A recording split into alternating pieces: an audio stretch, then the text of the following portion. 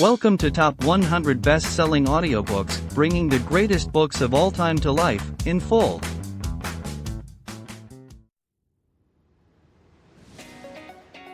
Hello dear listener. If you're here, it's probably because you're as passionate about books and the knowledge and wisdom they bring as we are. So you might also want to own this book or any other from this podcast in physical form, either to add to your personal library or to gift it to a friend. That's why we've included a link in the description, where you can get it at a discount and with shipping to almost anywhere in the world.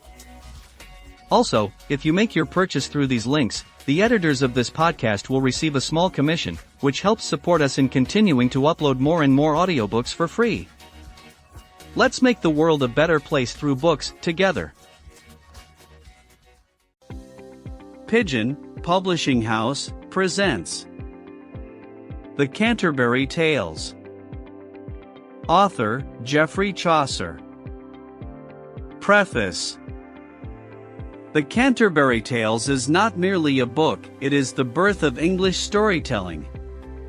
Written in the late 14th century by Geoffrey Chaucer, this monumental work gathers a vivid tapestry of pilgrims traveling from London to the shrine of St. Thomas Becket in Canterbury. Along the way, they share stories that reflect the humor, love, corruption, faith, and contradictions of medieval life.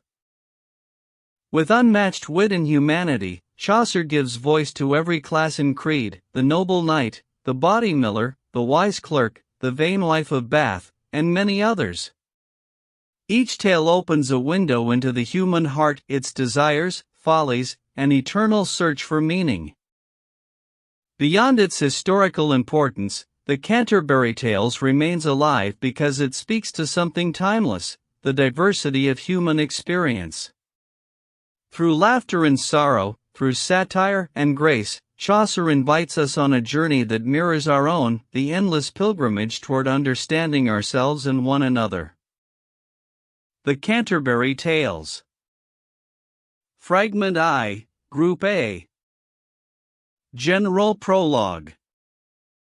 When the sweet showers of April have pierced the drought of March, and pierced it to the root, and every vein is bathed in that moisture, whose quickening force will engender the flower, and when the west wind too with its sweet breath has given life in every wood and field to tender shoots, and when the stripling sun has run his half-course in Aries, the ram, and when small birds are making melodies that sleep all the night long with open eyes, nature so prompts them and encourages, then people long to go on pilgrimages and plumbers to take ship for foreign shores and distant shrines, famous in different lands, and most especially from all the shires of England. To Canterbury they come, the holy blessed martyr there to seek, who gave his help to them when they were sick.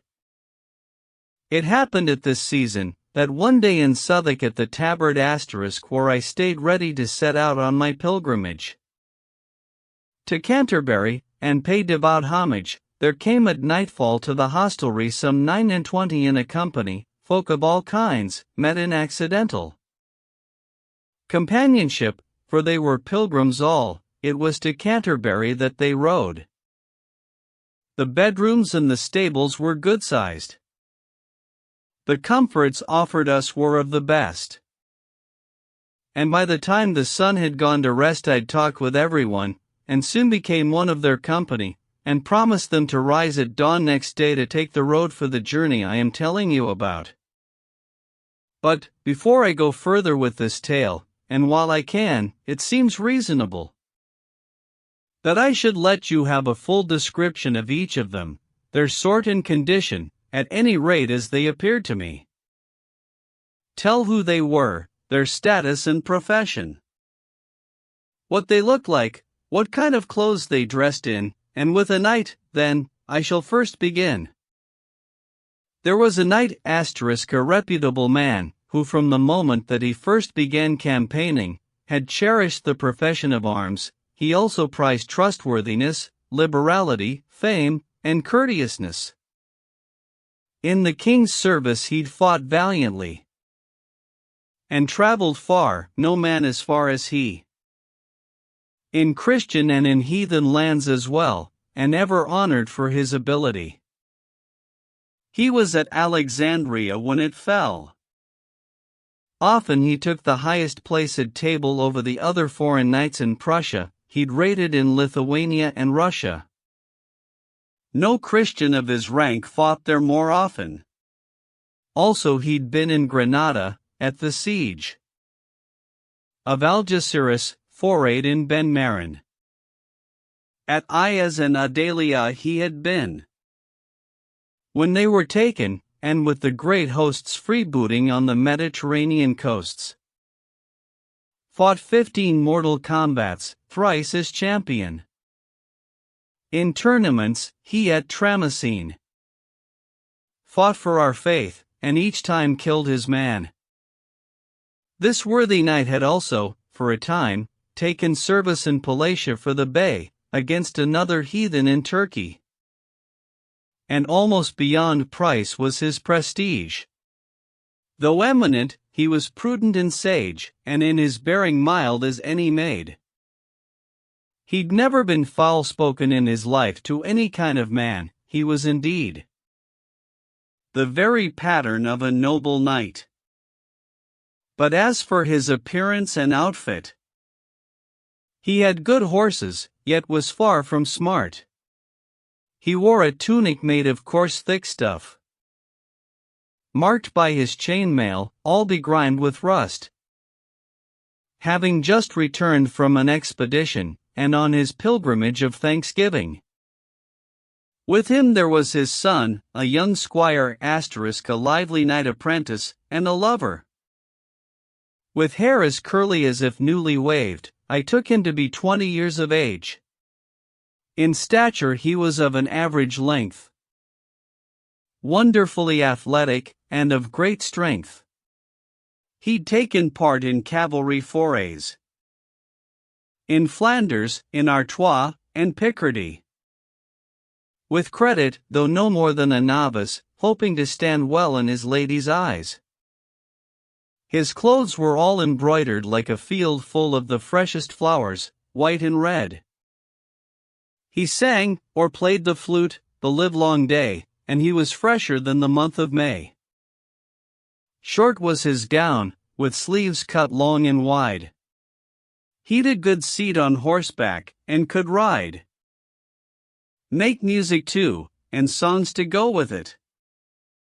Could joust and dance, and also draw and write. So burningly he loved, that come nightfall, he'd sleep no more than any nightingale. Polite, modest, willing to serve, and able, he carved before his father at their table. The knight had just one servant, a yeoman *. For so he wished to ride, on this occasion. The man was clad in coat and hood of green. He carried under his belt, handily, for he looked to his gear in yeoman fashion, a sheaf of peacock arrows, sharp and shining, not liable to fall short from poor feathering, and in his hand he bore a mighty bow. He had a cropped head, and his face was brown. Of woodcraft he knew all there was to know. He wore a fancy leather guard, a bracer, and by his side a sword and a rough buckler, and on the other side a fancy dagger. Well mounted, sharper than the point of spear, and on his breast a medal, St. Christopher, the woodman's patron saint, in polished silver. He bore a horn slung from a cord of green, and my guess is, he was a forester. There was also a nun, a prioress *, whose smile was unaffected and demure. Her greatest oath was just, by street alloy, *, and she was known as Madame Eglantine. She sang the divine service prettily, and through the nose, becomingly intoned, and she spoke French well and elegantly. As she'd been taught it at Stratford at Bow * for French of Paris was to her unknown. Good table manners she had learnt as well. She never let a crumb from her mouth fall, she never soiled her fingers, dipping deep into the sauce, when lifting to her lips some morsel, she was careful not to spill so much as one small drop upon her breast. Her greatest pleasure was in etiquette. She used to wipe her upper lip so clean. No print of grease inside her cup was seen. Not the least speck, when she had drunk from it. Most daintily she'd reach for what she ate. No question, she possessed the greatest charm. Her demeanor was so pleasant, and so warm, though at pains to ape the manners of the court, and be dignified, in order to be thought a person well deserving of esteem. But, speaking of her sensibility, she was so full of charity and pity, that if she saw a mouse caught in a trap, and it was dead or bleeding, she would weep. She kept some little dogs, and these she fed on roast meat, or on milk and fine white bread. But how she'd weep if one of them were dead, or if somebody took a stick to it. She was all sensitivity and tender heart. Her veil was pleated most becomingly. Her nose well-shaped, eyes blue-gray, of great beauty, and her mouth tender, very small, and red. And there's no doubt she had a fine forehead, almost a span in breadth. I'd swear it was, for certainly she was not undersized. Her cloak, I noticed, was most elegant. A coral rosary with God's asterisk of green she carried on her arm, and from it hung a brooch of shining gold. Inscribed thereon was, first of all, a crown and under, a more vincit omnia. With her were 3 priests, asterisk and another nun, who was her chaplain and companion. There was a monk, asterisk a nonpareil was he, who rode, as steward of his monastery, the country round, a lover of good sport, a manly man, and fit to be an abbot. He'd plenty of good horses in his stable, and when he went out riding, you could hear his bridle jingle in the wind, as clear and loud as the monastery chapel bell. Inasmuch as he was keeper of the cell, the rule of St. Maurice or St. Benedict being out of date, and also somewhat strict, this monk I speak of let old precepts slide, and took the modern practice as his guide. He didn't give so much as a plucked hen for the maxim, hunters are not pious men, or a monk who's heedless of his regimen is much the same as a fish out of water, in other words, a monk out of his cloister. But that's a text he thought not worth an oyster, asterisk.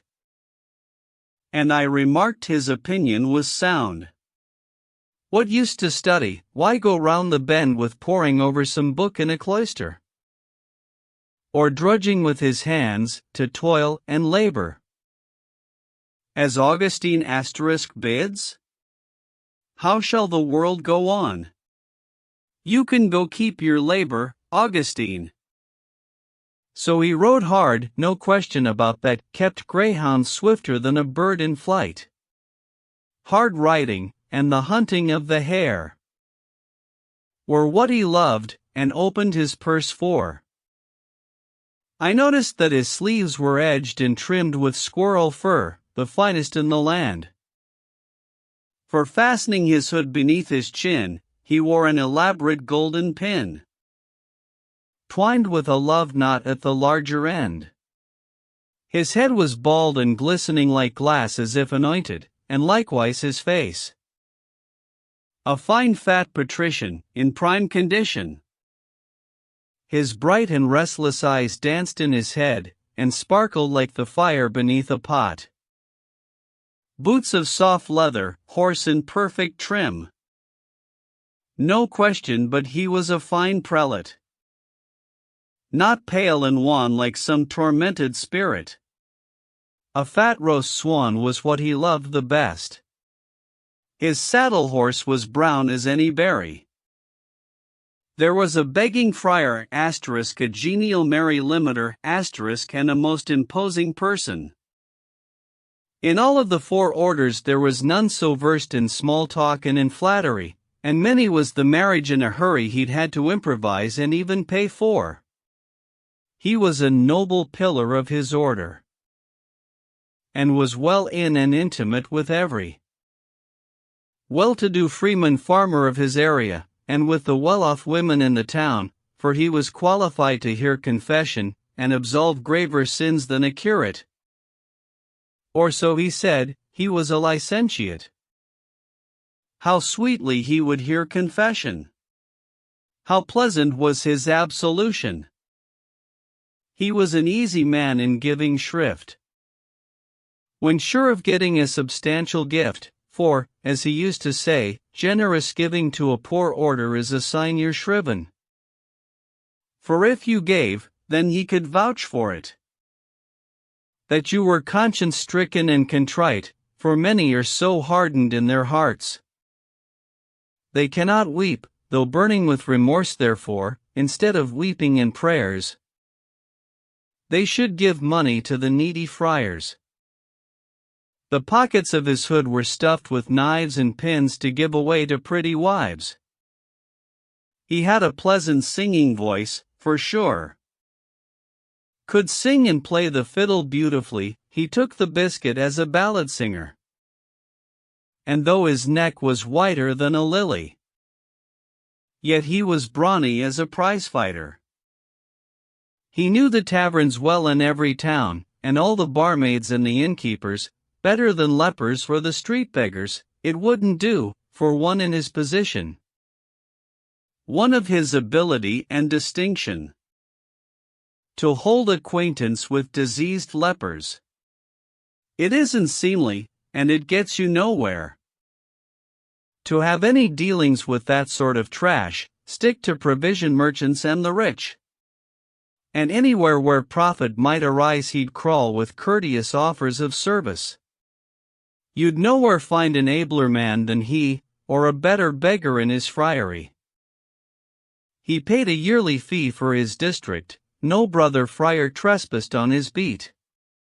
A widow might not even own a shoe, but so pleasant was his in principio *. He'd win her farthing in the end, then go. He made his biggest profits on the side. He'd frolic like a puppy. He'd give aid as arbitrator upon settling days. For there he was not like some cloisterer with threadbare cape, like any poor scholar, but like a master of arts, or the Pope. Of the best double worsted was his cloak, and bulging like a bell that's newly cast. He lisped a little, from affectation, to make his English sweet upon his tongue, and when he harped, as closing to a song, his eyes would twinkle in his head just like the stars upon a sharp and frosty night. This worthy limiter was called Hubert.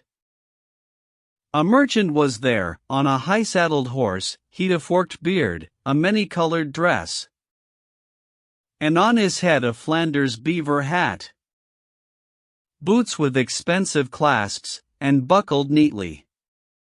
He gave out his opinions pompously, kept talking of the profits that he'd made, how, at all costs, the sea should be policed from Middelburg in Holland to Harwich. At money changing he was an expert. He dealt in French gold florins on the quiet. This worthy citizen could use his head. No one could tell whether he was in debt. So impressive and dignified his bearing, as he went about his loans and bargaining. He was a really estimable man. But the fact is I never learned his name. There was a clerk * from Oxford as well, not yet an M.A., reading logic still. The horse he rode was leaner than a rake, and he himself, believe me, none too fat, but hollow-cheeked, and grave and serious. Threadbare indeed was his short overcoat, a man too unworldly for lay office. Yet he'd not got himself a benefice. For he'd much rather have at his bedside a library, bound in black calf or red, of Aristotle and his philosophy, than rich apparel, fiddle, or fine psaltery. And though he was a man of science, yet he had but little gold in his strong box.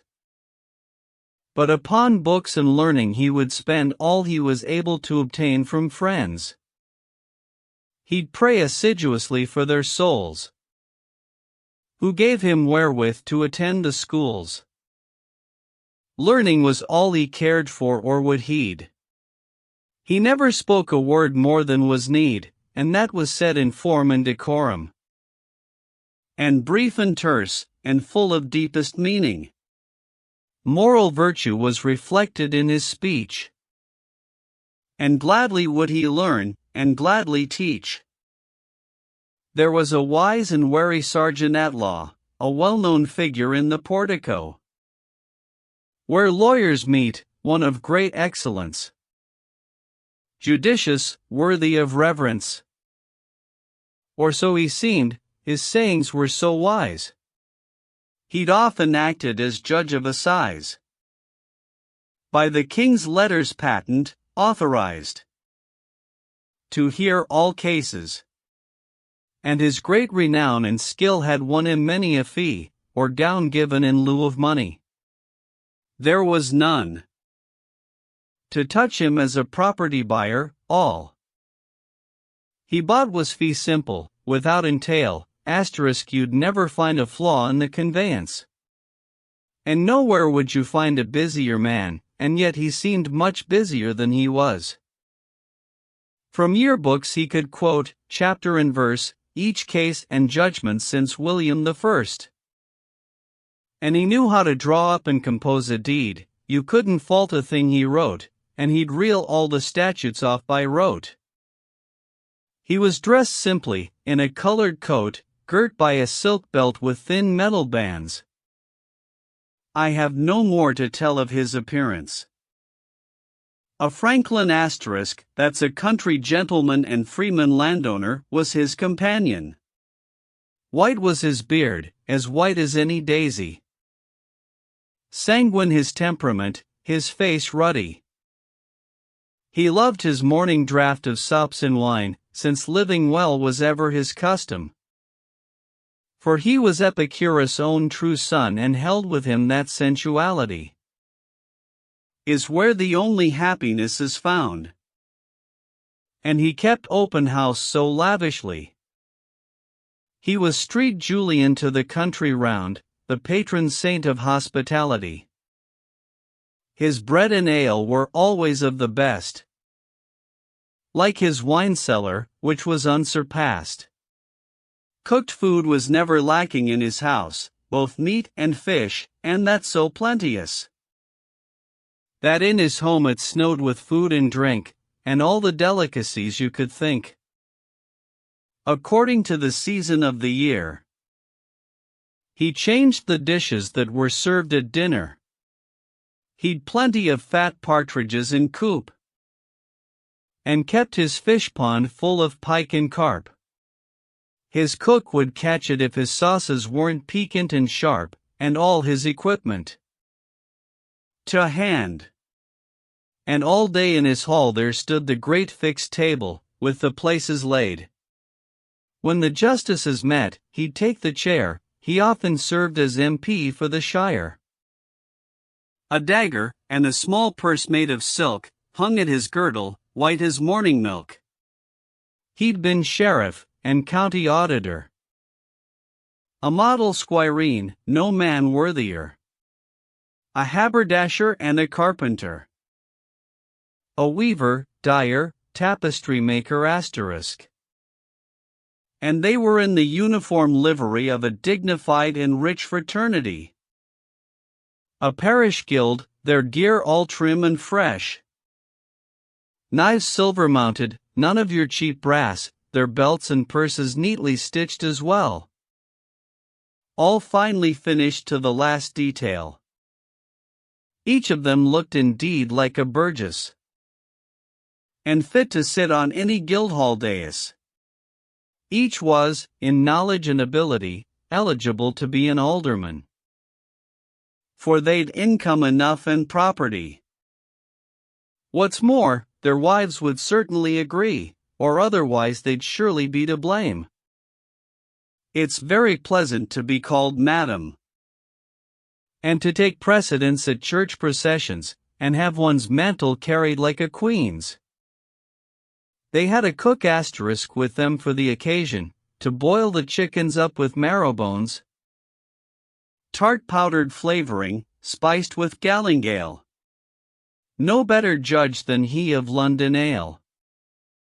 And he could roast, and seethe, and boil, and fry, make a thick soup, and bake a proper pie. But to my mind it was the greatest shame he'd got an open sore upon his shin.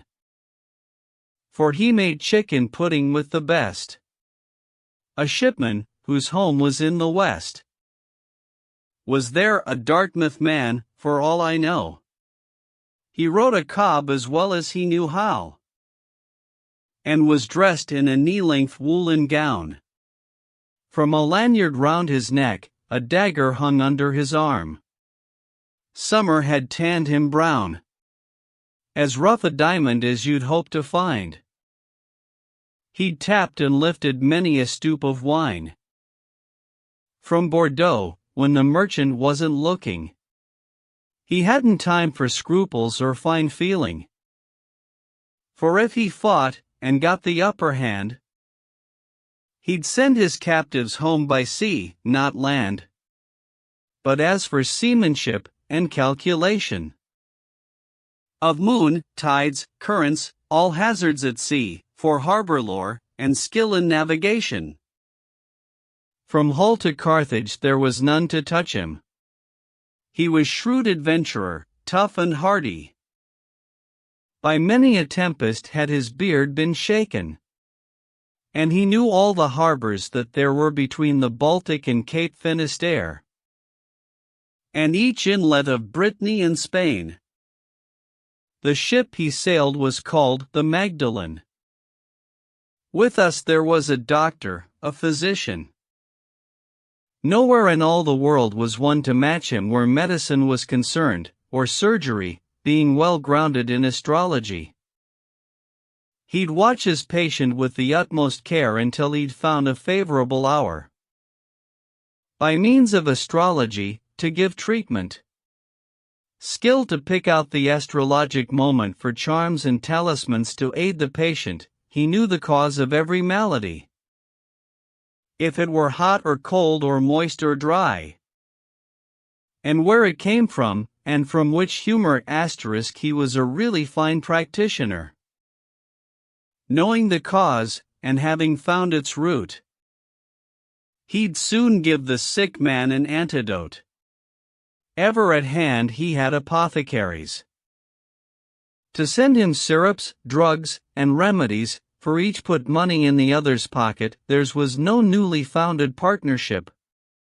Well read was he in Aesculapius, in Dioscorides, and in Rufus. Ancient Hippocrates, Halley, and Galen, Avicenna, Rhazes, and Serapion, Averroes, Damascenus, Constantine, Bernard, and Gilbertus, and Gadsden asterisk. In his own diet he was temperate, for it was nothing if not moderate, though most nutritious and digestible. He didn't do much reading in the Bible. He was dressed all in Persian blue and scarlet, lined with taffeta and fine sarcenet, and yet was very chary of expense. He put by all he earned from pestilence. In medicine gold is the best cordial, so it was gold that he loved best of all. There was a wife, from near Bath, but, more's the pity, she was a bit deaf. So skilled a clothmaker, that she outdistanced even the weavers of Ypres and Ghent. In the whole parish there was not a woman who dared precede her at the almsgiving, and if there did, so furious was she, that she was put out of all charity. Her headkerchiefs were of the finest weave. 10 pounds and more they weighed, I do believe, those that she wore on Sundays on her head. Her stockings were of finest scarlet red, very tightly laced, shoes pliable and new. Bold was her face, and handsome, florid too. She had been respectable all her life, and 5 times married, that's to say in church, not counting other loves she'd had in youth, of whom, just now, there is no need to speak. And she had thrice been to Jerusalem, had wandered over many a foreign stream, and she had been at Rome, and at Boulogne, St. James of Compostela, in Cologne.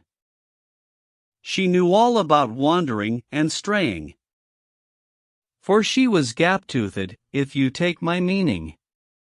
Comfortably on an ambling horse she sat, well wimpled, wearing on her head a hat that might have been a shield in size and shape, a riding skirt round her enormous hips, also a pair of sharp spurs on her feet. In company, how she could laugh and joke! No doubt she knew of all the cures for love, for at that game she was a past mistress. And there was a good man, a religious. He was the needy parson of a village, but rich enough in saintly thought and work, and educated, too, for he could read, would truly preach the word of Jesus Christ, devoutly teach the folk in his parish. Kind was he, wonderfully diligent, and in adversity most patient, as many a time had been put to the test. For unpaid tithes he'd not excommunicate, for he would rather give, you may be sure, from his own pocket to the parish poor. Few were his needs, so frugally he lived. Wide was his parish, with houses far asunder, but he would not neglect, come rain or thunder, come sickness or adversity, to call on the furthest of his parish, great or small, going on foot, and in his hand a staff. This was the good example that he set. He practiced first what later he would teach. Out of the gospel he took that precept. And what's more, he would cite this saying too, if gold can rust, then what will iron do? For if a priest be rotten, whom we trust, no wonder if a layman comes to rust. It's shame to see, let every priest take note, a shitten shepherd and a cleanly sheep. It's the plain duty of a priest to give example to his sheep, how they should live.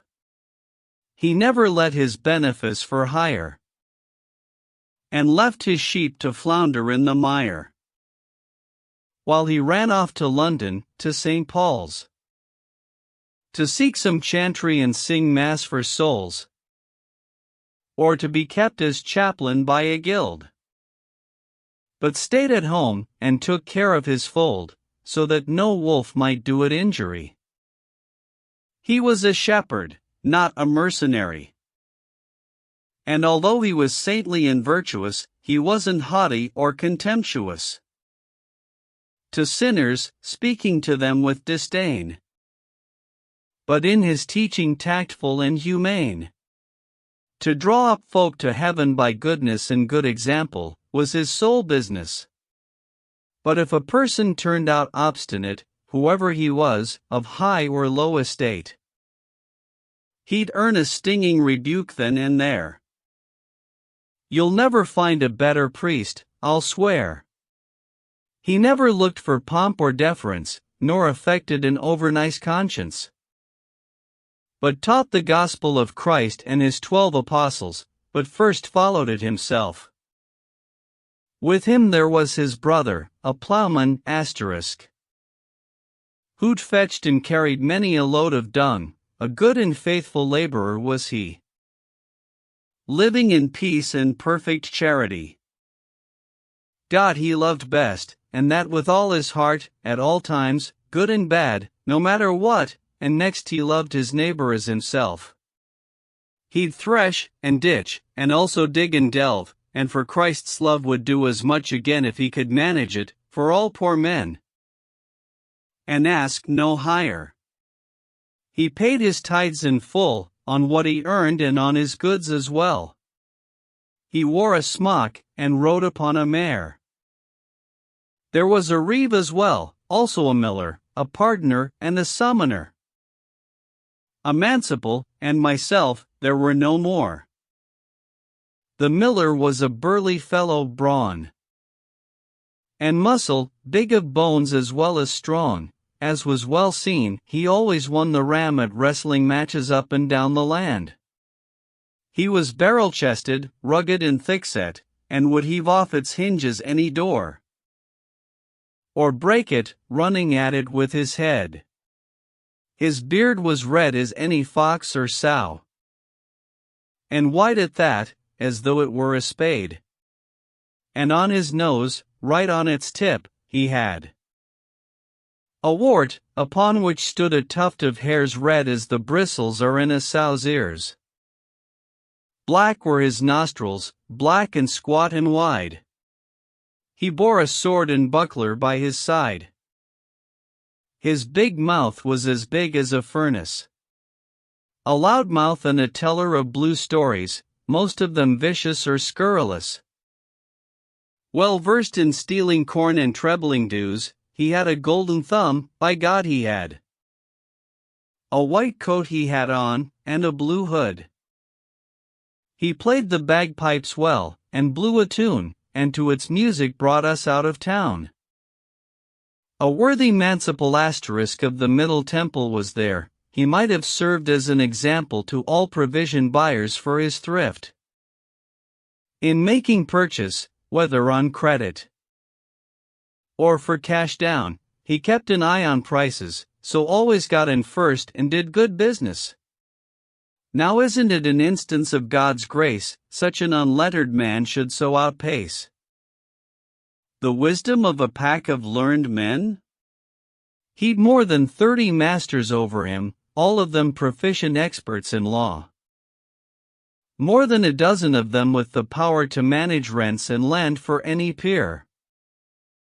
So that, unless the man were off his head, he could live honorably, free of debt, or sparingly, if that were his desire, and able to look after a whole shire, in whatever emergency might befall. And yet this manciple could hoodwink them all. There was a reeve asterisk, a thin and bilious man. His beard he shaved as close as a man can. Around his ears he kept his hair cropped short just like a priest's, docked in front and on top. His legs were very long, and very lean, and like a stick, no calf was to be seen. His granary and bins were ably kept. There was no auditor could trip him up. He could foretell, by noting drought and rain, the likely harvest from his seed and grain. His master's cattle, dairy, cows, and sheep, his pigs and horses, poultry and livestock, were wholly under this reeve's governance. And, as was laid down in his covenant, of these he'd always rendered an account, ever since his master reached his 20th year. No man could ever catch him in arrears.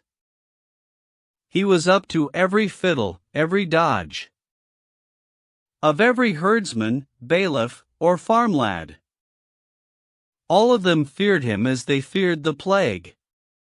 His dwelling was well placed upon a heath, set with green trees that overshadowed it.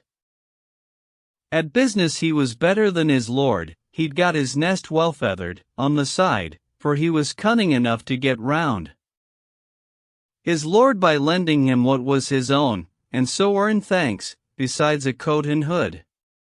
As a young man he'd learned a useful trade as a skilled artisan, a carpenter. The reeve rode on a sturdy farmer's cob. That was called Scott. It was a dapple gray. He had on a long blue-gray overcoat, and carried by his side a rusty sword. A Norfolk man was he of whom I tell, from near a place that they call Bodswell. Tucked round him like a friar's was his coat, he always rode the hindmost of our troop. A summoner asterisk was among us at the inn, whose face was fire-red, like the cherubim. All covered with carbuncles, his eyes narrow, he was as hot and randy as a sparrow. He'd scabbed black eyebrows, and a scraggy beard, no wonder if the children were afraid. There was no mercury, white lead, or sulfur, no borax, no ceruse, no cream of tartar, nor any other salves that cleanse and burn, could help with the white pustules on his skin, or with the knobbed carbuncles on his cheeks. He'd a great love of garlic, onions, leeks. Also for drinking strong wine, red as blood, when he would roar and gabble as if mad. And once he had got really drunk on wine, then he would speak no language but Latin. He'd picked up a few tags, some 2 or 3, which he'd learned from some edict or decree. No wonder, for he heard them every day. Also, as everybody knows, a jay can call out what as well as the Pope can. But if you tried him further with a question, you'd find his well of learning had run dry. Questio quid juris asterisk was all he'd ever say. A most engaging rascal, and a kind, as good a fellow as you'd hope to find. For he'd allow, given a quart of wine, a scallywag to keep his concubine a 12-month, and excuse him altogether. He'd dip his wick, too, very much sub rosa. And if he found some fellow with a woman, he'd tell him not to fear excommunication if he were caught, or the archdeacon's curse, unless the fellow's soul was in his purse, for it's his purse must pay the penalty. Your purse is the archdeacon's hell, said he. Take it from me, the man lied in his teeth.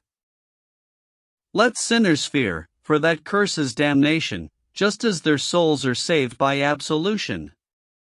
Let them beware, too, of a significavit asterisk under his thumb, to deal with as he pleased, were the young people of his diocese. He was their sole adviser and confidant. Upon his head he sported a garland as big as any hung outside a pub. And, for a shield, he'd a round loaf of bread. With him there was a peerless pardoner asterisk of Charing Cross, his friend and his confrere, who'd come straight from the Vatican in Rome. Loudly he sang, "Come to me, love, come hither." The summoner sang the bass, a loud refrain. No trumpet ever made one half the din. This pardon seller's hair was yellow as wax, and sleekly hanging, like a hank of flax. In meager clusters hung what hair he had. Over his shoulders a few strands were spread, but they lay thin, in rat's tails, one by one. As for a hood, for comfort he wore none, for it was stowed away in his knapsack. Save for a cap, he rode with head all bare. Hair loose, he thought it was the dernier cra. He had big bulging eyes, just like a hare. He'd sewn a Veronica asterisk on his cap. His knapsack lay before him, on his lap, chock-full of pardons, all come hot from Rome. His voice was like a goat's, plaintive and thin. He had no beard, nor was he like to have, smooth was his face, as if he had just shaved. I took him for a gelding or a mare. As for his trade, from barrack down to where you'd not find such another pardon seller. For in his bag he had a pillowcase, which had been, so he said, Our Lady's veil. He said he had a snippet of the sail St. Peter had, that time he walked upon the sea, and Jesus Christ caught hold of him, And he'd a brass cross, set with pebble stones, and a glass reliquary of pig's bones. But with these relics, when he came upon some poor up-country priest or backwoods parson, in just one day he'd pick up far more money than any parish priest was like to see in 2 whole months. With double talk and tricks he made the people and the priest his dupes. But to speak truth and do the fellow justice, in church he made a splendid ecclesiastic. He'd read a lesson, or saint's history, but best of all he sang the offertory. For, knowing well that when that hymn was sung, he'd have to preach and polish smooth his tongue to raise, as only he knew how, the wind, the louder and the merrier he would sing. And now I've told you truly and concisely the rank, and dress, and number of us all, and why we gathered in a company in Southwark, at that noble hostelry known as the Tabard, that's hard by the Bell. But now the time has come for me to tell what passed among us, what was said and done the night of our arrival at the inn. And afterwards I'll tell you how we journeyed, and all the remainder of our pilgrimage. But first I beg you, not to put it down to my ill-breeding if my speech be plain, when telling what they looked like, what they said, or if I use the exact words they used. For, as you all must know as well as I, to tell a tale told by another man you must repeat as nearly as you can each word, if that's the task you've undertaken, however coarse or broad his language is. Or, in the telling, you'll have to distort it, or make things up, or find new words for it. You can't hold back, even if he's your brother. Whatever word is used, you must use also. Christ himself spoke out plain in Holy Writ. And well you know there's nothing wrong with that. Plato, as those who read him know, has said, the word must be related to the deed. Also I beg you to forgive it me, if I overlooked all standing and degree. As regards the order in which people come here in this tally, as I set them down, my wits are none too bright, as you can see. Our host gave each and all a warm welcome, and set us down to supper there and then. The eatables he served were of the best. Strong was the wine, we matched it with our thirst. A handsome man our host, handsome indeed, and a fit master of ceremonies. He was a big man with protruding eyes.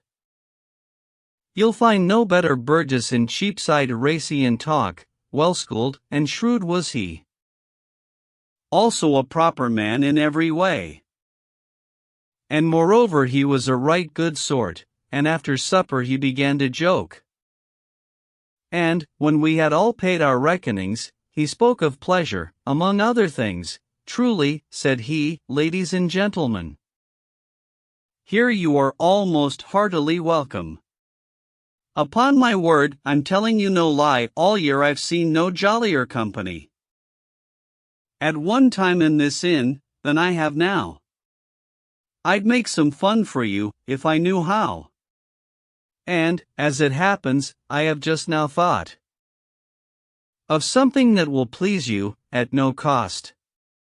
You're off to Canterbury, so Godspeed. The blessed martyr give you your reward. And I'll be bound, that while you're on your way, you'll be telling tales, and making holiday. It makes no sense, and really it's no fun to ride along the road dumb as a stone. And therefore I'll devise a game for you, to give you pleasure, as I said I'd do. And if with one accord you all consent to abide by my decision and judgment, and if you'll do exactly as I say, tomorrow, when you're riding on your way, then, by my father's soul, for he is dead, if you don't find it fun, why, here's my head. Now not another word. Hold up your hands. We were not long in making up our minds. It seemed not worth deliberating, so we gave our consent without more ado. Told him to give us what commands he wished. Ladies and gentlemen, began our host. Do yourselves a good turn, and hear me out, but please don't turn your noses up at it. I'll put it in a nutshell, here's the nub. It's that you each, to shorten the long journey, shall tell 2 tales en route to Canterbury, and, coming homeward, tell another 2 asterisk.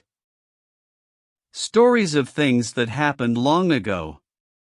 Whoever best acquits himself, and tells the most amusing and instructive tale, shall have a dinner, paid for by us all. Here in this inn, and under this roof tree, when we come back again from Canterbury. To make it the more fun, I'll gladly ride with you at my own cost, and be your guide. And anyone who disputes what I say must pay all our expenses on the way. And if this plan appeals to all of you, tell me at once, and with no more ado. And I'll make my arrangements here and now. To this we all agreed, and gladly swore to keep our promises, and furthermore, we asked him if he would consent to do as he had said, and come and be our leader, and judge our tales, and act as arbiter. Set up our dinner too, at a fixed price. And we'd obey whatever he might decide in everything. And so, with one consent, we bound ourselves to bow to his judgment. And thereupon wine was at once brought in. We drank, and not long after, everyone went off to bed, and that without delay. Next morning our host rose at break of day, he was our cockcrow, so we all awoke. He gathered us together in a flock, and we rode, at little more than walking pace till we had reached St. Thomas' watering place, where our host began reining in his horse. Ladies and gentlemen, attention please, said he. All of you know what we agreed, and I'm reminding you. If even song and matins are in harmony, that's to say, if you are still of the same mind today, let's see who'll tell the first tale, and begin. And whosoever balks at my decision must pay for all we spend upon the way, or may I never touch a drop again. And now let's draw lots before going on. The one who draws the short straw must begin. Sir Knight, my lord and master, said our host, now let's draw lots, for such is my request. Come near, said he, my lady prioress, and, Mr. Scholar, lay by bashfulness. Stop dreaming. Hands to drawing, everyone. To cut the story short, the draw began. And, whether it was luck, or chance, or fate, the truth is this, the lot fell to the knight, much to the content of the company. Now, as was only right and proper, he must tell his tale, according to the bargain, which, as you know, he'd made. What more to say? And when the good man saw it must be so, being sensible, and accustomed to obey and keep a promise he had freely given, he said, well, since I must begin the game, then welcome to the short straw, in God's name. Now let's ride on, and listen to what I say. And at these words we rode off on our way, and he at once began, with cheerful face, his tale. The way he told it was like this. The Knight's Tale. Part 1. Once on a time, as old histories tell us, there was a duke whose name was Theseus, who was of Athens lord and governor. and in his day so great a conqueror. There was none mightier beneath the sun. Many a wealthy kingdom he had won, what with his generalship and bravery he'd conquered all the land of Femini, realm of the Amazons, once called Scythia, and married their asterisk its queen Hippolyta. And brought her home with him to his country with splendor, pomp, and solemn pageantry, and also her young sister Emily. And thus with music and in victory. I'll leave this noble duke, and let him ride to Athens with his armed host at his side. And trust me, were it not too long to hear, I would have told you fully the manner in which the kingdom of Femini was won by Theseus and his cavalry, especially the great battle fought between the Amazons and the Athenian men, and of the siege laid to Hippolyta, the beautiful fierce queen of Scythia, and of the feast they held for the wedding. The storm that blew up on the voyage home, but all these things I must pass over now. I have, the Lord knows, a large field to furrow, weak oxen in the team to draw my plough. The remainder of the tale is long enough. I'll not get in the way of anyone. Let every fellow tell his tale in turn, and now let's see which of us is to win. The dinner, where I left off, I'll begin. This Duke of whom I'm speaking, having come almost to the approaches of the town, in the height of all his triumph and his joy perceived out of the corner of his eye, there kneeling in the highway, 2 by 2, a company of ladies in a row. In clothes of black each one of them was clad. But such a cry, such clamoring they made that in this world there is no creature living that ever heard the like of their lamenting, nor of their clamor would they stint, until one of them clutched the reins of his bridle. Who may you be, that at my homecoming disturb the celebration with your crying? Have you such jealousy, said Theseus, of these my honors, that you lament thus? And who's menaced you? Or has done you hurt? And now tell me if it may be put right, and why you are all clad in black like this. Whereupon, fainting, with a death-like face, so it was pitiful to see and hear, the eldest lady of the group made answer, My lord, you to whom fortune has assigned victory and a conqueror's garland, we grudge you neither glory nor honor, but we beseech your mercy and succor. Have mercy on our woe and our distress. On us poor women, in your nobleness of heart, let but one drop of pity fall. Indeed, sir, there is none amongst us all who was not once a duchess or a queen, and is now destitute, as may be seen. Since fortune and her fickle wheel make sure that no prosperity can be secure. And truly, Lord, to watch your coming, we in this the temple of divine pity have waited a whole fortnight for you here. Now help us, sir, since it lies in your power. I who weep and wail in misery like this was once the wife of King Capaneus, who died at Thebes, a curse upon that day. And all of us who are dressed as you see, we who are making all this lamentation, have each of us lost husbands in that town, killed in the siege. And now the ancient Creon who is, alas, the lord now of the city, brimful of anger and iniquity, out of tyrannic malice has defiled the bodies of our husbands who were killed, and dragged them all together in a heap, and he will neither vouchsafe nor permit either their burial or burning, but has given them over to the dogs to eat. And with these words, as soon as they were spoken, they fell upon their faces, sadly crying, Have some compassion on us wretched women. and let our sorrow sink into your heart. With a breast filled with pity, the good Duke leapt from his war-horse when he heard them speak.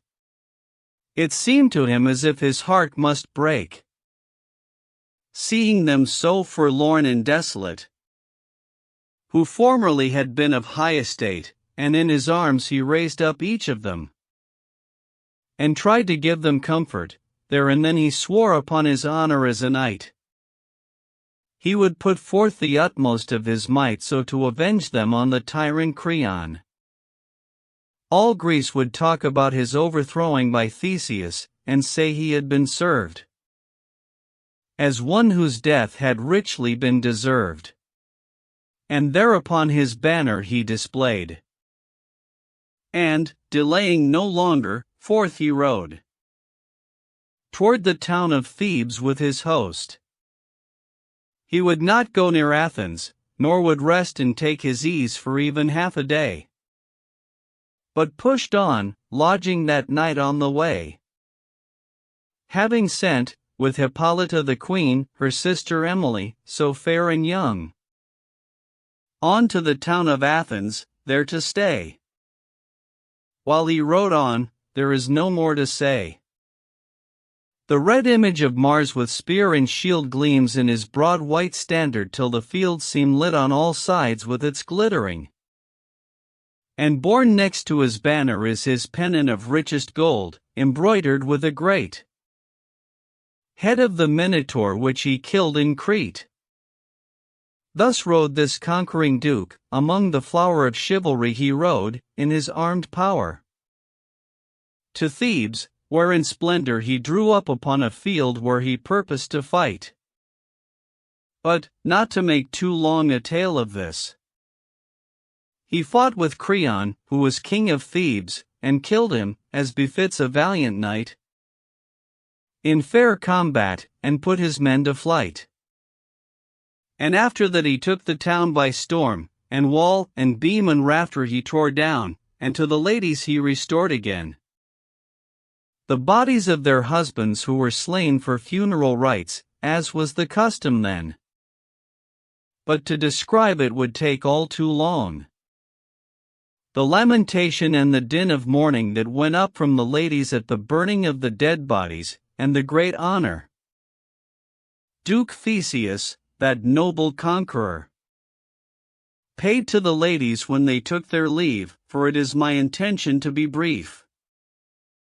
And now this noble Duke, this Theseus, with Creon slain, and Thebes taken thus, quietly rested in the field all night, all Creon's kingdom lying at his feet. The pillagers went busily to work after the battle and the Theban rout, to rummage in the pile of slaughtered men, and stripped the armor and the clothes from them. Among the heap of corpses there they found, pierced through and through with many a deep wound, 2 young knights lying bleeding side by side, both in the same expensive armor clad. One of the 2 was Arcita by name, the other knight was known as Palamon. They were not quite alive nor wholly dead. Seeing their coat of arms, the heralds said that they were cousins of the royal blood of Thebes, that 2 sisters gave them birth. Out of the heap of dead they were dragged forth. Gently the looters bore them to the tent of Theseus, who thereupon had them sent at once to Athens, to remain in prison forever, for he would not hear of ransom. Then the great Duke, so soon as this was done, gathered his host together and rode home crowned with the laurel of a conqueror. And there lives on in happiness and honor forever after. What more need I say? And Palamon and his friend Arcita are in a tower, in misery and grief. Forevermore no gold can buy release. So time passed, year by year and day by day, till it so happened, in the month of May, that Emily, lovelier to look upon than is the lily on its stalk of green, and fresher than the May with flowers new, For with the rose's colour strove her hue, nor can I tell the lovelier of the two. Well before day, as she was wont to do, was risen and dressed and ready to go out. For, as you know, the nights are not for sleep in May. The season stirs in every heart that's noble, and from slumber rouses it, saying, "Get up, pay homage to the spring." And therefore Emily was remembering to rise and celebrate the month of May. Picture her clad in colors fresh and gay. Her yellow hair was plaited in a tress behind her back, a yard in length I'd guess. And in the garden, while the sun uprises, she wanders here and there, and as she pleases goes gathering flowers, mixing white and red, to weave a graceful garland for her head. And like an angel out of heaven sang. The great tower, that was so thick and strong, which was the castle's principal dungeon wherein the two knights languished in prison who were and are the subject of my tale, adjoined exactly to the garden wall, where Emily was used to take her pleasure. Bright was the sun that morning, bright and clear, and Palamon, that wretched prisoner, as was his way, by leave of his jailer, was up, and roaming in an upper room from which the noble city could be seen, also the garden, filled with greenery, in which the fair and radiant Emily was wandering, and walking up and down. This wretched prisoner, this Palamon, walks in his chamber, pacing to and fro, and to himself complaining of his woe, and wishing that he never had been born. It chanced, as fate or luck would have it then, that through a window, fenced with iron bars solid and big as any wooden beam, he cast his eye upon Emilia, at which he started back with a loud cry, as though he had been bitten to the heart. And at that cry Arcita leapt up, and said, "Why do you look so deathly pale? What is the matter, cousin? Are you ill? Who has upset you? Why did you cry out? I beg you, for the love of God, submit with patience to our jail, since it must be. Fortune has dealt us this adversity. Some malign aspect or disposition of Saturn in some adverse position has brought it on us. Nothing's to be done. It stood thus in our stars when we were born. The long and short of it is this: endure." And to that, Palamon said in reply, "Truly, cousin, you have the wrong idea. Prison was not the reason for my cry. For I was hurt just now, pierced through the eye right to the heart. The wound is killing me. The beauty of that lady whom I see there in that garden wandering to and fro, made me cry out. She's cause of all my woe. I don't know if she's woman or goddess, but it is really Venus, I would guess." With that Palamon fell upon his knees, exclaiming, "Venus, if it be your wish thus to transform yourself in this garden, for me, a sorrowful and wretched man, will you not help us to escape from prison? And if it be my destiny to die, as foreordained by eternal decree, in prison, then at least bestow compassion upon our house, brought low by tyranny." But while he talked, Arcita cast his eye to where the lady wandered to and fro, and at the sight, her beauty hurt him so that if Palamon has been wounded sore, Arcita is as badly hurt, or more. And with a sigh, dejectedly he spoke, "Beauty so fresh destroys me, as I look on her who wanders yonder in that place. Unless I win her mercy and her grace, that I at least may see her every day. I'm better dead. What more is there to say?" Hearing those words, his cousin Palamon looked black, and angrily replied to him, "Do you say that in earnest or in jest?" "No, on my oath," said Arcita, "in earnest. So help me God, I'm in no mood to clown. Knitting his brows together, Palamon retorted, It would do you no great honor did you prove either faithless or a traitor.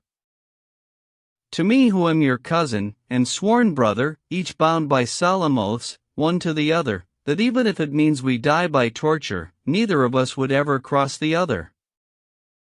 In love or any other thing, dear brother, till death shall part the two of us forever. No, you must always come to my support as loyally as I must come to yours. This was your solemn oath, and mine also, which you dare not deny, as I well know. Thus you're in my confidence, there's no doubt, and like a traitor you are now about to begin to make love to my own lady, whom I must love and serve until I die. No, you shall not, be sure of that, you liar. I loved her first, and told you my desire. As to my confidant, to one who swore to lend support, as I have said before. Therefore you are committed, as a knight, to help me on, if it lies in your might, or else I dare aver you are forsworn. And Arcita disdainfully answered him. You'll be forsworn, said he, sooner than I, forsworn I tell you, forsworn utterly. For I loved her first, and as a woman too. What can you say? You can't tell even now whether she is a goddess or a woman. Yours is no more than a religious feeling, mine is real love, love of a human being. I told you what happened to me for that reason, as to my cousin, as to my sworn brother. But, granted that you loved her earlier, have you forgot the old philosophic saw? That goes like this, all's fair in love and war? Love is a mightier law, upon my soul, than any made by any mortal rule. For love, all man-made laws are broken by folk of all kinds, all day and every day. A man is bound to love, against all reason. Though it should cost his life, there's no escaping, whether she's a maid, a widow, or a wife. What's more, you are not likely, all your life, to win her favor, any more than I. For as you yourself know too certainly, both you and I have been condemned to prison. Forever, and for us there's no escaping. We bicker like the two dogs for a bone, they fought all day for it, and yet got none. For while they quarreled, a kite came along, and from between them both bore off the bone. And therefore, brother, as in politics, each for himself, there isn't any choice. Love if you wish, I love, and ever shall. And truly, my dear brother, one thing's sure. Here in this prison we must both endure. And each of us must take his chance, that's all. Bitter and long the strife between the two, which, had I leisure, I depict for you.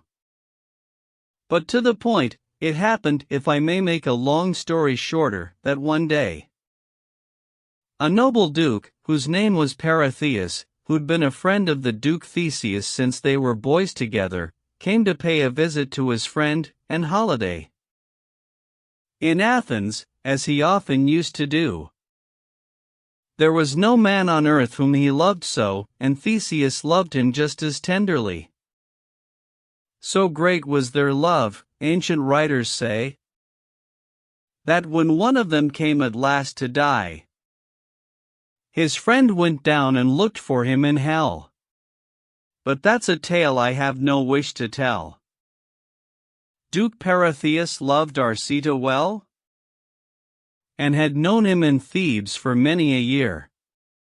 And finally, at the request and prayer of Paratheus, and without ransom, Duke Theseus let Arcita out of prison, free to go as it pleased him anywhere. On certain terms, I'll tell you what they were. This, set down in plain language, was the pact between Theseus and Arcita, that if so be Arcita were ever found alive by night or day on Theseus' land and Arcita were caught, it was agreed his head was to be cut off with the sword. There was no other choice or help for it but to take leave and go home with all speed. He'd better watch out, now his neck's forfeit. How sharp the agony Arcita suffers now! He feels death itself pierce his heart right through. He weeps, he wails, he laments pitifully, watches a chance to kill himself secretly. He cried, "Alas, the day that I was born! For I'm in a worse prison than before. Now it's my fate eternally to dwell not in a purgatory, but in hell. Alas that ever I knew Paratheus! Otherwise I'd have stayed with Theseus fettered forever in his prison. Then happiness and not misery had been mine. Though I may never win nor yet deserve her favor, yet the sight of her I serve would have sufficed to have contented me." "Oh, my dear cousin Palamon," cried he, "it seems that in this case you've come out best. How happily in prison you may rest." "In prison, no indeed, but paradise. Yours is the luck in this throw of the dice, for you have sight of her, I the absence. It's possible, being in her presence. And since you are a doughty knight, and able, that by some chance, since fortune is changeable, you'll sooner or later attain your desire. While I, who am exiled and in despair, so barren of hope that there's no living creature that's formed of earth or water, flame or air, that can yield comfort or a cure for this, well may I die in despair and distress. Farewell my life, my joy, my happiness. Alas, why is it that most folk complain so much of God's providence, or fortune that often grants them, in so many ways, far better favors than they could devise? Here's someone wishes for enormous wealth, and this leads to his murder, or ill health. Here's someone longing to get out of prison, whose servants murder him when he gets home. Infinite harms from this would seem to flow. We don't know what we pray for here below, but, like a man drunk as a wheelbarrow, who knows he's got a home where he can go, but doesn't know which is the right road thither, for when you're drunk, then every road's a slither. Yes, in this world, that's how it goes with us. All frantically seeking happiness, but oftener than not in the wrong place. There's no doubt we can all of us say so. Especially I, who conceived a great notion that if I only could escape from prison, then joy and perfect happiness must be mine, whereas I'm exiled from my well-being. For since I cannot see you, Emily, I might as well be dead, no cure for me." Upon the other hand, when Palamon came to realize that Arcita had gone, he created such an outcry, the great tower resounded with his bellowings and clamor. The very fetters round his shins were wet with the salt bitter tears Palamon shed. "Alas," he cried, "God knows you've gained the day in this our quarrel, cousin Arcita. Now you're at large in Thebes, walking free and caring little for my misery. You may, since you are resolute and shrewd, assemble all our kinsfolk and kindred, and make so fierce an assault on this city, that by some chance, or through some kind of treaty, you may gain her for your lady and your wife. She for whose sake I needs must lose my life. For, when one weighs the chances, one can see, as you're at large, no prisoner but free. And a prince too, how great is your advantage, greater than mine, here dying in a cage. for I must weep and wail while I'm alive. With all that prison brings with it of grief, and with the added pangs of love also, which doubles all my torment and my woe. With that the fire of jealousy awoke within his breast, and took hold of his heart so furiously, that Palamon turned white. The white of boxwood or of cold dead ash. Then he cried, O you cruel gods, who rule this world, and bind it with your eternal decree, and on the adamantine tablet inscribe your will and your eternal fiat, what's mankind to you? Of no more esteem than is the sheep that cowers in the pen? For man dies, just like any animal, suffers imprisonment and jail as well, endures great adversity and sickness, often is not he's innocent, alas! What governing mind is in such prescience that so torments the guiltless innocent? And, what makes all my tribulation worse? Man is bound to observe the divine laws, and for the love of God must curb his will. Whereas no restraint curbs the animal. And when a beast is dead, it feels no hurt, but after death man has to weep and wail, despite his cares and sorrows while on earth. There isn't any doubt it may be so. I leave it to theologians to reply. But well I know this world's a misery. Alas! I see some viper, or thief, who's done mischief enough to many an honest man, at large, free to go where it pleases him, but I must stay in prison, for Saturn and Juno too, have in their jealous rage almost destroyed the whole lineage of Thebes, whose broad walls desolate lie. And Venus undoes me in another way, with fear and jealousy of that Arcita. Now I will pause and let Palamon rest, leave him to wait in silence in his jail, turn to Arcita, and resume his tale. The summer passes, and the nights are long, increasing and redoubling love's keen sting for both the lover and the prisoner. I don't know which of them has more to bear. To put it in a nutshell, Palamon is condemned to perpetual prison. In chains and fetters till the day he dies, Arcita is on pain of death exiled forevermore from Theseus' territory, never to look again upon his lady. Now all you lovers, let me pose the question, who's worse off, Arcita or Palamon? The one may see his lady every day, but is shut up in prison for always. Whereas the other, free to go or come, may never see his Emily again. Now make your choice between them, if you can. I'll go on with the tale as I began. Part 2. Now when Arcita at last reached Thebes, he fainted half the day, and cried, alas! For he would never see his lady again. And, to sum up in a few words his pain, such grief was never felt by any creature that was or will be while the world endures. Bereft of food, of drink, and of his sleep, Arcita grew thin, dry as a stick.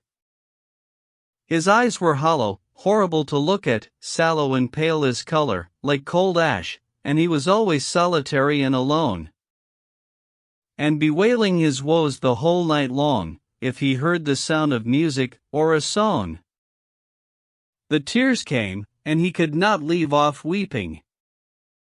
So enfeebled were his spirits, and so low, so changed was he, that nobody would know his voice and speech for Arcita's, though he heard it.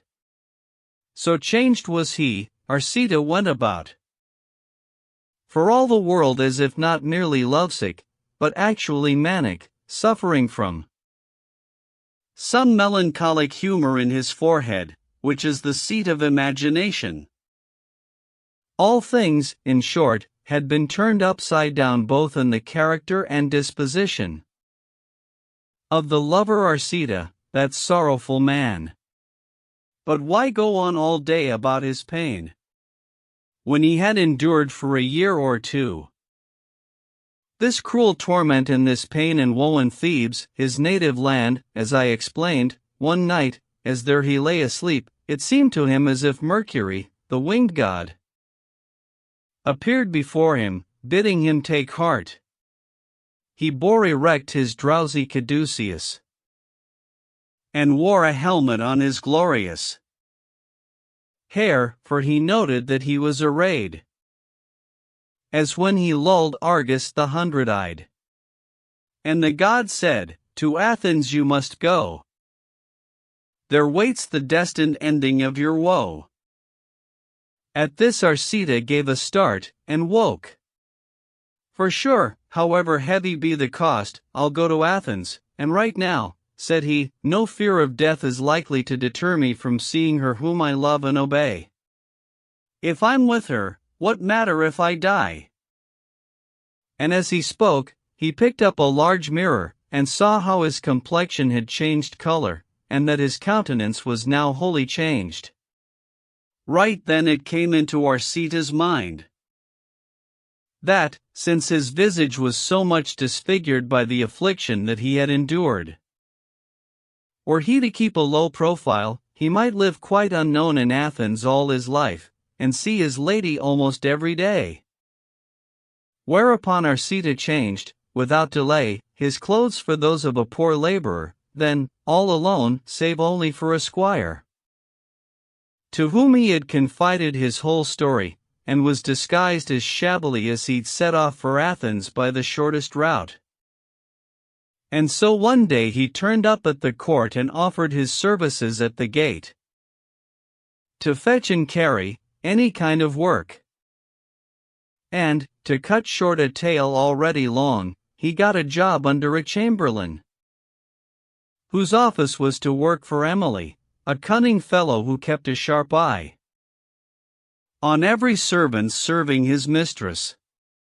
As Arcita was young, strong as an ox, and tall as well, and big-boned, he was good at drawing water and at hewing wood, and doing any job that he was asked. He spent a year or two in this service as chamber page to the fair Emily. Philostrate was the name they called him by, but never was a person of his class half so beloved as he, in the whole court. So gentlemanly was his disposition. All Theseus' palace rang with his renown.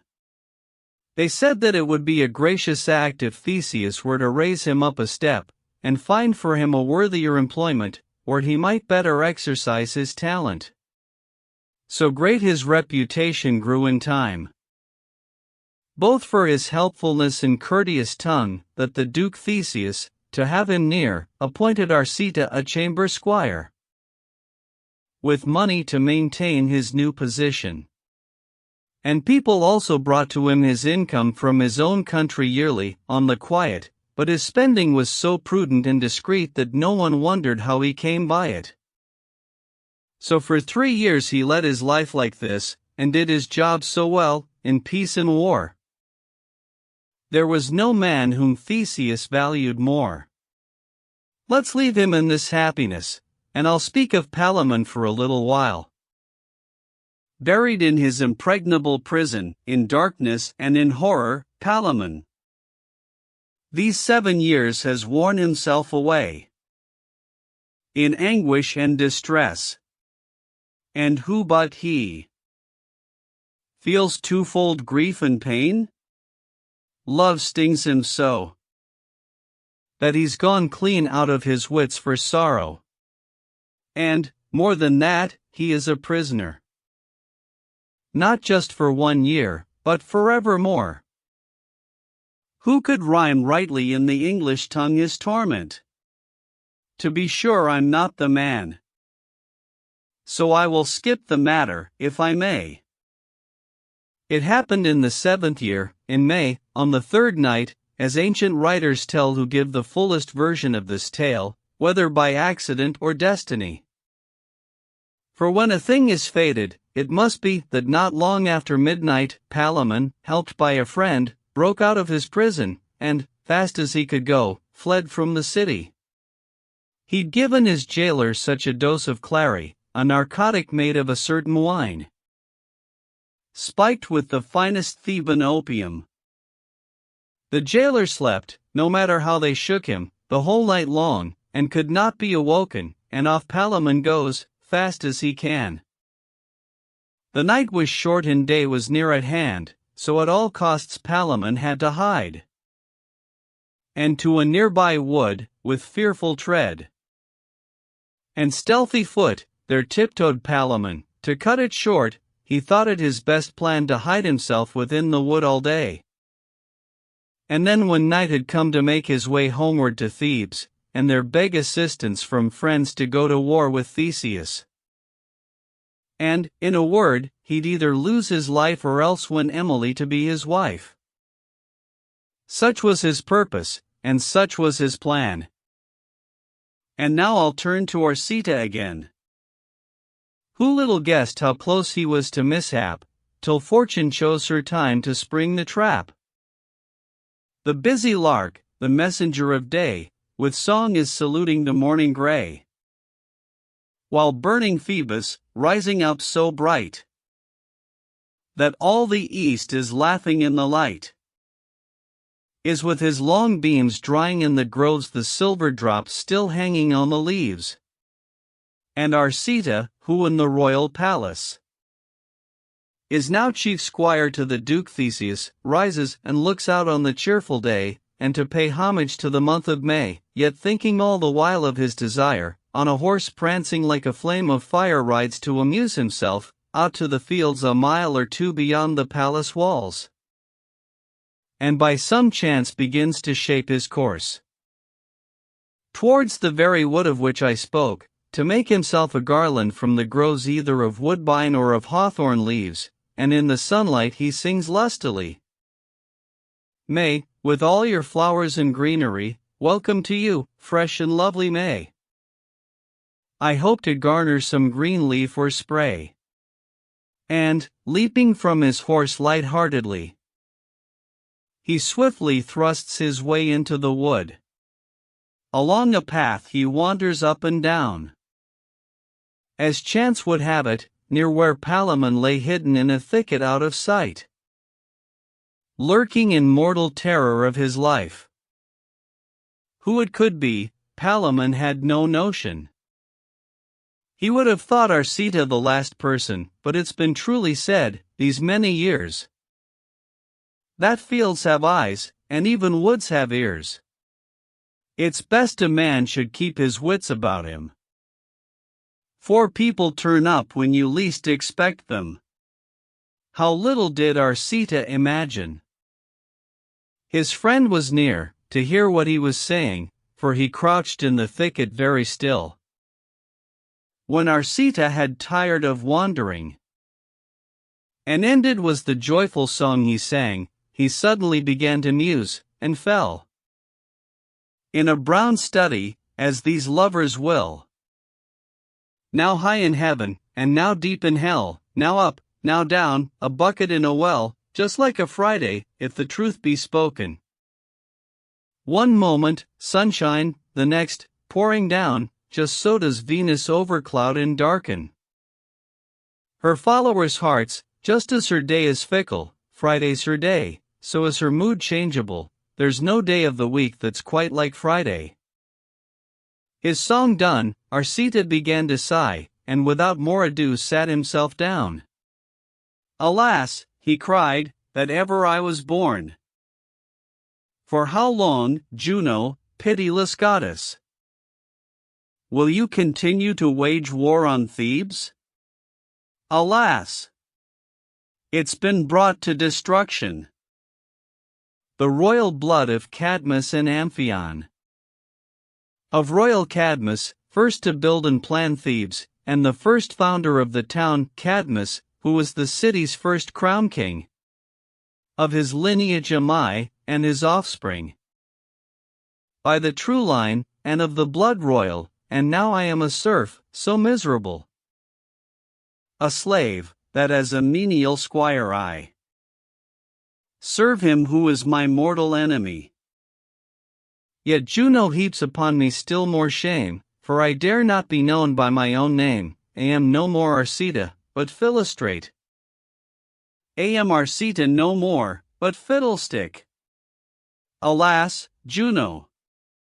Alas, relentless Mars! All of our line have perished through your wrath. Except for me and wretched Palamon, whom Theseus martyrs in a dungeon.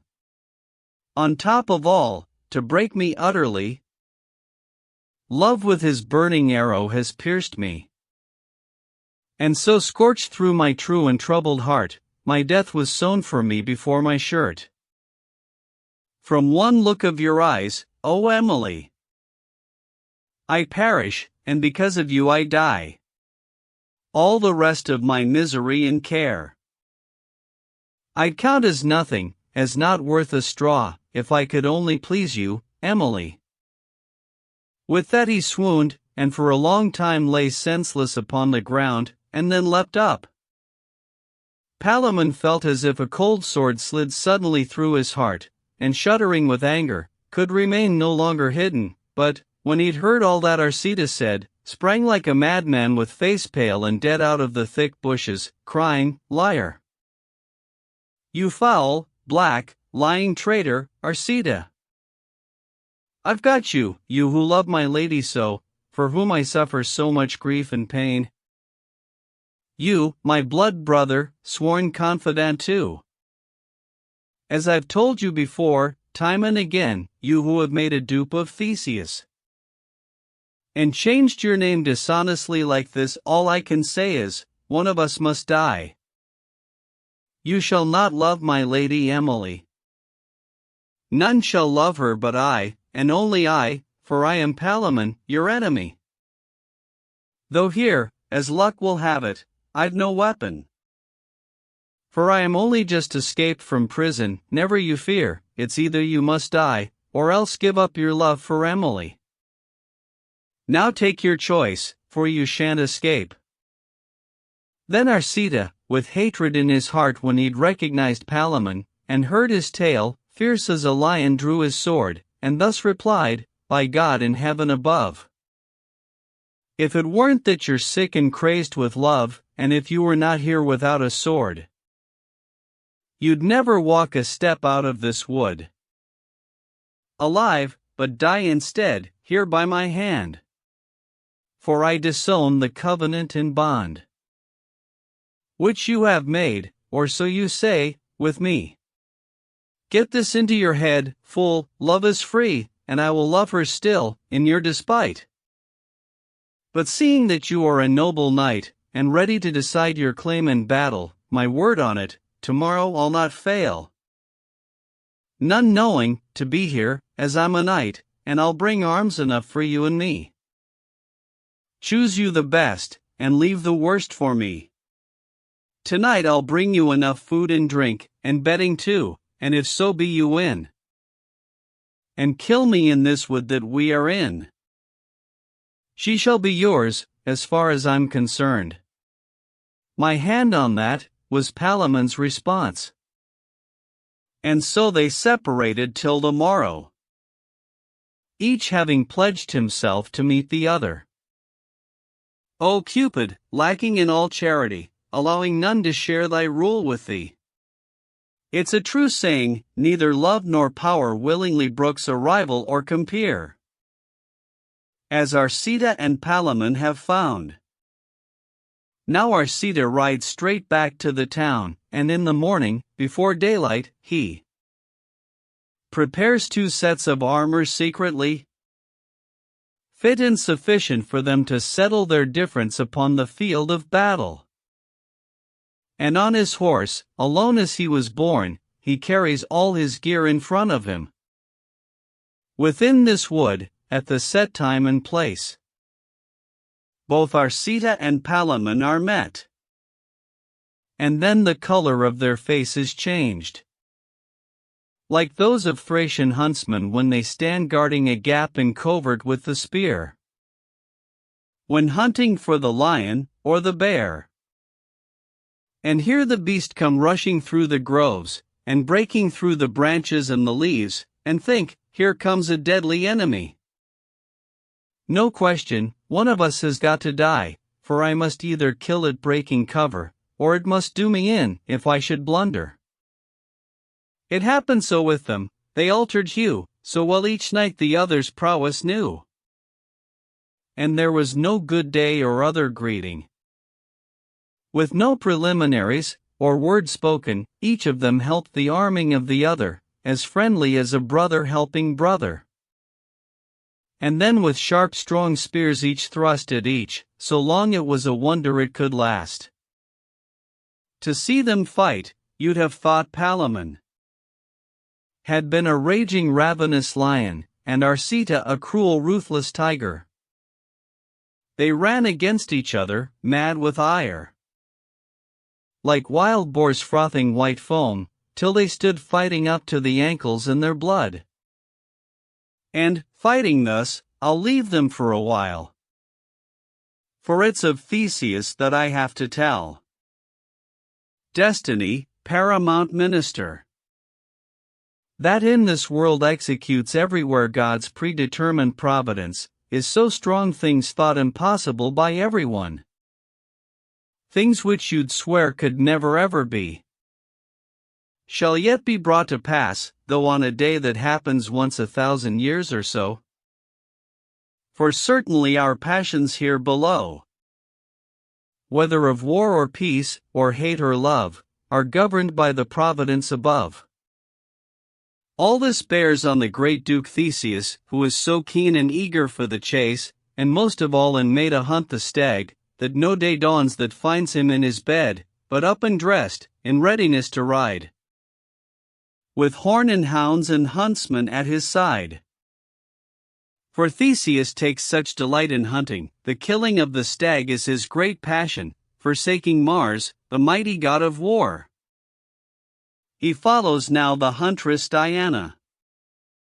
As I have said, the day was fine and clear when Theseus set out, joyous and gay, with fair Hippolyta, his lovely queen, and Emily, all of them clad in green, riding to hunt in royalist array.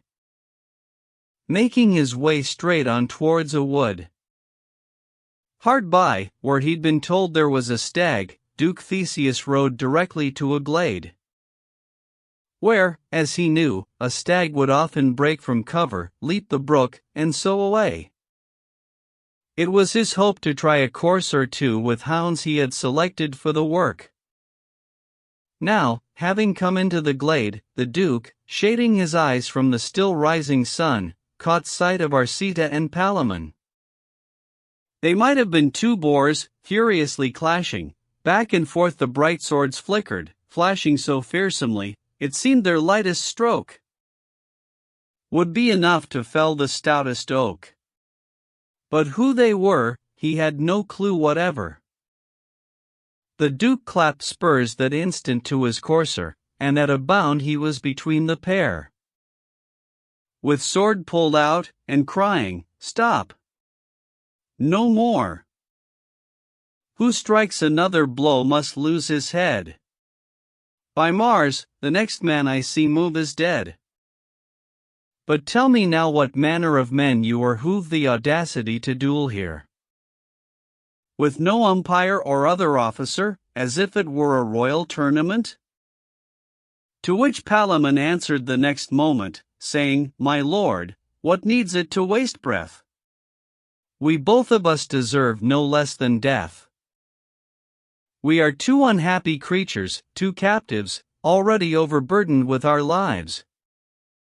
And as you are a lawful prince and judge, grant to us neither mercy nor refuge, but kill me first, for holy charity, and kill this fellow here as well as me. Or first kill him, for little do you know that this is Arcita, your deadly foe, banished on pain of death from your country, for which alone he well deserves to die.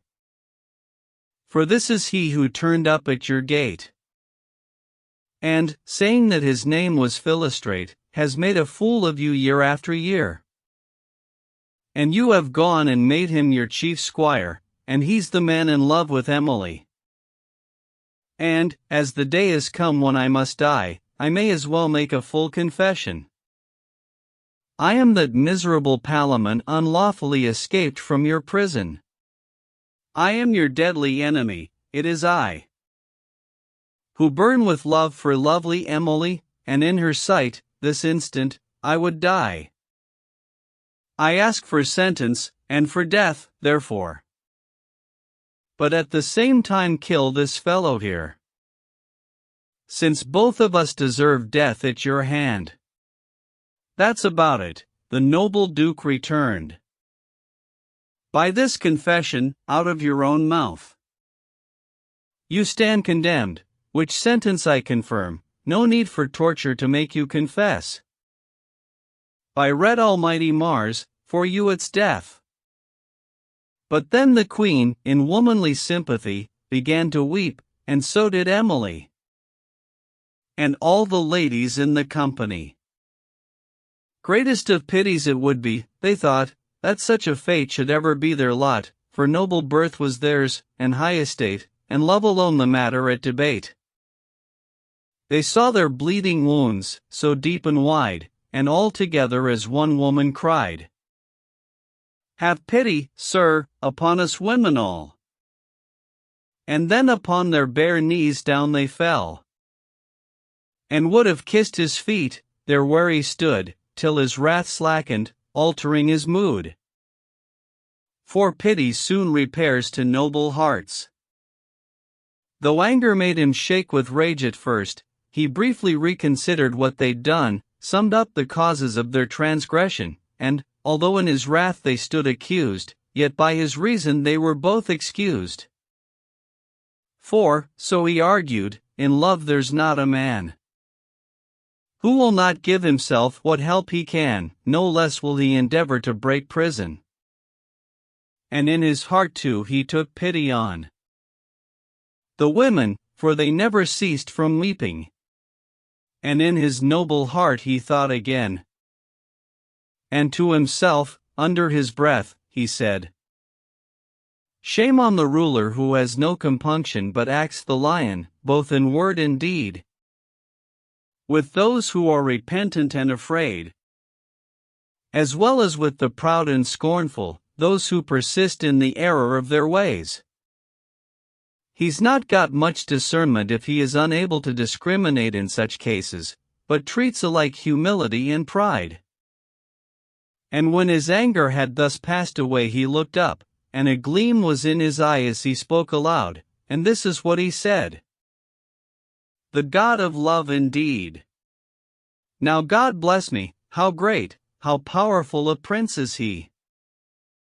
His might prevails against all obstacles, he's a real God, look at his miracles, for in his own way he can always make just what he likes of every human heart. Look at our Sita here, and Palamon, escaping scot-free out of my prison to Thebes, where they could have lived like kings, and, knowing that I am their mortal foe, and that their lives are in my hands also, in spite of all this, love none the less brings both of them here with open eyes, to die. Now isn't that the very height of folly? What bigger fool than he who is in love? Just look at them, by God in heaven above. Look at the state they're in. See how they bleed. That's how the God of love, their master, paid their fees and wages for their services. Yet they suppose themselves, these devotees of love, to be completely rational. But just you wait, here's the best joke of all. The cause of all their horseplay, this young lady, has no more reason to thank them than I. And of these fiery goings-on knows no more, God save us, than a cuckoo or March hare. But we'll try anything once, hot or cold, a man must be a young fool, or an old. That's what I found myself, in days long gone. I was one of love's servants in my time. And therefore, since I too have felt the sting of love, and know how it can hurt a man, as one who's been caught often in that noose, I here forgive you wholly your trespass. at request of the Queen, who's kneeling here. And also Emily, my sister dear.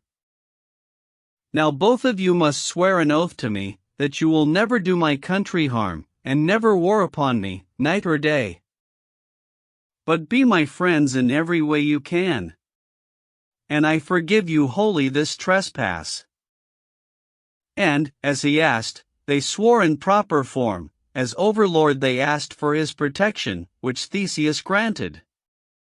Then he said to them, even though she were a queen or a princess, both of you are eligible, of course. As far as royal blood and riches go. To marry her some day, but none the less. It's of my sister Emily I speak. The cause of all your jealousy and strife, though you fought forever, it remains the truth, as yourselves know, she cannot marry both. Like it or leave it, one of you, therefore, of necessity must go whistle for her. In other words, she can't have both at once. It's no use being angry or jealous. And therefore I will order matters so, that each of you shall win what destiny may have decreed for him. Let me explain, here is your part in what I shall arrange. To put an end to it once and for all. Without more argument, this is my will, like it or lump it, each of you is free, and without ransom or impediment, to go wherever he may wish to go.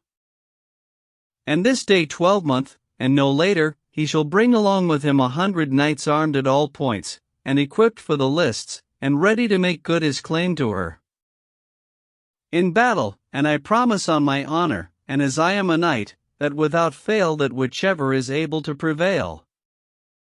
In other words, whichever of the two can, with his 100 I spoke of just now, kill or drive from the lists his adversary. I shall then give in marriage Emily to whomsoever fortune favors so.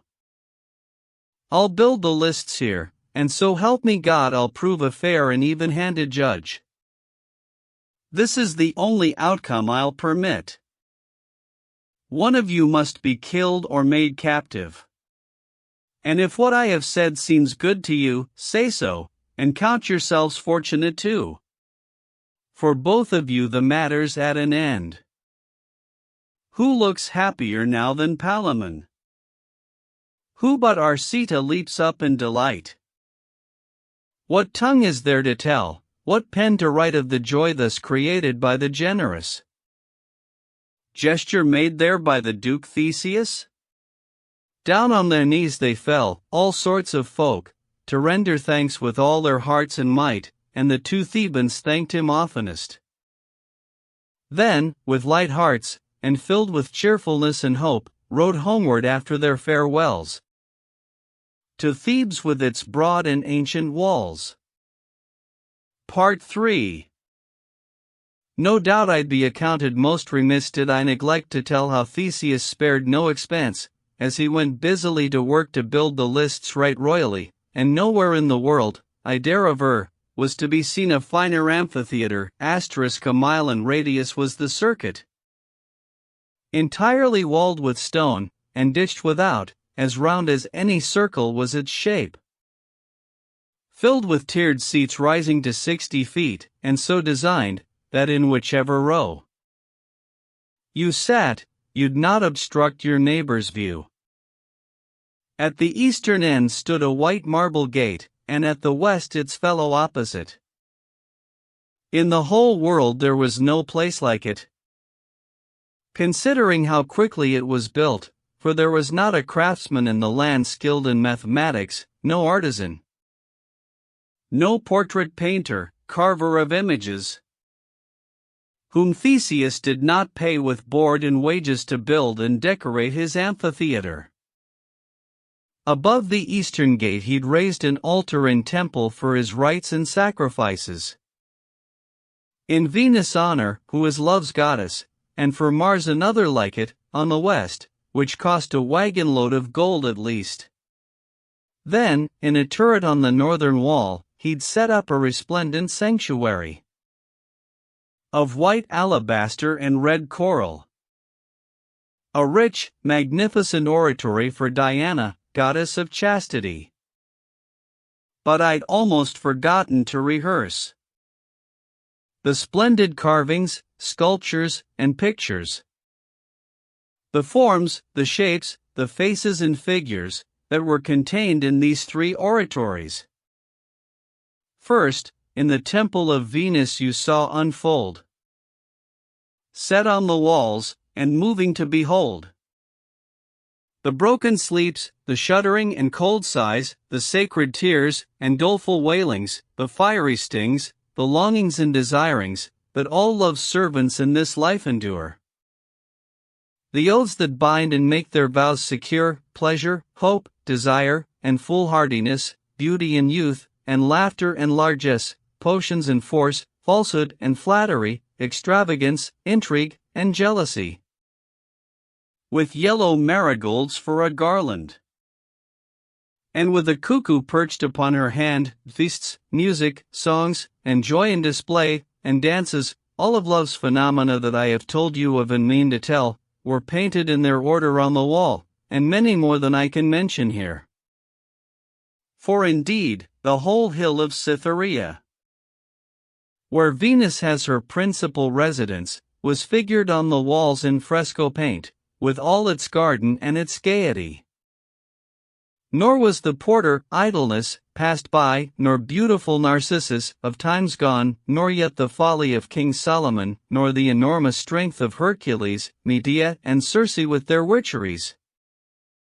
Nor the proud-hearted Turnus' stern courage, nor wealthy Croesus as a wretched slave. As you can see, not wisdom nor riches, strength nor beauty, cunning nor boldness, can ever hold a candle to Venus, who steers the entire world just as she pleases. You see, these folk were so caught in her noose, time and again they'd cry out in distress, as one or two examples here will show, although I could provide 1,000 more. The image of Venus was marvelous. She was naked, floating on a boundless sea, and all was hidden, from the navel down, with green waves bright as glass, and a cithern asterisk was held in her right hand, while fluttering above a lovely garland of fresh-scented roses that she was wearing, her doves circled. In front of her stood her son Cupid, who was winged, as he is often shown, blind too. He bore sharp shining arrows and a bow. Why should I not tell you as well of all the frescoes that were painted on the wall inside the temple of Red Mars the Great? Frescoed throughout its entire length and breadth, like the interior of that dismal place that's known as the Great Temple of Mars, in Thrace, in that most frigid, cold, and icy region, wherein Mars has his principal mansion? First on the wall was painted a forest inhabited by neither man nor beast, and filled with knotted, gnarled, old barren trees, jagged broken stumps, rotten and hideous, through which there ran a rumble and a sough, as if a gale were breaking every bough. And halfway down a hill, under a slope, there stood the temple of Mars Armipotent, all built of burnished steel. Its entrance was exiguous, long, and dismal to look at. From it there came a rush, a furious blast of air, so strong it made the whole gate shake. And through the doors a wintry glimmer shone. For the wall had no window, no, not one through which a glimpse of light might enter in. The door was of eternal adamant. Lengthwise and crosswise it was double-clenched with toughest iron, and, to make all strong, each pillar that the temple stood upon was barrel-thick, and made of gleaming iron. There you could see the dark imaginings of treachery, and all its contrivings. And cruel anger, red as burning coal. The pickpocket, and fear with visage pale, the smiler with the knife beneath his cloak. The farmstead burning under the black smoke. The perfidy of the murder in the bed. Stark war, with open wounds, all be-bloodied, discord, with dripping knife and direful face. And full of screeching was that gruesome place. The killer of himself you could see there. With his own heart's blood drenching all his hair, the driven nail that split the sleeping head. Stark death upon his back, with mouth agape. In the middle of the temple sat mischance, with comfortless and dismal countenance. And you saw madness, laughing in his rage. Armed revolt, hue and cry, and fierce outrage, the carcass with slit throat flung in a bush. 1,000 dead, and they not killed by plague. The tyrant with the plunder he had reft, the town obliterated and laid waste. You saw the reeling ships burn on the sea. The wild bears crushed the hunter, and the sow devour the child right in the very cradle. The cook scalded, for all his length of ladle. All the misfortune that to Mars belongs run over by his cart, the carter pinned. And lying on the ground beneath its wheel. Also there were, among those Mars protects, the barber, and the butcher, and the smith who forges on his anvil the sharp sword. And high above, depicted on a tower, you saw Conquest, seated in great splendor, with the sharp sword blade hung above his head suspended by a thin and slender thread. Caesar's and Nero's murders were portrayed, and Mark Antony's, albeit none of these had yet been born, but none the less their deaths. And the foreseen malignancy of Mars were there, told by these paintings, as the stars tell who is to be killed, or die, for love. One example taken from legend should serve. Even if I wished, I could not tell them all. Mars' effigy, with dire and maniacal regard, stood armed upon a chariot. And over his head 2 starry figures shone, which ancient books of geomancy name, the one Puella, the other Rubius. The god of war was represented thus. A wolf stood at his feet in front of him, eyes glowering, about to eat a man. Subtle the pencil that portrayed this story in reverence of Mars, and of his glory. Now I shall speed as quickly as I may to the holy temple of chaste Diana to give you a description of it all. A painted fresco covered every wall. Scenes of the hunt, or shamefaced chastity. There you could see sorrowful Callisto who, when she had offended Diana, was transformed from a woman to a bear, and after that became the northern star. So it was pictured, I can tell no more. Her son's a star as well, as you can see. And there was Dana, turned into a tree. No, I don't mean the goddess Diana, but Peneus' daughter, who was called Dana. And there was Actaeon, turned into a stag for punishment, he'd seen Diana naked. And there you saw how his own deerhounds caught and ate him up, because they knew him not. Again, a little further on, you saw how Atlanta hunted the wild boar with Meleager and others. Diana plagued him for this, and he was made to pay, and many another scene is wonderful, which I'll not trouble memory to recall. High on a stag the goddess had her seat, with small hounds playing round about her feet. Beneath her feet was set a waxing moon, waxing at present, but about to wane. Her effigy was clothed in green, with bow in hand, and arrows in a quiver. Lo! The eyes were cast, bent in the direction of Pluto and his dark dominion.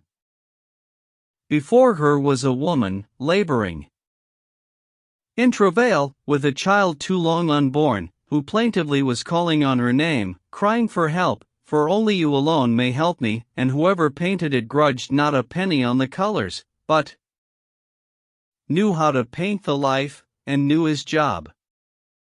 At last the lists were ready. Theseus, who had provided, at no little cost, the temples and the arena withal, their furnishings down to the last detail, was wonderfully pleased when it was done. But that's enough of Theseus, it's time to speak of Arcita and Palamon. The day of their returning is at hand, when each of them must bring 100 knights to settle all by battle in the lists. And so to Athens each of them has brought, in order that their covenant might be kept, 100 knights, all well armed and equipped. Indeed it was maintained, by many a man, that never, since the world itself began, had so few ever made, on sea or land, so far as knightly prowess is concerned, so noble and renowned a company. For all who took delight in chivalry, and meant to make themselves a famous name, had begged and prayed to take part in that game, and any who was chosen was in luck. You know, if such an event were set up, either in England or no matter where, to tomorrow, every able-bodied knight and lover would be eager to be there. To battle for a lady, Lord bless me! A sight worth seeing, that's what it would be. And such were those who came with Palamon. For many were the knights who rode with him, some armed with breastplate and habergeon with a light tunic under, others wore steel plates, or else full suits of body armor. One carried a buckler, one a Prussian shield, one cased his legs in armor, and would wield a battle-axe, another, a steel mace. New weapons, but on older models based. Thus everyone was armed as he thought best, as I have told. And there you might have seen, riding in company with Palamon, Lycurgus himself, the great king of Thrace. Black was his beard, and powerful his face, and the round rolling eyeballs in his head gleamed with a light half yellow and half red. With beetling shaggy brows he looked about him as if he were an eagle-headed griffin. Huge were his limbs, and his thews hard and strong, his shoulders broad, arms muscular and long. As was the custom of his native country, high on a chariot of gold stood he. For white bulls in the traces, and he wore instead of surcoat over his armor a bearskin turned by age as black as coal, its yellow claws gilded as bright as gold. And combed behind his back, his flowing hair was black and shining like a raven's feather under a wreath of gold upon his head. Of immense weight, thick as your arm, all set with gleaming jewels, rubies, diamonds. Round and about his chariot, white wolfhounds, 20 and more, each one big as a steer, and trained to hunt the lion and the deer, were following him with tightly fastened muzzles, filed leash rings fitted to their golden collars. 100 lords came with him in his train, all excellently armed, stout-hearted men. According to legend, with Arcita the great Emetrius, king of India, upon a bay horse accoutred in steel, and covered with a diapered cloth of gold, came riding, like the god of weapons, Mars. His surcoat was of purple silk from Tars, and overlaid with white pearls, huge and round. His saddle was of fine new-beaten gold. A sleeveless cloak was hanging from his shoulder, swarming with rubies, red as sparkling fire. His hair was curling, and arranged in rings. Yellow they were, and glittered in the sun. A high nose, eyes the color of citron, full rounded lips, a florid complexion, he'd a few freckles sprinkled on his face. Some yellow, and some shading into black, and gazed about him glaring like a lion. His age was 25, or so I reckon. His beard had sprouted, and was well begun, his voice was like a trumpet thundering. Upon his head he wore a gay green garland of laurel, fresh and pleasing to the eye. For sport, he carried perched upon his hand a falcon, tamed and whiter than a lily. He had 100 nobles with him there, bare-headed, but all armed with richest gear, fully equipped in every kind of way. For, take it from me, dukes and earls and kings had gathered in this splendid company for love and the advance of chivalry. You saw, on every side about the king, tame lions and tame leopards gambolling.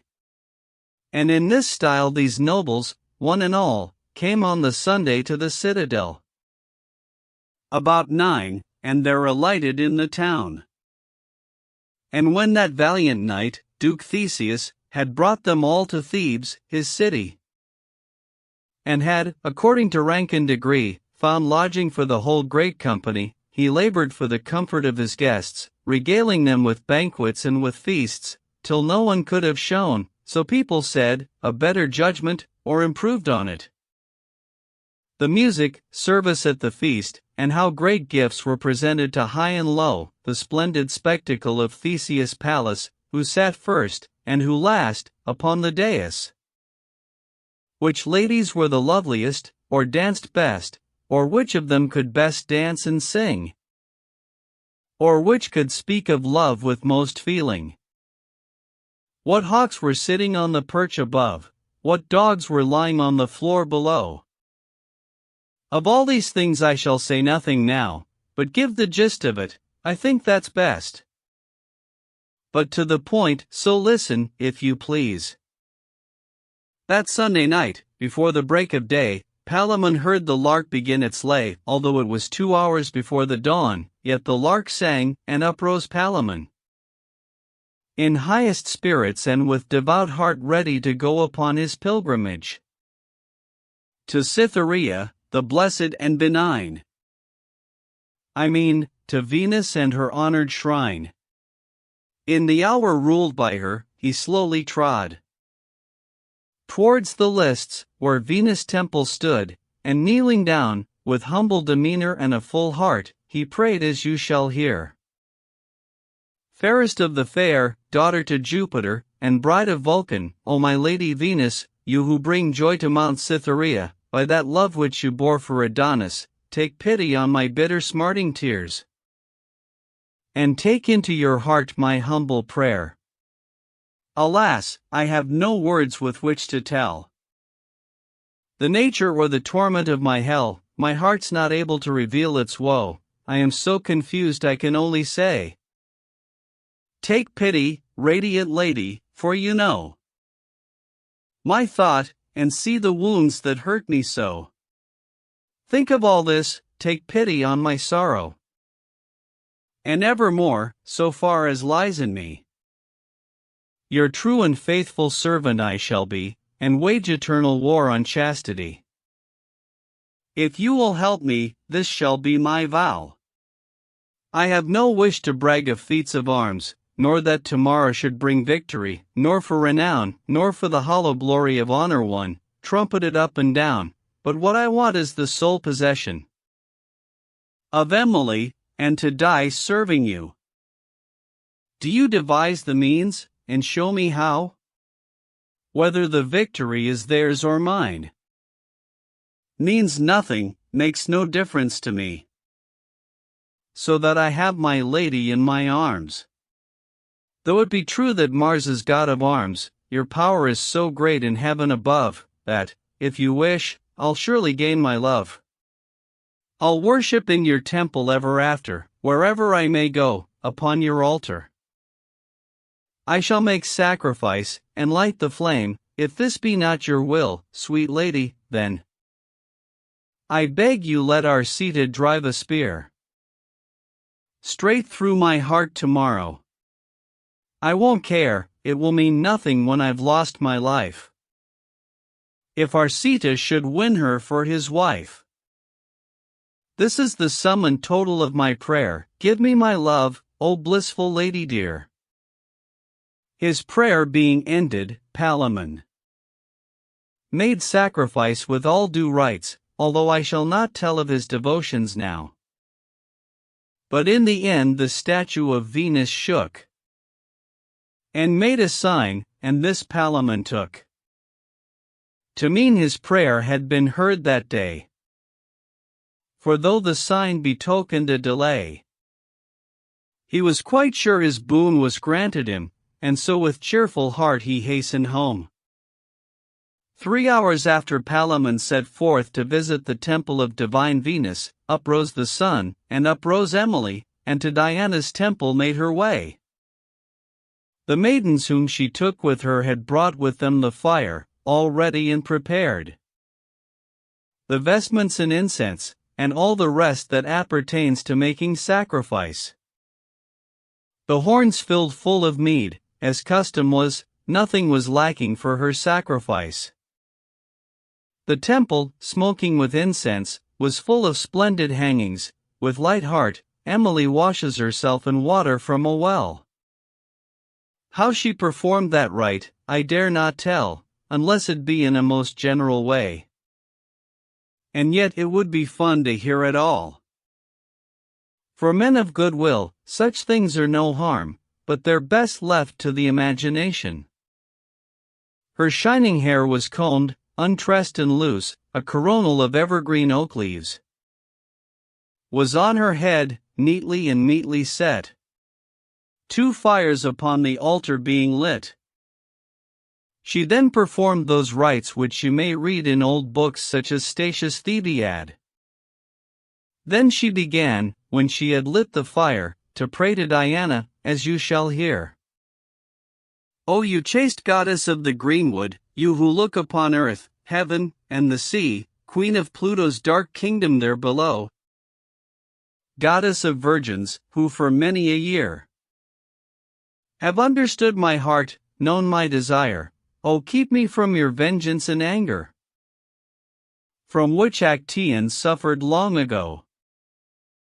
O you chaste goddess, you know well that I desire to be a virgin all my life, never to be a mistress or a wife.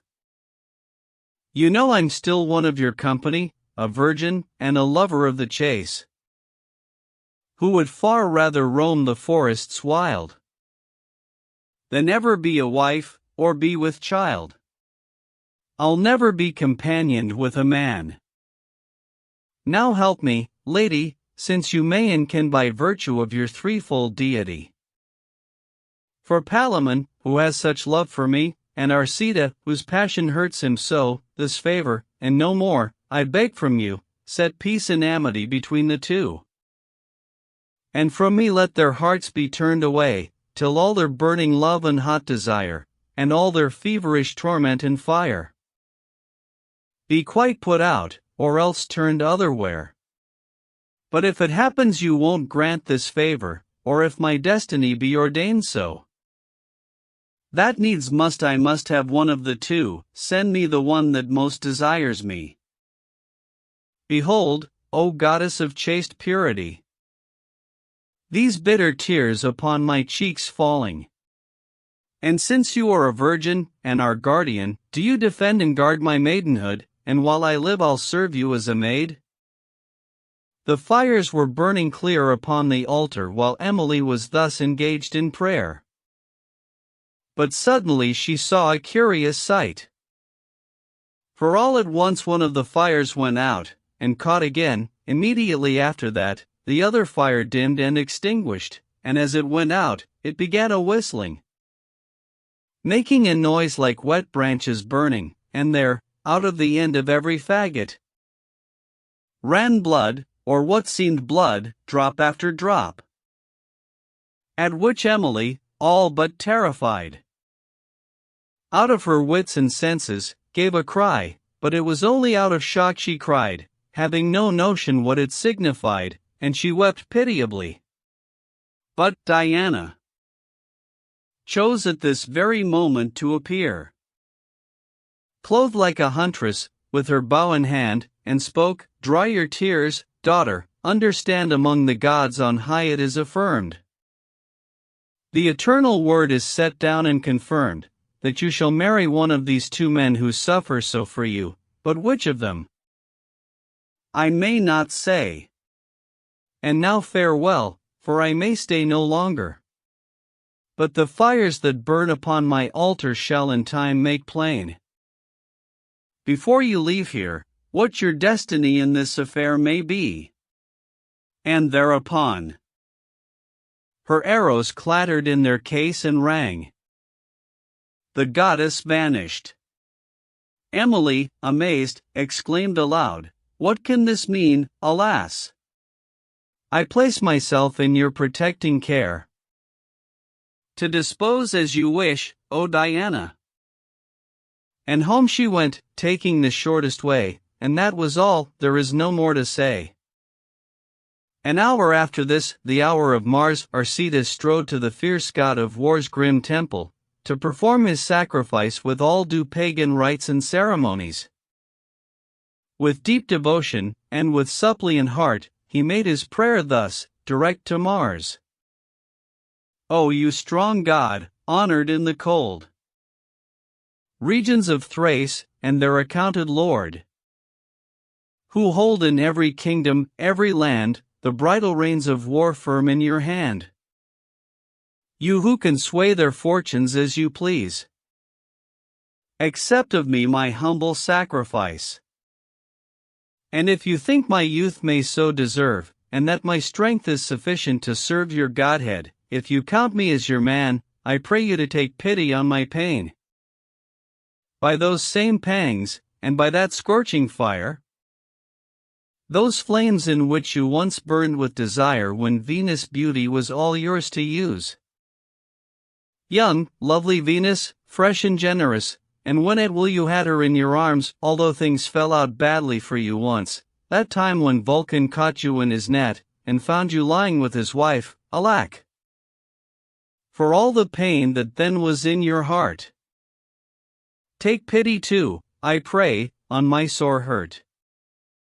For I am young and ignorant, as you know, more racked and torn with love, as I suppose, than any living creature ever was. For she for whom I suffer all this pain cares not a button if I sink or swim. Before she'll promise me her heart, it's plain I must by main strength win her in the lists, and while I know that without help or grace from you, my lord, my strength will not avail, then give me aid tomorrow in the battle. For that fire that once burned you long ago, as well as for that fire that burns me now, so that tomorrow brings me victory. Let mine be all the doing, yours the glory. Above all other places I shall honor your sovereign temple, I shall ever labor for your delight in your hard trade of war. And I shall hang my banner in your fane, with all the weapons of my company, and ever after, till the day I die, feed an eternal fire there for you. I bind myself, moreover, with this vow. My beard, and these long hanging locks of hair, as yet untouched by razor or by shears, to you I dedicate, and I shall be your true and faithful servant till I die. Take pity on my burning sorrows, Lord, give me the victory, I ask no more. When strong Arcita had ceased his prayer, the rings that hung upon the temple door clattered together, the doors clanged as well, at which Arcita flinched.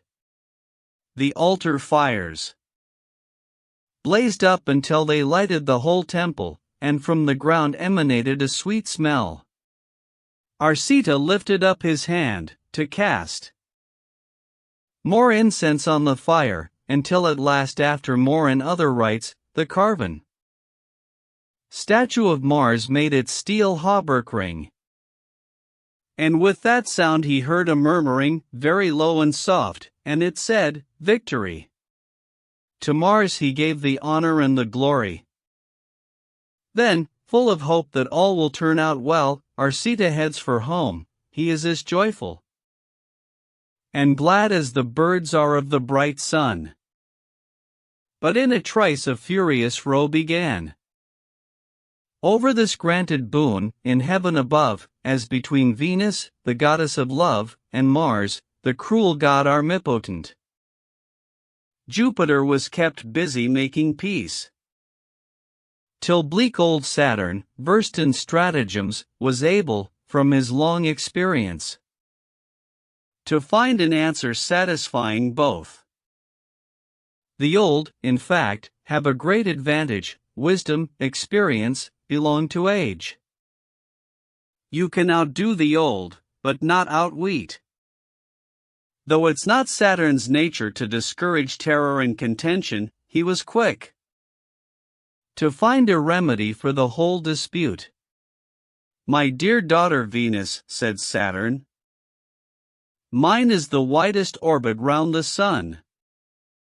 And so my power is greater than men suppose. Mine are all drownings in the gloomy seas. Mine is the prison in the dark dungeon. Mine are all stranglings, hangings by the throat, the mutter and rebellion of the mob. All discontents and clandestine poisonings. When I am in the sign of Leo, mine is vengeance, mine is fell retribution. Mine is the ruin of high palaces, the falling of the walls and of the towers upon the miner and the carpenter. For I killed Samson, shaking the pillar. To me belong all deadly sicknesses, black treacheries, deceits, conspiracies. The pestilence is fathered by my glance. Now weep no more, I'll use all diligence to see that your own knight, your Palamon, shall win his lady as you promised him. Though Mars must help his man, yet none the less between you two there must sometime be peace, albeit your temperaments are opposed, from which these endless squabbles take their rise. I am your grandfather, ready to command. So dry your tears, I'll do what you demand. Now that's enough about the gods above, of Mars, and Venus the goddess of love, and I'll tell you, as plainly as I can, the outcome of the tale that I began. Part 4. Great junketings were going on that day in Athens, while the joyous month of May so lifted up the spirits, thus enhancing the general gaiety, that people passed all of the Monday jousting, or in dancing, or else spend it in Venus' high service. But, needing to rise early for the fight, early they took themselves to bed that night. And in the morning, when the dawn was breaking, in all the inns about there was a clattering of horses and armor, bands and companies of noblemen on stallions and palfreys, rode to Theseus' palace.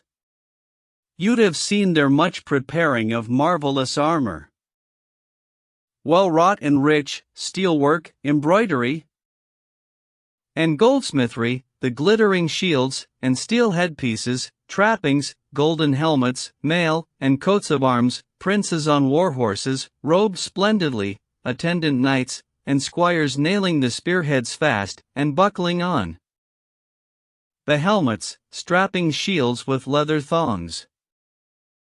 With so much to be done there, none was idle. You'd see the horses foam, champ the gold bridle, you'd see the armorers spurring to and fro, with file and hammer, fast as they could go, yeomen on foot, commoners by the thousand, all of them armed with short staves, thickly crowding pipes, trumpets, kettledrums, and clarions that howl for blood in battle and in war, the palace filled with people everywhere, in knots of 2 or 3, or 9 or 10, debating back and forth, and speculating about the Theban knights, some of them saying one thing, and some another, others laying wagers on different knights, some backing Blackbeard, some Baldhead, while yet others were for Thatch-haired, that one looks tough, he'll put up a good fight. That axe of his is 20 pounds in weight. Thus the whole hall was full of speculation a long time after the day's sun had risen. The great Duke Theseus, from sleep aroused by the music and the hubbub of the crowd, outside his palace gates, kept to his chamber, till, for they treated them with equal honor, they brought the Theban knights to the palace. Duke Theseus was at a window seat, just like a god in splendor on his throne. Thither the press of people hurried in to see him, and to pay due homage, and listen to his directives and commands.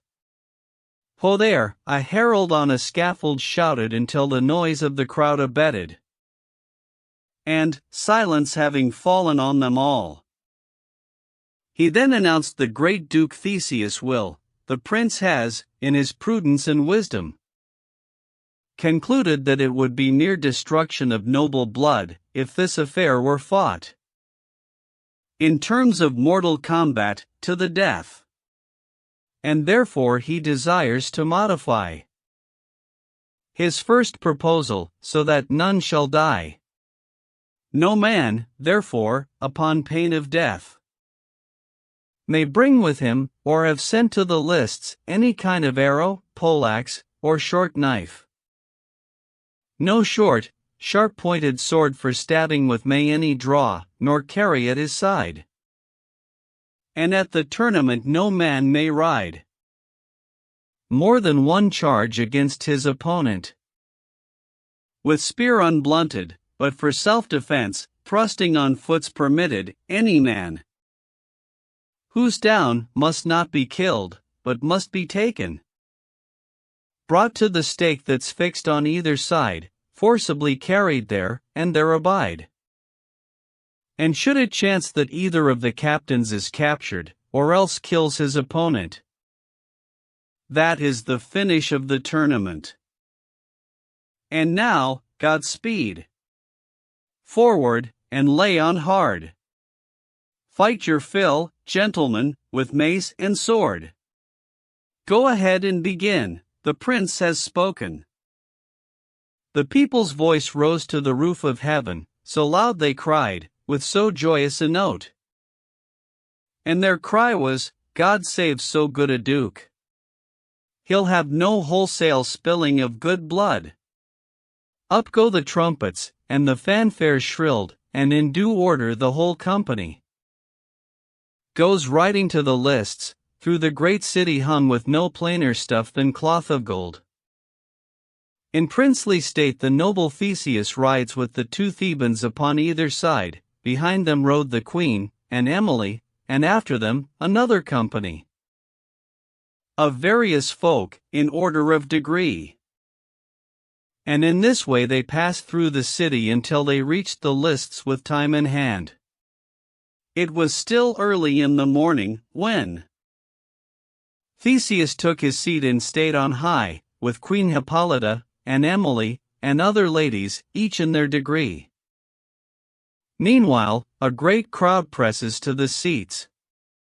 At the west end, there enters through the gates of Mars, Arcita with red banner and the 100 knights belonging to his band, and at the selfsame moment Palamon enters by the gates of Venus at the east, with a white banner and defiant face. No matter where you looked, you'd never find anywhere in the world 2 companies so equally matched at every point as these. None might, no matter how expert, contend that any, in either, held an advantage. In years, in birth, or rank, or in courage, so evenly had each of them been chosen. In 2 trim rows they ranged themselves. And when the roll was called, and every name was read, Their number is checked to ensure no deceit, then were the gates shut, and up goes the cry. Now do your duty, show your mettle, knights. The heralds leave off spurring up and down. Now the loud trumpets, and the clarion ring out, and on the east side in the west. In go the spears, couched firm for the attack, in go the spurs, sharp in the horse's side. We'll soon see who can joust, and who can ride. There on thick shields the shafts shiver and split. One of them through the breastbone feels the thrust. 20 feet in the air the spears leap up. Out come the swords, like silver is their flash, they hew at helms, and hack them all to bits, and out in harsh red floods the blood now spurts, under their heavy maces the bones smash. This one thrusts through the thickest of the press where strongest horses stumble, down go all, one's rolling underfoot, just like a ball. And one, on foot, thrusts with his broken shaft, another with his horse comes crashing down, and one is wounded through the body, taken, manhandled to the stake, furiously fighting. There he, according to the rules, must bide. Another's captured on the other side. From time to time Theseus makes them rest to take refreshment, drink if they so wish. Often have these two Thebans met in combat, and each has done his opponent a mischief, and both have been unhorsed by one another.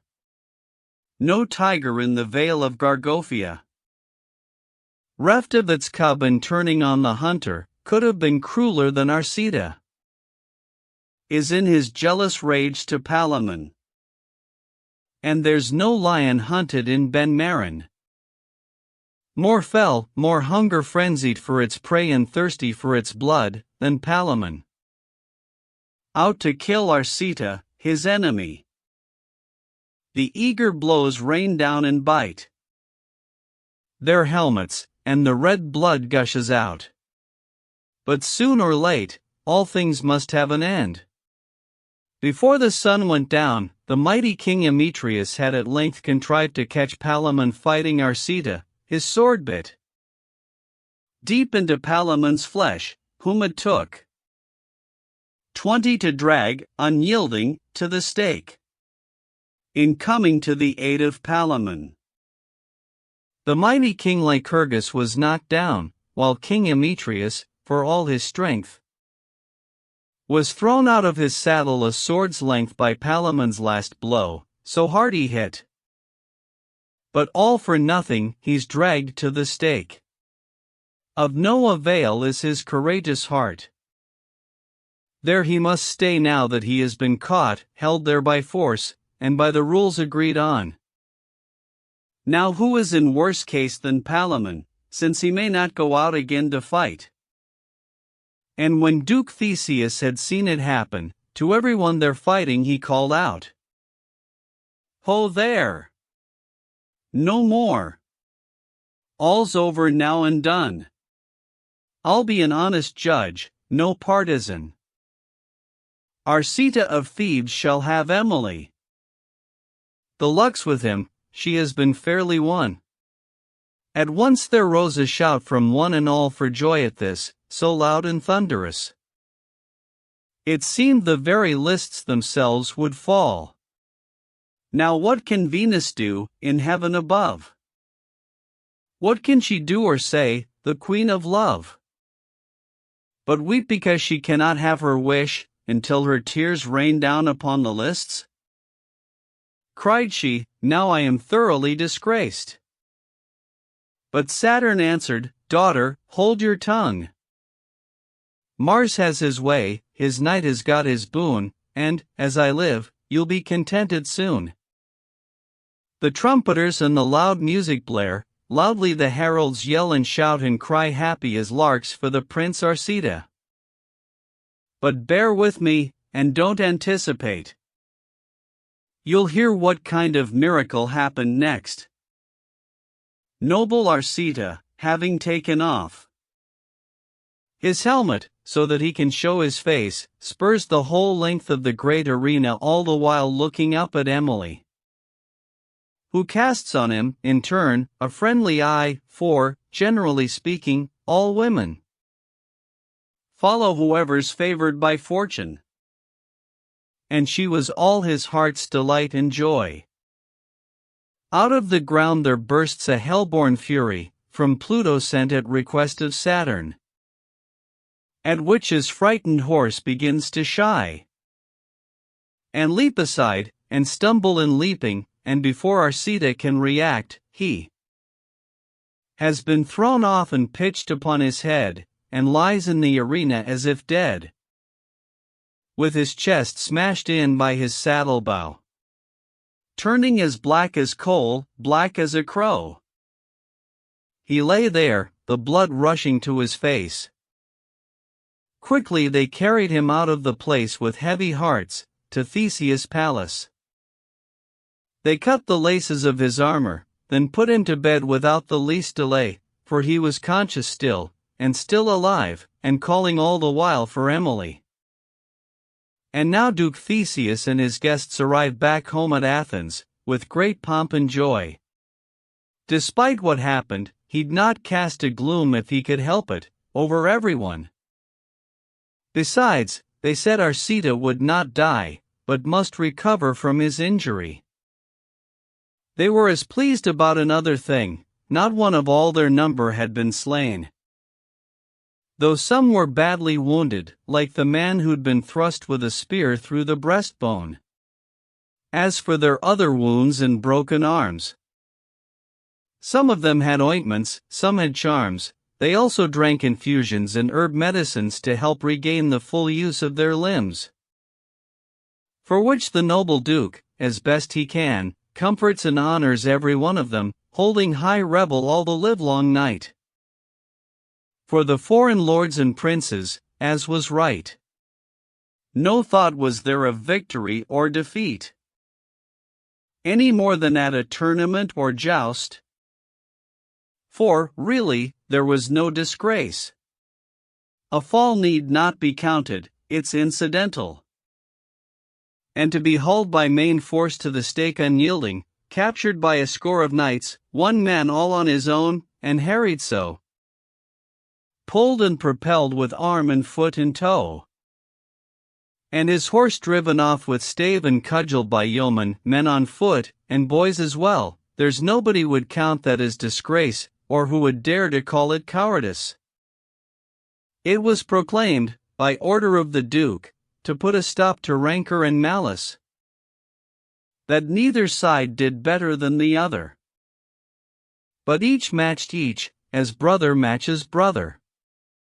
He gave appropriate gifts to one and all, and for 3 days he held high festival, and honorably escorted the two kings as far as a day's travel from Athens. Then every man went home the shortest way. It was all over, bar good luck. Goodbye. About the tournament I'll say no more, but tell of Palamon and Arcita. Swollen and swelling is Arcita's breast. The pain about his heart grows worse and worse. The clotted blood, for all the doctor's skill, corrupts and festers in his belly, till bleeding and cupping are no help for him, nor herbal draughts, nor any medicine. For the expelling, or animal power can neither eliminate nor expel the venom from the other, natural, power. The vessels of his lungs begin to swell and every muscle, deep down in his chest, with poison and with gangrene is corrupt. Nothing is any use to save his life, for he can neither vomit nor excrete. Broken and shattered is that part of him, and nature now has no domination. All you can say, where nature will not work, is, "Goodbye, doctor. Take the man to church." The long and short of it is, he must die. And so Arcita sends for Emily, and for his dearest cousin, Palamon. And this is what Arcita said to them: "The heavy heart that is within my breast may not declare a tithe of my sharp grief to you, my lady, whom I love the best, but I bequeath the service of my ghost to you above all created beings, for I know my life no longer may endure.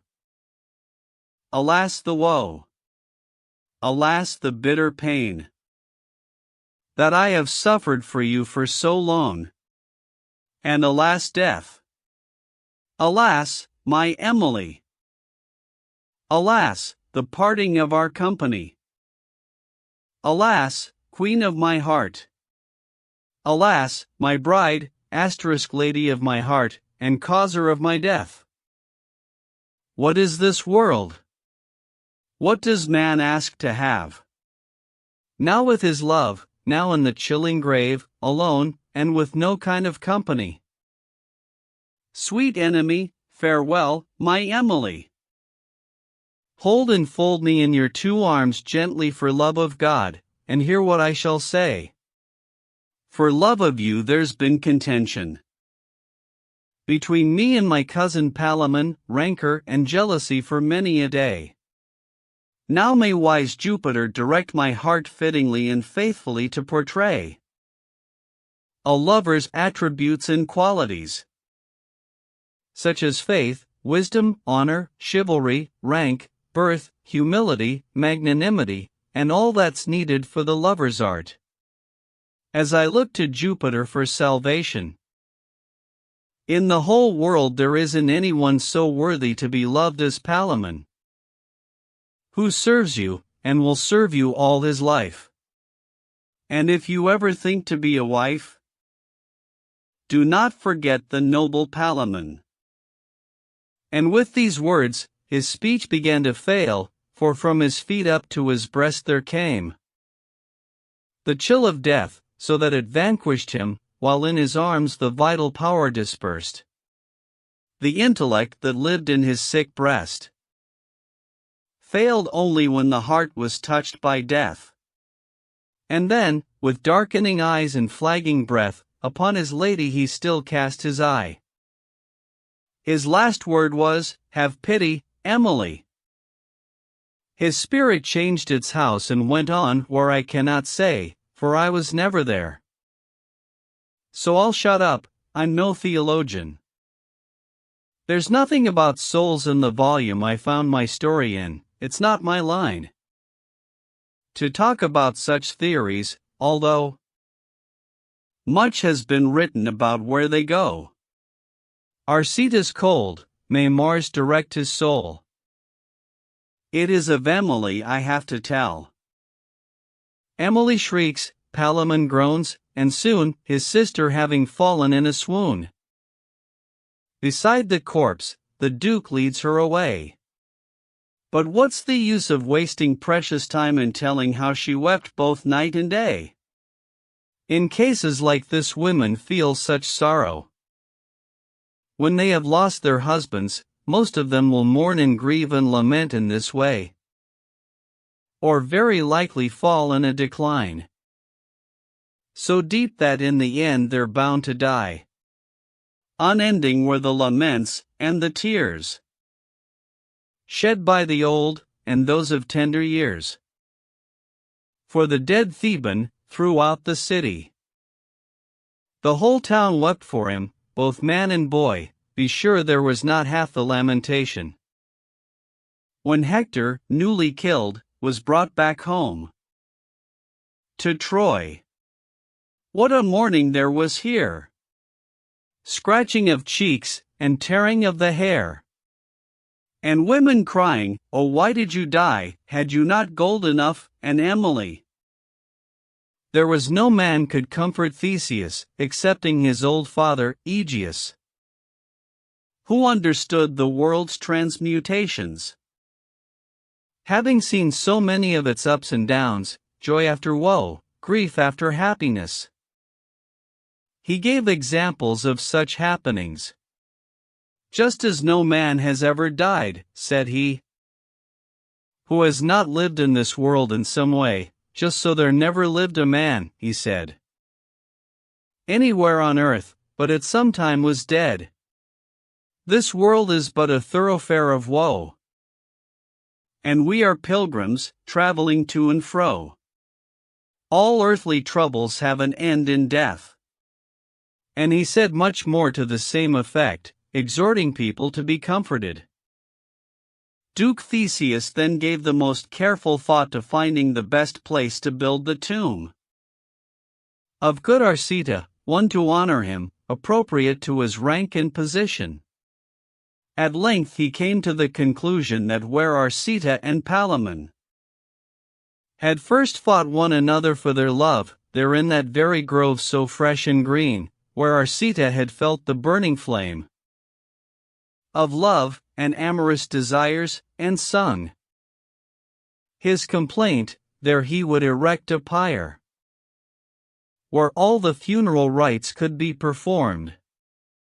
Then he commanded them to hack and hew the ancient oaks, and lay them in a row of faggots, properly disposed to burn.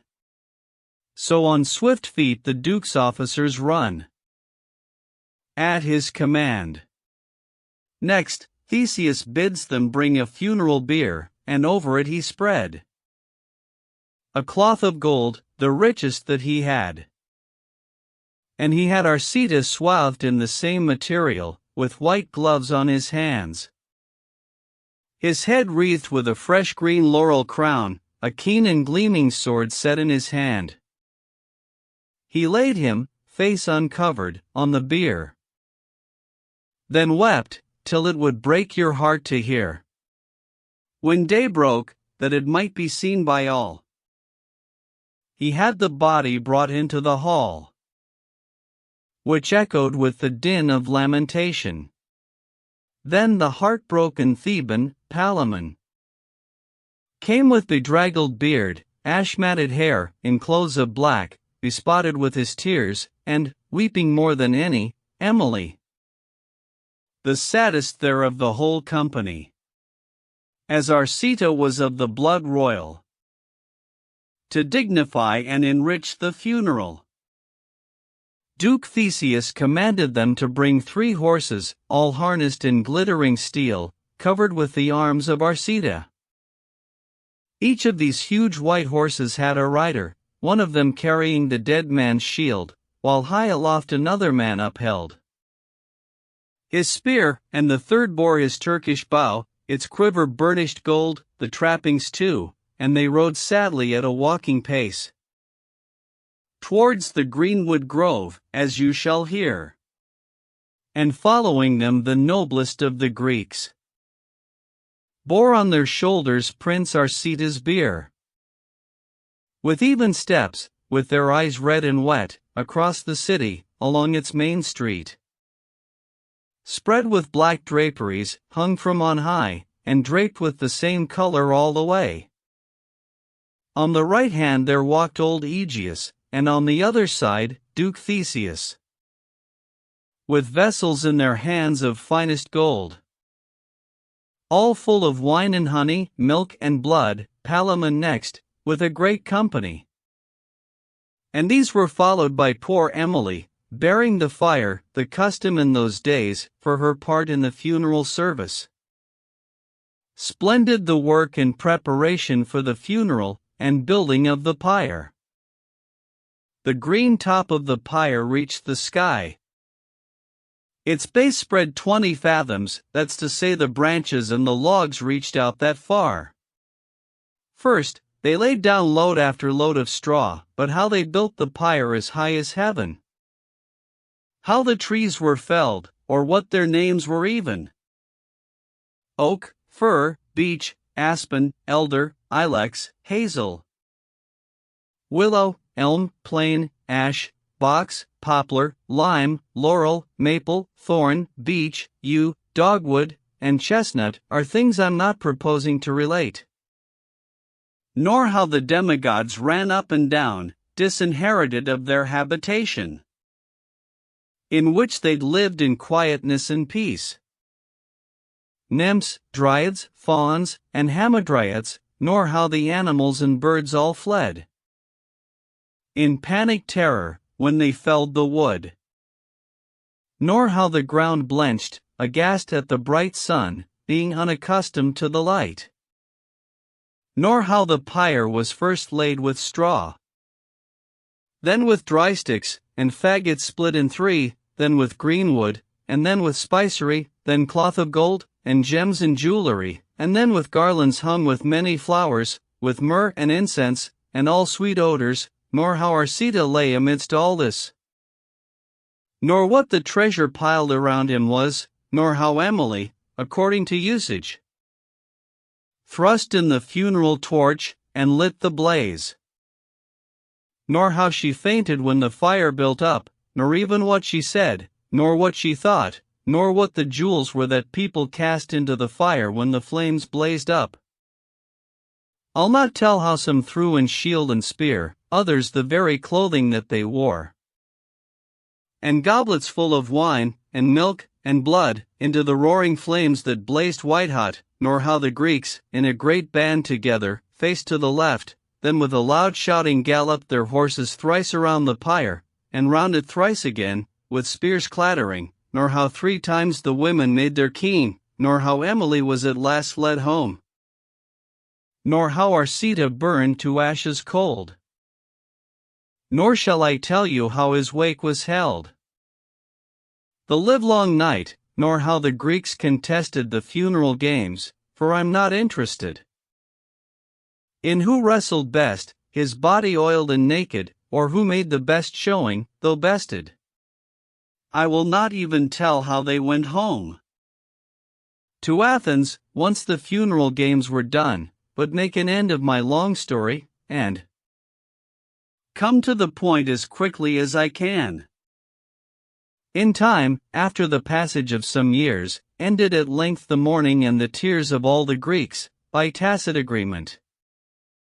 Then it appears they held a parliament at Athens, to talk over various affairs and issues, among which there was some talk of making foreign alliances, and of compelling Theban allegiance. And therefore the good Theseus lost no time in sending for the noble Palamon, not knowing for what cause he came, or why. Dressed in his clothes of black, sorrowfully Prince Palamon has hastened to obey. Thereupon Theseus sent for Emily. When all were seated, and the place was hushed, for a short space of time Theseus paused, before speaking from the wisdom of his heart. He let his eyes rove over them. His face was serious. Then with a quiet sigh, he spoke his mind to the whole assembly, when the first mover, the first cause above, first created the great chain of love. Great was his purpose, great the consequence. He knew all whys and wherefores when he bent with that great chain of love, water and land, and air and fire, within fixed certain bounds they may not go beyond. And that same prince and mover, he continued, established here in this miserable world below. For all things that are engendered on earth, fixed seasons, days, durations, beyond which they may last no longer, not a day, although that period they may easily abridge. There is no need to cite authorities, experience proves it. All I want to do is to make clear just what my meaning is. Then from this divine order it is plain. The mover is eternal, does not change. It's clear to anyone, except a fool, that every part derives from a great whole, for nature did not take its beginning from any part or portion of a thing, but from a being perfect and immutable, descending thence to become corruptible. And therefore in his provident foresight he has so ordered his creation that things of all kinds, all processes, survive by continual succession, do not live forever and ever. And this is no lie, as anyone can see with half an eye. Look at the oak, that is so long a growth from the time it first begins to germinate, and has so long a life, as is well known, but in the end decays, the tree falls down. Likewise consider how the hardest stone under our feet, the stone we tread upon, as it lies on the road, is worn away. In time the broadest river will run dry. Great cities we have seen decline and fall, thus we may see that an end comes to all. In the case of men and women, it's clear also that at one time or another, they must go. That is to say, in either youth or age. Die you must, whether you be king or page, one dies in bed, another in the sea. Another on dry land, it's plain to see. It can't be helped, for all go the same way. And so I can affirm all things must die. Who contrives this but Jupiter the king, who is the prince and cause of everything, who converts all back to its proper source from which, in very truth, it first arose? And against this it's useless, in the end, for any living creature to contend. It's common sense, or so it seems to me, to make a virtue of necessity. Take what we can't avoid with a good grace, especially what's due to all of us.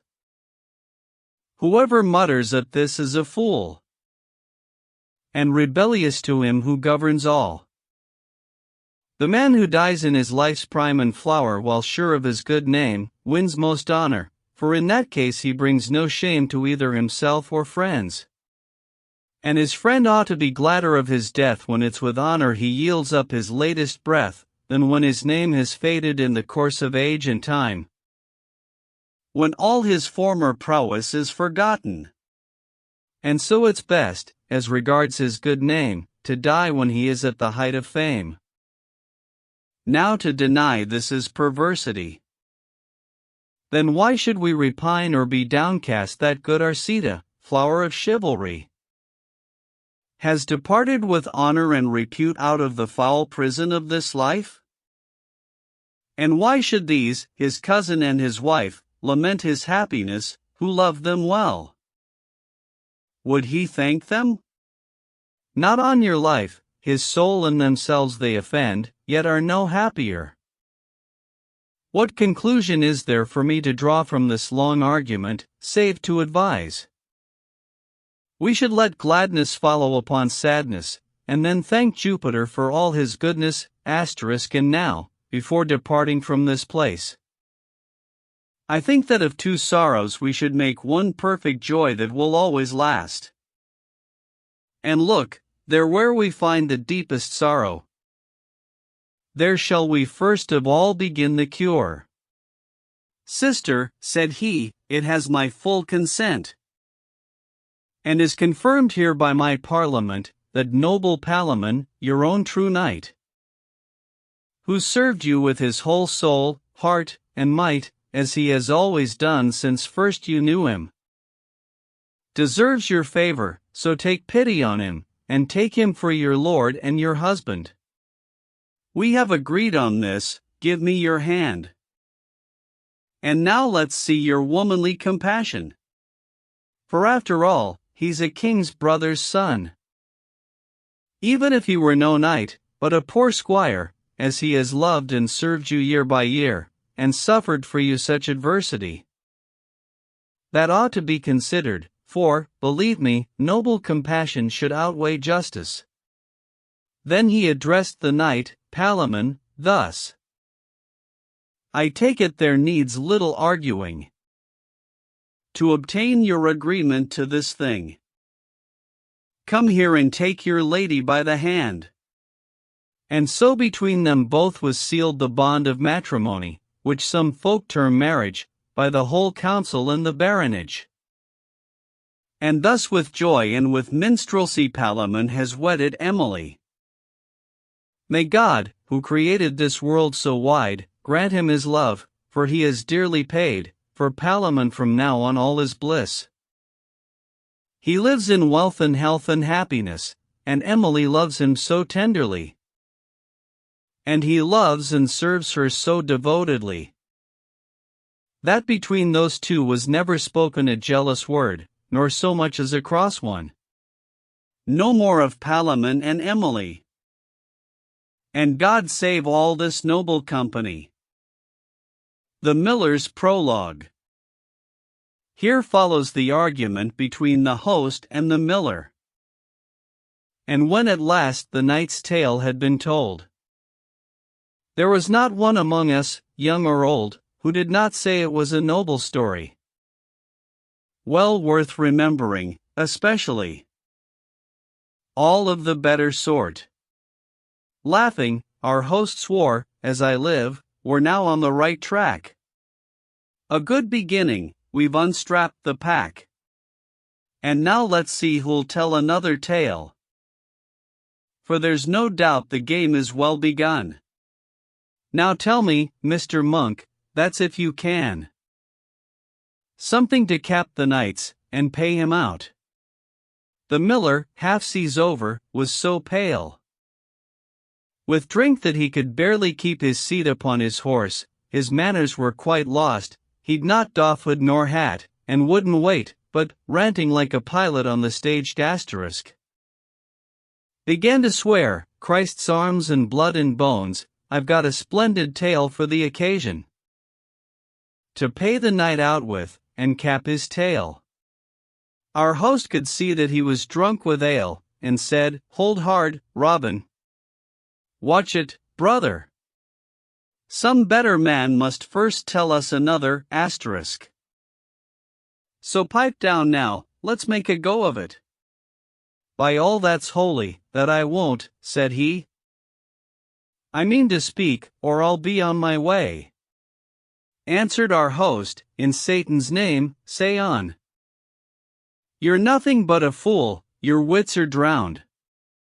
Now listen, said the miller, one and all. But first I make a public avowal. That I am drunk, I can tell by the sound. So, if I trip up on a word or two, blame it on Southwark ale, I beg of you. For I'll tell a story of a carpenter, and of his wife also, and how a scholar set his cap at her, made a fool of him. But the reeve interrupted, Hold your tongue. Leave off your sottish rude obscenity. It is a sin, and also a great folly, to slander or aggravate any man, and also to bring wives in disrepute. You've many other things to talk about. The drunken miller made a quick retort. Said he, We all know, don't we, dear old Oswald? It's he who has no wife who is no cuckold.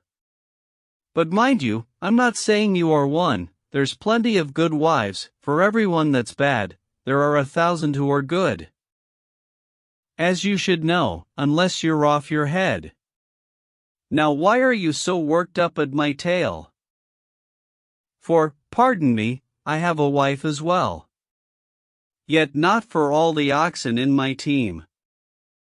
Would I push my luck so far as to presume that I was one myself? I will believe I'm not. We mustn't be inquisitive about God's secret doings, or our wives. So long as you can find God's plenty there, about the rest, you've no call to inquire. In short, the miller would not curb his tongue or language for the sake of anyone, but told his vulgar tale in his own way. I'm sorry that I must repeat it here. And therefore, I entreat all decent folk for God's sake don't imagine that I speak with any evil motive, but because I'm bound to tell, for better or for worse, all of their stories, or else falsify my subject matter as you have it here. And so, should anyone not wish to hear, turn the page over, choose another tale. There's plenty of all kinds, to please you all. True tales that touch on manners and on morals, as well as piety and saintliness. I'm not responsible if you choose amiss. The miller is a lout, as you're aware. So was the reeve, and so were many more. they both told bawdy stories. Then beware, and do not lay upon me all the blame, or take in earnest what is meant in fun. The Miller's Tale.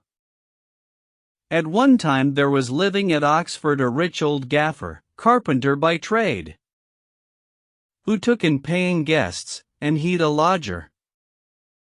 Living with him, a needy hard-up scholar learned in the liberal arts, but all his fancy turned to the study of astrology. He could work out a few propositions, and thus calculate answers to questions, when people came to ask him if the stars were auguring dry weather or downpours, or he'd forecast what events would befall, one kind or another. I can't list them all. Fly Nicholas * was what they called this scholar. For love sub rosa, pleasing, or for pleasure in bed or out of it, he'd a great knack. And he was wily too, and close as wax, although he looked as demure as a maid. In the house he lodged in, he'd a room and bed all to himself, and prettily furnished with sweet delicious herbs. He was as sweet as ginger, or the root of licorice. His Almagest, * and astrological treatises, with his textbooks great and small, the instruments required for his science. His astrolabe * and abacus counters were neatly stacked on shelves beside his bed. His wardrobe chest was draped with scarlet frieze. A splendid psaltery * hung overhead, on which, at night, he'd play sweet melodies, and fill the room with music till it rang. The Angel to the Virgin he would sing, and after, the King's tune would be his choice. Folk often praised him for his cheerful voice. And so this genial student spent his time, living on his friends' money and his own. The carpenter had a new wedded wife, and he loved her more than life. She was no more than 18 years of age. Jealous he was, and kept her closely caged, for she was wild and young, and he was old, and thought she'd likely make him a cuckold. And, since he was ignorant and unschooled, he'd never come across Cato's advice *, which lays it down that like should mate with like. Men ought to wed according to their state, for youth and age are often at debate. But, seeing that he'd fallen in the trap, he must put up with things, like other folk. Young, comely was this wife, a lovely girl, her body slim and supple as a weasel. She wore a cross-striped sash, all made of silk, an apron also, white as morning milk. She wore about her loins, gored to flare. White was her smock, its collar, front and back, embroidered with black silk inside and out. The ribbons of the white cap that she wore were also coal-black silk. To match the collar, she'd a broad silken headband set back high. And certainly she'd a come hither eye. Plucked to a slender line were her eyebrows, and they were arched, and black as any sloes. Sweeter was she by far to look upon than is a pear tree in its early bloom, and softer than the wool upon a wether. And from her girdle hung a purse of leather, tasseled with silk, spangled with beads of brass. Roamed the world up and down, you'd never raise a man whose wit and fancy could dream up a prettier poppet, or a girl like that. Brighter the brilliance of her coloring than a new-minted Tower sovereign. But when she sang, it was as brisk and clear as any swallow perching on a barn. And she would skip and frolic, and make play like any kid or calf behind its dam. Her mouth was sweet as mead, or ale and honey, or store of apples laid in heather or hay.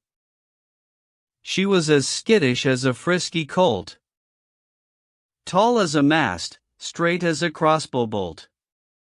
She wore a brooch upon her lower collar broad as the boss upon a shield or buckler. The shoes upon her legs were laced up high.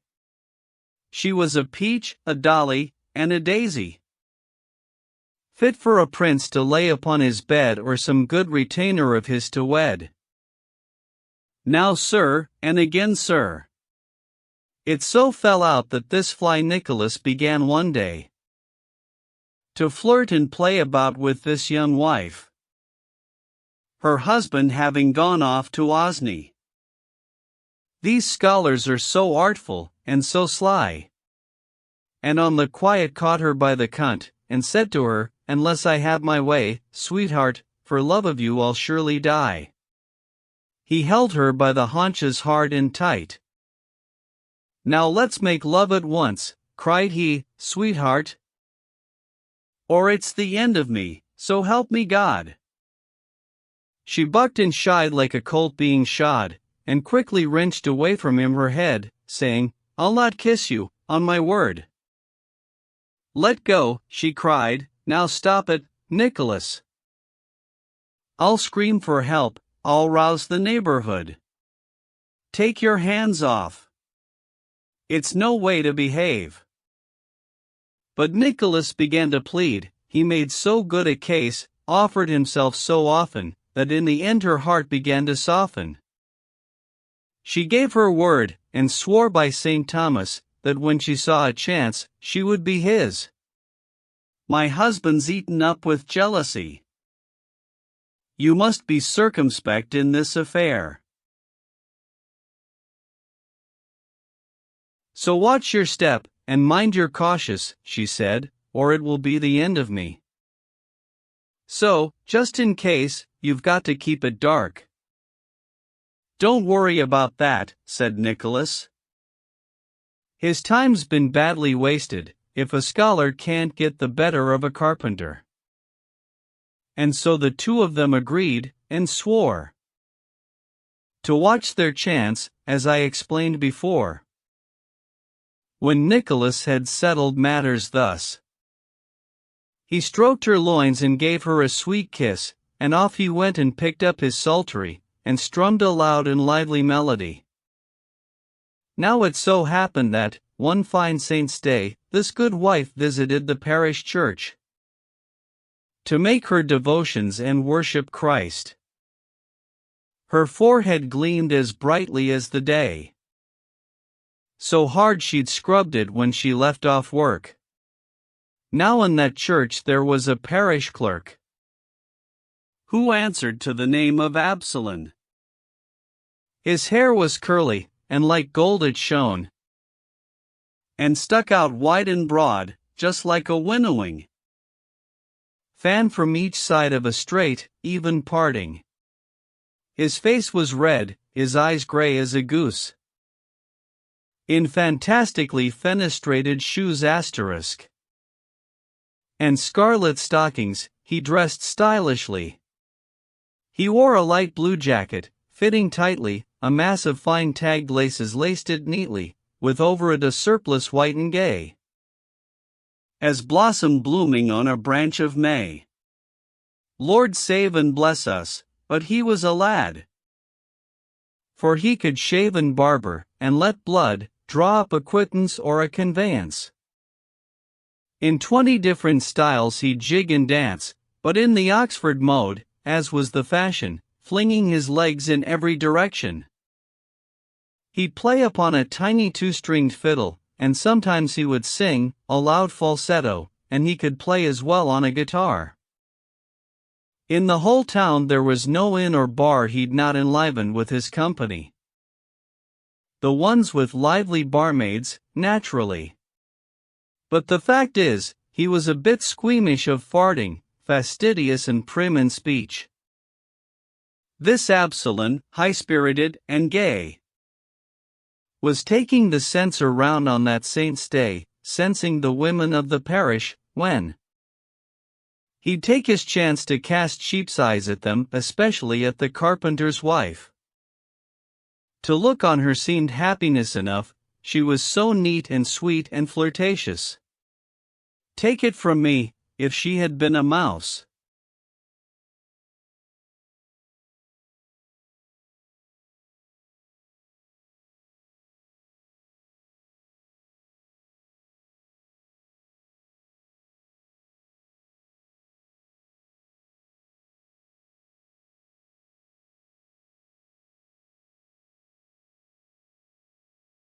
And he a cat, he would have pounced at once.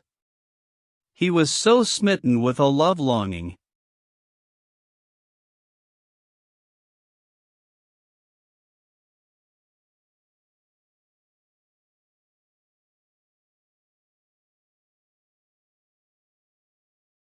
This parish clerk, this gallant Absalom, that when he went round with the collection, he wouldn't take a penny from the women.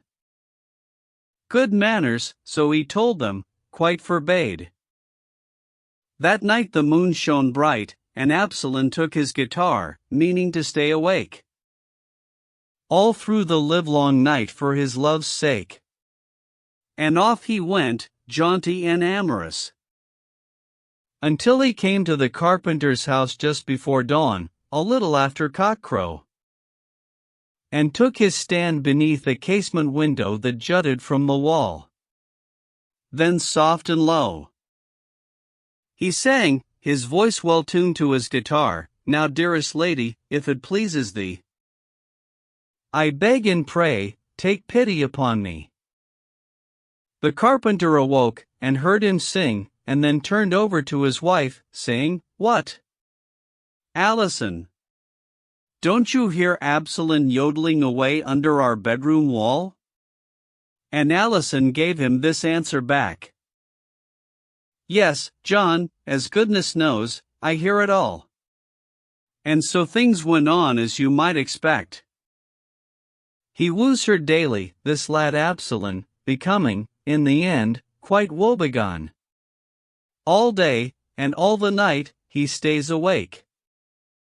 He combs his spreading hair, and spruces up, he woos with messengers and go-betweens, he swears that he will be her slave, he sings, quavering, and trilling like a nightingale.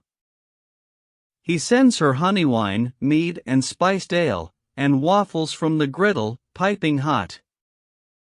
And, as she lives in town, he proffers cash. For there are some who will be won with riches, and some with blows, and some again with kindness. And once, to show off his versatility, he played King Herod in a mystery asterisk, high on an open stage, but what's the use? Her heart is so set on Fly Nicholas that Absalom can go whistle for her, he only wins a snub for all his labor.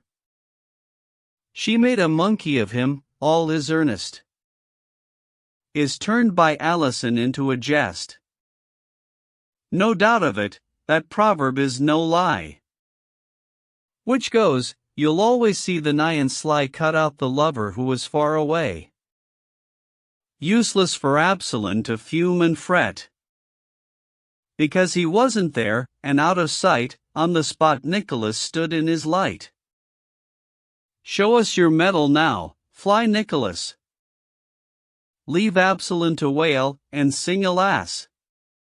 For it so happened that one Saturday, the carpenter had gone off to Osney, and this Fly Nicholas and Allison, having conferred, came to the conclusion that Nicholas must hatch some stratagem to fool the silly jealous husband, when, if everything went well and turned out right, she'd sleep in the arms of Nicholas all night, for that was his desire, and hers also. And thereupon, without another word, Nicholas, who would brook no more delay, carried up to his bedroom stealthily enough of food and drink to last a day or two, and told her that she was to say, should the carpenter ask for Nicholas, she hadn't got a notion where he was, and hadn't set eyes on him all that day. And she believed he must have fallen ill, as the maid could not rouse him with her call, loud as she cried, he'd answered not at all. So Fly Nicholas, all that Saturday, kept to his room, and stayed there quietly eating and sleeping, and what else he pleased, till Sunday, when the sun had gone to rest. Then this poor carpenter was much astonished at Nicholas, and wondered why he'd vanished. Said he, I'm much afraid, by St. Thomas, something must be amiss with Nicholas. Perhaps he's been struck dead, which God forbid. For to be sure, it's an uncertain world. Today I saw a corpse borne to the church, one who, on Monday last, I saw at work. Then to his servant lad, get a move on. Shout at his door, or bang it with a stone. See what's up, tell me straight out what it is. At this the boy ran boldly up the stairs. And there outside the bedroom door he stood, bawling away and hammering like mad, Hey, Mr. Nicholas, what are you doing? Hey! Hey! How can you sleep there all day long? But all for nothing, he heard not a word. A hole he found, low in a bottom board, in and out of which the cat used to creep. And through the cat's hole he took a good peep, and in the end he caught a glimpse of him. Fly Nicholas was sitting bolt upright, as if moonstruck, motionless, mouth agape. So down the stairs he ran, and lost no time telling his master how he'd found the man. On hearing this, the carpenter began to cross himself, and, help us, St. Fridswide. He said, no man can tell what may betide, he's fallen in a fit, or some insanity. And all because of all this astrobally, as all along I thought that it would be. One shouldn't pry into God's mystery. Yes, the unlettered man is blessed indeed, who doesn't know a thing except his creed. Much the same fate befell, it seems to me, that other student of astrobally. He walked the field stargazing, to foresee what might befall, and suddenly fell in a clay pit, something that he'd not foreseen. But all the same, I swear by St. Thomas, I'm most upset about Fly Nicholas. He shall be scolded for his studying if I've got anything to do with it. Yes, that he shall, by Jesus, heaven's King. Get me a staff, to pry against the floor, while you, Robin, are heaving up the door. He'll come out of his studying, I'll bet. And at the bedroom door he set to work. His boy was a strong fellow for his size, and heaved it off its hinges in a trice.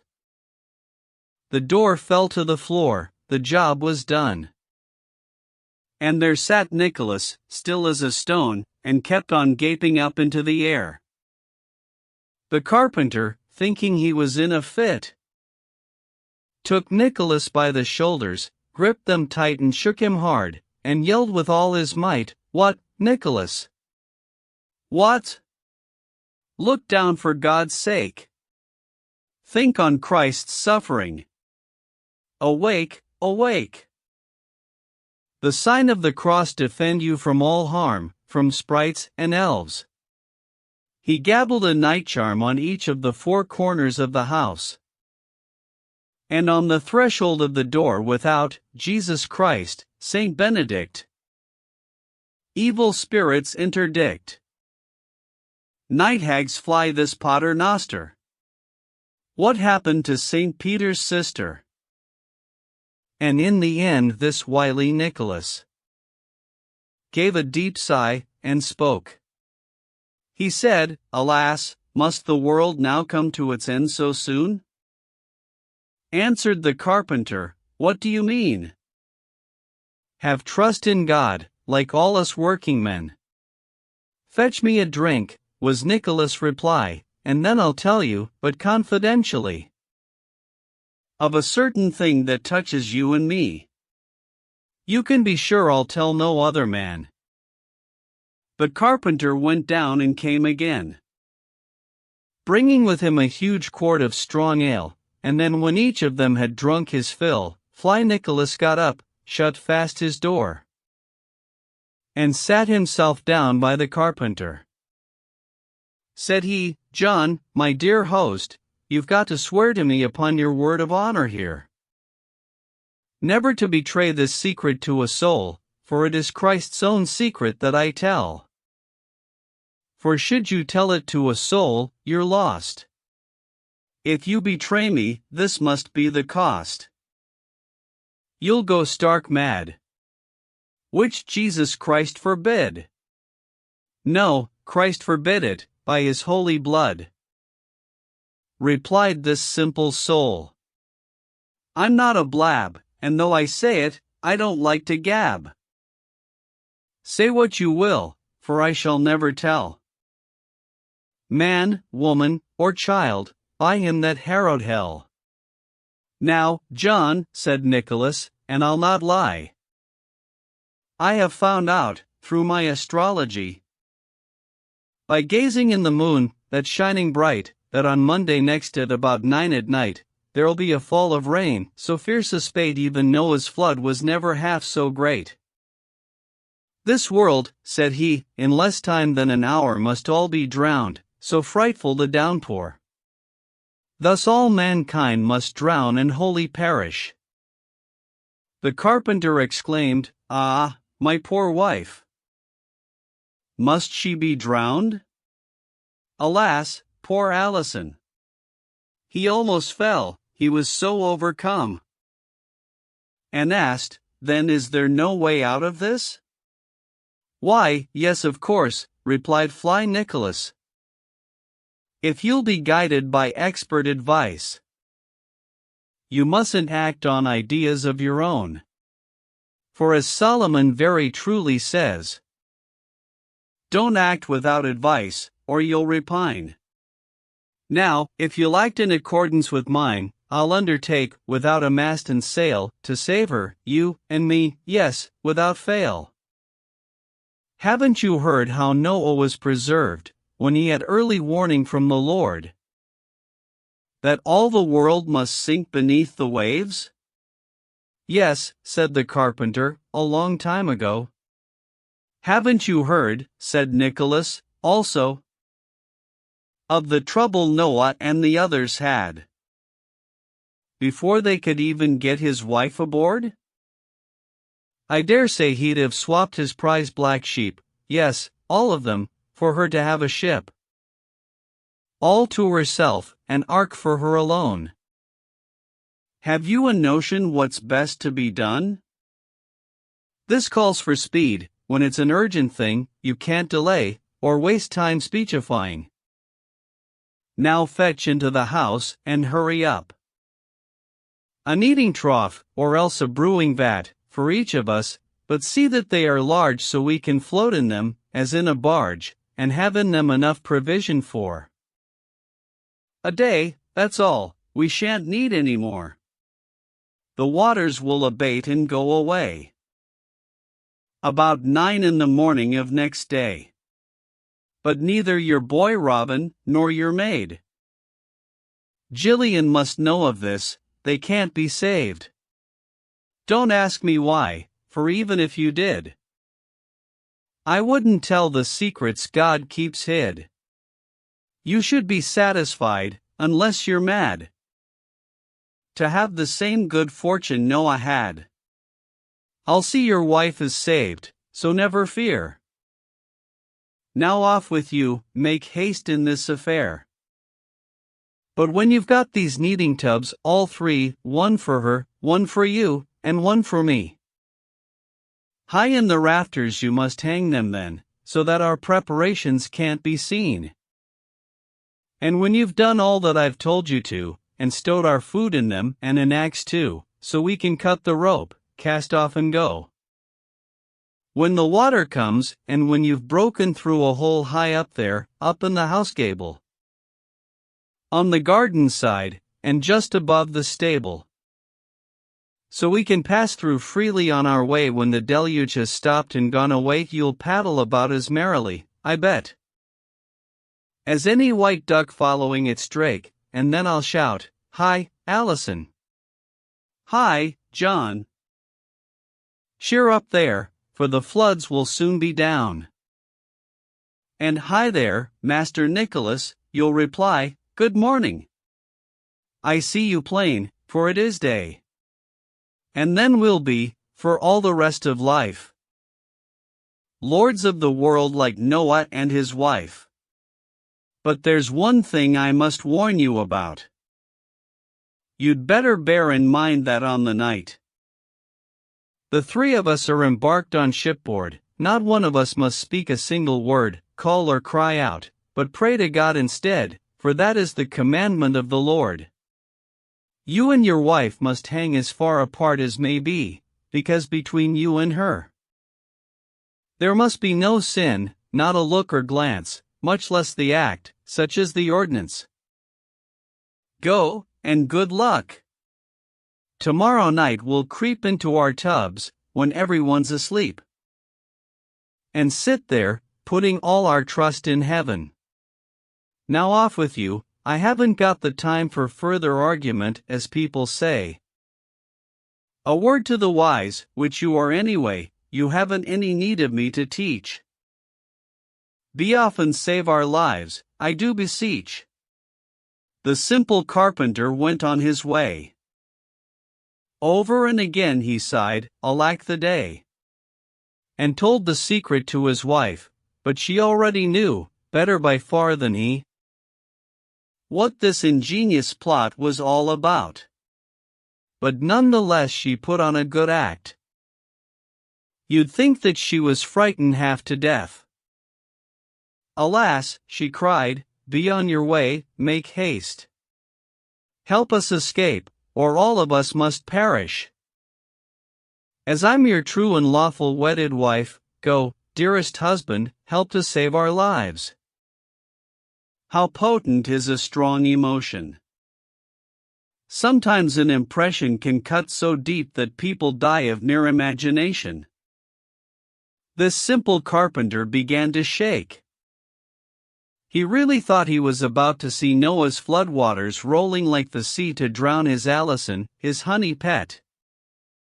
He weeps and wails, the picture of misery, gives many a heavy sigh, many a sob. Then, having got hold of a kneading trough, a brewing vat, and also one more tub, he had them sent in secret to his home, and hung them in the rafters on the quiet. And then with his own hands he carpentered 3 ladders, shafts, and rungs by which to climb up to the kneading tubs hung in the beams. Next he provisioned them, both tubs and trough, with bread and cheese, and good ale in a jug, quite sufficient to last them for a day. And having made all these arrangements, he packed his boy off, with Gillian the maid, to London on some business that he had. And on the Monday, as it drew to night, he shut the door, and with no candle lit, he arranged everything as it should be. A moment later up they climbed, all 3, and for some little time sat quietly. "Say the Lord's Prayer," said Nicholas, "Mum." And John said "Mum," and "Mum," said Allison. The carpenter says a Pater Noster, then sits motionless, and says his prayer again, watches and waits, and listens for the rain. The carpenter, after his busy day, fell dead asleep, round curfew time I'd say, or perhaps later. Nightmares made him groan, and, as his head was lying the wrong way, he snored and snored, again and yet again. Then down his ladder tiptoed Nicholas, and down hers, Allison as softly sped. With no word uttered, they have gone to bed, and there, where the carpenter used to lie, there is the music, there the revelry. And thus did Allison and Nicholas, with fun and frolic for their business, lie till the bell for lauds began to ring, and they could hear the friars in chancel sing. The parish clerk, as usual woebegone for love, this lovelorn amorous Absalon, happened to be at Osney on the Monday with a party of his friends on holiday, and on the off chance, quietly asked a canon if he'd seen anything of Carpenter John. The man drew him aside, out of the church, and said, "I don't know, he's not been at work since Saturday. I think he's gone to get some timber that was sent for by the abbot. He often goes for timber to the farm, and there he stays, perhaps a day or two, and if not, then for certain he's at home. But where he is, I couldn't really say." The happy Absalon, filled with delight, thought, "Now's the time to stay awake all night, for certainly I haven't seen him stir since daybreak, in or out of his house door. And, sure as I stand here, at first cockcrow I'll give a quiet tap on the window that's set so low upon his bedroom wall. Now I'll be able to tell Alison about my love-longing for her and all, and what is more, I don't intend to miss the chance of giving her at least a kiss. You bet I'll get some kind of satisfaction. My mouth has itched and itched the whole day long, and that means kissing, at the very least. And all night I was dreaming of a feast. So I'll go and sleep an hour or two, and then I'll stay awake all night and have my fun." When the first cock had crowed, just before dawn, up rose the joyful lover, Absalon, and dressed himself to kill, in his best clothes. First he chewed cardamom and licorice to make his breath sweet, then he combed his hair. Under his tongue he carried herb Paris, for in this way he hoped that he would please. He sauntered off to the carpenter's house, and placed himself beneath the casement window, which barely reached his chest, it was so low, and softly coughed. Then, in a gentle tone, "Where are you, honeycomb, sweet Alison? My sweetest cinnamon, my pretty chick? Awake and speak to me, sweetheart, awake. It's little thought that you give to my sorrow, or what a sweat I'm in for love of you. For it's no wonder that I swoon and sweat, I'm yearning like a lambkin for the teat. Truly, sweetheart, I am so much in love, I yearn for you like any turtle dove after its mate, I eat less than a girl. Go from the window, jackanapes," said she, "no kiss me quick for you, God save us all. I love another, and small blame to me. Better than you, by Jesus, Absalon. Be off with you now, or I'll throw a stone, go in the devil's name, and let me sleep." "Alas," cried Absalon, "alas! Alack! Was true love ever so abused before? Then kiss me, since I cannot hope for more, for Jesus' love, and for the love of me." "Will you be off when you've had it?" said she. "Yes, of course, sweetheart," answered Absalon. "Get ready then," she said, "I'll be back soon." To Nicholas she whispered, "Hush your mouth. Hush now, and I'll give you a real good laugh." Then Absalon went down upon his knees, and said, "Now I'm in clover, no mistake. I hope there'll be more coming, after this. Sweetheart, be kind to me, sweet chick." The window was unfastened hastily. "Come on," she said, "and get it over quick. Get a move on, in case the neighbors see." Absalon began wiping his mouth dry. The night was dark as pitch, as black as coal. Out of the window she put her arsehole. And Absalon, as luck would have it, kissed her with his mouth smack on her naked arse relishingly, not knowing what it was. He leapt back, thinking something was amiss. Girls don't have beards, as he knew well enough, and what he'd felt had been hairy and rough. "Phoo!" he cried. "What have I done?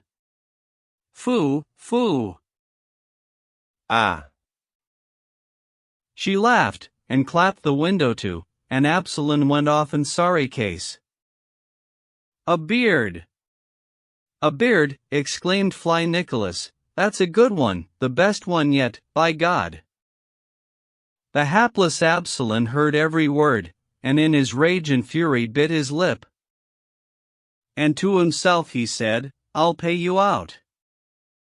Now who but Absalom rubs and scrubs his lips? With dust, with sand, with straw, with cloth, with chips. Again and yet again he cries, "Alas! May the devil take my soul, I'd rather have revenge for this insult, than own the town." Alas, he cried, if only I'd steered clear. His burning love was cold and quite put down, for from the moment that he kissed her arse, he was quite cured, and didn't give a curse for lady loves, but went denouncing them, while crying like a child that's just been beaten. Slowly he crossed the street to pay a visit to a certain blacksmith they call Mr. Gervas, a man who specialized in forging plowshares, and who was sharpening coulters busily.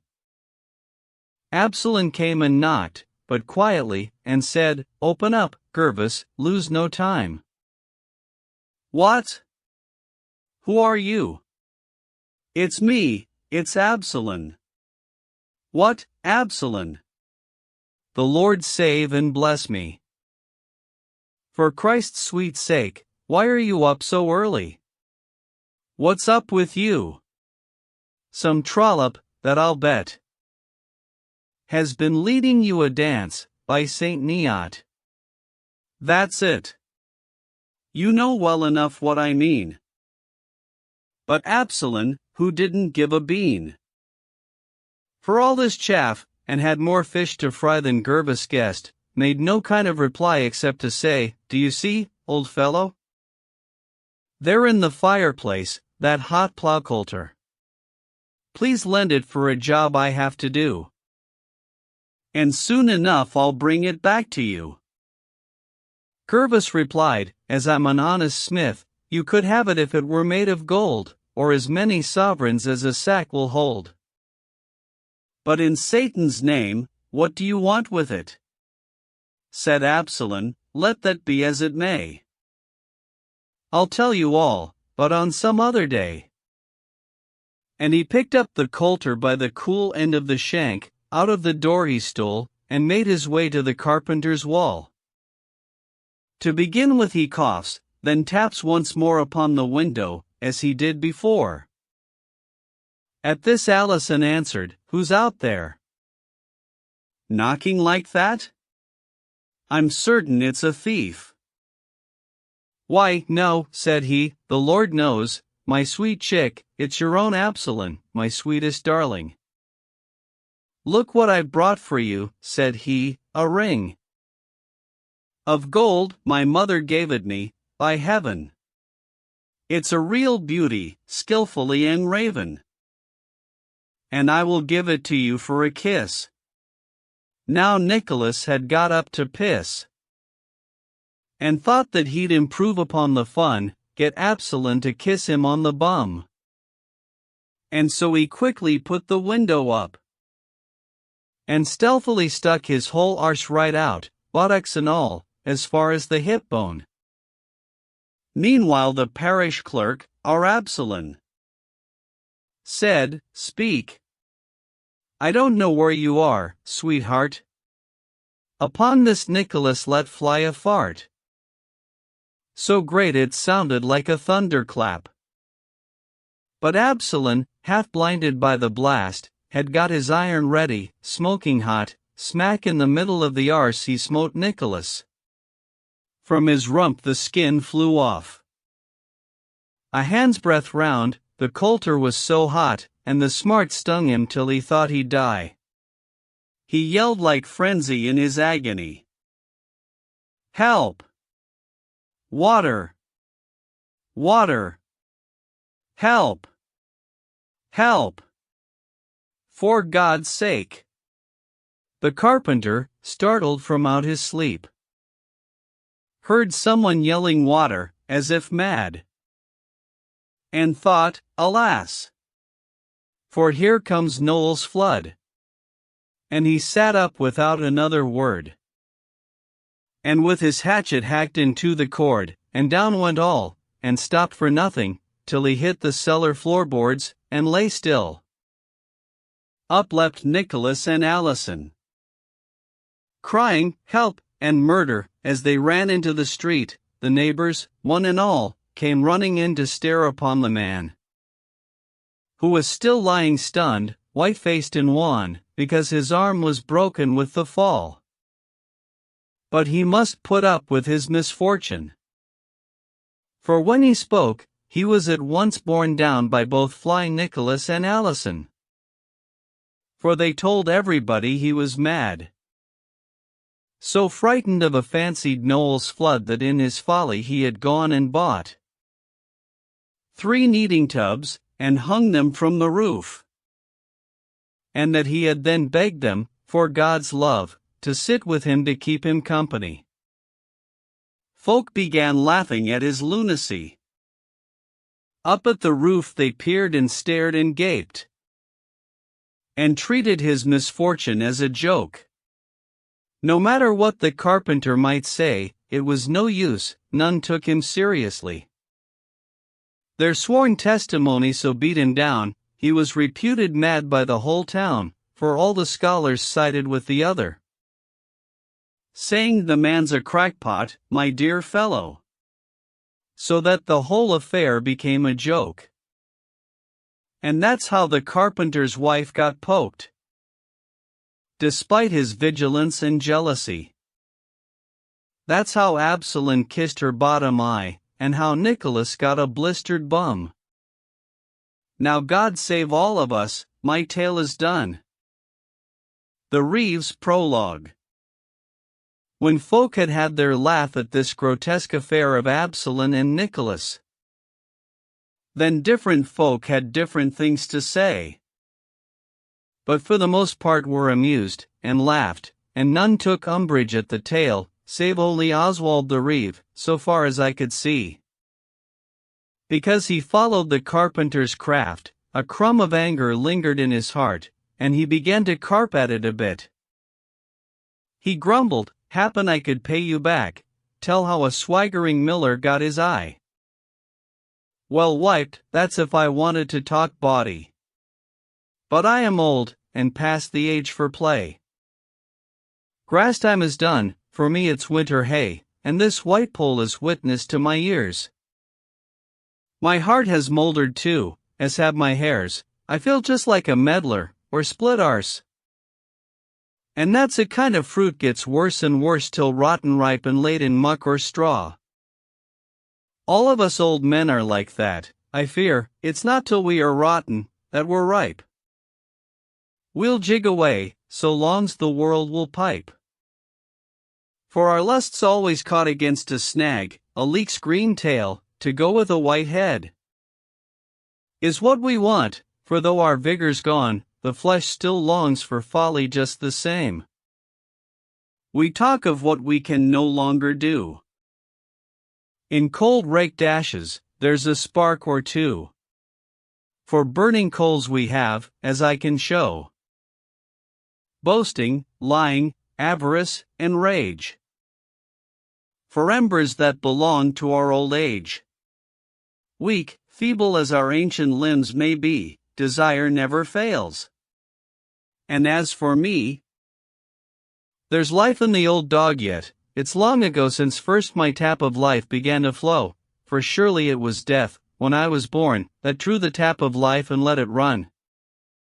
And it's been flowing ever since, so fast there's little left in a near empty cask, a few drops only, on the barrel rim. My poor old tongue may rattle on and on of wickedness, and follies past and gone. What else is left, save dotage, for old men? But, having listened to this homily, our host addressed us magisterially. Now what does it add up to, all this wisdom? Why go on Bible thumping all day long? It was the devil made a reeve a preacher, a sailor, or a sawbones of a cobbler. Out with your tale, and let's waste no more time. Look, it's 7:30, and Deptford's here. That's Greenwich, full of scoundrels, over there. High time you told your story, so begin. Oswald the Reeve replied, Well, gentlemen, I hope that none of you will be upset if I cap his tail and pull his leg a bit. Tit for tat's only fair, so I'll hit back. This drunken miller has just told us here about the diddling of a carpenter.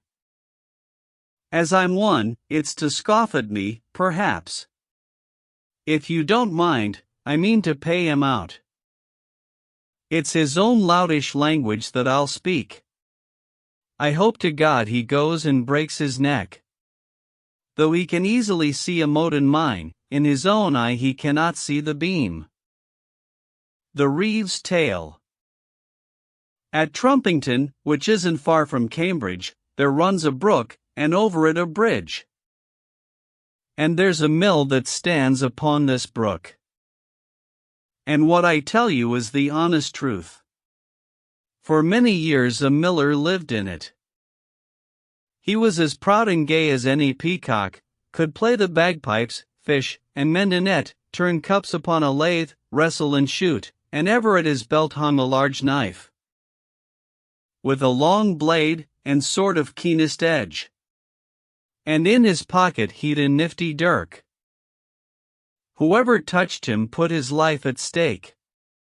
He packed a Sheffield carver in his hose. Round was his face, and flattened was his nose, he had a skull as hairless as an ape's. He was a market braggart, out and out.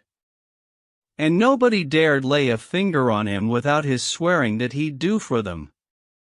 Fact is, he was a thief of corn and meal, and sly, he never missed a chance to steal. He'd got a nickname, it was Show-Off Simpkin. And he'd a wife, she came of noble kin. It seems her father was the village parson *, he'd had to settle on her a good dowry. Brass pots and pans, before Simpkin would marry. She'd had her schooling in a nunnery. For Simpkin wouldn't take a wife, he said, unless she were well brought up, and a maid, lest it mar his freeman status and degree. And she was proud and pert as a magpie. They were a sight to see, that precious pair, on Sundays, when he'd strut in front of her, with his hood scarf tippet wrapped about his head, while she came after, in a gown of red. A gown that matched the stockings that he wore.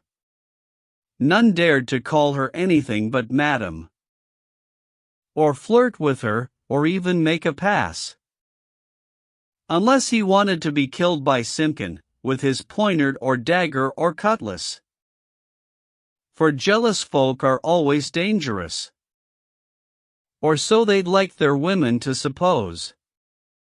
And, as her pedigree was a bit smirched, she stank with pride, like water in a ditch, was full of supercilious disdain. Because, or so it seemed to her, what with her family and her convent education, a lady ought to keep herself aloof. Between these two a daughter had been born, a girl of 20, they'd no other children except a baby of 6 months, which lay in cradle still. It was a bouncing boy. The girl was plump, well grown, and well set up, pug was her nose, and grey as glass her eyes, her buttocks broad, her bosom round and high, but she had lovely hair, and that's a fact. This village priest, as she was such a beauty, had planned to make her heir to his property, to all of it, house, furniture, and goods. So made it difficult for her to wed. That she should marry well was his intent, into some noble house of ancient blood. The wealth of Holy Church ought to be spent on blood that's Holy Church's by descent. For he would have his holy blood honored though Holy Church itself should be devoured. Of course this miller had the monopoly of grinding corn for the surrounding country, and in particular for a great college that people call the Solar Hall at Cambridge *, whose wheat and malt were always ground by him. It happened that its manciple suddenly fell sick. Most people thought that he would die. At this the millers soon began to steal 100-fold more of their corn and meal. He'd only filched politely earlier, but now he was a barefaced plunderer. And so the warden makes a great to-do, for which the miller doesn't give a straw, loudly defies and swears it is not so. Now at the college of which I've been speaking were 2 young hard-up students, headstrong chaps, and game for anything. And just for kicks. They plagued the warden for short leave, until they'd leave to see their corn ground at the mill. And each of them was game to stake his neck. The miller couldn't pinch a half a peck of corn off them, whether by force or cheating, and in the end the warden gave permission. One of them was called John, Alan the other. Both born in the same town, a place called Strother, far in the north, but I can't say just where. When Alan had collected all his gear, upon a horse he slung a sack of corn. And so the pair set off, Alan and John, each with stout sword and buckler by his side. John knew the way, they'd no need for a guide. And when they reached the mill, threw down the sack. Alan spoke first. "What cheer, Simon? How's your wife, and how's ye canny lass?" "Upon my life," said Simpkin. "Welcome, Alan. And John too. How's things? What brings you here, the pair of you?" "Simon," said John, "by God, need naws nae law. Who he's no help, he needs must help hisself, as learned folk say, or else he's but a fool. War manciple a doot that he's nigh dead, his grinders keep on aching in his head. And so us come, and also brought Alan, to grind war corn, and bring it home again. Begs ye to the job fast as ye can." "Trust me, I'll do just that," replied Simpkin. "What will you do while I've the job in hand?" "By God, right by Thon Hopper ASL stand," said John, "and ASL watch how corn gans in. Because in my born days I's never seen just how Thon Hopper wags, to fro, to fro." To which Alan replied, "Will ye dsae?" Then, John, means te stand beneath, by gum. And I'll be watching how the meal fa's doon into Thon trough, and that'll be my game. Be sure that you and me's the same sort, John, for Oz as bad a miller as ye be." The miller grinned at their fatuity, and thought, all this is nothing but a ruse. They think that they can't possibly be fooled. As I'm a miller, I'll hoodwink them yet. For all their learning and philosophy, the more smart tricks that they try out on me, the more I'll steal when it comes to the crunch. Instead of flour I shall give them bran. As the mare told the wolf, once on a time the greatest scholar's not the wisest man. And for their learning I don't give a damn. Seeing his chance, he tiptoed quietly out of the doorway, and looked stealthily around, and up and down, till he discovered the student's horse where it was standing tethered behind the mill, beneath a leafy arbor. and to the horse he gently sidled up, and stripped it of its bridle on the spot. Once it was loosed, the horse turned to the fen, where the wild mares were running free, and then whinnying wee raced off through thick and thin. The miller came back and said not a word. Joked with the students, got on with his job until the corn was well and truly ground. And when the flour had been sacked and bound, John goes out, finds his horses run away, help, and way, Mara, he begins to cry. War horse is lost. Allen, by God's bones. Stir thy stumps, man, and come OOT here at once. Warden has tint his nag. At this, Allen forgot meal, corn, and all, forgot his plan. To keep an eye on things, what? Where's he Giant? He cried. The miller's wife came bounding in. Alas! Your horse has run off to the fen to the wild mares, as fast as he can go. And no thanks to the hand that tethered him, that should have better tied the bridle rein. Alas, cried John, for Jesus' sake, Allen. Take off thy sword, I'll do the same also. For Oz is wick, God knows, as any roe, Christ Almighty, he'll not escape us both. Why dinna ye put nag into thon barn? Bad luck on it, but you're a gowk, Allen. And those poor lads ran off towards the fen. Hard as they could, Allen as well as John. And when the miller saw that they had gone, a whole half bushel of their flour he took, and bade his wife knead it into a cake. Said he, I bet those students got a fright. It seems a miller can still put one over, no matter what his learning, any scholar. Let them go to the devil their own way. See where he goes. Well, let the children play. They'll not catch him that easy, I'll be bound. Those silly students, running up and down. Cried, steady. WOA, WOA. Hey up there. Look a hint. Whistle, I'll head him here. In short, although they tried with all their might, they couldn't catch him till it was black night, that horse of theirs kept galloping so fast. But in a ditch they cornered him at last. Weary and wet as cattle in the rain comes silly John, and after him Allen. Says John, Black West the day that I was born. We've been made look re Charlies, fit to scorn. Corn's pinched, it's gowks they'll call us, one and all, warden, our mates, and miller worst of all. Thus grumbles John on his way to the mill, as, rein in hand, he leads his beard there.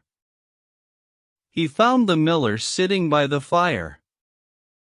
For night was come, as they could go no further, they begged him for God's sake to give them shelter, a room to sleep in, and they offered money. To this the miller answered, If there's any such as it is, then you shall have your share. Mine's a small house, but you've learned to dispute, you'll find it easy to ratiocinate. And with your syllogisms make a place a mile wide out of 20 feet of space. And now let's see if it is big enough, or make it bigger with your rhetoric. Now, Simon, returned John, by Street Cuthbert. Ye have us there, and ye will have you joke. A man, they say, sal tiacain of twa things, sick as he finds, or else sick as he brings. But, seriously, dear host, all us asking's get us some food and drink, and do us well. We'll pay for all, cash down, read on the nail, a man can't lure a hawk with empty hand. And see here, there's our brass, ready to spend. The miller sent his daughter to the town for bread and ale, and roasted them a goose, tethered the horse that it might not run loose, and in his own room made for them a bed, with blankets and with sheets decently spread, not 10 feet from his own, or maybe 12. His daughter had a bed all to herself, right in that very room, not far away. This was the best they could do, and for why? There wasn't any more room in the place.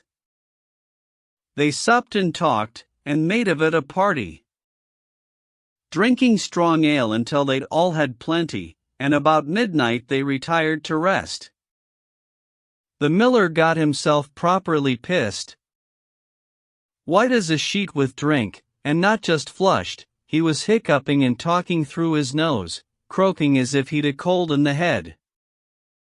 To bed he goes, and with him his wife goes, and she's as spry and merry as a grig, because she's got her whistle truly wet. At her bed's foot the cradle has been set, that she might rock it, or give the child suck. And when they'd drained the last drop from the jug, the daughter went to bed, right there and then. And Alan went to bed, and also John. And that was it, no need for sleeping draughts. The miller had a skinful, that's for sure. For in his sleep he snorted like a horse. Honking at both ends, his wife bore the bass, and joined him in the chorus with a will. 2 furlongs off you might have heard her snore, and with them snored, par company, the girl. The student Alan, hearing this music, gave John a poke and said, "Be ye asleep? Did iver ye hear sic a sang before? Just hark at that lot at their evening prayer. The HFA on their bodies like wildfire. Did iver ye hear sic an eldritch thing? Aye, and the worst of all bad ends to them. For me, all this lang neat, there'll be nae rest. Never ye mind, all shall be for the best. For, John, as I may hope for heaven's bliss, if that I can, I means to stuff fond lass. The law allows us easement and redress. For, John, there is a statute that says this, if in one way a man be made to suffer, then he maun be recompensed in another.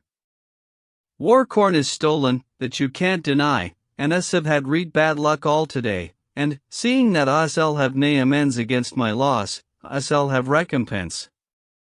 That's who it shall be, no way else, by gum." To which John answered, "Watch thy step, Alan. Thon Miller," said he, "is a dangerous chap. And gin he should be startled from his sleep, might do the pair of us an injury." But, answering, he couldna hurt a fly.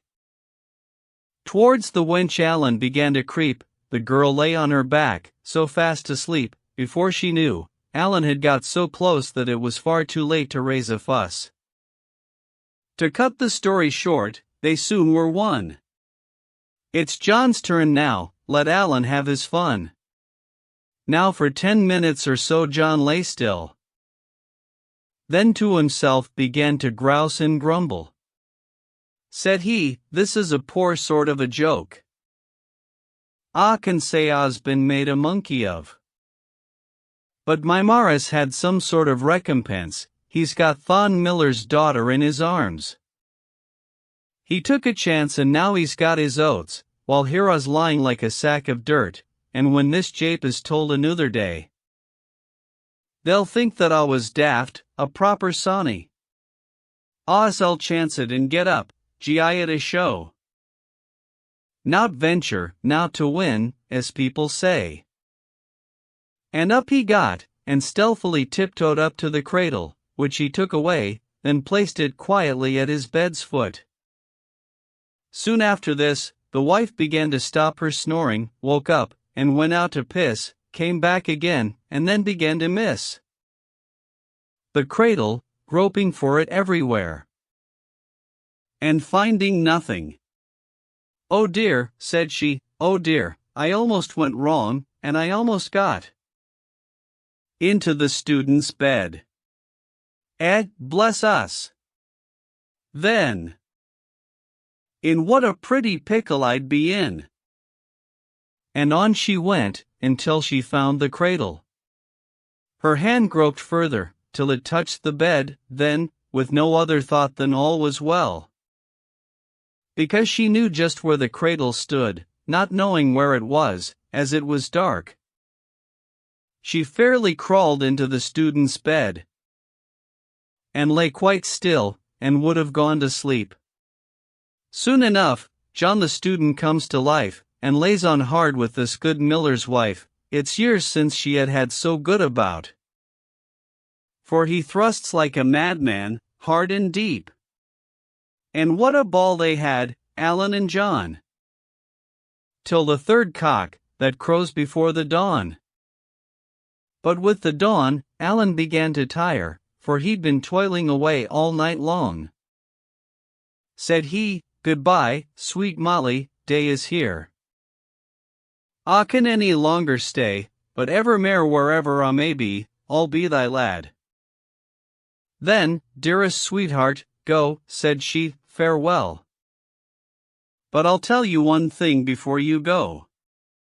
When you are on your way home past the mill, there at the back, and just outside the door, you'll find a half-bushel cake made of your flour, the flour that I helped my father steal.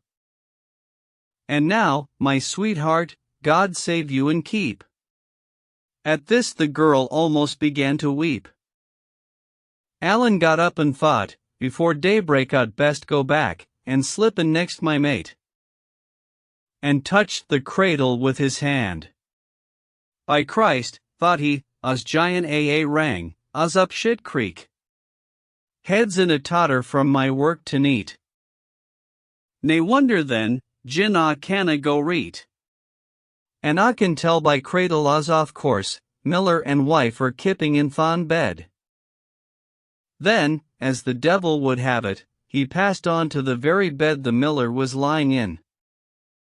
Supposing he was crawling in with John, it was beside the miller that he crept. And so he threw his arm about his neck, and whispered, "John, ye hogshead, for Christ's sake wake up. Ye never heard a better joke. By St. James, it's the best yet. Thrice tonight he's stuffed miller's lass, flat on her back, while you've been chicken eye, and flayed to death. You have you?" the miller cried. "Blackguard! You treacherous jackanapes! By holy God I'll have your tripes for daring to dishonor my daughter, nobly born of noble blood." And he seized Alan by his Adam's apple, and he as heatedly returned the grapple, and gave his nose a right belt with his fist. A stream of blood ran down the miller's chest, and on the floor, with broken nose and mouth. Like two pigs in a poke they plunged about, and down they had it, up and down, till the miller stumbled, tripping on a stone, and down he fell, backward upon his wife. She, quite oblivious of this battle royal, had fallen fast asleep with student John, who had been keeping vigil the whole night, and with the fall was startled out of sleep. "Help, Holy Cross of Bromholm! Asterisk," she cried. "In manus tuas, asterisk Lord, to thee I call. The fiend's upon us. Wake up, Simon, wake. My heart's fair bursting, I'm as good as dead, there's someone on my belly. And on my head. Simon! Those wretched boys are in a brawl." So John leaps out of bed fast as he can, and feels along the walls, gropes to and fro to find a stick, and she jumps up also. But, more familiar with the room than John, finds a stick leaning by the wall at once. She saw a little glimmering of light. For through a hole the moon was shining bright, and by that light could just make out the two, yet could not tell for certain who was who, but only caught a glimpse of something white. And when she saw the something white, she thought the student had been wearing a nightcap. So crept up near and nearer with her stick, and thought to have hit Alan a good thwack, and hit the miller plumb on his bald pate. And down the miller goes, crying blue murder. The students thrashed him soundly, left him there, threw on their clothes, collected horse and meal, and so away, but stopped off at the mill.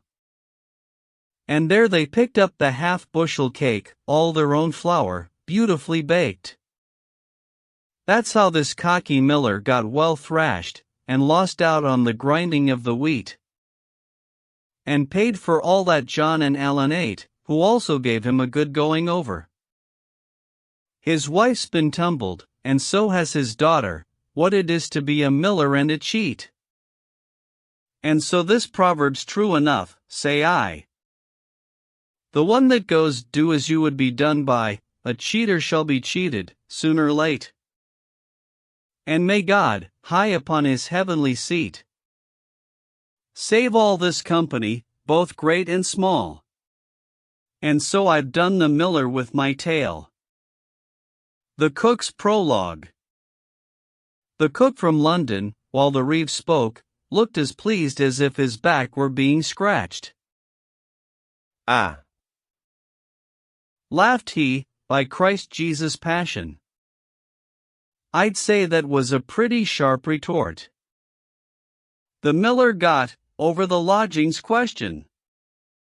And, in his own way, Solomon was right, for, bring not every man into thine house, he said, and it's a pretty risky business.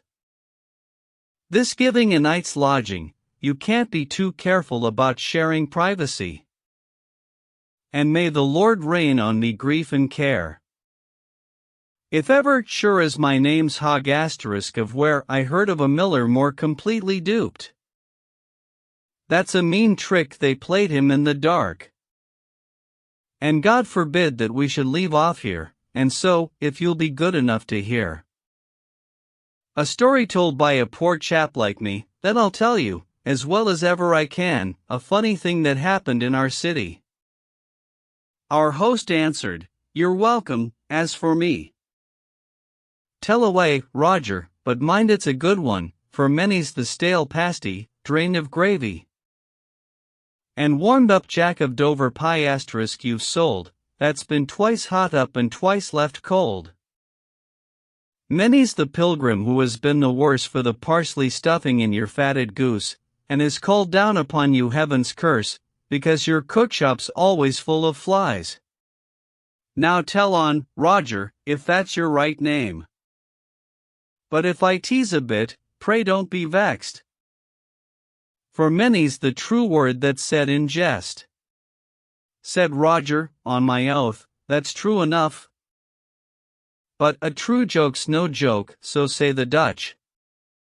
And so, before we go on, Harry Bailey, swear on your honor that you won't be angry even if my tale is of an innkeeper. But all the same I will not tell it yet. Before we part you'll be paid out, I bet." With that he laughed and cheered up.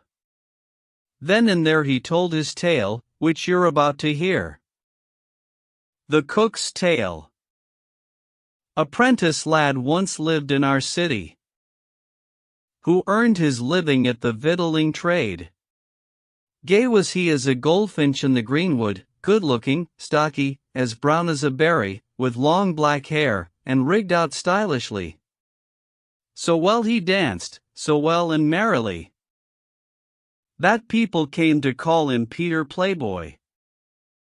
He was as full of love and lechery as a beehive is full of sweetest honey, so any girl who met with him was lucky. At every wedding feast he'd sing and caper. He was fonder of the tavern than the counter.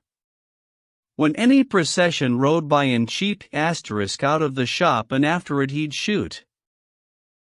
Then till he'd seen all there was to be seen and danced his fill, he'd not come back again. He gathered up a gang of his own sort for dancing, singing, and that kind of sport, and they would fix a rendezvous to meet to play at dice in such and such a street. For in all the town you'd find no other prentice, no better hand to throw a pair of dice than Peter could, into the bargain, he was a free spender, albeit on the sly. His master came to know this all too well, for many a time he found an empty till. You may be sure, where there's a playboy prentice who lives it up with women, dice, and parties, it's his employer's shop that pays for him, but has no part in any of the fun. Such fun and games or theft, near as no matter, one calls the tune, the other pays the piper. When a man's poor, high living and honesty are all the time at odds, as you can see. This frisky prentice managed to stay on till his apprenticeship was nearly done, although reproved and rated day and night, and sometimes hauled with fanfares to Newgate *, but in the end, one day while casting up accounts, his master chanced to recollect a proverb going like this, word for word, best throw the rotten apple from the hoard before it has a chance to rot the remnant. It's just the same with an unruly servant, it's much less harm to put him out to grass than let him spoil the others in the place. And so his master gave him his release, told him to go, with curses on his head, and thus the frisky prentice took his leave. Now he can live it up all night, or not. And since there's never thief without a mate ready to help him swindle, fleece, or cheat anyone he can rob or sponge upon, he quickly sent his bed and baggage on to a boon companion, one of his own sort, as fond as he of dice and other sport, whose wife kept, as a respectable front, a shop, but earned a living with her cunt. Fragment 2, Group B1. Introduction to the Man of Law's Tale. What the host said to the pilgrims. Our host saw that the bright sun had traversed a quarter part plus half an hour or so of the arc it runs from sunrise to sunset, and though not well versed in the art, was sure that it must therefore be the 18th day of April, herald to the month of May, having noted that the shadow of each tree was equal to its height, that is to say, long as the upright body casting it. From the shadow, therefore, he could calculate that Phoebus, which was shining clear and bright, was 45 degrees in altitude. That, reckoning the date and latitude, the time was 10 o'clock. And suddenly he pulled his horse around.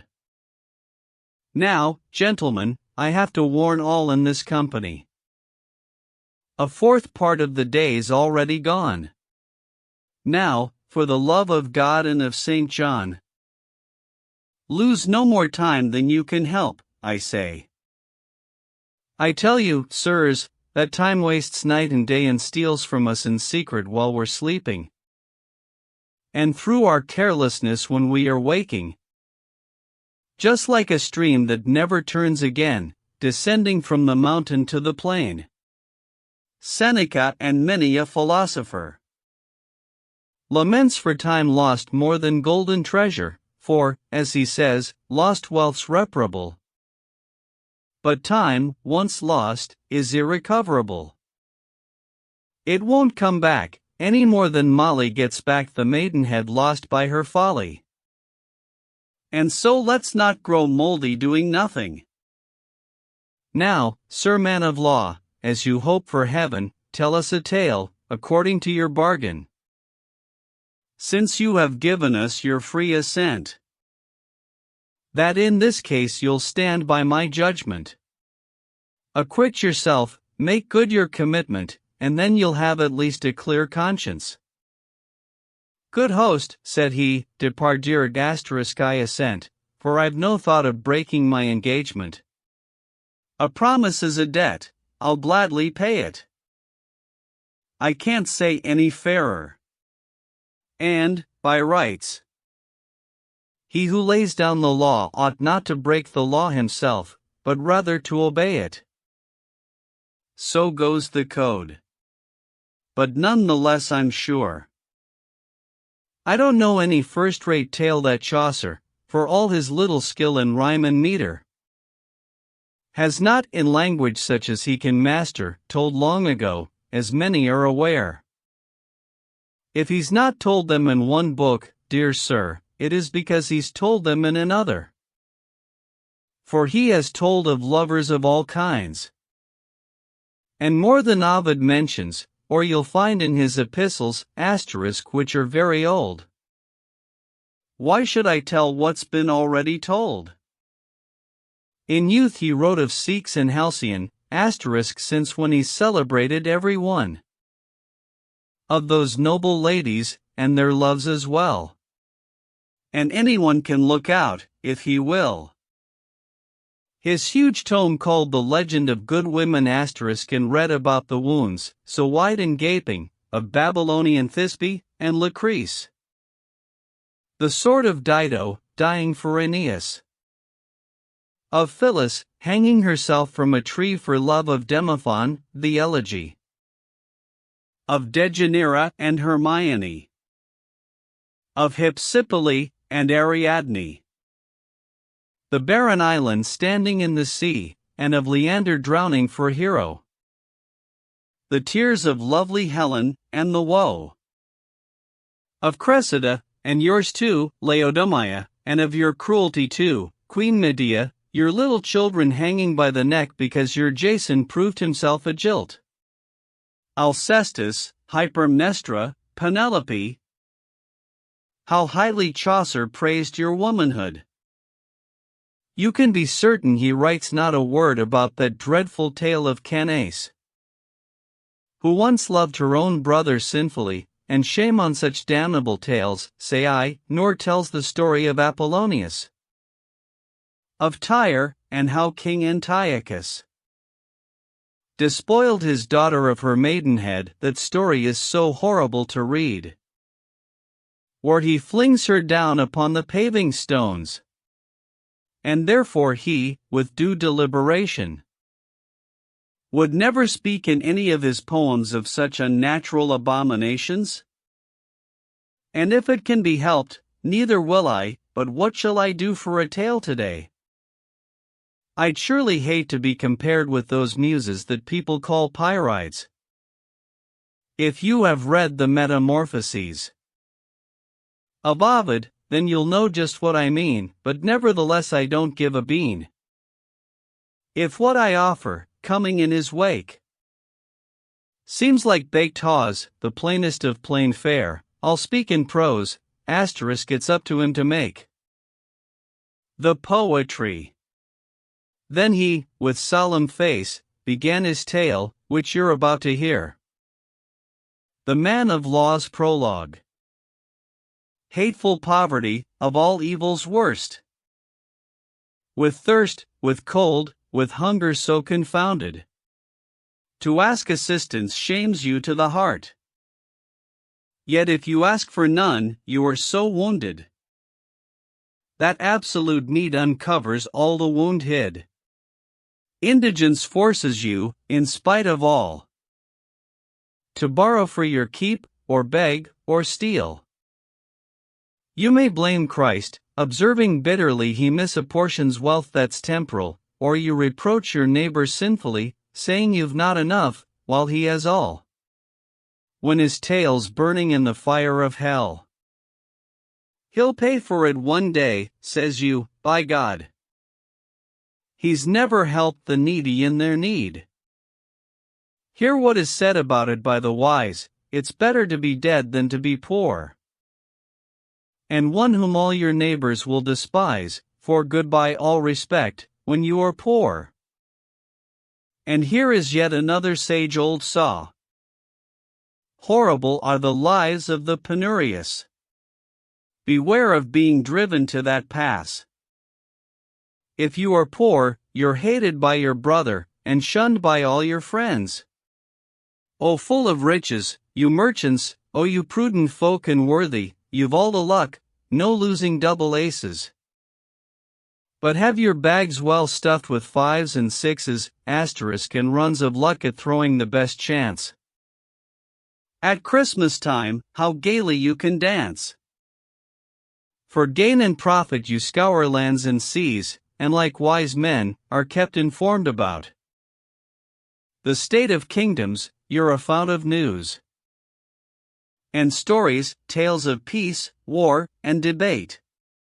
Were it not for a merchant, I'd be out of tales right now.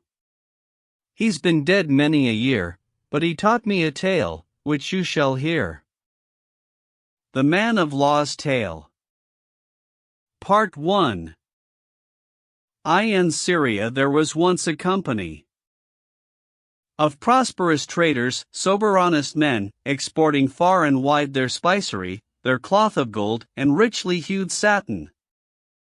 So novel were their goods, and such a bargain, that every man was desirous to deal with them, and bring them merchandise to sell.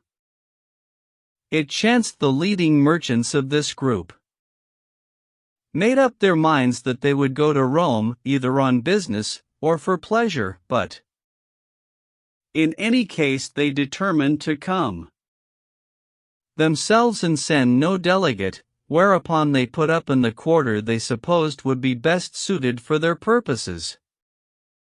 These traders had been living in the town some time, as suited their convenience, when rumors of the excellent renown of the daughter to the emperor, Constance, fully detailed with every circumstance, came to these Syrian traders in a way I shall describe. They heard from day to day what was the common talk of every man. Our emperor of Rome has got a daughter. May God preserve him.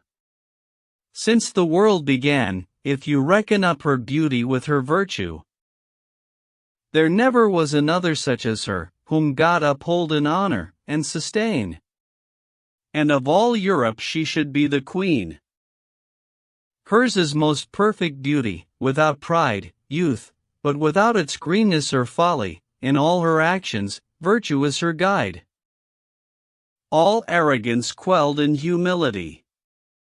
She is a mirror of all graciousness, her heart a very shrine of holiness.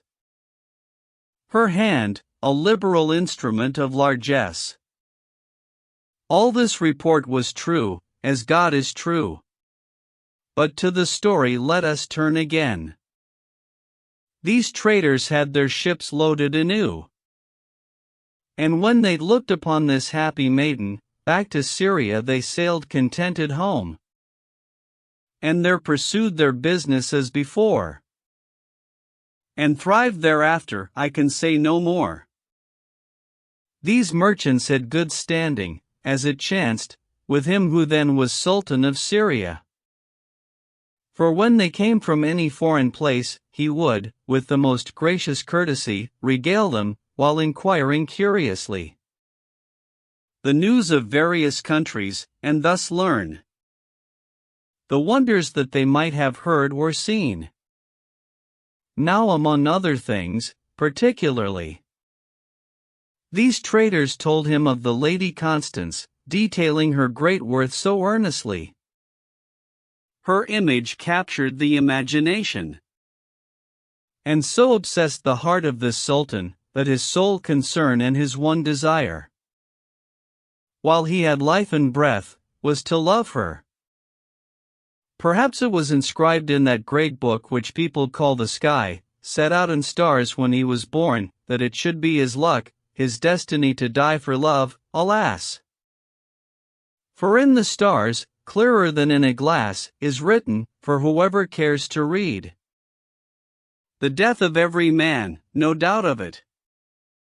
In stars, many a winter before their birth, was written the fate of Hector, Achilles, of Pompey, Julius Caesar, and their death, the Theban War, the death of Hercules, of Samson, Turnus, and of Socrates, were written there, but men's wits are so dull there's none who can interpret them in full. Sending for his privy council, the Sultan. Here I am cutting a long story short. Made what he had in mind quite plain to them, telling them that unless he had the luck to win Constance, and to win her forthwith, he'd surely die, unless they speedily discovered or devised some remedy. Various counselors made various suggestions, they debated up and down, many a subtle argument was brought forth, some spoke of magic and conjuration. But finally, and in conclusion, in all of these they saw no advantage, and no way out for him save marriage. But here they foresaw great difficulty in putting it in practice, to be plain, seeing there was such great diversity between the two, in law and religion. No Christian prince, they said, would be willing to let his child be wed under the cherished laws taught to us by Muhammad, our prophet. And he replied, rather than I should lose Constance, I will be christened and baptized, I must be hers, I have no other choice. Leave off your arguing, and hold your peace. Go save my life, and neglect no device to obtain her, in whose hands my life lies. For I may live no longer in this grief. No need for further expatiation. I'll say, by treaty and by embassy, helped on by the Pope's aid in mediation, backed by the clergy and nobility, all were agreed, as you shall shortly hear, to the destruction of idolatry, and to the spreading of Christ's blessed law. For the Sultan, with his whole baronage, and all his subjects also, were to be christened, and Constance given in marriage, dowered with gold, but in what quantity I cannot tell, with sufficient surety. This bargain was sworn to by either side. And now, fair Constance, may God be your guide. Now some will wish and expect, I imagine, that I should speak of all the large provision that the Emperor in his magnificence made for the wedding of his daughter Constance. But you should know so great a preparation for an occasion of such high importance is not to be recounted in a sentence. Bishops had been assigned to go with her, with lords and ladies, knights of great renown, and plenty of other folk to follow after. And he had it proclaimed throughout the town that all must pray, with due devotion, to Christ, that he would bless their marriage, and grant a swift and prosperous voyage. At last the day comes of her departing, that melancholy, fatal day has come when there can be no further tarrying, and all prepare to set forth and be gone. And now Constance, with sorrow overcome, rises with pale face, ready to depart, knowing too well there is no help for it. Alas, what wonder is it if she wept, who must be sent away to a strange nation far from the friends who so tenderly kept and cared for her, to be bound in subjection to one of whose character she knows nothing? All husbands are good men, and always were, as all wives know, but I dare say no more. Father, she said, your wretched child, Constance, your young daughter, brought up so tenderly. And you, my mother, my most precious joy above all, excepting Christ on high, since I must go to Syria, once more I commend myself, your Constance, to your grace, never again to see you with these eyes. It is to Barbary, the heathen nation, that I must go, because it is your will. May Christ, who perished for our salvation, give me strength his commandments to fulfill, though I die, wretched and miserable. Women are born to bondage, suffering, to live beneath the dominance of men. No, not at Troy, when Pyrrhus breached the wall, before Ilium burned, when Thebes was down, no, not at Rome, harried by Hannibal. When he'd vanquished its legions a third time, was heard weeping so tender or heartbroken as in that room, where she bade them adieu, but, weep or sing, she has no choice but go. O primum mobile, you unpitying sphere, whose diurnal eternal motion sways all things from east to west, and every star, that naturally would go the other way. Your thrusting set the heaven in such array that at the outset of this grim voyage, unfavorable Mars blasts the marriage. Ares presages, with his oblique ascent, misfortune, cat and Mars, helplessly thrust out of his angle into the darkest house, is in this case a baleful influence. O powerless moon, how feebly you are placed in conjunction with no favorable sign, thrust from the auspicious to the malign. That reckless emperor of Rome, alas, was no astrologer in all the town? Is timing of no matter in such a case? No choosing of a favorable time for persons of high rank, when they embark? Not when one knows the hour of their birth? Alas, it's either ignorance or sloth. The lovely and unhappy girl is led to the ship with pomp, and with all circumstance. Now Jesus Christ be with you all, she said. All they could say was, farewell, fair Constance. She tries to keep a cheerful countenance. And so I leave her there to sail away, and tell of happenings in Syria. The Sultan's mother, that wellspring of vices, seeing the course on which her son was bent, how he'd forsake their ancient sacrifices, summoned her counselors to come at once. They soon appeared, to learn of her intent. She, when these folk had assembled together, sat herself down, and spoke as you shall hear. My lords, she said, you all know that my son is now upon the point of giving up the holy hallowed laws of our Quran, given by God's apostle, Muhammad. But I make one vow to Almighty God, sooner the life shall be torn from my breast than from my heart the faith of Muhammad. What can this new faith bring us, if not ill? Bodily suffering, bondage, and remorse, and afterwards to be dragged down to hell for renouncing Muhammad and our faith. But, my good lords, if you will swear to this, to follow my advice, do as I say. I shall make us safe forever and a day. They swore, and they all promised, everyone, to stand by her, with her to live and die. And that, as best he could, each one of them should recruit all his friends to fortify her cause. And so the Sultaness has taken the enterprise in hand, as you shall hear. And she addressed them all in this manner. First, pretend to accept the Christian faith, cold water will not do us any harm. And I'll prepare a banquet, such a feast, as will settle all accounts with the Sultan, for let his wife be christened never so white, she shall have need to wash away the red, though she'd water by the fontful at her side. Os sultanes. Termagant, root of evil. Virago, Semiramis asterisk the second.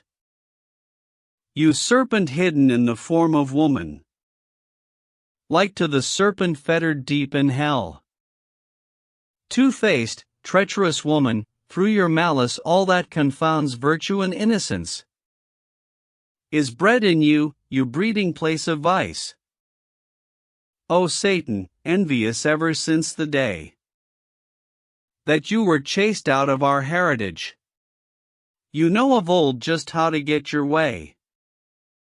With women, you made Eve bring us to bondage, you mean to wreck this Christian marriage. Thus, more's the pity, when you would beguile, you choose, alas, a woman is your tool. This sultaness, whom I accuse and curse, having dismissed her council secretly.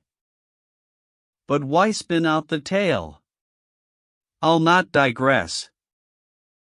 Rode out to see the Sultan one fine day, and told him that she would renounce her faith, and at the hands of priests receive baptism, repenting having stayed so long a heathen, beseeching him to let her have the honor of inviting all the Christians to a feast. How best to please them shall be my endeavor. The Sultan said, "It shall be as you ask." And, kneeling, he thanked her for her request. He was so glad he knew not what to say. She kissed her son and took her homeward way. Part 2. These Christian folk landed in Syria. A grand, imposing host. When they arrived, the Sultan sent a message straightaway to his mother first, then all the countryside. With sure news of the coming of his bride, he begged her to ride out to meet his queen with welcome, for the honor of his realm. Thick was the press, and splendid the array. When the Syrians and the Romans met together, the Sultan's mother, richly dressed and gay, received her in so pleased and fond a manner.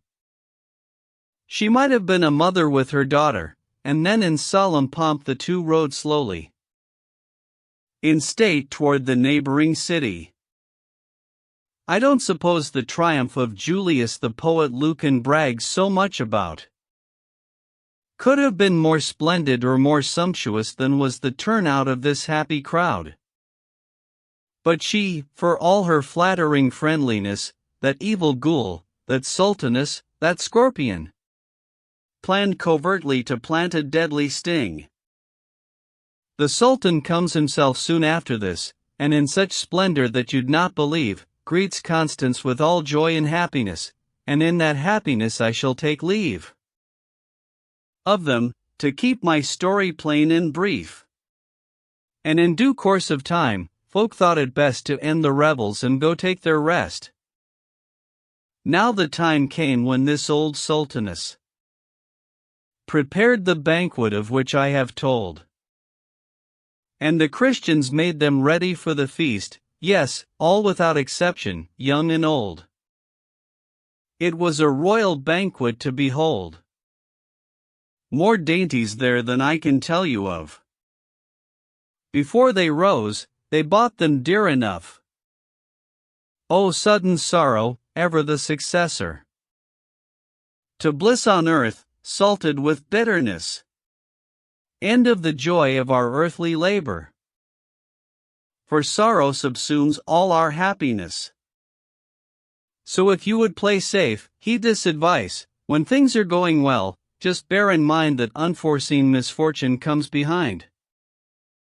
For to give the facts as briefly as I'm able, the Sultan and the Christians, everyone, were stabbed and hacked to pieces at the table, all but the Lady Constance, she alone. The Sultaness, that damnable old crone, helped by her friends, has done this evil thing. She means to rule the country as its queen. And all the Syrians who had been converted and who were in the Sultan's confidence, before they could escape, were hacked to pieces. No time was lost in capturing Constance, aboard a ship, one that was rudderless. They bundled her, sail off and find your way from Syria back again to Italy. Some of the treasure that she brought with her, and, to be fair, provisions in great plenty. They've given her, also what clothes she wore. And forth she sails upon the bitter sea. O my kind Constance, fount of charity! O loved young daughter of the Emperor! He who is Lord of Fortune be thy star. Crossing herself, she prayed with piteous voice before the cross of Christ, and thus prayed she: O bright and blessed altar, holy cross, red with the compassionate blood that washed away the world's inveterate iniquity, defend me from the devil and his claws when I am drowning in the deep sea waves. victorious cross, shield of the faithful, you who were the only one worthy to bear the King of Heaven, his wounds all fresh and new. The white lamb, pierced through with the deadly spear, banisher of the fiend from him or her.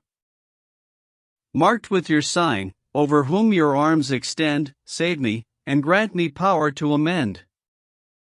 And so she floated many a year and day, across the Aegean Sea, into the Strait of Gibraltar, as fortune would direct. Many a scant and meager meal she ate, many a time she thought that she must die before the weltering waves would cast her up to land her at the place ordained by fate. You may well ask me why she was not slain with others at the feast? Who was there to save? To that demand this answer I return. Who rescued Daniel from the fearsome den where everyone but he, master and man, was eaten by the lion, nor might escape? No one but God, whom he bore in his heart. God chose to show his miraculous power through her, that we might see his mighty works, and Christ, the remedy for every sorrow, as learned men know, chooses his instruments for purposes that are obscure and dark. To human wit, because our ignorance can never wholly grasp his providence. Since at the feast she was not murdered, who was it kept her from drowning in the sea? Who succored Jonah in the fish's maw till he was spouted up at Nineveh?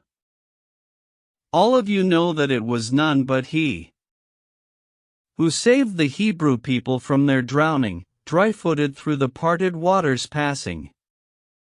Who commanded the four spirits of tempest that have the power to vex land and sea, both north and south, and also east and west, vex not a leaf, vex neither land nor sea? None can have given that command but he who thus preserved from wind and storm this woman continually, whether awake or sleeping. Where found she food and drink to keep alive? How did her food last for 3 years and more? Who fed Egyptian Mary Asterisk in the cave? Or in the desert? None but Christ, be sure. As great a miracle as when with 5 loaves and 2 fishes, he contrived to feed 5,000. God sent his plenty in her need. She was driven out into our own ocean, and over our fierce seas, until at last under a castle, I don't know its name, far in Northumberland, the wild caves cast her ship upon the sand, which held it fast, so that it would not budge for a whole tide. It was Christ's will that there she should abide. The governor of the castle soon came down to see the wreck. He searched throughout the ship, and found the woman weary and careworn. He also found the treasure that she brought. In her own tongue for mercy she besought. Cut the life from my body, she prayed him, and free me of the misery I am in. A kind of corrupt Latin was her speech, but none the less she made them understand. The governor, when he had seen enough, brought the poor woman safe ashore to land. She kneels and thanks God for deliverance, but who or what she was she would not tell, nothing could make her speak, for good or ill. Her wits were so bedeviled by the sea that she had lost her memory, she said. The governor felt for her such sympathy, and his wife too, that both for pity wept. She was so diligent, so tireless, to serve and please everyone in that place, that all loved her who looked upon her face. The governor, and Hermenegilde his wife, were infidels, like everybody there.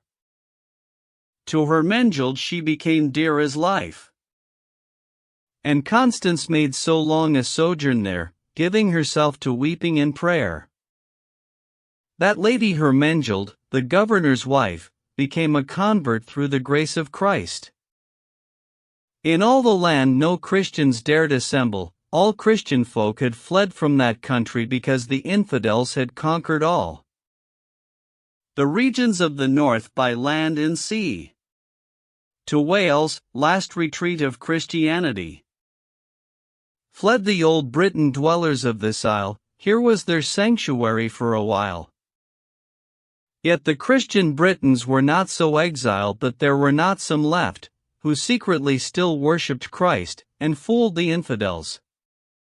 And as it happened, 3 such lived nearby. The castle, one was blind, and could not see, unless it were with those eyes of the mind, the eyes through which men see when they are blind. Bright was the sun upon the summer's day on which the governor, and his wife too, with Constance took their way toward the sea, for a brief outing, half a mile or so, to take the air and wander to and fro. And while they were upon this walk they met the blind man, old and bent, with eyes fast shut. Lady Hermengild, the old Briton said, in Jesus' name, give me my sight again. The lady, at these words, grew terrified, fearing the governor would have her slain if he knew of her love for Jesus Christ. But Constance made her bold. Now do your work, as Christ wills, like a daughter of his church. The governor, dismayed by what he saw, exclaimed, what is the meaning of all this? And Constance answered, Sir, it is the power of Christ, who saves men from the devil's snare. And she began to tell him of our faith, with such effect, that before fall of night, he was converted to belief in Christ. This governor was by no means the lord of the place I speak of, where Constance was found. For many winters he'd held watch and ward over it for Allah of Northumberland, the same who curbed the Scots with iron hand, who was, as all men know, an astute king. But let me now take up my tale again. Satan, who's always waiting in ambush to trick us, noted Constance's perfection, casting about to make her pay for it. He made a young knight living in that town burn for Constance with such a lustful passion he quite believed, unless he had his way, just once with Constance, he must surely die. So the knight woos her, but it's all in vain, she won't be got to sin in any way. In his resentment he devised a scheme, by which she was to die a death of shame. He waited till the governor was away, and then one night in secrecy he crept into Hermengild's bedroom while she slept. Worn and tired out with prayer and vigil, Constance is sleeping, Hermengild also. This night, enticed and tempted by the devil, crept up to the bed softly, on tiptoe, and cut the throat of Hermengild in two. Beside Constance he laid the bloody knife. And then, God's curse upon him, he made off. Soon afterwards the governor came home, and with him Allah of Northumberland, to find his wife had been cruelly slain. At which he broke down, wept, and wrung his hands, and in the bed the bloody knife he found beside Constance. Alas, what could she say, out of her mind with sorrow and dismay? This calamity was told to the king. And where and when and how they found the lady wrecked in a ship, they told him everything. All the details that you have heard already.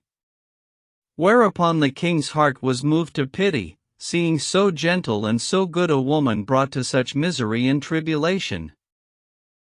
For as a lamb is brought to slaughter, so she stands, this innocent, before the king. And the false lying knight who did it, now accuses her of having done this thing. But none the less there rose a murmuring among the people, saying they'd not believe that Constance could have done so foul a deed. For they had known her always virtuous, one who loved her Mengled as dear as life. To this the entire household bore witness. All but the man who killed her with his knife. This public testimony strongly moved the noble king, who thought he would inquire deeper in this, that the truth might appear. Alas! Constance, you have no champion, neither can you defend yourself, but still, he who once perished for our salvation, and bound Satan, who yet lies where he fell, must prove your mighty champion on this day, for unless Christ vouchsafes a miracle innocent as you are, you'll surely die. She sank down on her knees, and thus she prayed, O thou immortal God, who saved Susanna from lying tongues, and thou, merciful maid, Mary the first mean, the daughter of Saint Anna, before whose child the angels sing Hosanna. If I am guiltless of this felony, come to my succor, or else I must die. Have you not seen at some time a pale face among a crowd, of one who is led out toward his death, when there is no reprieve? Such is its color you can single out. That face among all others, so beset with peril, from the faces of the rest. Gazing about her, Constance has that look. O you who are living in prosperity, queens, duchesses, and ladies, every one, have pity on her in her adversity. An emperor's daughter, yet she stands alone, she has no one to whom she now can turn for sympathy. Oh, it is royal blood. Stands in jeopardy, far from friends at need. And yet King Allah had such compassion.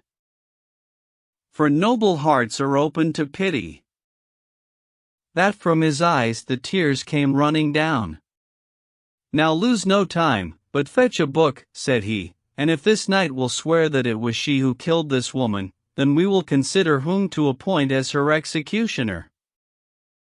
A gospel, written in the British tongue, was brought, and on this book he swore the guilt was hers, that she had murdered her Mengled. At which a hand smote him on the neck bone, so that he fell that instant, like a stone, with his two eyes both bursting from his face, in sight of everybody in that place. A voice was heard by all who were present, saying, You have defamed an innocent daughter of Holy Church, before the king. This you have done, and shall I hold my tongue? At this marvel the whole crowd was aghast. They one and all stood there, in dread of vengeance, like people in a dream, save only Constance. Great was the awe, also the penitence, of those who'd wrongly held in suspicion this blessed saintly innocent, Constance. And it was through this miracle, in conclusion, Constance assisting with her mediation, the king, and many another in place, were all converted, thanks be to Christ's grace. That lying knight was at once put to death, sentenced by Allah for his perjury. Yet Constance felt great pity for his death. And afterwards, Jesus of his mercy made Allah wed, with due ceremony, this holy maiden, radiant and serene. Thus Jesus Christ has made Constance a queen. But who grieved at the wedding? Why, none other than Dungild, if what I hear is true. She was the king's tyrannic old mother. She felt her wicked heart must burst in two, for what her son had done she hated so. She thought it a dishonor he should take so strange a foreign creature for his mate. I've no desire to pad out my story. With chaff and straw, I'll only give the corn. Why should I have to tell how royally they married, or what courses were laid on, who blew the trumpet, or who wound the horn? It all boils down to this, what can you say? But that they eat and drink, sing, dance, and play? They go to bed, as is both meet and right, for although women are most saintly beings, they've got to take in patience at night. Such customary necessary things as please the folk who wedded them with rings, and lay aside their saintliness a bit. For the time being, there's no help for it. In good time he begat on her a son, and to a bishop, and the governor he entrusted his wife while he was gone to Scotland to hunt down his foemen there. The mild and gentle Constance, being far gone with the child, keeps always to her room, and patiently awaits the will of heaven. In due course a male child was born to her, and at the font they baptized him Maurice. The governor summoned a messenger, and wrote to Allah to give him the news of how the happy event came to pass, with other things he felt he ought to say. He took the letter up and went his way. This courier, careful of his interests, rides swiftly to the mother of the king, whom courteously in his own tongue he greets, and says to her, "You may rejoice, madam, and give 100,000 thanks to heaven. The queen has borne a child, no doubt of it, to the whole kingdom's joy and delight. Here's a sealed letter with news of this thing, which I must carry with all haste I may. If you've a message for your son, the king, remember I'm your servant, night and day." "Never mind that," was Dungild's reply. "But for tonight I'd like you to stay here, tomorrow I will tell you my desire." Of ale and wine the courier drank deep. His letter, meanwhile, was filched secretly out of his box, while he slept like a pig, and in its place a skillful counterfeit was fabricated, and maliciously addressed to Allah from the governor about this business, as you are to hear. The letter said the queen had given birth to so horrible and fiend-like a creature, that in the castle none was brave enough to dare stay in it for one moment longer. It said the mother was a witch, sent there by fate, or else by spells or sorcery. That no one could endure her company. Grief-stricken was King Allah when he read this letter, but he told his grief to none. And with his own hand he wrote back and said, "Forever welcome be Christ's dispensation to me, that am instructed in his doctrine. Lord, welcome be thy pleasure and thy will. For I have placed my will at thy disposal. So keep the child, whether it be foul or fair, and my wife too, until my homecoming. Christ, when it pleases him, may send an heir more acceptable than this, and more pleasing." He seals the letter, silently weeping, and hands it over to the courier, who takes it and sets off without more ado. O you messenger, sodden and awash, breath-stinking, staggering limbs, and wits astray, and with distorted and contorted face, all that's confided to you you betray. Your mind all gone, and chattering like a jay. Anywhere where drunkenness rules the roost, you can be pretty sure no secret's safe. O Dungild, what English I command cannot do justice to your cruelty and malice. I consign you to the fiend, and let him celebrate your treachery. O you virago! No, by God I lie. You fiend in human form, for I know well that though you walk the earth, your soul's in hell. Returning from the king, this messenger arrives at the court of Dungild again, and is made much of by the king's mother, who tries to please in every way she can. He drinks, and stuffs his girdle well with wine, he sleeps, and like the hog he is, he snores all night until the sun begins to rise. Again she stole his letters, every one, and counterfeited others which ran thus: the governor is commanded by the king on pain of hanging and condign justice. He must on no account allow Constance to remain in his kingdom, or reside more than 3 days and quarter of a tide. But in the same ship in which she was found, she, her young son, and all her goods and gear, he is to place, and thrust her from the land, and tell her she must never return here. O my Constance! Well may your spirit fear, and, in your sleep, the nightmare ride your dreams, when Dungild contrives such evil schemes. When morning had aroused the messenger, he went to the castle by the shortest road, and gave the letter to the governor, who, when its grievous message had been read, exclaimed again, Alas! Lord Christ, he said, how is it that the world so long endures, with so much wickedness in its creatures? Almighty God, if it should be thy will, since thou art a just judge, how can it be thou sufferest the innocent to be killed, while wicked folk reign in prosperity?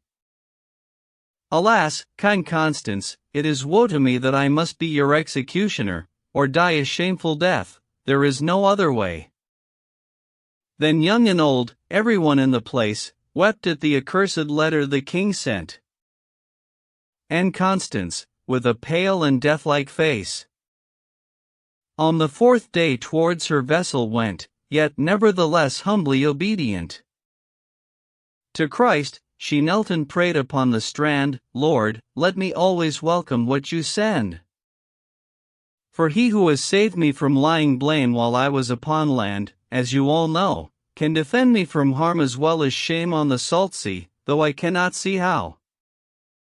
As strong as he has been, so is he now, in him I trust, and in his mother dear, my sail and rudder, and my guiding star.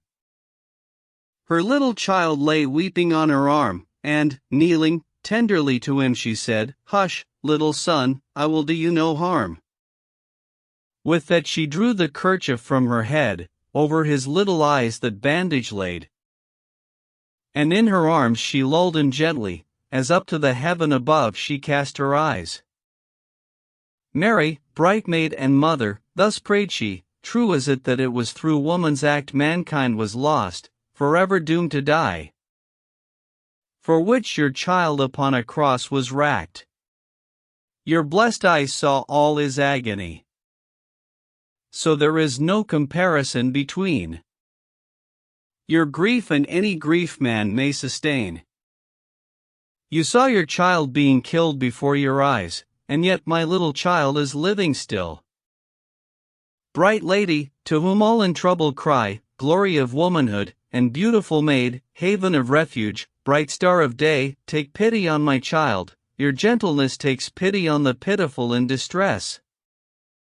O little child! Alas, what is your guilt? Who never sinned as yet, I dare avow. Why does your cruel father want you killed? Dear governor, take pity on him now.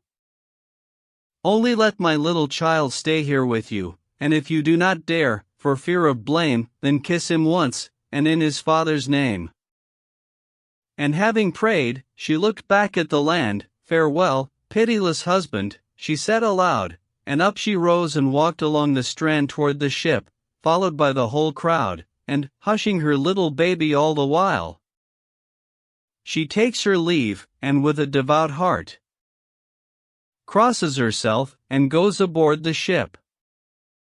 The ship was well provisioned, never fear, more than enough to last her a long time, and of what other things she might require, there was enough. Praise be to God in heaven. May God Almighty temper wind and weather and bring her home over the open sea. She's driven on, that's all that I can say. Part 3. Allah the king comes home soon after this, back to the castle of which I have told, and he asks where his wife and his child is. At which the governor feels his heart grow cold, and tells him plainly all that I have told. About the matter I cannot tell it better, and shows the king his seal, also his letter. Sir, said he, the things you commanded me to do on pain of death, these I have done. The messenger was tortured until he had to confess and make all clear and plain, and tell where he had lodged each night, and then by inference, and skillful questioning, they guessed the source from whence the mischief sprang. In the end they recognized the hand that wrote the letter, though I don't know how they did, and all the venom of that wicked plot.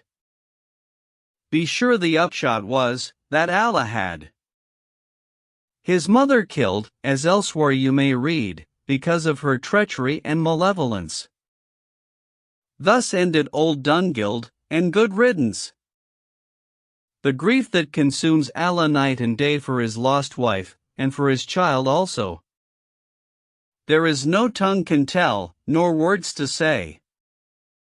But now I'll turn again to Constance, who 5 years and more was drifting on the sea.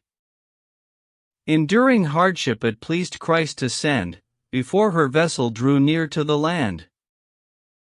I can't find its name in my authority, but under yet another heathen castle, she and her child were cast up by the sea. May God Almighty, who protects us all, remember them, for they're about to fall once more into the hands of heathen men, and almost die, as you will shortly learn. Down from the castle many came to gape upon the vessel, and Constance as well. Until one night, to cut the story short, the castle steward, may God damn his soul, he was a rogue, a renegade as well, came to the ship alone, and told her that whether she would or no, he'd be her mate. The wretched woman was in great distress, her child cried out, and she cried piteously. But the blessed Virgin helped her none the less. She fought, and as she struggled desperately, overboard went that scoundrel suddenly, and drowned, which retribution was his lot. Thus Jesus Christ kept Constance without spot. See the result of loathsome lechery. Oh, you foul vice, you debilitate man's mind, and more than that, you ruin a man's body. The outcome of your work, and of your blind desires is grief. How many may one find killed or destroyed, not even for the act of sin, but merely for intending it? How could this feeble woman find the strength to shield herself against that renegade? How was it Goliath measured his huge length upon the ground, crushed and subjugated by one so young and unarmed as David? How dared he look upon that direful face? We know that it was only through God's grace, who gave Judith courage and hardihood to murder Holofernes asterisk in his tent, and deliver the chosen race of God out of their misery? My argument is that, just as the Lord in heaven sent courage and strength to save them from disaster, so he sent unto Constance strength and power. Her ship drove on between the narrow mouth of Gibraltar and Ceuta, making way sometimes west, and sometimes north and south, and sometimes east, for many a weary day, until Christ's mother, blessed eternally of her never-failing goodness, determined that all her sorrows should come to an end. Now that's enough of Constance for a while. Let's speak about the Roman Emperor. From letters out of Syria, he's heard all. The massacre of Christians, the dishonor done by that lying traitress to his daughter, I mean the accursed wicked sultaness, who had them slaughtered at the wedding feast. The emperor dispatched his senator, and, God knows, many another lord, at once, and with them his imperative order, to exact full and summary vengeance. They burned and killed and wasted the Syrians for many a day, and when their task was done, they turned and set their homeward course for Rome. The senator returned with victory to Rome, and, sailing home in princely style, came on the ship, according to the story, in which sat Constance, forlorn all the while. He knew not who she was, nor how nor why she came to be like this, nor would she say to save her life one word about her history. He brought her back to Rome, and to his wife entrusted her, and her young son also. And at the senator's she lived her life. Thus may Our Lady bring from out of woe forlorn Constance, and many more also. And with the senator, as was her fortune, ever doing good, she lived for a long time. The senator's wife turned out to be her aunt, but for all that she was no better able to recognize her niece, the Lady Constance. Enough of that, let's now turn to King Alla, still sorrowing for his wife, still miserable, and leave the Lady Constance in the care and the safe-keeping of the senator. One day King Alla felt such keen remorse for the killing of his mother, that he went, if I may cut so long a story short, to Rome, there to submit to what penance the Pope might ask, and to his governance in everything, and to beg Christ for pardon for all the evil deeds that he had done. News was soon spread throughout the town of Rome that Alla had come on a pilgrimage, by couriers who rode ahead of him. The senator, according to usage, rode with his family to the meeting place, as much to impress with magnificence, as to receive a king with reverence. King Alla and this noble senator soon exchanged courtesies, each trying to outdo the other, paying the most honor. And it so happened, in a day or two, the senator was invited to go to dine with Alla, and, if I'm not wrong, one of the party was Constance's son. Some say it was at Constance's request he went to the banquet with the senator. But all such details are beyond my scope, be as it may, at any rate he was there. It's true it was at Constance's desire. The child stood, while the banquet ran its course, in front of Alla, gazing at his face. Seeing the child, the king was struck with wonder, and questioned the senator thereupon. "Whose is that handsome child that's standing yonder?" "I've no idea, by God, and by St. John."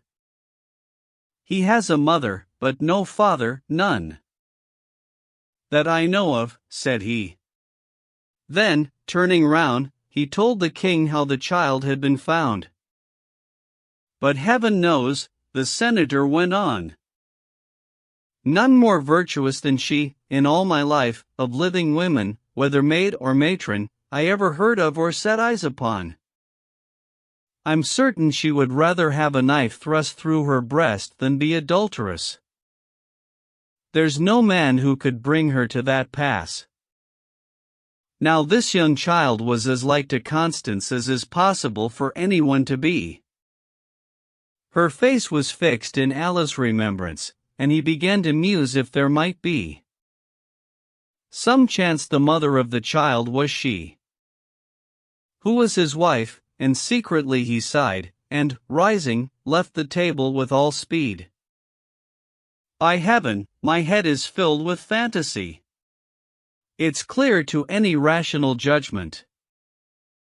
My wife is dead, and drowned in the salt sea. Then he thought of another argument. How do I know that Christ may not have sent my dear wife hither from across the sea? just as he sent her to my own country?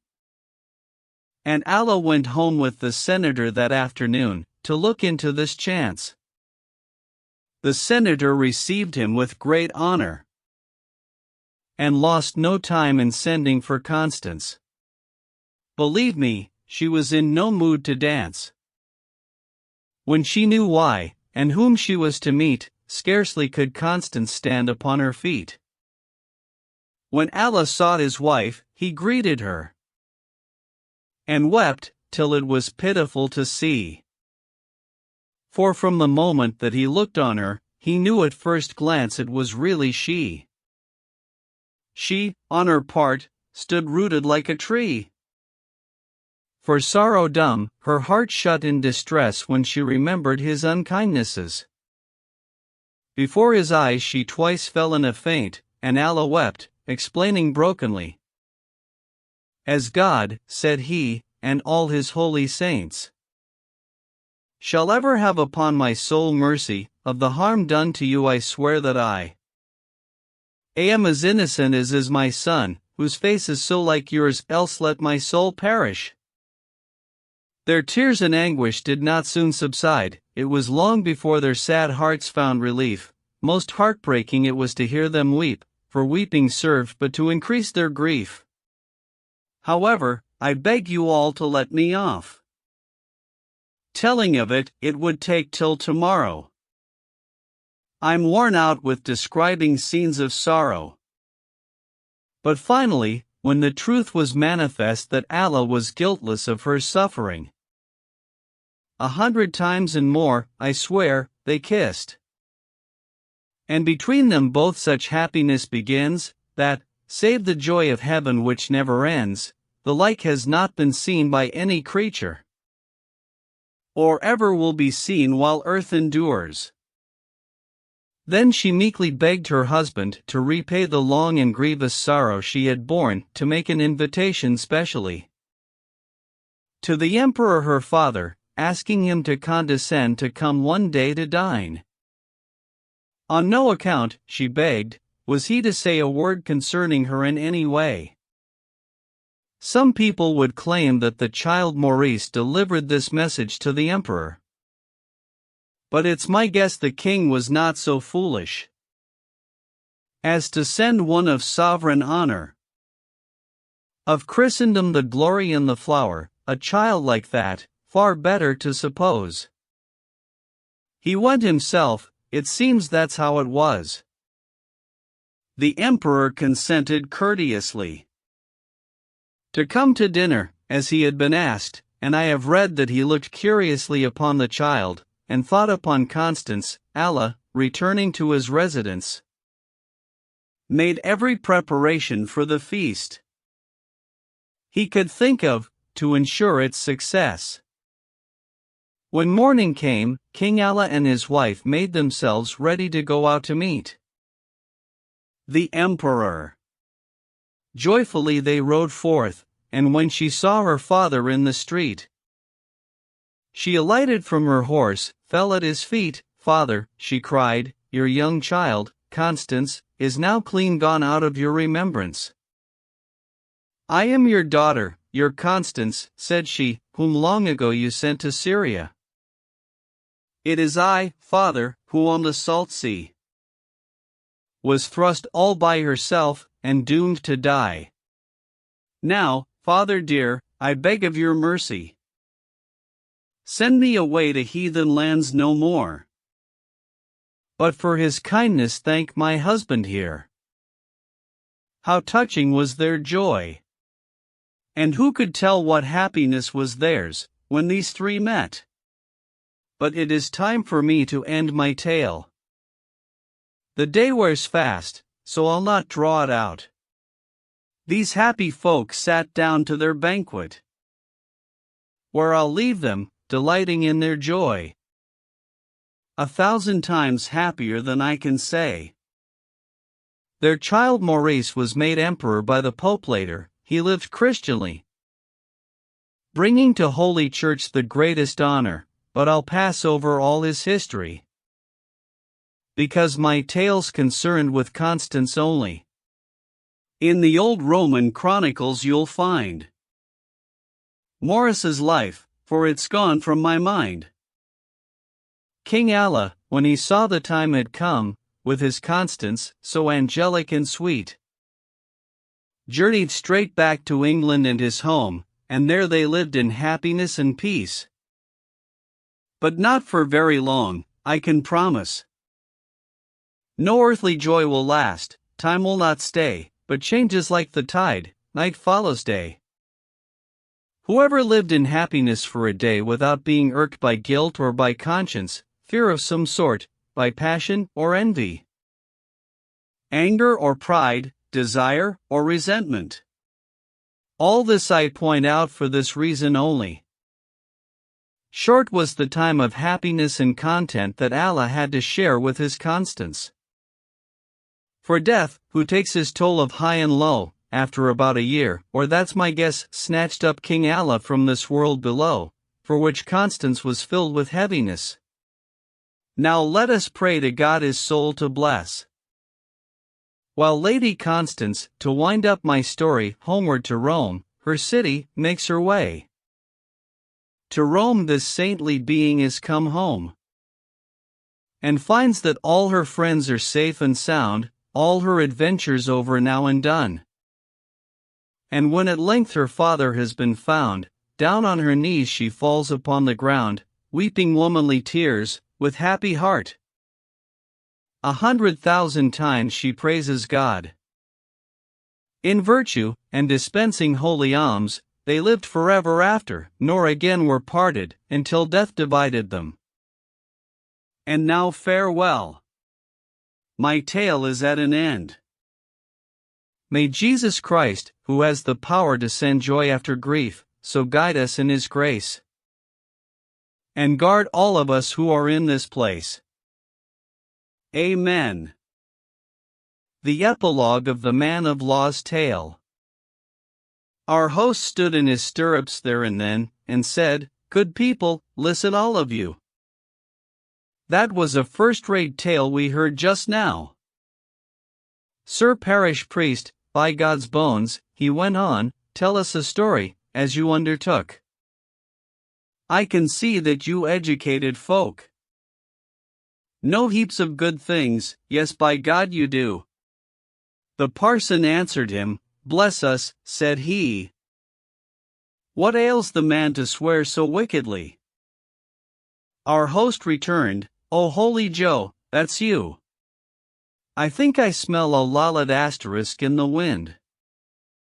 "Good people all, hear me," our host exclaimed, "now just you wait. For by Christ's holy passion the next thing we'll be getting is a sermon. This lollard here is going to preach a bit. No, by my father's soul, that he shall not," said the shipman, "he's not going to preach.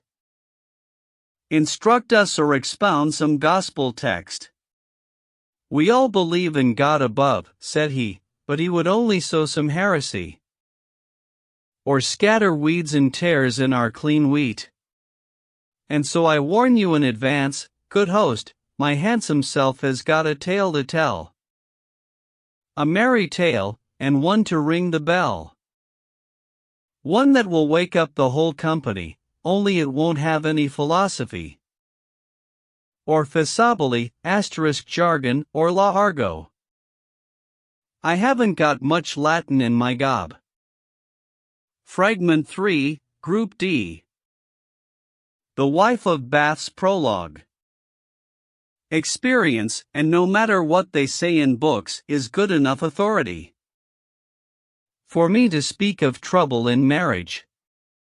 For ever since I was 12 years of age, thanks be to God, I've had no less than 5 husbands at church door, if one may believe I could be wed so often legally. And each a man of standing, in his way. Certainly it was told me, not long since, that, seeing Christ had never more than once gone to a wedding, Cana, in Galilee. He taught me by that very precedent that I ought not be married more than once. What's more, I was to bear in mind also Those bitter words that Jesus, God and man, spoke in reproof to the Samaritan. "Beside a well thou hast had," said he, "5 husbands, and he whom now thou hast is not thy husband." He said that, of course, but what he meant by it I cannot say. All I ask is, why wasn't the 5th man the lawful spouse of the Samaritan? How many lawful husbands could she have? All my born days, I've never heard as yet of any given number or limit. However folks surmise or interpret. All I know for sure is, God has plainly bidden us to increase and multiply a noble text, and one I understand. And, as I'm well aware, he said my husband must leave father and mother, cleave to me. But, as to number, did he specify? He named no figure, neither 2 nor 8. Why should folk talk of it as a disgrace? And what about that wise King Solomon? I take it that he had more wives than one. Now would to God that I might lawfully be solaced half as many times as he. What a God-given gift that Solomon had for his wives. For there's no living man who has the like. Lord knows how many about that noble king enjoyed on the first night. With each of them, his was a happy life. Blessed be God that I have married 5. Here's to the 6th, whenever he turns up. I won't stay chaste forever, that's a fact. For when my husband leaves this mortal life, some Christian man shall wed me soon enough. For then, says the Apostle Paul, I'm free to wed, in God's name, where it pleases me. He says that to be married is no sin. Better it is to marry than to burn. What do I care if people execrate the bigamy of villainous Lamech? I know that Abraham was a holy man, and Jacob too, so far as I can tell. And they had more than 2 wives, both of them, and many another holy man as well. Now can you tell me where, in any age, Almighty God explicitly forbade all marrying and giving in marriage? Answer me that. And will you please tell me where was it he ordained virginity? No fear, you know as well as I do, that the Apostle, where he speaks of maidenhood, says he has got no firm precept for it. You may advise a woman not to wed, but by no means is advice a command. To our own private judgment he left it, had virginity been the Lord's command. Marriage would at the same time be condemned. And surely, if no seed were ever sown, from what, then, could virginity be grown? Paul did not dare command, at any rate, a thing for which the Lord gave no edict. There's a prize set up for virginity. Let's see who'll make the running, win who may. This teaching's not for all men to receive.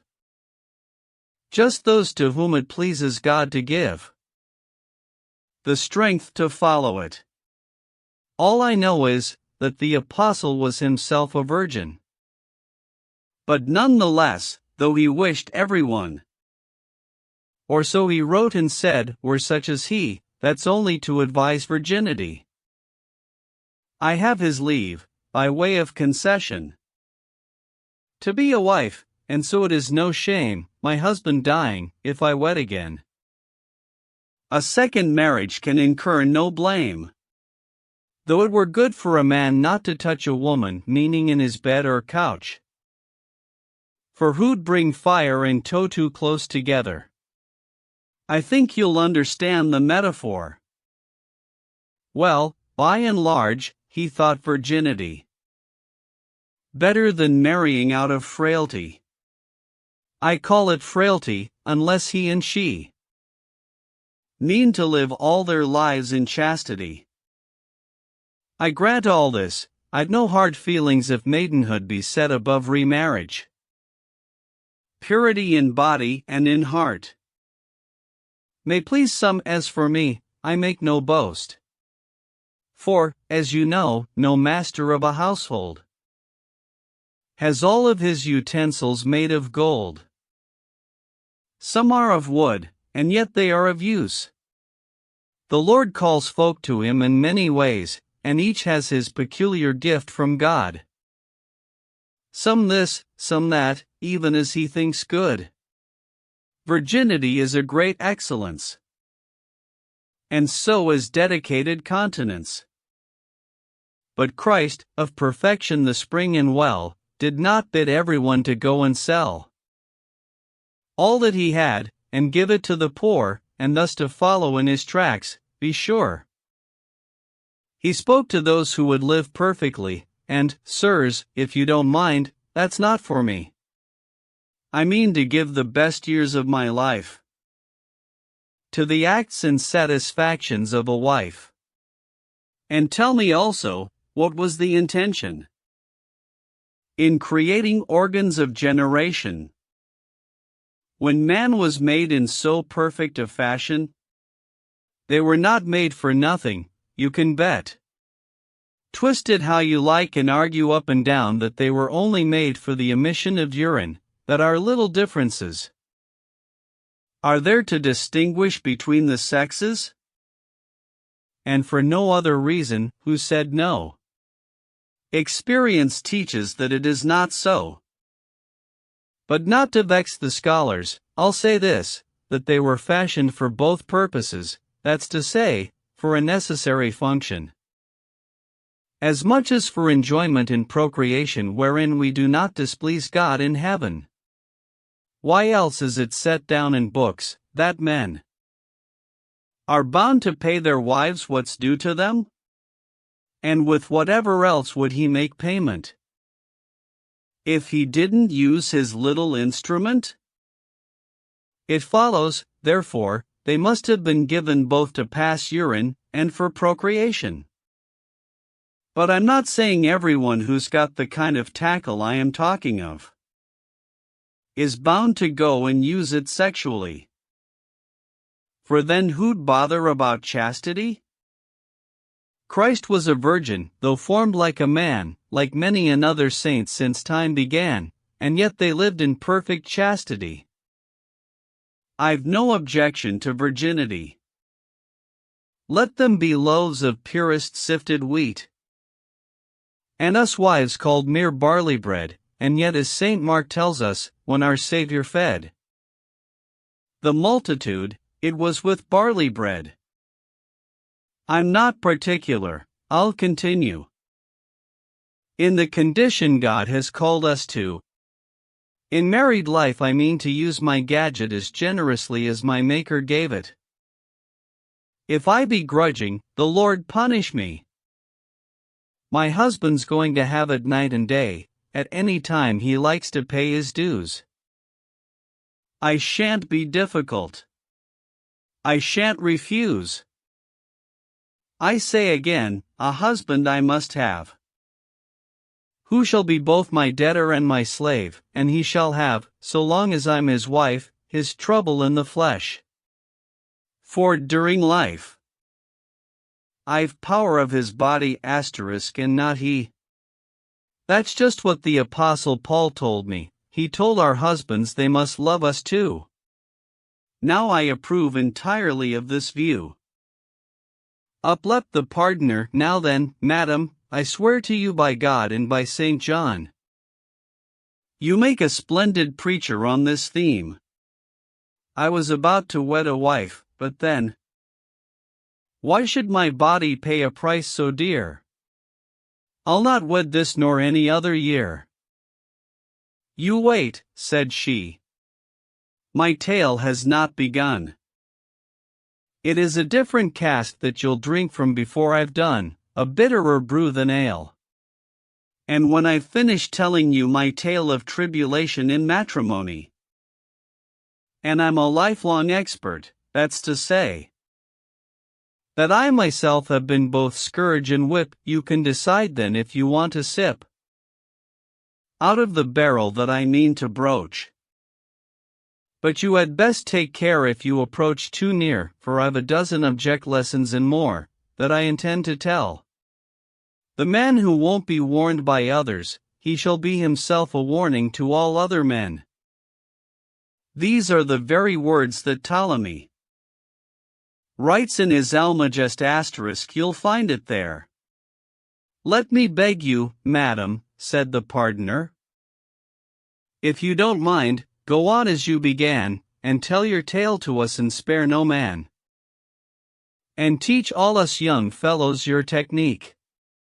Gladly, said she, if that's what you would like. But let no one in this company, I beg. If I should speak what comes into my head, take anything that I may say amiss. All that I'm trying to do is amuse. And now, sir, now, I will begin my tale. May I never touch a drop of wine or ale if this be not the truth.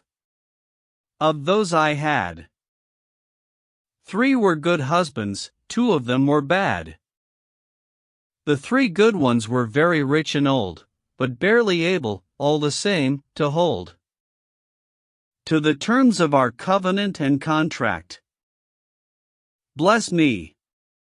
You'll all know what I mean by that. It makes me laugh to think, so help me Christ, how cruelly I made them sweat at night.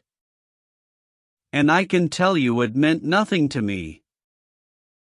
They'd given me their land and property, I'd no more need to be assiduous to win their love, or treat them with respect.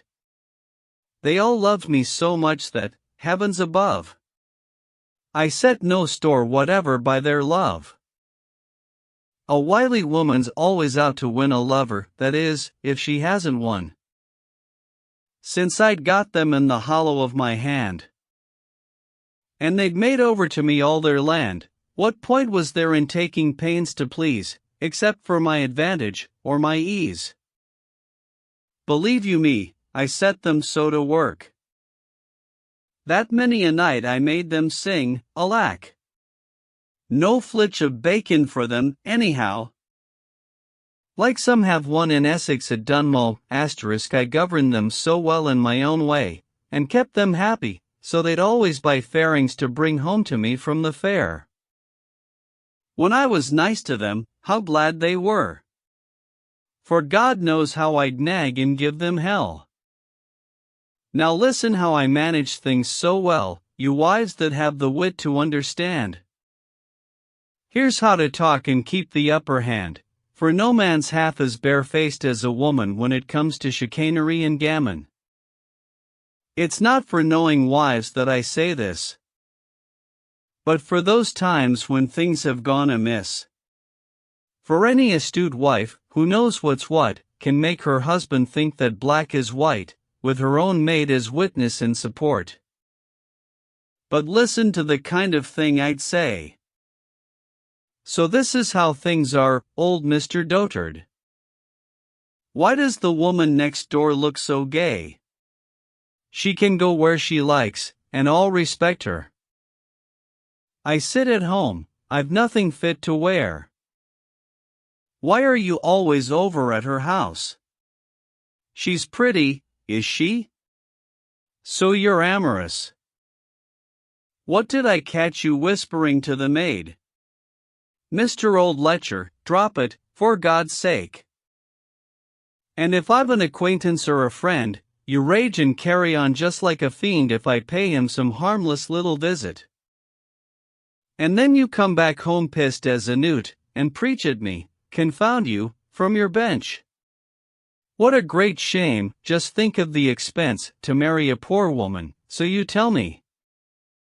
And if she's rich, and comes of a good family, it's hell, you say, to put up with her pride and her black moods and fancies.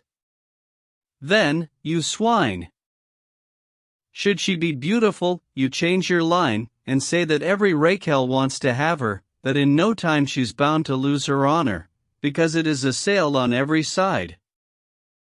You say that some folk want us for our riches, some for our looks, and others for our figures.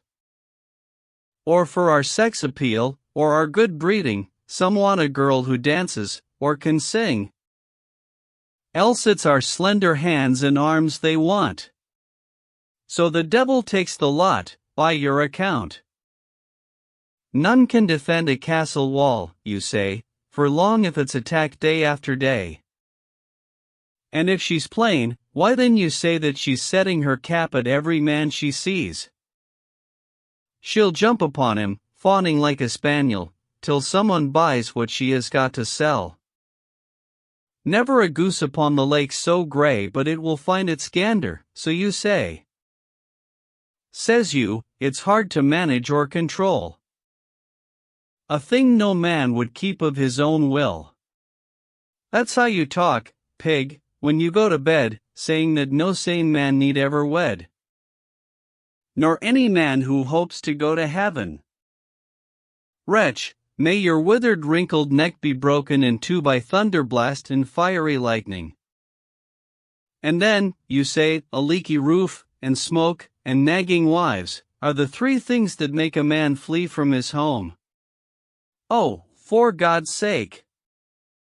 What ails an old man to go on like that? Then you go on to claim we women hide our failings till the knot is safely tied. And then we show them a villainous saying, a scoundrel's proverb, if I ever heard one. You say that oxen, asses, horses, hounds, can be tried out and proved at different times. And so can basins, washbowls, stools, and spoons, and household goods like that, before you buy pots, clothes and dresses too, but who can try a wife out till he's wed? Old dotard! Pig! And then, says you, we show the faults we've hid. You also claim that it enrages me. If you forget to compliment my beauty, if you're not always gazing on my face, paying me compliments in every place. If on my birthday you don't throw a party, buy a new dress, and make a fuss of me, or if you are ungracious to my nurse, or to my chambermaid, or even worse, rude to my father's kinsfolk and his cronies, that's what you say, old barrel full of lies. And about Jenkin you've the wrong idea. Our apprentice with curly golden hair, who makes himself my escort everywhere. I wouldn't have him if you died tomorrow. But, damn you, tell me this, God send you sorrow, why do you hide the strongbox keys from me? It's mine as much as yours, our property. What? I'm the mistress of the house, and you'll make her look like an idiot and a fool? You'll never be, no matter how you scold, master of both my body and my gold, no, by St. James. For you'll have to forego one or the other, take or leave it. Now, what use is all your snooping and your spying? I sometimes think you want to lock me in that strong box of yours, when you should be saying, dear wife, go where you like, go and have fun, I shan't believe the tales they tell in malice. I know you for a faithful wife, Dame Alice. We love no man who watches carefully our coming and going, we want liberty. Blessed above all other men is he, that astrologer, Mr. Ptolemy, who set down in his book, the Almagest, this proverb, of all men he is the wisest who doesn't care who has the world in hand.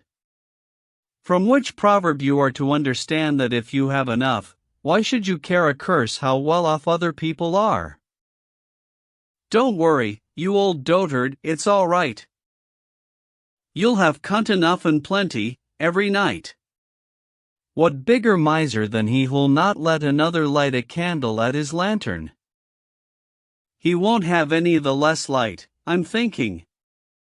If you've enough, what's there to grumble at?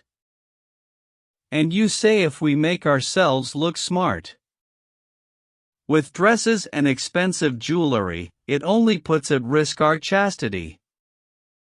And then, confound you, you must quote this text, and back yourself up with the words of Paul. As thus, in chaste and modest apparel. You women must adorn yourselves, said he, and not with braided hair and jewelry, such as pearls and gold, and not in costly dress, but of your text, and your red-letter rubric. I'll be taking no more notice than a gnat.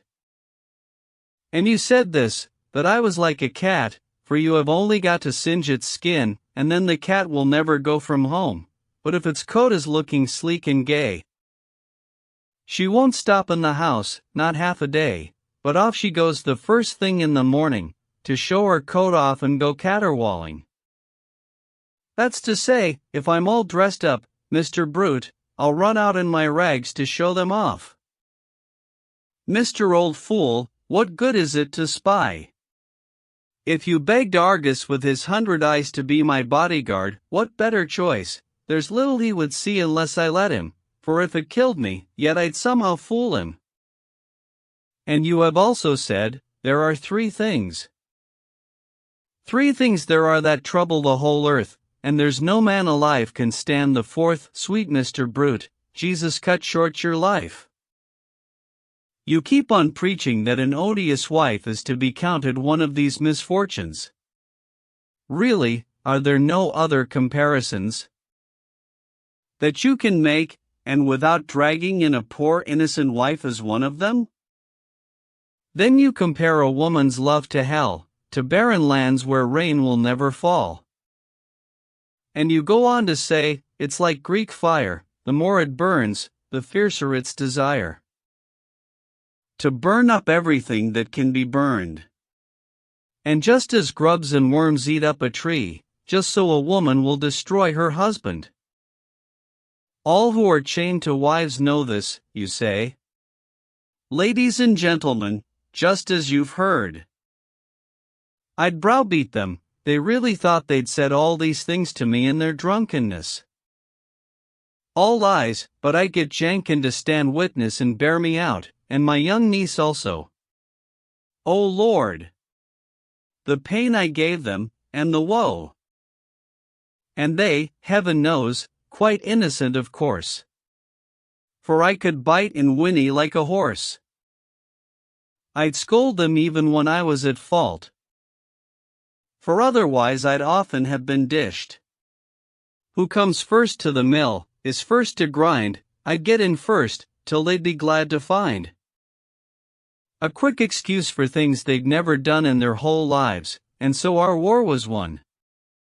I'd pick on them for wenching, never mind they were so ill that they could barely stand. And yet it tickled him to the heart, because he thought it showed how fond of him I was. I swore that all my walking out at night was to spy out the women that he tapped, under that cover, how much fun I had. To us at birth such mother wit is given. As long as they live God has granted women 3 things by nature, lies, and tears, and spinning. There's one thing I can boast of, in the end. I'd gain, in every way, the upper hand by force or fraud, or by some stratagem. Like everlasting natter, endless grumbling. That in particular was their misfortune. That's when I'd scold, and see they got no fun. I wouldn't stop a moment in the bed. If I felt my husband's arm over my side, no, not until his ransom had been paid, and then I'd let him do the thing he liked. What I say is, everything has its price, you cannot lure a hawk with empty hand. If I wanted something, I'd endure his lust, and even feign an appetite for it. Though I can't say I ever liked old meat. And that's what made me nag them all the time. Even though the Pope were sitting next to them, I'd not spare them at table or at board, but paid them back. I tell you, word for word. I swear upon my oath, so help me God. I owe them not a word, all's been paid back. I set my wits to work till they gave up, they had to, for they knew it would be best, or else we never would have been at rest. For even if he looked fierce as a lion, yet he would fail to get his satisfaction. Then I would turn and say, come, dearest, come. How meek you look, like Wilkin, dear old lamb. Come to me, sweetheart, let me kiss your cheek. You ought to be all patient and meek, and have ever such a scrupulous conscience, or so you preach of Job and his patience. Always be patient, practice what you preach, for if you don't, we've got a thing to teach, which is, it's good to have one's wife in peace. One of us has got to knuckle under. And since man is more rational a creature than woman is, it's you who must forbear. But what's the matter now? Why moan and groan? You want my quim just for yourself alone? Why, it's all yours there now, go take it all. By Peter, but I swear you love it well. For if I wished to sell my pretty puss, I'd go about as sweet as any rose. But no, I'll keep it just for you to taste. Lord knows you're in the wrong, and that's the truth. All arguments we had were of that kind. Now I will speak about my fourth husband. My fourth husband was a libertine. That is to say, he kept a concubine. And I was young, and passionate, and gay, stubborn and strong, and merry as a magpie. How I would dance to the harp's tunable music, and sing like any nightingale. When I had downed a draught of mellow wine. Metellus, the dirty dog, that swine, who with a club beat his own wife to death. Because she drank, if I had been his wife, even he would not have daunted me from drink. And after taking wine I'm bound to think on Venus, sure as cold induces hail, a greedy mouth points to a greedy tail. A woman full of wine has no defense, all lechers know this from experience. But, Lord Christ, when it all comes back to me, and I recall my youth and gaiety, it warms the very cockles of my heart. And to this day it does my spirit good. To think that in my time I've had my fling. But age, alas, that cankers everything, has stripped me of my beauty and spirit. Let it go then. Goodbye, and devil take it. The flower's all gone, there is no more to say. Now I must sell the bran as best I may. But all the same I mean to have my fun. And now I'll tell about my fourth husband. I tell you that it rankled in my heart, that in another he should take delight. But he was paid for it in full, by God. From that same what I made for him a rod. Not with my body, and not like a slut, but certainly I carried on with folk until I made him stew in his own juice, with fury, and with purest jealousy. By God! On earth I was his purgatory, for which I hope his soul's in paradise. God knows he often had to sit and whine, when his shoe pinched him cruelest. And then how bitterly, and in how many ways, I wrung his withers, there is none can guess. Or no, save only he and God in heaven. He died when I came from Jerusalem, and now lies buried under the rude beam *, although his tomb is not as gorgeous as is the sepulchre of Darius. That Apelles sculpted so skillfully, for to have buried him expensively would have been waste. So goodbye, and God rest him. He's in his grave now, shut up in his coffin. Of my fifth husband I have this to tell. I pray God keep and save his soul from hell, and yet he was to me the worst of all. I feel it on my ribs, on each and all, and always will until my dying day. But in our bed he was so free and gay. And moreover knew so well how to coax and cajole when he wanted my belchos. That, though he'd beaten me on every bone, how quickly he could win my love again. I think that I loved him the best, for he was ever chary of his love for me. We women have, I'm telling you no lies, in this respect the oddest of fancies. If there's a thing we can't get easily, that's what we're bound to clamor for all day. Forbid a thing, and that's what we desire, press hard upon us, and we run away. We are not forward to display our ware. For a great crowded market makes things dear, who values stuff bought at too cheap a price. And every woman knows this, if she's wise. My fifth husband, may God bless his soul, whom I took on for love, and not for gold, was at one time a scholar at Oxford, but had left college, and come home to board with my best friend, then living in our town, God keep her soul. Her name was Allison. She knew me in the secrets of my heart as I live, better than the parish priest. She was my confidante, I told her all, for had my husband pissed against a wall, or done a thing that might have cost his life, to her, and also to my dearest niece, and to another lady friend as well, I'd have betrayed his secrets, one and all. And so I did time and again, dear God. It often made his face go red and hot. For very shame, he'd kick himself, that he had placed so great a confidence in me.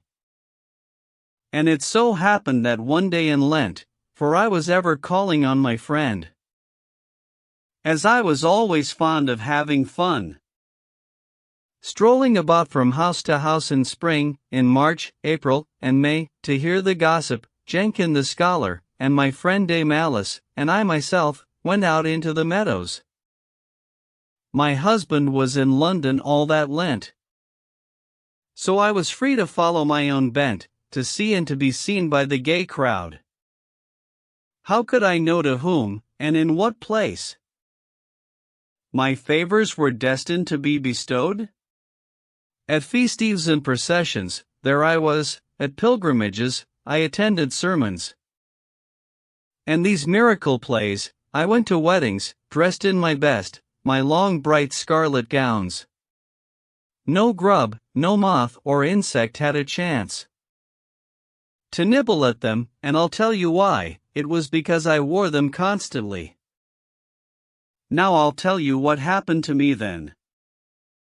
We strolled about the fields, as I was saying, and got on so well together, he and I, that I began to think ahead, and tell him that if I were a widow we could marry.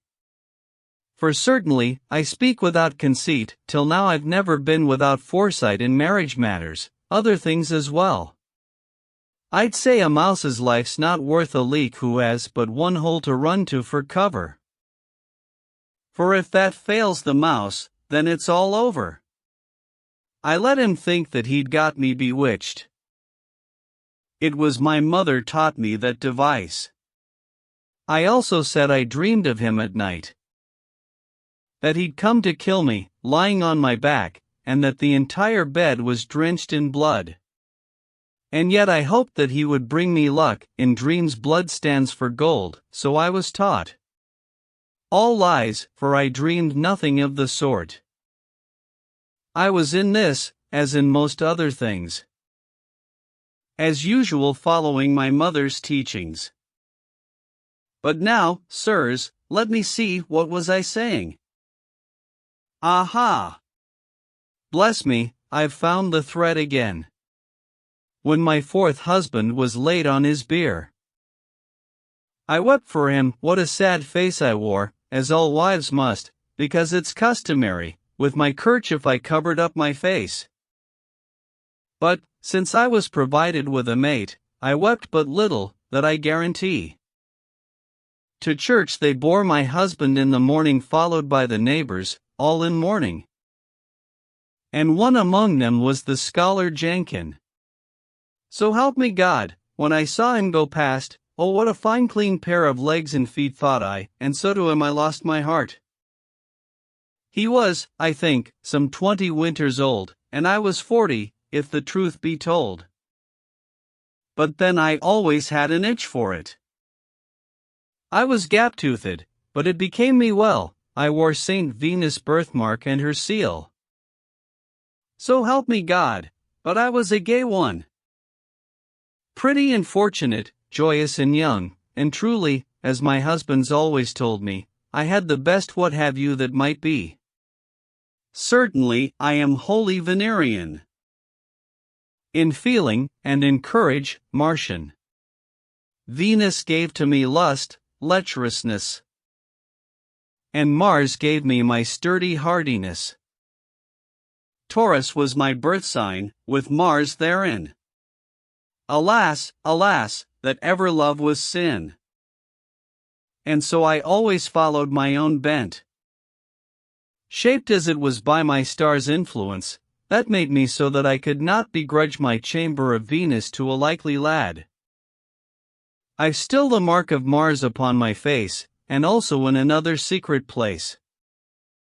For, sure as God above is my salvation, I never ever loved in moderation, but always followed my own appetite. Whether for short or tall, or black or white, I didn't care, so long as he pleased me. If he were poor, or what his rank might be. There's little more to say. By the month's ending, this handsome scholar Jenkin, gay and dashing, had married me with all due ceremony. To him I gave all land and property, everything that I had inherited. But, later, I was very sorry for it. He wouldn't let me do a thing I wanted.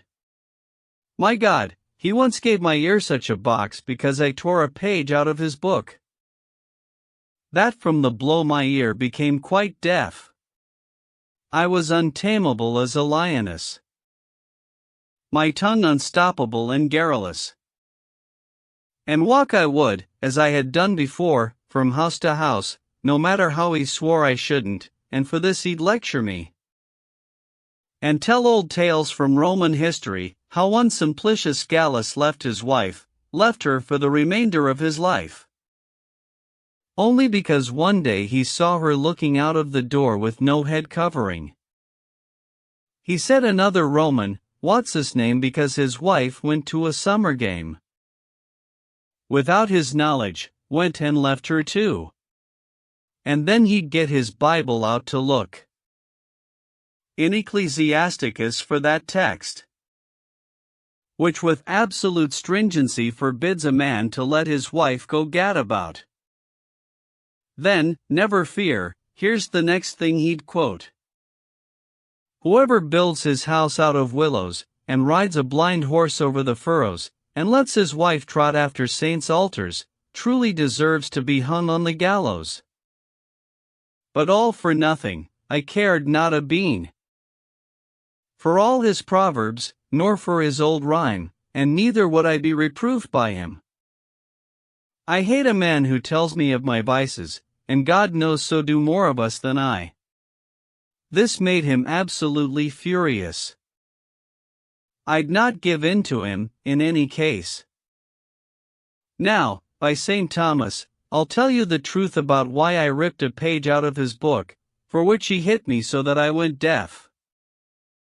He had a book he loved to read, that he read night and morning for his own delight, Valerius and Theophrastus, * he called it, over which book he'd chuckle heartily.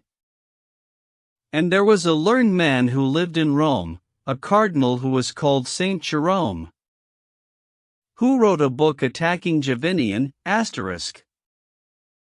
And there were also books by Tertullian, Chrysippus, Trotula, and Heloise, *, who was an abbess not far from Paris, also the Parables of Solomon, Ovid's Art of Love, and many another one, all bound together in the same volume. And night and morning it was his custom, whenever he had leisure and freedom from any other worldly occupation, to read in it concerning wicked women. He knew more lives and legends about them than there are of good women in the Bible. Make no mistake, it is impossible that any scholar should speak good of women, unless they're saints in the hagiologies. Not any other kind of woman, no. Who drew the picture of the lion? Who, my God, had women written histories? Like cloistered scholars in oratories, they'd have set down more of men's wickedness than all the sons of Adam could redress. For women are the children of Venus, and scholars those of Mercury. The two are at cross purposes in all they do. Mercury loves wisdom, knowledge, science, and Venus, revelry and extravagance. Because of their contrary disposition, the one sinks when the other's in ascension, and so, you see, Mercury's powerless when Venus is ascendant in Pisces, and Venus sinks where Mercury is raised. That's why no woman ever has been praised by any scholar. When they're old, about as much use making love as an old boot, then in their dotage they sit down and write. Women can't keep the marriage vows they make. But to the point, why I got beaten up, as I was telling you, just for a book. One night Jankin, that's my lord and master, read in his book as he sat by the fire of Eva first, who through her wickedness brought the whole human race to wretchedness, for which Jesus himself was crucified. He who redeemed us all with his heart's blood. Look, here's a text wherein we plainly find that woman was the ruin of mankind. He read to me how Samson lost his hair, he slept, his mistress cut it with her shears, through which betrayal he lost both his eyes. And then he read to me, if I'm no liar, of Hercules and his Dejanira, and how she made him set himself on fire. He left out nothing of the grief and woe that the twice-married Socrates went through, how Xanthippe poured piss upon his head, and the poor man sat stock-still as if dead. He wiped his head, not daring to complain. Before the thunder stops, down comes the rain, and out of bloody-mindedness he'd relish the tale of Pasiphae, Queen of Crete. Fie! Say no more, it's gruesome to relate her abominable likings and her lust. Of the lechery of Clytemnestra, how she betrayed her husband to his death. These things he used to read with great relish. He also told me how it came about that at Thebes Amphiaraus lost his life. My husband had a tale about his wife Eriphyle, who for a golden brooch had covertly discovered to the Greeks where they might find her husband's hiding place, who thus, at Thebes, met a wretched fate. He told of Livia and Lycilia, who caused their husbands, both of them, to die, one out of love, the other out of loathing. Hers, Livia, poisoned late one evening, because she hated him. Rutuish Lycilia, on the contrary, loved her husband so that she mixed for him, so that he should think only of her, an aphrodisiac drink so strong that before morning he was dead. Thus husbands always have the worst of it. Then he told me how one Latunius once lamented to his friend Arius that there was a tree growing in his garden, on which, he said, his 3 wives, out of dudgeon, had hanged themselves. "Dear friend," said Arius, "give me a cutting from this marvelous tree, and I shall go and plant it in my garden." Concerning wives of later days, he read how some had killed their husbands in their bed, and let their lovers have them while the corpse lay all night on its back upon the floor. And others, while their husbands slept, have driven nails through their brainpans, and so murdered them. Yet others have put poison in their drink. He spoke more evil than the heart can think. On top of that, he knew of more proverbs than there is grass and herbage upon earth. "Better to live with a lion or dragon," said he, "than take up with a scolding woman. Better to live high in an attic roof than with a brawling woman in the house. They are so wicked and contrarious that what their husbands love, they always hate." He also said, "A woman casts off shame when she casts off her smock," and he'd go on. "A pretty woman, if she isn't chaste, is like a gold ring stuck in a sow's nose." Now who could imagine, or could suppose, the grief and torment in my heart, the pain? When I realized he'd never make an end but read away in that damned book all night, all of a sudden I got up and tore 3 pages out of it as he was reading, and hit him with my fist upon the cheek so that he tumbled back into our fire, and up he jumped just like a raging lion, and punched me with his fist upon the head till I fell to the floor and lay for dead. And when he saw how motionless I lay, he took alarm, and would have run away, had I not burst at last out of my swoon. "You've murdered me, you dirty thief," I said. "You've gone and murdered me, just for my land. But I'll kiss you once more, before I'm dead." He came close to me and kneeled gently down, and said, "My dearest sweetheart Allison, so help me God, I'll not hit you again. You yourself are to blame for what I've done. Forgive it me this once, for mercy's sake." But once again I hit him on the cheek. "You robber, take that on account," I said. "I can't speak anymore, I'll soon be dead."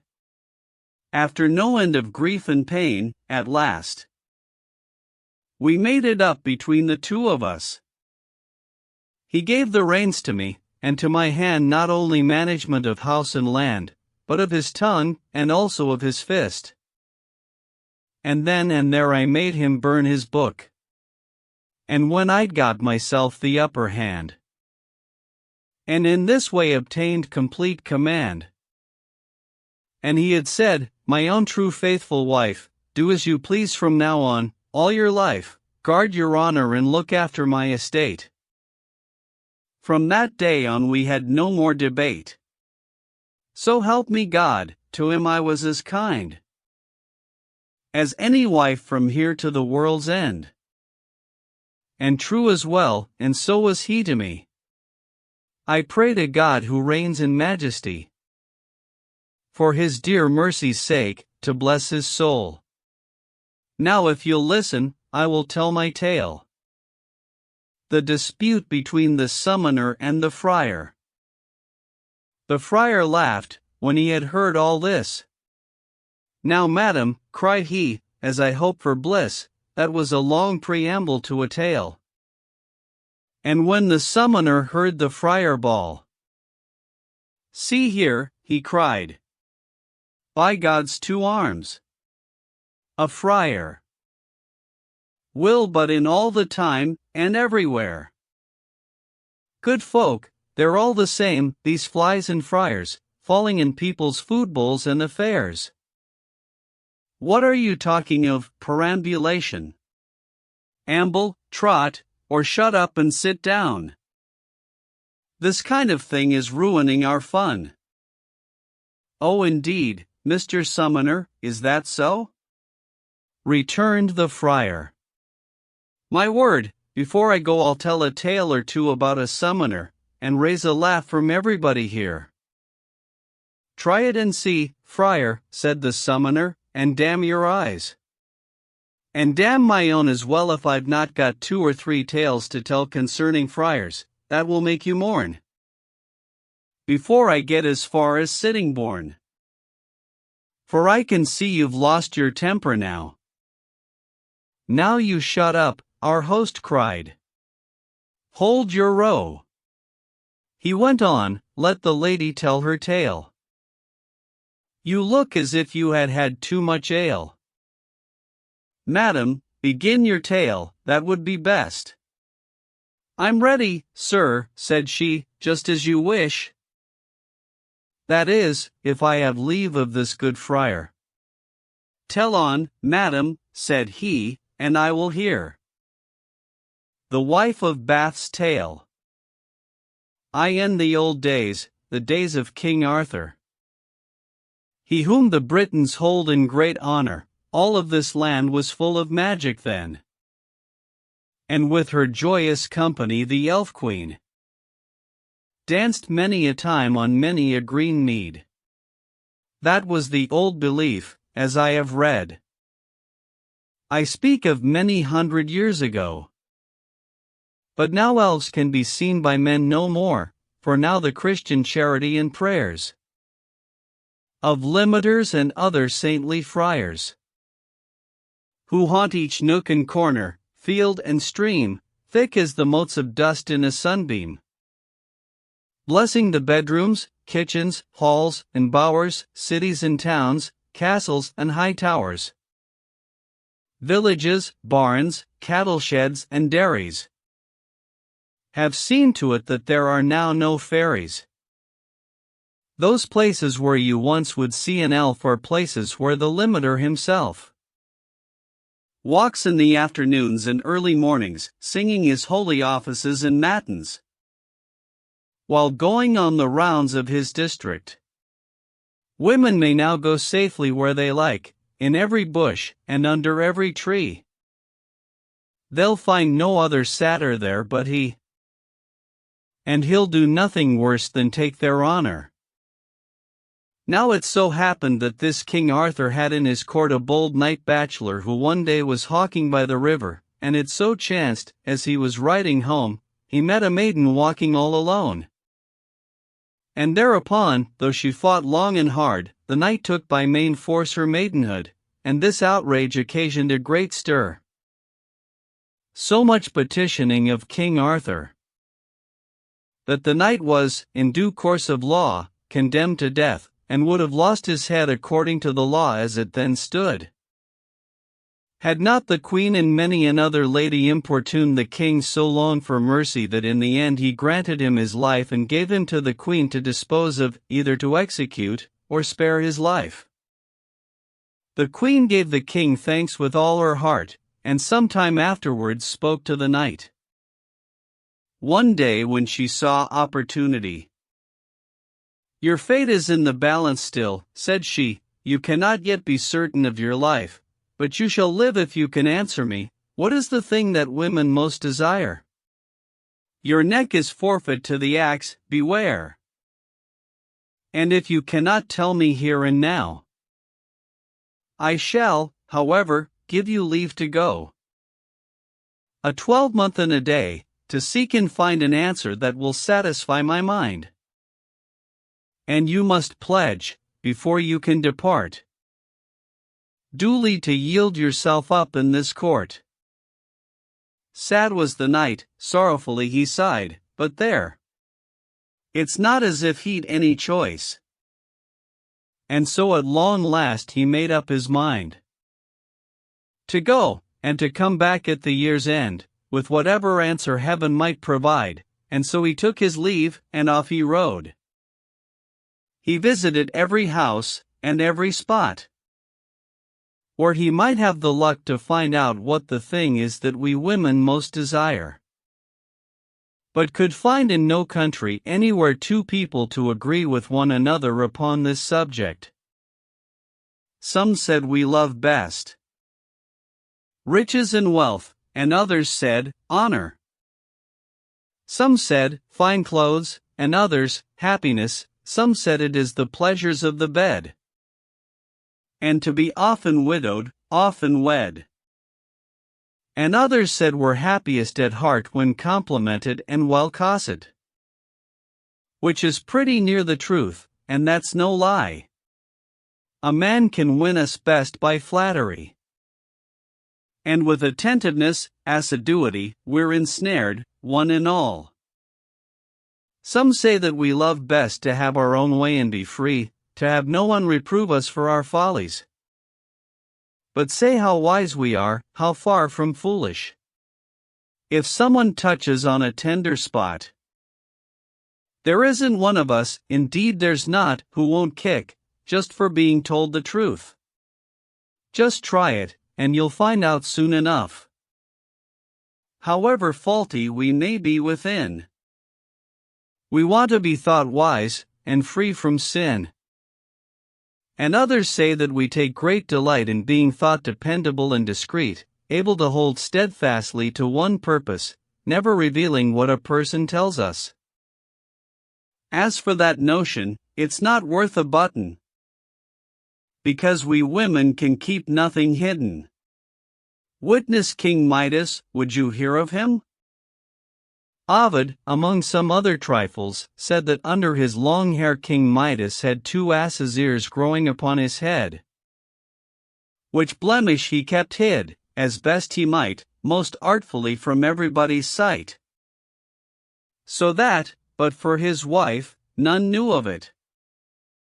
Above all things he loved and trusted her, and he implored her never to make mention of his deformity to anyone. No, not for anything in the world, she swore, would she do such a mean and sinful thing, and bring discredit to her husband's name.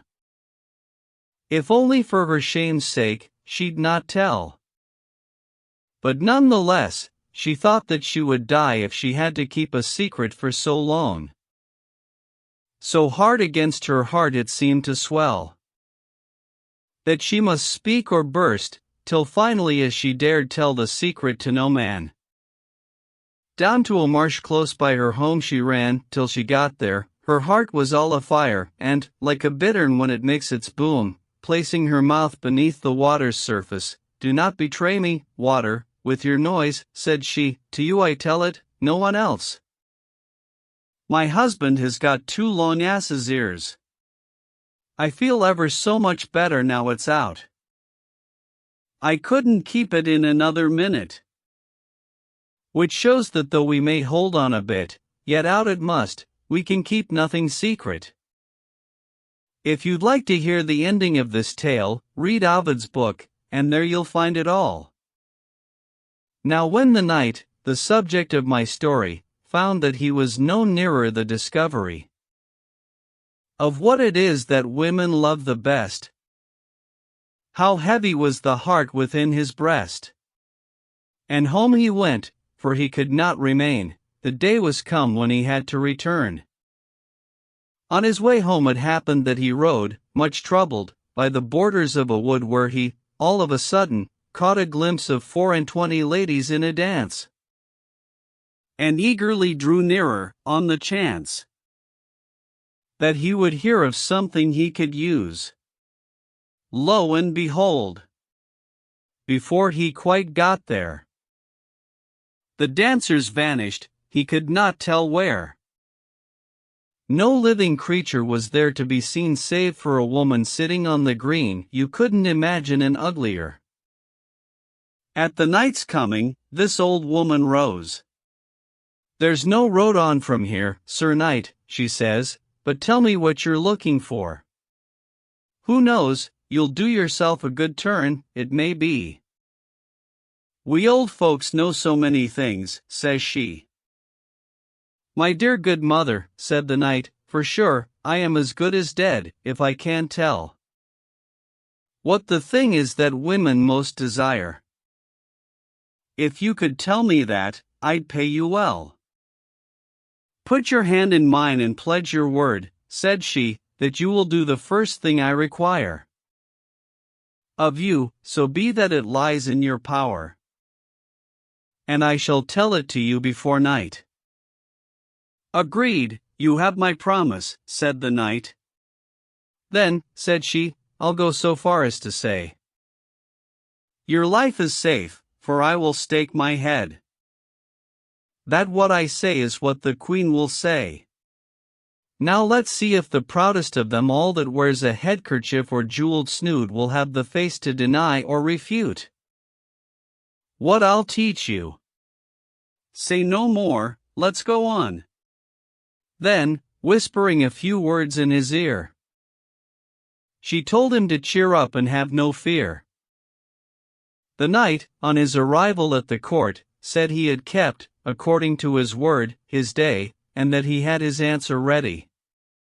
Many a maiden, many a noble lady, and many a widow, widows are so wise, the queen herself in the chair of justice, had all assembled in the court to hear, and then the knight was ordered to appear. All were commanded to observe silence, and the knight to tell, in formal audience, what it is mortal women love the most. Instead of standing there dumb as an ox, the knight resolved the riddle there and then in ringing tones, so the whole court heard him. In general, my liege lady, he began. Women desire to have dominion over their husbands, and their lovers too. They want to have mastery over them. That's what you most desire, even if my life is forfeit. I am here, do what you like. In the whole court there was no wife nor maid nor widow who'd contradict what he said, but all declared that he deserved his life. Upon this, the old woman whom the knight encountered sitting on the forest green jumped up and cried, My sovereign lady queen, before the court disperses, do me right.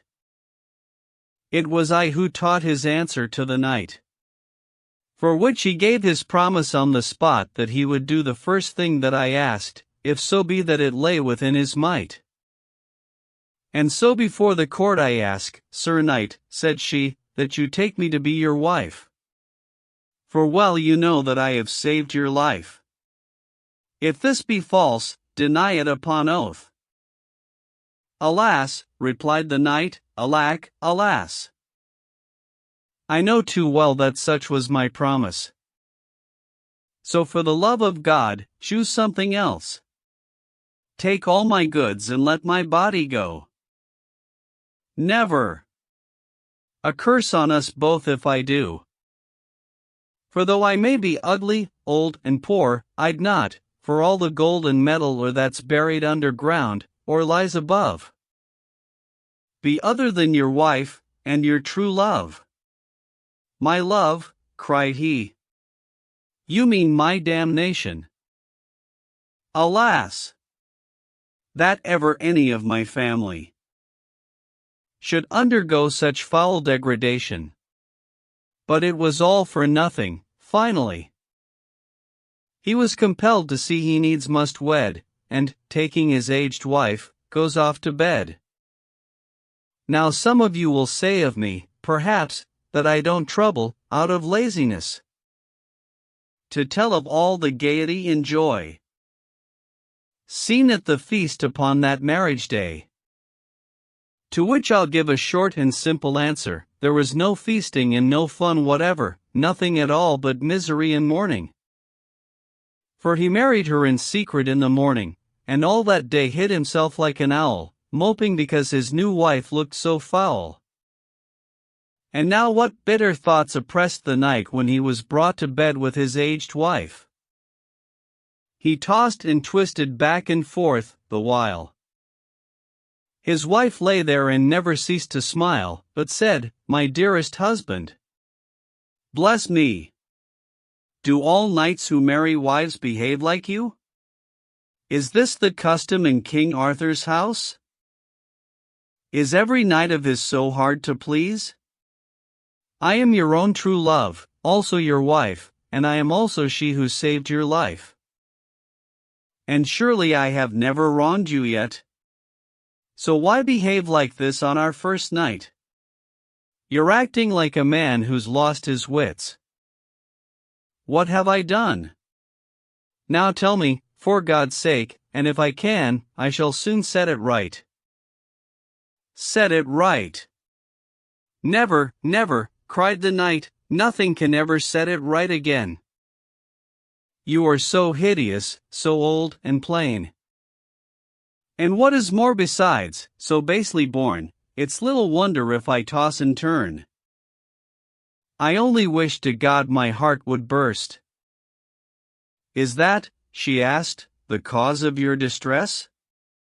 Indeed yes, and no wonder, said the knight. Now sir, said she, all this I could put right before 3 days are up, that's if I liked, and you were to behave more courteously.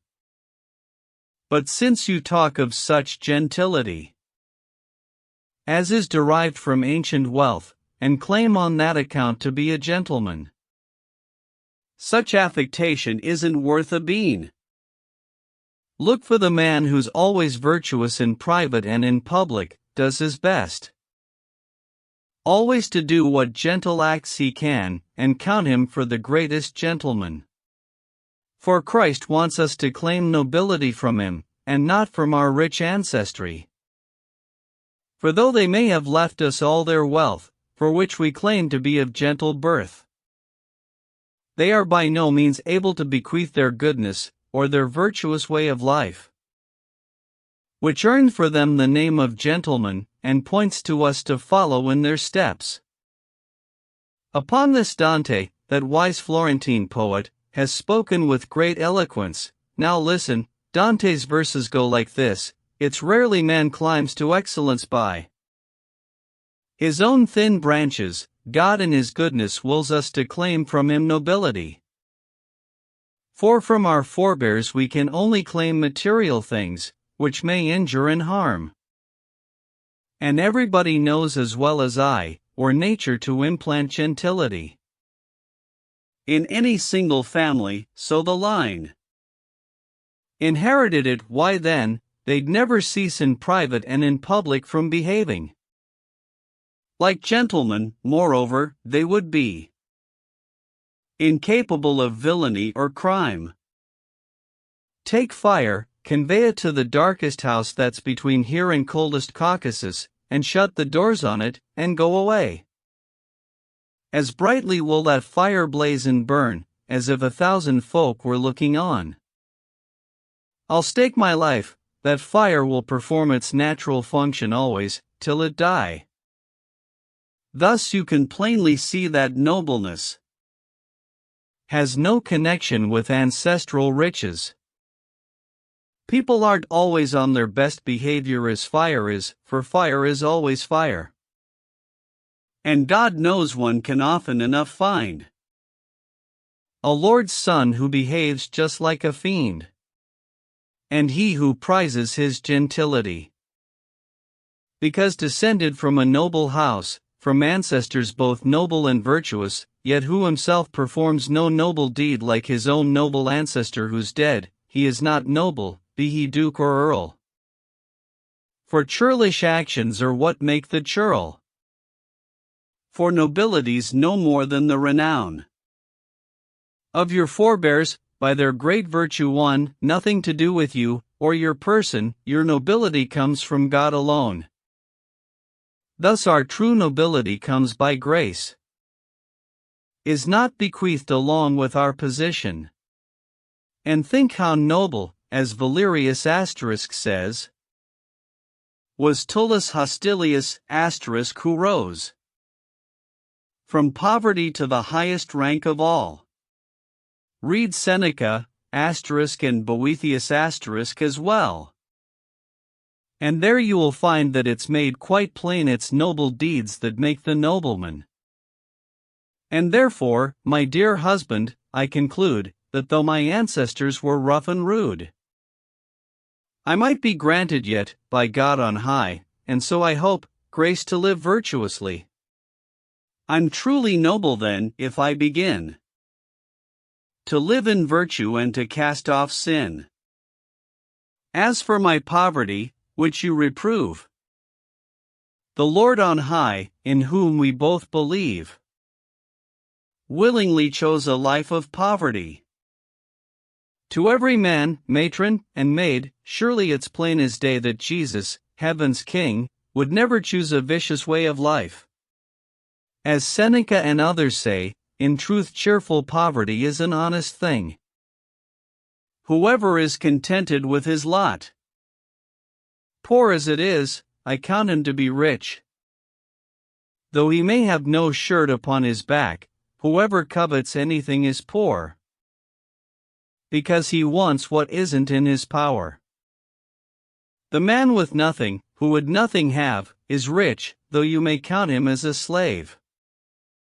The nature of true poverty is to sing, on this Juvenal has a happy saying. The poor man, when he goes a-journeying, can laugh at thieves. Poverty's a hated boon, and, as I'd guess, an efficient expeller of anxieties, also a great improver of wisdom, when it is patiently borne. That is poverty, hard as it may seem. It is an asset no one wants to claim. Poverty will often, if you're humble, teach you to know God, and yourself as well. Poverty's like an eyeglass, I declare, through which you can see who your real friends are. In this I am not harming you, therefore. You can't go on complaining I am poor.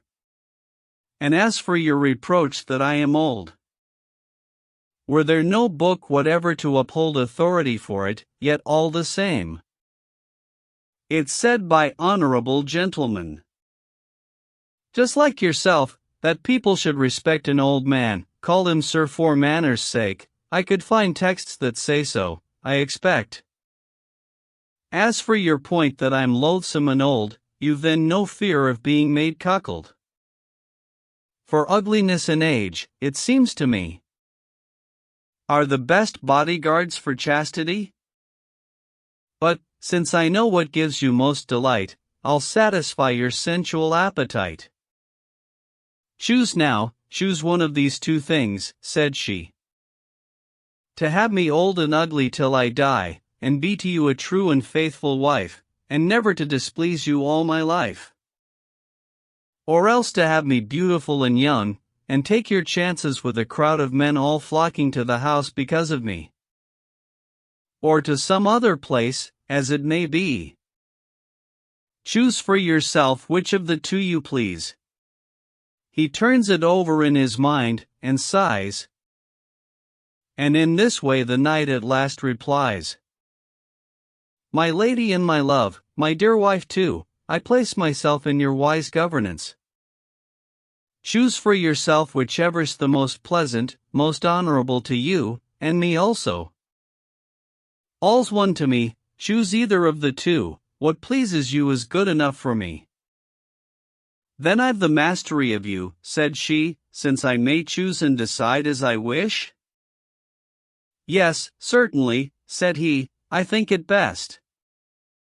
Kiss me, and we won't quarrel any more, for I'll be both to you, upon my honor. That's to say, beautiful as well as good. May death and madness be my lot, she said, if I am not a wife as good and true as ever wife was since the world was new. And if I'm not as pretty as a queen as any empress that was ever seen, from east to west, before tomorrow's dawn, then you can deal just as you like with me. And now, lift up the curtain, look and see. And when the knight saw it was really so, and that she was as lovely as she was young, he caught her up in both his arms for joy, with his whole heart bathed in a bath of bliss. They kiss, 1,000,000 times they kiss. and she obeyed him in all things that might afford him satisfaction or delight. To their lives' end they lived in perfect joy, and may Christ Jesus send us husbands who were meek and young, and spirited in bed, and send us grace to outlive those we wed, and I pray Jesus to cut short the lives of those who won't be governed by their wives. And as for all old and ill-tempered skinflints, may heaven rain upon them pestilence. The Friar's Prologue. That excellent limiter, the good friar, kept casting black looks at the summoner, yet had been able, so far, to hold back from swearing at him, for good manners' sake. At length, addressing the good wife of Bath, "Madam, God bless you with a happy life," said he, "believe me, you have touched upon a difficult academic problem. Some points you make are excellent, I'd say. But, madam, as we ride upon our way, all we need talk about is what amuses. Let's leave citations of authorities to schools of learning and to sermonizers, for the Lord's sake. But, if the company please, I'll tell you a good story, to make game of summoners, for as God's my witness, you know you only have to hear the name of summoner to hear no good of them. No offense meant. But a summoner is a chap who runs about with summonses for adultery and fornication. Gets himself beaten up in every town. Our host broke in with, "Hey! Now watch it, sir. One of your standing should be Sibbler, we'll have no quarreling in our company, so tell your tale, and let the summoner be." "No," said the summoner, "let him say to me whatever he likes, when my turn comes, by God, he'll find himself hoist with his own petard. You bet I'll teach him just how great an honor it is to be a lying limiter. I'll show him what kind of a job he has." "Pipe down," returned our host, "enough of this." A moment later he addressed the friar.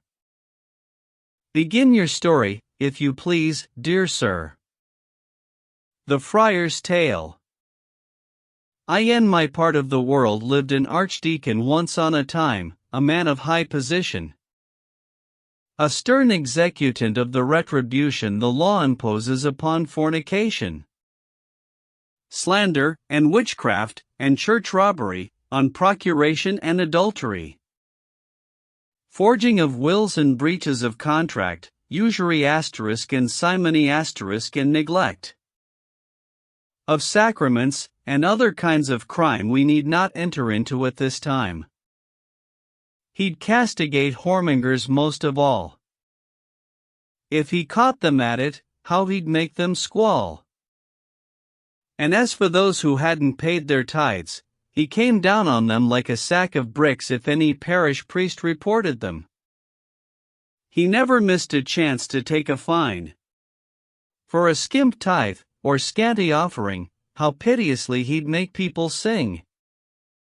Before the bishop caught them with his crook, they'd be put down in the archdeacon's asterisk book, whereupon, being in his jurisdiction, he had it in his power to penalize them.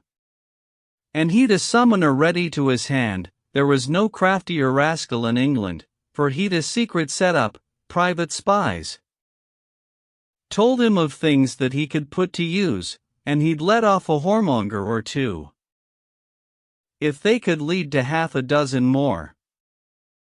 For though it drives him mad as a March hare, I don't propose to spare the summoner the tally of his devilish misdeeds. I need not worry about prosecution.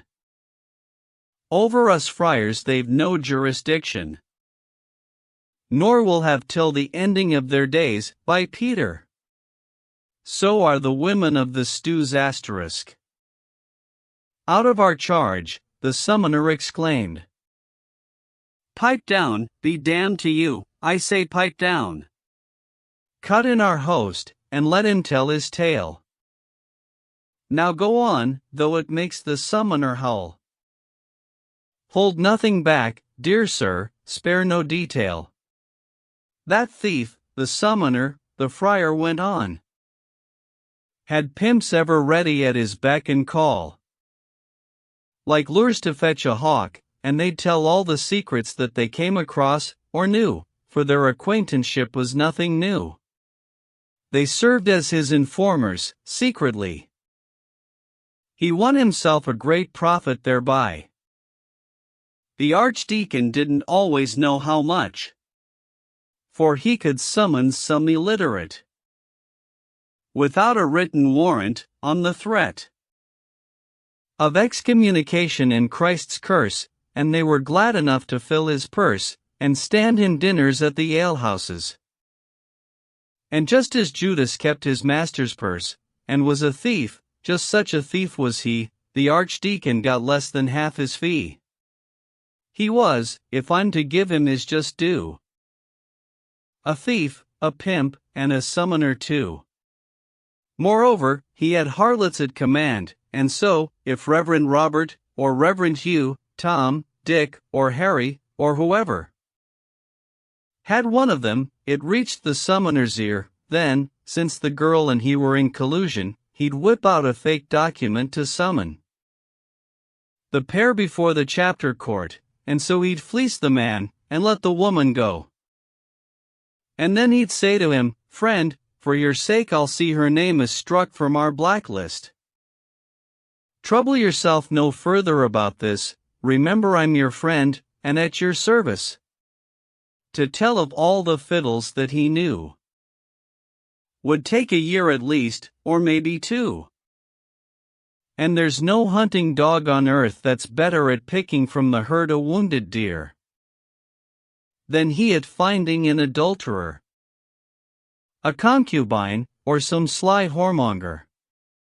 And since he got most of his income from it, he gave his full attention to the matter.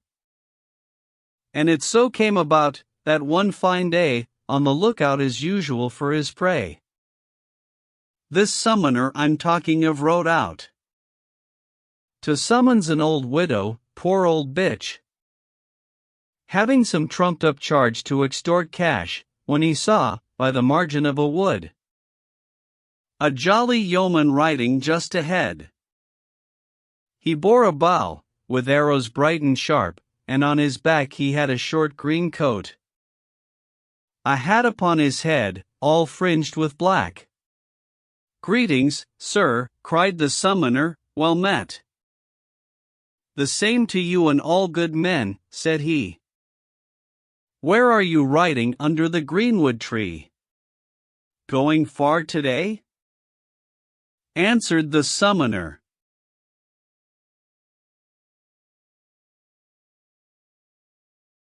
"No, I'm just riding to a place nearby. I've to collect a rent that's fallen due." "So you're a bailiff asterisk then?"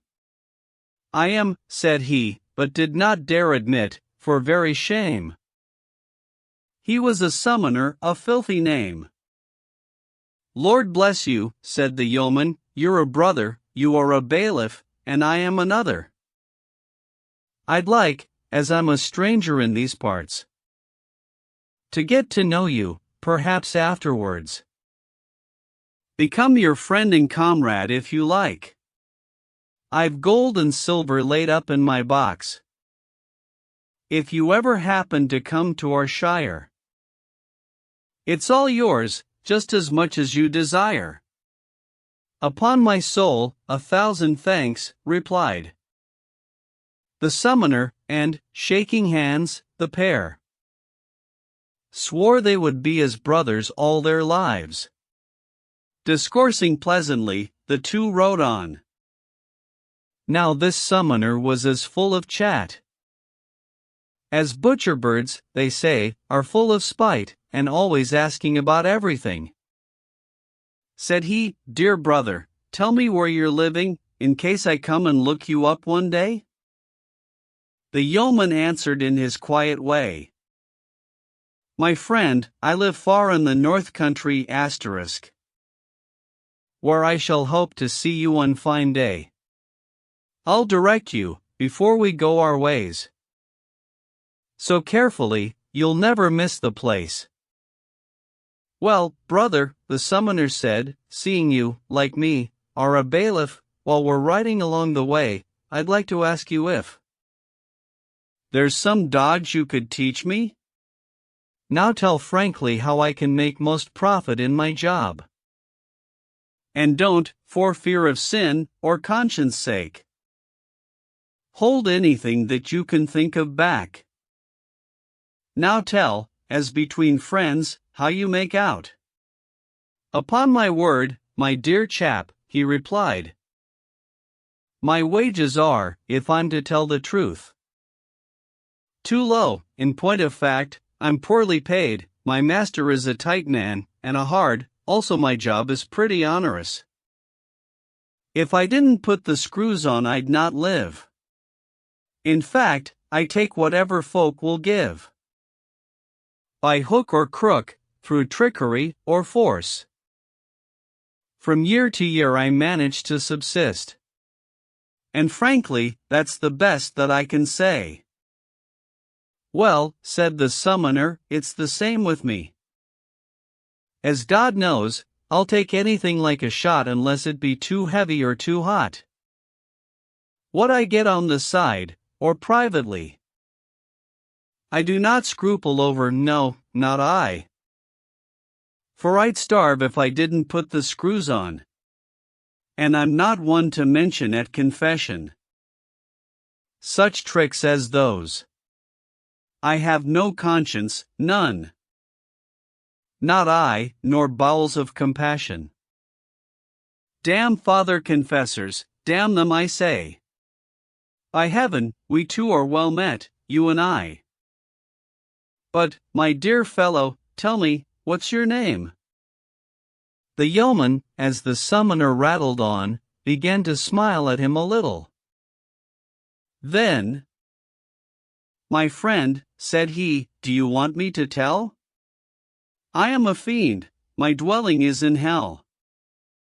I'm riding here on business, and to see if folk have anything to give to me. What I pick up makes my whole revenue. It seems that you're on the same errand too, lining your pocket, never minding how. The same as me, for I'd set off right now. To the world's end and back, to find a prey. What, cried he, Lord bless us, what's that you say? I took you for a yeoman, certainly. And you've a human form, the same as me. But have you any definite fixed shape? In hell, where you are in your natural state? No indeed, said the other, we have none, but when we like, we can assume a form. Or make it seem to you that we've a shape sometimes just like a man, or like an ape, or like an angel I can go about. There's really nothing wonderful in it, for any lousy conjurer can deceive. And, pardon me, I've a more skilled technique. Why, asked the summoner, do you go around in different shapes, instead of the same form? Because, said he, we prefer to assume whatever shape best suits to snare our game. What is it makes you go to all this labor? Very many reasons, Mr. Summoner. He answered, but for everything there's a time. The day is short, already it's past 9. As yet I've taken nothing all today. Now I'll attend to business, if I may. And not to divulging everything we know, which, my good friend, your wits are far too slow to understand, even if I told it you. But, since you ask me why we labor so, it's because, sometimes, we're God's instruments, a means to carry out the Lord's commandments upon His creatures, as it pleases Him. In diverse ways, in diverse shapes and forms. It's true we have no power without Him should He please to oppose us. And sometimes He grants, at our request, leave to maltreat the body of a man, but not the spirit, Job for example, whom we tormented. And sometimes we have power over both, that is to say, body and soul alike. And sometimes we're permitted to harass a man and vex his soul, but not his flesh, and, as you see, it all works for the best. For when a man resists our temptation, it may contribute to his salvation, even if it was never our intention. He should be saved, but that hell should catch him. Sometimes we act as servants to some man. For instance, the Archbishop, St. Dunstan. And I myself served the apostles too. Now tell me, asked the summoner, if it's true you make yourselves new bodies in this way. Out of the elements? No, the fiend replied. Sometimes we simulate them, sometimes rise in bodies of the dead, in various ways, and speak as fluently and well as ever. Dead Samuel did, raised by the witch of Endor. Although some people say it wasn't he. But I've no time for your theology. But I'm not joking, let me tell you this, hereafter, friend, you're going to a place where you will have no need for me to teach. First-hand experience is what you'll get, my friend, which will enable you to lecture as if from a professorial chair. Better than Virgil, when he was alive. Or Dante either. Now let's ride on quickly, for I would like to keep you company. Till it so happens that you break with me. Never, the summoner cried, I never shall. I am a yeoman, known to one and all. I'll keep my promise to you in this matter. For if you were the devil Lucifer, yet I would keep my promise to my brother, the oath that we have sworn to one another, to be a faithful partner in this matter, and go about our business together. You take your share, whatever people give, and I'll take mine. In this way, we'll both live. If one of us should get more than the other, he's to play fair, and share it with his brother. Agreed, the devil said. You have my word. And upon this they set off on their road. Just at the entrance of the village where the summoner had it in mind to go, they saw a carter with a load of hay driving his cart along the public way. The road was deep in mud, so the cart stuck. The carter laid about him with his whip, yelling like mad, Hup Brock, and Hup Scott. Hup Brock. Hup Scott. Hup. Hup. Why stop for stones? The devil take you, cried he, body and bones. Sure as you're born. What I've been through today. The devil take the lot, horse, cart, and hay. Said the summoner, now we'll have some fun. As if he'd noticed nothing, he drew near the fiend, and slyly whispered in his ear. Hear that, brother? On my word, just listen. Don't you understand what that carter's saying? Take it at once, he's given it to you. Hey, cart and all, and the 3 horses too. Lord no, not a bit of it, said the fiend. Trust me, that isn't at all what he meant. Just go and ask him, if you don't believe me, or hold on for a minute, and you'll see. The carter thwacked his horses on the croup, the team began to strain and heave and tug. Hup, now, hup. May Christ bless you and all his handiwork, and creatures great and small. Well tugged, old Gray, he shouted. That's my boy. God keep and save you all, By Street Alloy. Thank God, that's got my cart out of the mud. See there, what did I tell you? the fiend said, "it only goes to show you, my dear brother." The yokel said one thing, but meant another. "We'd best be getting on, for I can see. It's plain that there's no rake-off here for me." When they had gone a short way out of town, the summoner whispered his companion, "Brother, this place belongs to an old trout, an old girl who would rather cut her throat almost than yield a penny of her goods. I'll get 12 off her, though it drive her mad. If not, I'll have her summons to our court, though heaven knows the old bag's not at fault. But as you don't seem able, in these parts, to earn your keep, I'll show you how it's done." The summoner banged at the widow's gate. "Come out," he shouted, "you old harridan. You've got some priest or friar there, I bet." "God bless me, who's that knocking?" cried the woman.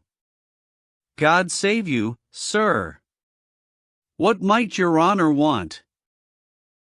"I have with me," he said, "a bill of summons. See to it that tomorrow you present yourself before his reverence the Archdeacon, on penalty of excommunication, to answer to the court for certain things. O Lord!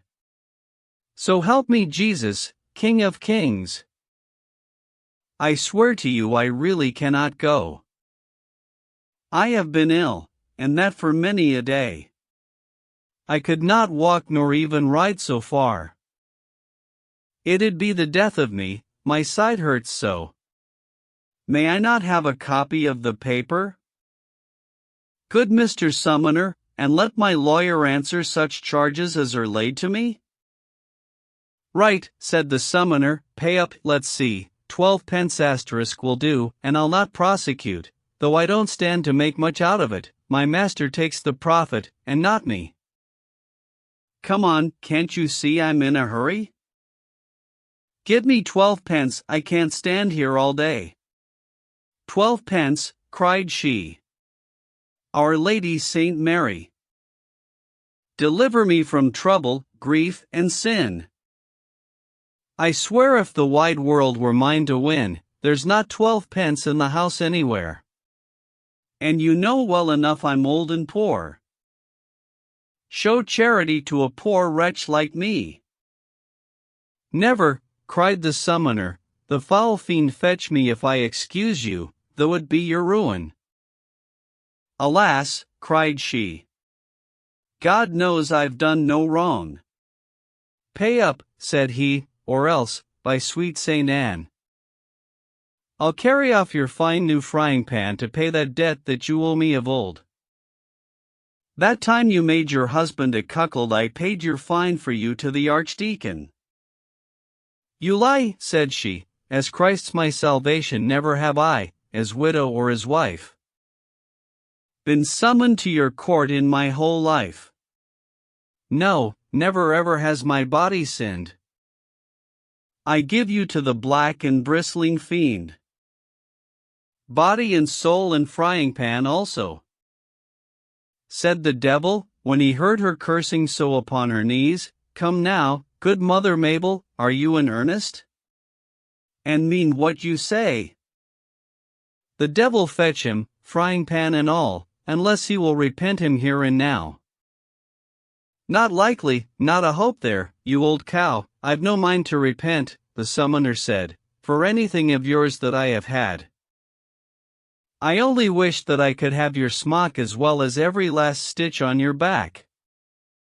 "Now take it easy, brother," said the fiend. "Your body and this pan are mine by right, and you must off with me to hell tonight, where you'll learn more concerning our affairs than any theological professor." So saying, the foul devil fastened on him, and he, body and soul, went with the fiend to where all summoners have their heritage. May God, who created after his image, mankind, guide and protect us, most and least, and teach these summoners to mend their ways. "Gentlemen, I could have told you," said the friar, had I permission from this summoner here.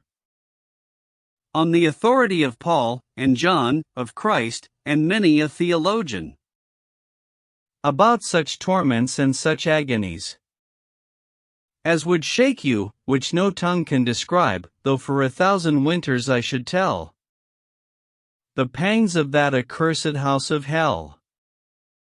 But, so to keep us from that dreadful place, watch, and pray Jesus, for his mercy's sake, to guard us all from Satan's temptation.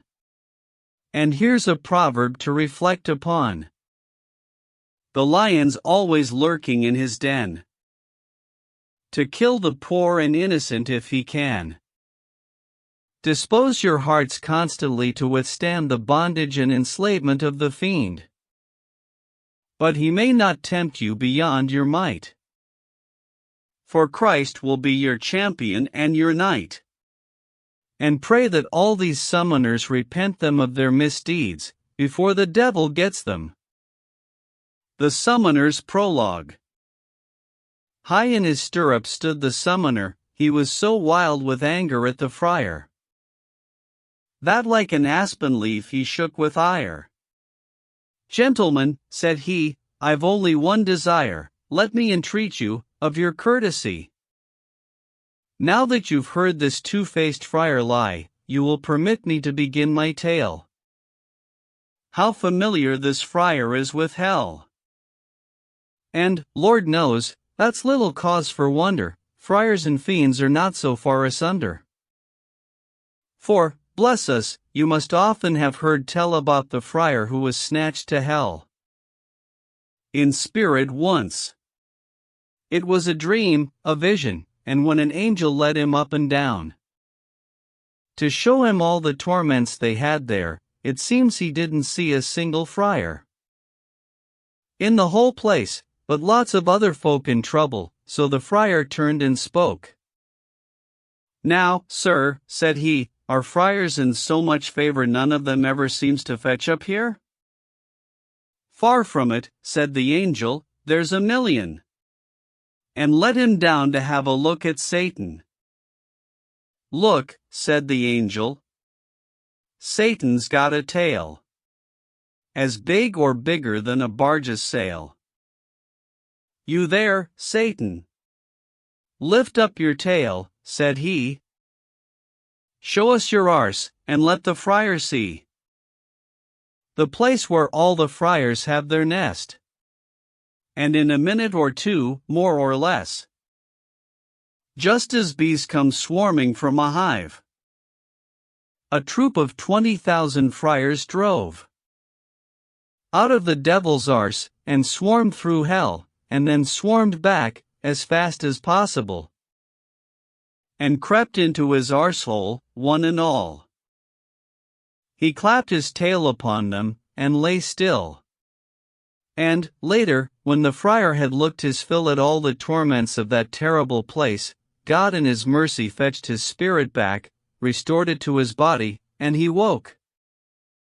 Yet even then his terror made him quake, because he couldn't get out of his mind the true and natural home of all his kind, the devil's arse. God save you all, bar one. This damned friar here. And so my prologue's done. The Summoner's Tale. Gentlemen, in Yorkshire I believe there is a marshy region known as Holderness, in which a limiter used to go about, preaching to folk and begging too, no doubt.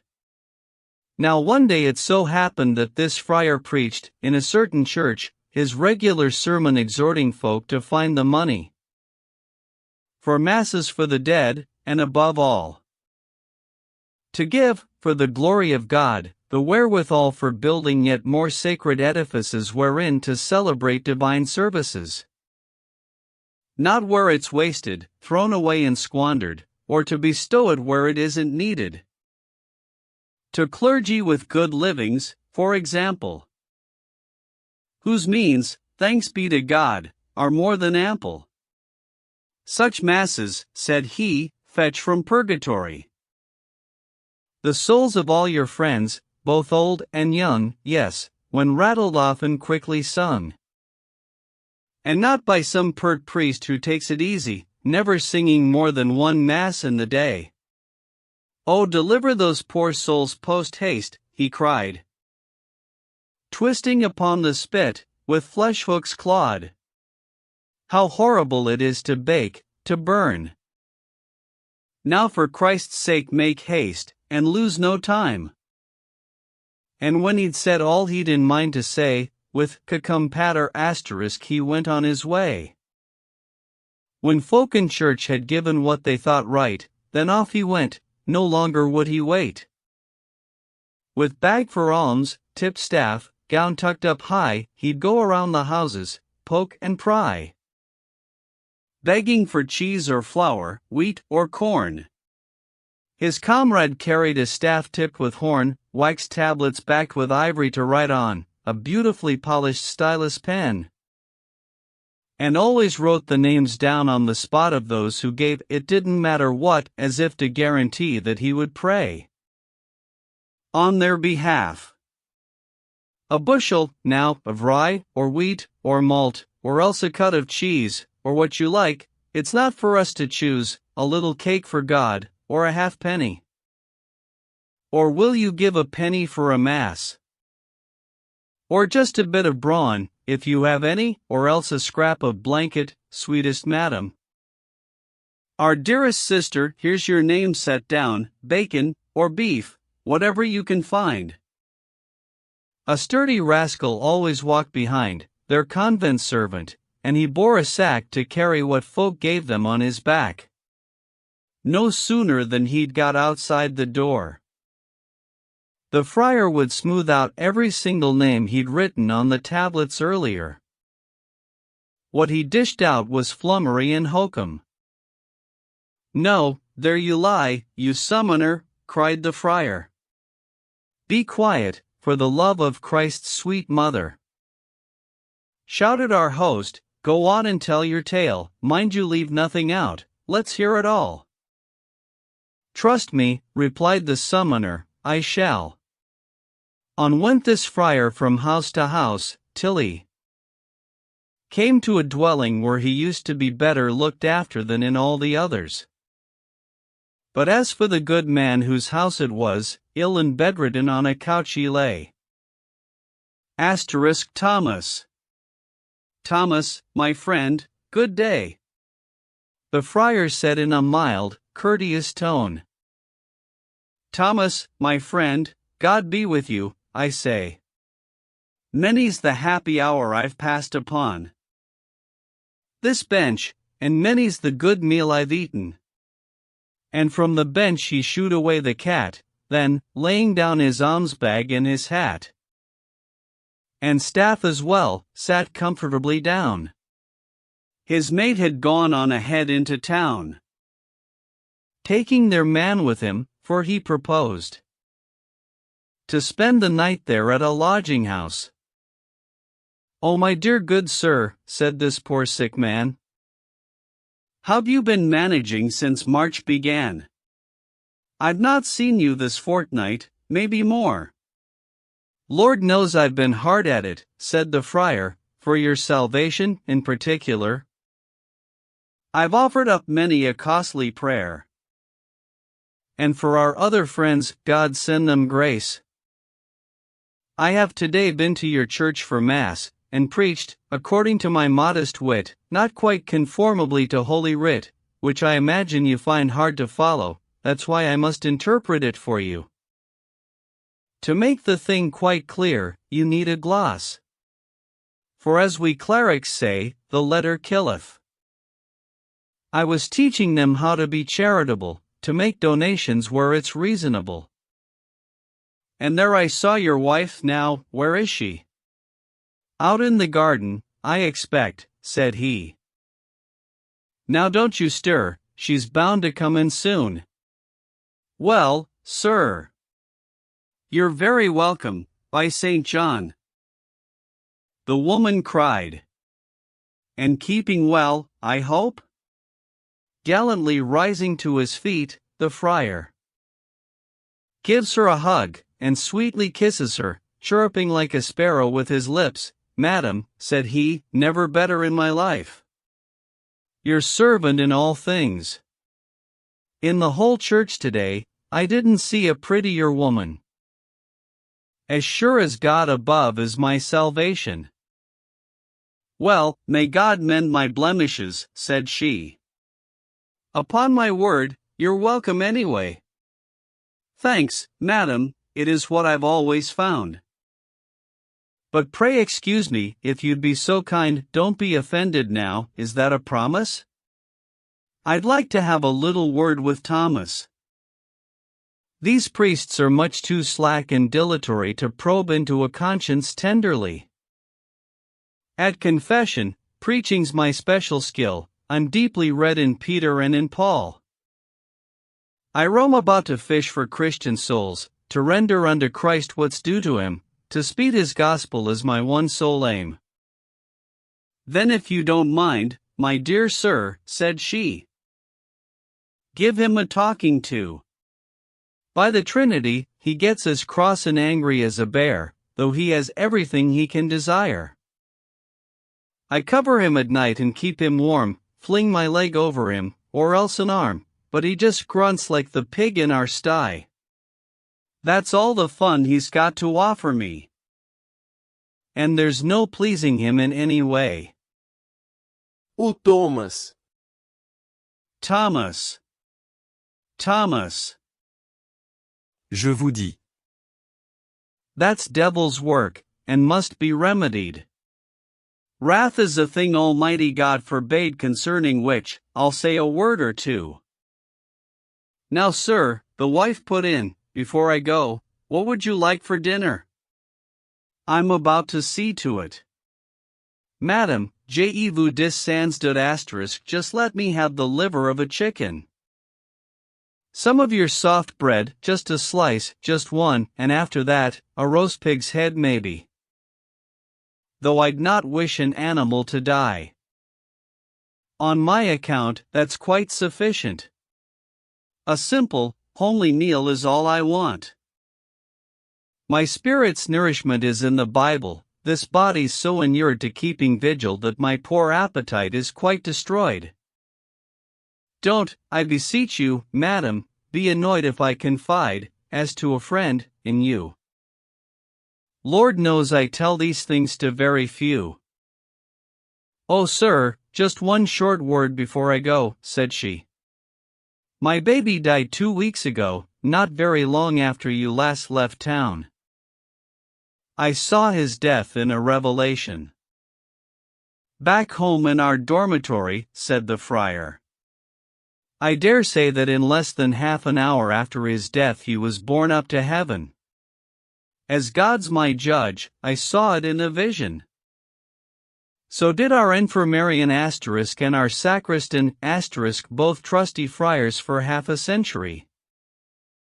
They've reached, the Lord be thanked, their jubilee. And now may walk alone asterisk, praise be to him." And up I rose, the whole convent as well, silently, with no clattering of bells. The tears ran down my cheeks, how fast they fell. Te Deum was what we sang, and nothing else, save that I offered up an orison to Christ, to thank him for his revelation, for, sir and madam, it's undeniable. Our orisons are more effectual. And we see more of Christ's most secret things than laymen may, even though they be kings. We live in poverty and abstinence. The laity in wealth and in abundance. Of food and drink, and in unclean delights. All worldly satisfactions we despise.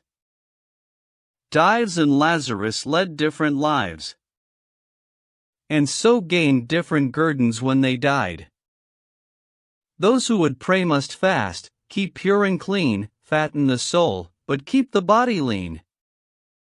We live as the apostle has advised asterisk.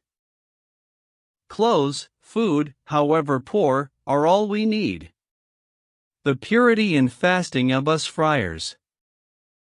ensures that Jesus Christ accepts our prayers. Think, Moses 40 nights and 40 days. Fasted, before Almighty God on high.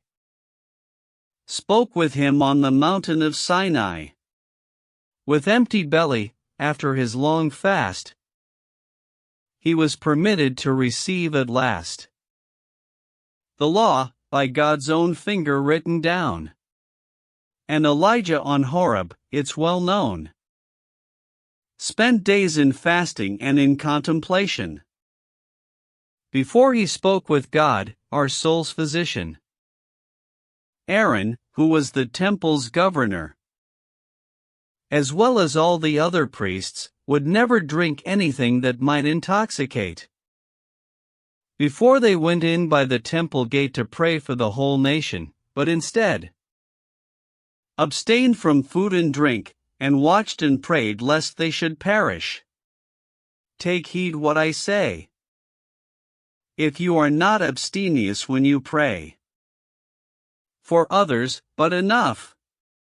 And mark my words. Never forget how Jesus Christ, our Lord, was our example, as the Bible says. Think how he prayed and fasted 40 days. Therefore we mendicants, we simple friars, are wed to poverty and continence, charity, humility, abstinence, persecution for the sake of righteousness, to tears, to pity, and chaste holiness. And therefore it's quite plain that all our prayers, I'm talking of us mendicants and friars, are to Almighty God more acceptable than yours, with your feasts at the dinner table. If I'm not wrong, it was for greediness that Adam was first chased from paradise. It's certain he was chased in paradise. Now listen, and mark what I say, Thomas. Though there's no text for it, as I suppose, it's clear to me, from the commentaries, that our dear Lord was speaking, when he said, "Blessed are the poor in spirit," of us friars. Go through the rest of the New Testament, and there you can see whether what it says is nearer to the vows of mendicants, or those who wallow in their endowments. Shame on their pomp, and shame upon their greed, and I despise them for their ignorance. It seems to me they're like Javinian * fat as a whale, and wambling like a swan, like a bottle and a buttery full of wine. How reverent, their prayers for the dead. Just listen to them sing that Psalm of David. Burp, burp, they go, cor meum eructivit. Who follows best Christ's gospel and his path, but us, the poor and holy, pure and chaste, doers not hearers of the word of God? And as a hawk vaults high into the air upon its upward swoop, just so do prayers of charitable, chaste and busy friars swoop upward into the 2 ears of God. O Thomas, Thomas. As I live and breathe. If you were not our brother, you'd not thrive, no, that you wouldn't, Thomas, by Street Ive. We all pray in our chapter day and night to Christ, to send you health, that through his might you'll soon regain the use of all your limbs. Lord knows, I don't feel the least difference. So help me Christ, said he, these last few years I've spent a fortune on all kinds of friars, and in the end been none the better for it. I've used up nearly all I own, in fact. I can kiss my gold goodbye, for it's all gone. O Thomas, cried he. Is that what you've done? Now what need have you, Thomas, to seek out all kinds of friars? With the best physician, why look for other doctors in the town? Your changeability will be your ruin. So you think that I, or rather my convent is ineffectual, or insufficient to pray for you? Thomas, it's past a joke. You don't give us enough, that's why you're sick. Hey! Give this convent half a load of oats. Hey!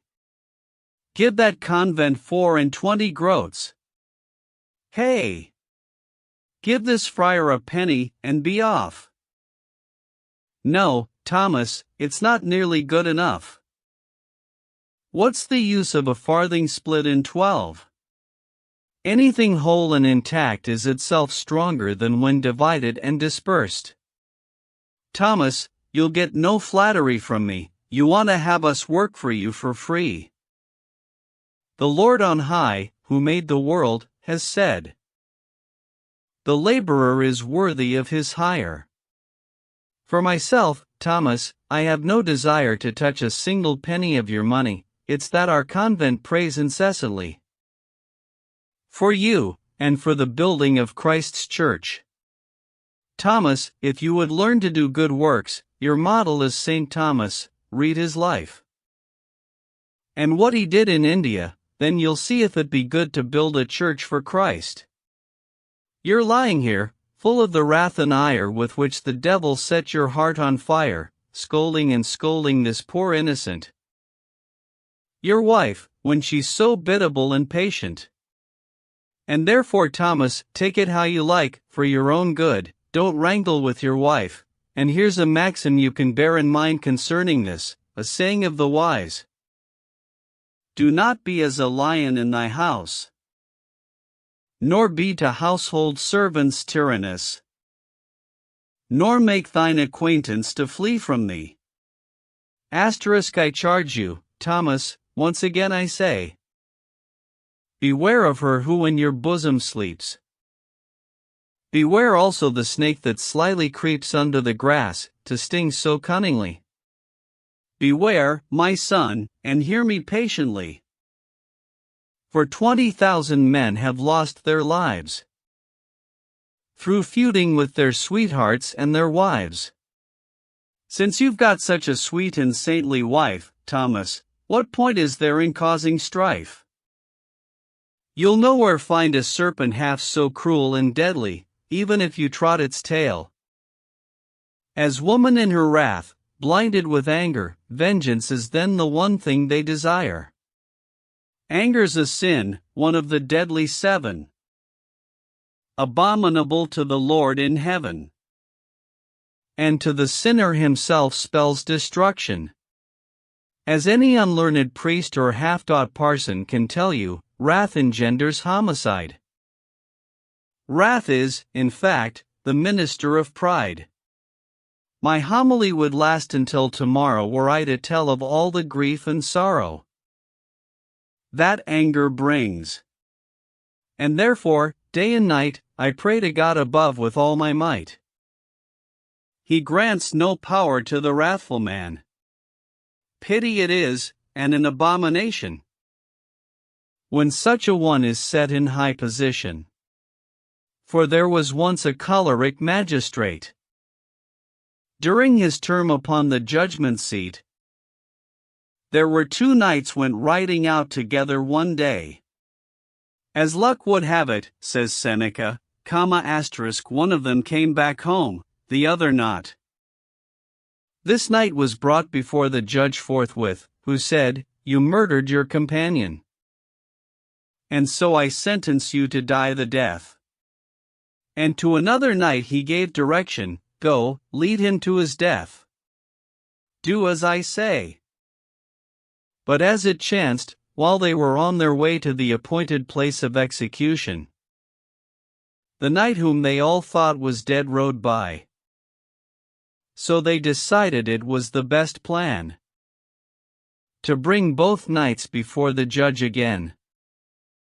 But when they said, Sir, the knight did not kill his friend, for here he stands, alive and well. So help me God, the judge replied, you die.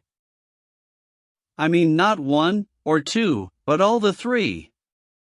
Then, turning to the first knight, the judge said, you were condemned, you must be executed. And you also will have to lose your head. because you are the cause of your friend's death." Then, turning to the third, the judge spoke thus: "You had your orders, yet did not obey." And so he had them put to death, all three. The choleric Cambyses was a sot, playing the bully was his great delight. And one day one of his attendant lords, a friend to virtue and morality, privately addressed him in these words: "That lord is done for, who lives viciously. And drunkenness, especially in a lord, stains his repute. There's many an eye and ear keeps watch upon him, and he can't tell where. Be moderate when you drink, for heaven's sake. Think how ignominiously wine can sap all a man's control over mind and body." "It's just the other way about, you'll see," the king said. "You yourself shall testify drink does no harm to people in that way. I'd like to see the wine that could suspend my steadiness of eye or foot or hand." Derisively he drank a great deal more, 100 times what he had had before. Then the miserable, bloody-minded wretch gave orders for the knight's son to be fetched. "Stand there in front of me," he told the boy, and of a sudden he snatched up his bow, and, drawing back the bowstring to his ear, let fly. The arrow killed the child right there. "Now have I got a steady hand or no? Or have I lost my strength and judgment too?" said he. "Has drink deprived me of eyesight? What use to give the answer of the night? His son was killed, there's no more to be said. So watch out when you're dealing with a lord. But sing placebo. I shall if I can. Unless it happens to be some poor man, for in that case it's quite all right to tell a man his faults, but not if he's a lord, not even if he's going straight to hell. Or there's Cyrus, the choleric Persian who demolished the river of Jason, because a horse of his had drowned therein. When he set out to conquer Babylon, he made the river shrink by draining it until the women could wade over it. Who can teach better than great Solomon? Make no friendship, said he, with an angry man, and with a furious man thou shalt not go. Lest it repent thee I shall say no more. Now, my dear brother Thomas, no more ire. You'll find me just as true as a set square. Don't press the devil's knife against your heart, it's your own anger does you so much hurt. Instead, make me a full confession. Cried the sick man, no, by Saint Simeon. My parish priest has shriven me today, I've told him all about my condition. There's no need to confess again, said he. Unless I choose, out of humility. Then give me gold, to build our monastery. For to raise it, while others have lived well, mussels and oysters and the like, said he, have been our food, and the Lord knows there's still the foundations to complete, and not a tile of pavement yet laid down where we are living. By God, there's 40 pounds for stones still owing. Help us, Thomas, by him that harrowed hell. For otherwise we've no choice but to sell our library.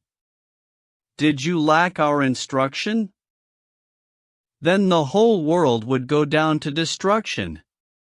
He who deprives the world of us, your pardon. Thomas takes from the universe its sun, for who can teach and labor as we can? And this is not at all a recent thing. For from the time of Elijah, said he, or Elisha, it's a matter of record, that there were friars, workers in charity. For which let us devoutly thank the Lord. Now, Thomas, help, for holy charity. And down he went upon his bended knee. At this the sick man grew half mad with ire, and would have loved to fling him in the fire, him and his lies and false hypocrisy. "I can give you nothing, except what I have such as it is, in keeping here," said he. "You were saying just now that I was your brother?" "Indeed yes, there's no question," said the other. "I brought our letter of fraternity, sealed with our seal, to your good lady here." "Well then," said he, "there's something that I'll give your holy convent while I'm still alive. You'll have it in your hand, and have it soon, on this condition, and on this alone, that you shall so divide it, my dear brother, that each friar gets as much as any other. This without fraud or cavil you must swear, by the vows you vowed when you became a friar." "I swear it by my faith," the friar said. His hand upon the other's hand he laid. "I give my word, I'll never let you down." "Now then, put your hand in, right down my back," said the sick man. "Feel carefully behind. And there, beneath my buttocks, you will find a thing that I hid there for secrecy." The friar thought, "Ah, that will do for me," and thrust his hand right down into the cleft, hoping that there he'd find the promised gift. And when the poor old sick man felt the friar groping about his arsehole here and there, full in the friar's hand he let a fart. And no cart horse that ever drew a cart ever let out a fart as thunderous. He sprang up like a lion, furious. "By God's bones," shouted he, "you two-faced clod! That's an insult! You did it on purpose. I'll see you're paid out for this fart, by God!" Hearing the row, the servants of the house came running in, and chased away the friar, and off he went, rage working in his face, to find that mate of his, who kept their deer. And you'd have taken him for a wild boar. He ground his teeth, he was so furious. He marched up smartly to the manor house, because a man of rank was living there, and he had always been his confessor. This worthy was the lord of the village. The friar came in, beside himself with rage, almost unable to get out a word. Where, dining at his table, sat the lord. But in the end brought out a "God bless you." The lord stared at the friar. "What's the matter, Friar John? What's ado? That something is amiss is plain to see. You look as if the wood were full of thieves. Sit down, and tell me what the trouble is. I'll put it right if I am able to." "I've been insulted," said the friar. "Today down in your village, not the meanest potboy would put up with my treatment in your town. But nothing shocks me more than that old clown with white hair, who blasphemed our convent too." "Now, master," said the lord, "I beg of you, not master, sir, but servant," said the friar. "Although the schools have done me that honor asterisk, it does not please the Lord that men should call us rabbi in the market, or your hall." "Never mind that," said he, "tell me what's wrong." "Sir," said the friar, "a heinous calamity has fallen on my order, and on me, and therefore also falls per consequens asterisk on Holy Church, and its whole hierarchy, but may the Lord in heaven amend it soon." "Sir," said he, "you know best what should be done. You are my confessor, don't be upset. You are the salt and savor of the earth. So pull yourself together, for God's sake. Tell me your trouble."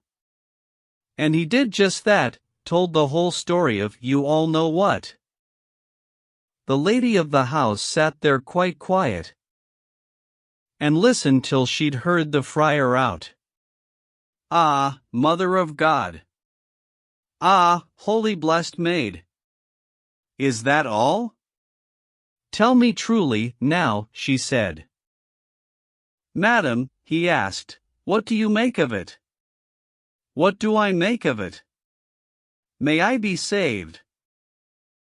I'd say a lout has done a loutish act. What can I say? The Lord send him bad luck. His old sick head is filled with foolishness. If you ask me, I think he's a bit touched. By God, madam, said he, to tell the truth, unless I get revenge some other way, I'll pillory him everywhere I preach, that blasphemer who told me to split up what can't be split, and share it equally with everyone. The foul fiend fetched the fellow.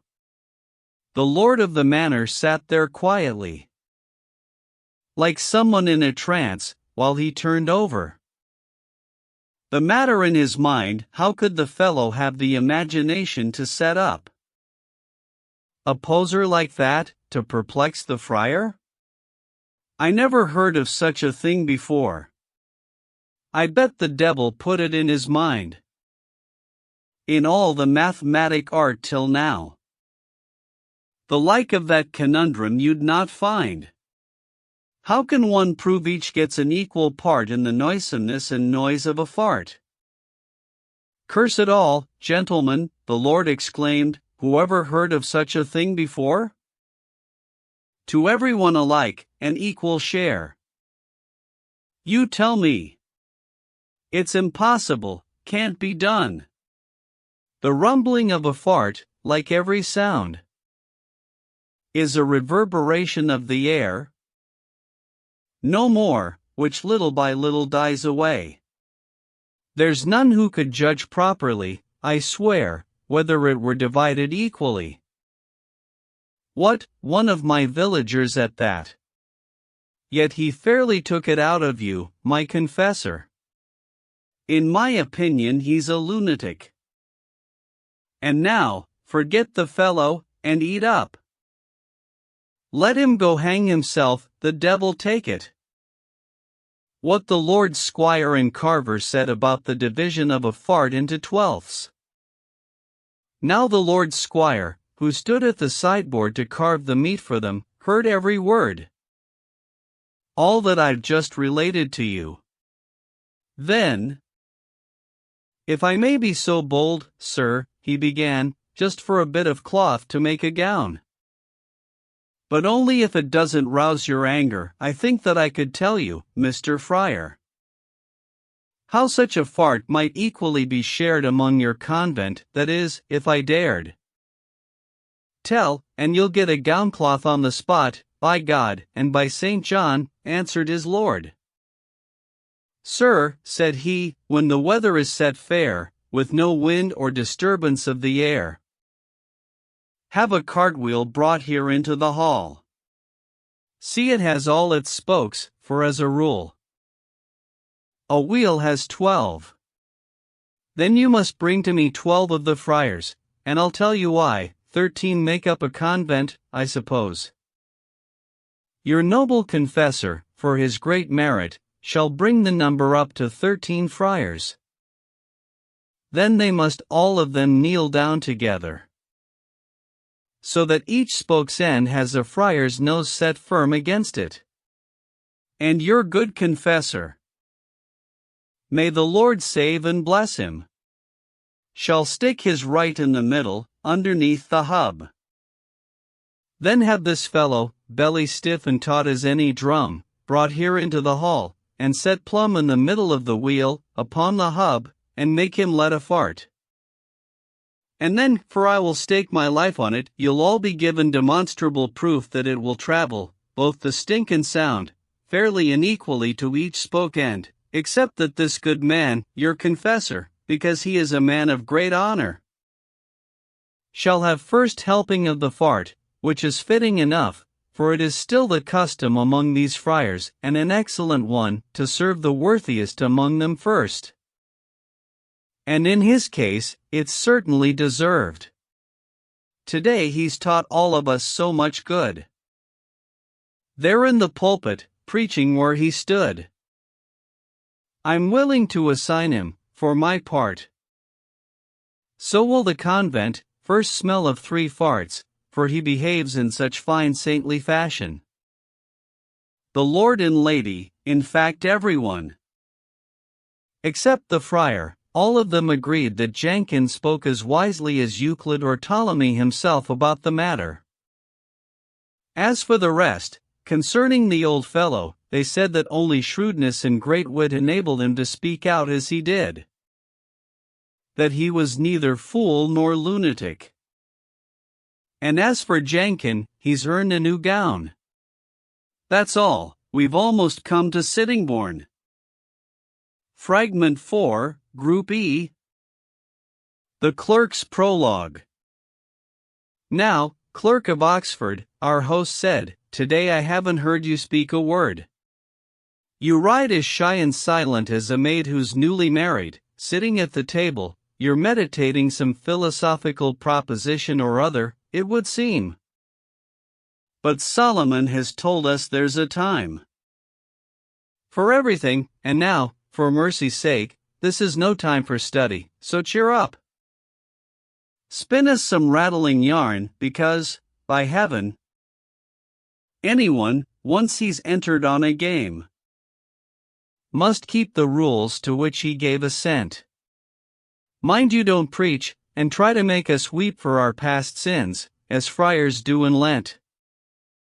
Nor let your story send us all to sleep. Let's have some jolly tale of adventure. And keep your flowers of rhetoric in store. Your figures of speech and so forth, to give wings to the high-flown language that men keep for kings. Just for once speak in simple terms, we pray, so we can understand the things you say. This the good clerk courteously answered. Host, said he, I am subject to your rod. For the time being you rule over us. Therefore I will do as you say I must, as far as is reasonable, certainly. I shall tell you a tale that I learned at Padua from an excellent clerk, his every word and action went to prove it. He's now dead, nailed in his coffin, God grant, I pray, his soul may rest in heaven. His name was Francis Petrarch, *laureate. Poet, whose most eloquent rhetoric illumined Italy with poetry. As did Lignano * with philosophy. And other fields of learning, such as law, but death won't suffer us to linger here for longer than the twinkling of an eye. He killed them both, and all of us must die.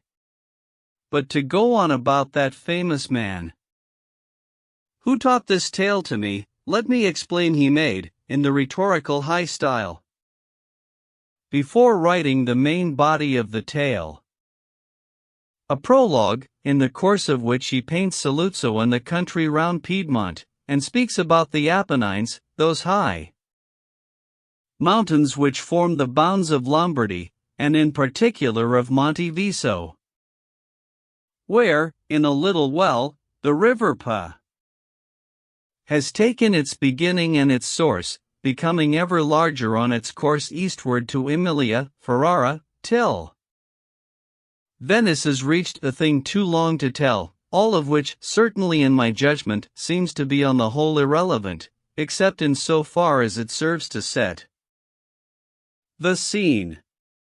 But here's his tale, now listen to it. The Clerk's Tale. Part 1. There is, on the west side of Italy, just at the foot of Viso, bleak and cold, a rich and fertile plain, where you can see many a town and towering stronghold that our forefathers built in days of old, and many another pleasant sight also. This superb region is called Saluzzo. A marquis was once ruler of that land, as his great ancestors had been before, obedient, ever ready to his hand. Were all his subjects, both the rich and poor, so he lived happily, year after year. beloved and feared through favor of fortune both by his nobles and the common men. And moreover, as regards lineage, he was the noblest born in Lombardy. Handsome of person, strong, and young in age, honorable, the flower of courtesy, prudent enough in ruling his country, saving some things for which he was to blame. And Walter was this young potentate's name. I blame him, that he never would consider what time might bring, or any future need, but concentrated on the moment's pleasure, on hawking and on hunting far and wide. Almost all other business he let slide. And he would not, and this was worst of all, come what come may, wed any wife at all. But that one point his people took so hard, one day they gathered in a flock and went to him, and one, the wisest and most learned, or one the prince would listen to, and consent to be told what the deputation meant. Or who could best explain a case like this? Spoke for them, as you'll hear, to the Marquis. O noble Marquis, your humanity gives us the confidence to have the boldness as often as may seem necessary to tell you of whatever weighs on us. Permit us now, sir, in your graciousness, to complain, which we do with sorrowful hearts, and do not let your ears disdain my voice. Although I am no more concerned in this than any other person in this place. Yet inasmuch as you, my Lord Marquis, have ever shown me favor and kindness, I am the more encouraged now to ask an audience, to put forward our request, that you, my Lord, may act as you think best. Indeed, my Lord, you and your actions please us all, and always have, so much that we could not ourselves imagine or conceive how we might ever live more happily. But for one thing, my Lord, for, pardon me, if only it pleased you to go and find a wife, your people would have peace of mind. Oh, bow your neck beneath that happy yoke, which is dominion, but not servitude, that men call matrimony or wedlock. And in your wisdom please consider, Lord, our days, in one way or another, speed, whether we sleep or wake, or ride or roam, time's always flying and will wait for none. And though your green youth flourishes as yet, age creeps the nearer, silent as a stone. Death threatens at all ages, and will strike all ranks of men, for escape there is none, and just as certainly as everyone knows that he has to die, so we are all uncertain of the day when death shall call. Trust the sincerity of our intent, who never yet disobeyed your command, and we will, Lord, if only you'll consent, choose a wife for you now, right out of hand. Board of the noblest house in all the land, and greatest also, one that, in our view, must seem an honor both to God and you. Deliver us from all this anxious dread and take a wife, for God in heaven's sake. For if it so fell out, which God forbid, that at your death your line should terminate and that a strange successor came to take your heritage, alas for those alive. Therefore we beg you, marry with all speed. Their humble plea and suppliant address inclined the Marquis' heart to swell with pity. My beloved people, said he, you would press what I never thought of doing, upon me. I've been so happy in my liberty. A thing that's seldom found in marriage, where I was free, I shall be in bondage. But as I can see it's honestly meant, and I, as I have always done, rely on your good sense, freely I shall consent to take a wife as soon as ever I may. As for the offer which you made today, to choose one, I'll relieve you of that burden. I beg you to forget about the notion. For children are, as God knows, like as not to differ from their elders gone before. All goodness comes from God, not from the stock from which they were begotten, that's for sure. I trust in heaven's goodness, and therefore commit to him my marriage, happiness, and peace of mind, submissive to his wish. Leave me alone in choosing of my wife, that is a burden which I mean to shoulder. But this I beg of you, as you love life, to promise me that you will always honor whatever wife I take, while she has breath, with word and deed, both here and everywhere, as you would the daughter of an emperor. And furthermore, this you must swear to me, neither to oppose nor to disapprove. My choice, for if I forego liberty, at your request, sure is my soul's to save. There where my heart is set, I mean to wive, and if you won't consent to such a promise, I beg you say no more about the business. With hearty goodwill they gave their consent and swore to everything, none backed away, they only asked of him, before he went, that he would name to them a definite day to hold the marriage on, soon as might be, for even yet the people were afraid that after all the Marquis would not wed. With them he fixed a day that suited best, on which he would be married without fail, saying he did all this at their request.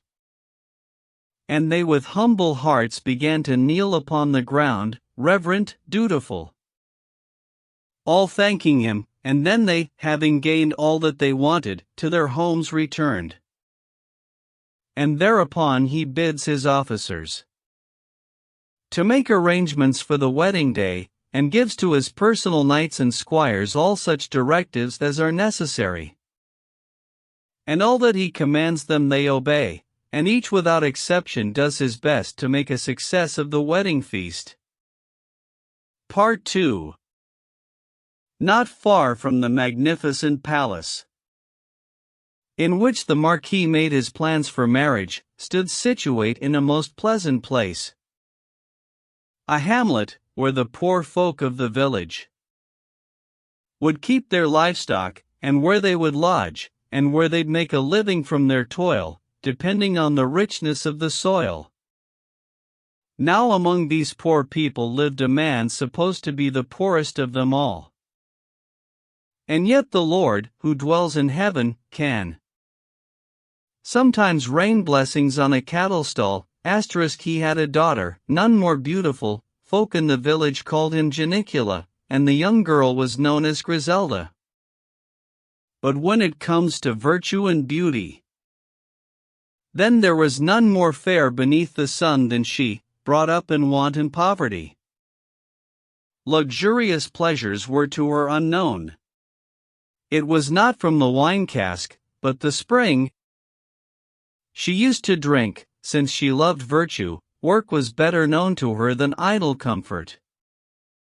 But though the girl was still of tender age, there was, enclosed within her virgin breast, maturity of spirit, steadfastness. With deep devotion, love, and tenderness, she kept her father in his poor old age. For wool for spinning she kept a few sheep, was never idle till she fell asleep. When she came homeward she would bring with her some roots or other herbs often as not, which she would shred and boil for provender, and make her bed, which was by no means soft, her father being always her first care, treated with all devotion and deference with which a child may honor its parent.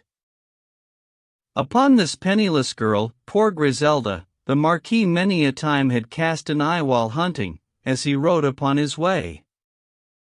Yet when he happened to catch sight of her, it was not with the wanton glance of folly he looked upon her, but would contemplate with sober eye her bearing, in his heart, appraising not only her femininity, but goodness also, in both looks and acts surpassing anyone as young as she. For though most people have no great insight into such things, the Marquis judged aright her quality, and very soon decided to wed her only, if he ever wedded. The day of the wedding came, but none could say who or what woman was to be the bride. And many wondered at this oddity, and privately to one another said, "Must our prince even now pursue his folly? Will he not wed? Alas, the pity of it! Why must he fool himself and us like this?" But none the less the Marquis had them make with jewels set in gold and in azure, brooches and rings, all for Griselda's sake. And he had dresses made to fit her measure, modelled upon a girl of a like stature. And all the other ornaments as well, that go with any wedding done in style. And now the morning of the actual day fixed for the Marquis wedding is at hand, and the whole palace was put on display, both the banqueting hall and private rooms. Kitchens and pantries stuffed with abundance, and overflowing with the choicest viands. In the whole length and breadth of Italy. The regal Marquis, in his richest dress, with lords and ladies in a company, all who had been invited to the feast, being thus assembled, took the shortest way with many a strain of mingled melody. And all the young knights of his retinue, towards the village I spoke of to you. Lord knows Griselda had no clue at all. It was for her this pomp had been prepared. She'd gone off to fetch water from a well, was hastening, fast as she could, homeward, for on this day the Marquis, as she'd heard, was to be married, and she hoped she might be lucky and see something of the sight. "I'll stand with all the other girls," she thought, "with my companions in our door, and see the Marchioness, and so I shall make shift to finish off, as quickly as can be, the work that's waiting there at home for me. Then I'll have time to see her if she should go to the Marquis Castle by this road." About to cross the threshold of her home, she saw the Marquis make his arrival. He called her, and she set her pitcher down beside the threshold, in a cattle stall. And down upon her knees Griselda fell. With downcast look she kneels there quietly, till she has heard what the Lord's will might be. The Marquis pensively addressed the maid in earnest tones, and thus he spoke to her. "Where is your father, Griselda?" he said. She made a reverent and humble answer, saying, "He's here and at your service, sir." And she delayed no longer, but went in, and brought her father out to meet the prince. The Marquis took the old man by the hand, and said, when he had taken him aside, "Janicula, I neither should nor can conceal, nor any longer try to hide my heart's desire, but, if you are agreed, no matter what, before I go I'll take your daughter here for wife until her death. You're loyal to me, that I know for certain, and you're my faithful vassal born and bred. Whatever pleases me, I dare be sworn, will please you too, and therefore, on that head, say what you feel concerning what I've said, the matter I spoke of to you just now. Will you accept me for a son-in-law?" This sudden offer so astonished him that he blushed red, almost deprived of speech, but managed, while he quaked in every limb, to utter, "Sir, my wish is as your wish. I'd not stand in your way for anything. You are my beloved lord and governor, arrange this matter just as you desire." "Yet I'd like," said the Marquis quietly, "to hold a conference, you, she, and I, here in this room, and I shall tell you why. I mean to ask of her if it should be her wish to be my wife, and ruled by me. And all this must be done while you are here. I will not speak unless you're there to hear." While they were talking over, in that room, their marriage treaty, about which more later. Folk gathered in a flock outside their home wondering at the diligence and care with which the girl had cherished her aged father. It might well be she wondered even more. She'd never seen a sight like this before. No wonder that she was amazed to see so great a visitor come to that place, and used to having such a guest as he. She paled, and all the color left her face. But to pursue the tale, and keep it brief, here are very words the Marquis said to that true-hearted, kind, and loyal maid. "Griselda," said he, "you must understand it seems good to your father and to me that you and I should wed, and so we can, if, as I think, you wish to marry me. But I must ask these questions first," said he, "because it must be done at once or never. Do you consent, or wish to think it over? I ask if you're prepared with all your heart to submit to my will, so that I may, as I think best, bring happiness or hurt to you, and you'll not murmur night or day. That to my yes you do not answer nay either by word or frowning countenance? Swear this, and here I swear to our alliance." Bewildered by these words, trembling with awe, "Sir, I am all unfitted and unworthy," she answered, "to accept so great an honor. Your wish is mine, whatever it may be. And here I swear I'll never willfully disobey you in thought or deed, even if, and I am loath to die, it costs my life." "My own Griselda, that will do," cried he, and with grave countenance went to the door and stepped outside, and after him came she. Then he addressed the people who stood there. "This is my wife," he said, "she who stands here.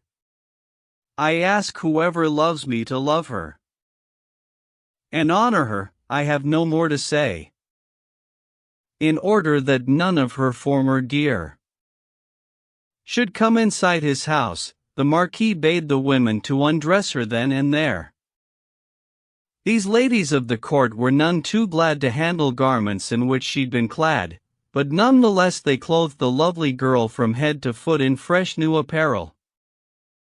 They combed her hair, that loose and tumbled lay, and with their slender fingers set a garland upon her head, and next they loaded her with brooches and with jewels of every kind. But why make a long tale of her adorning? They scarcely knew her in her loveliness. She was transfigured by such magnificence. Then with a ring brought for that very reason, the Marquis married her, and had her set upon a horse, snow-white and gently pacing, and with no more delay had her escorted, helped by a happy crowd who came to meet and lead her to the palace. Thus they spent the day in revel till the sun's descent. To hasten on the story, let me say that to the new-created Marchioness God showed his favor so abundantly it was impossible that one could guess that she'd been born and bred a country lass, and not brought up in an emperor's hall, but in a hovel or a cattle stall. She grew to be so loved and so revered that people in the place where she was born, who from her birth had known her year by year, hardly believed it, for they would have sworn she was no daughter of Janicula, the old man whom I spoke of earlier. She seemed to them to be another person.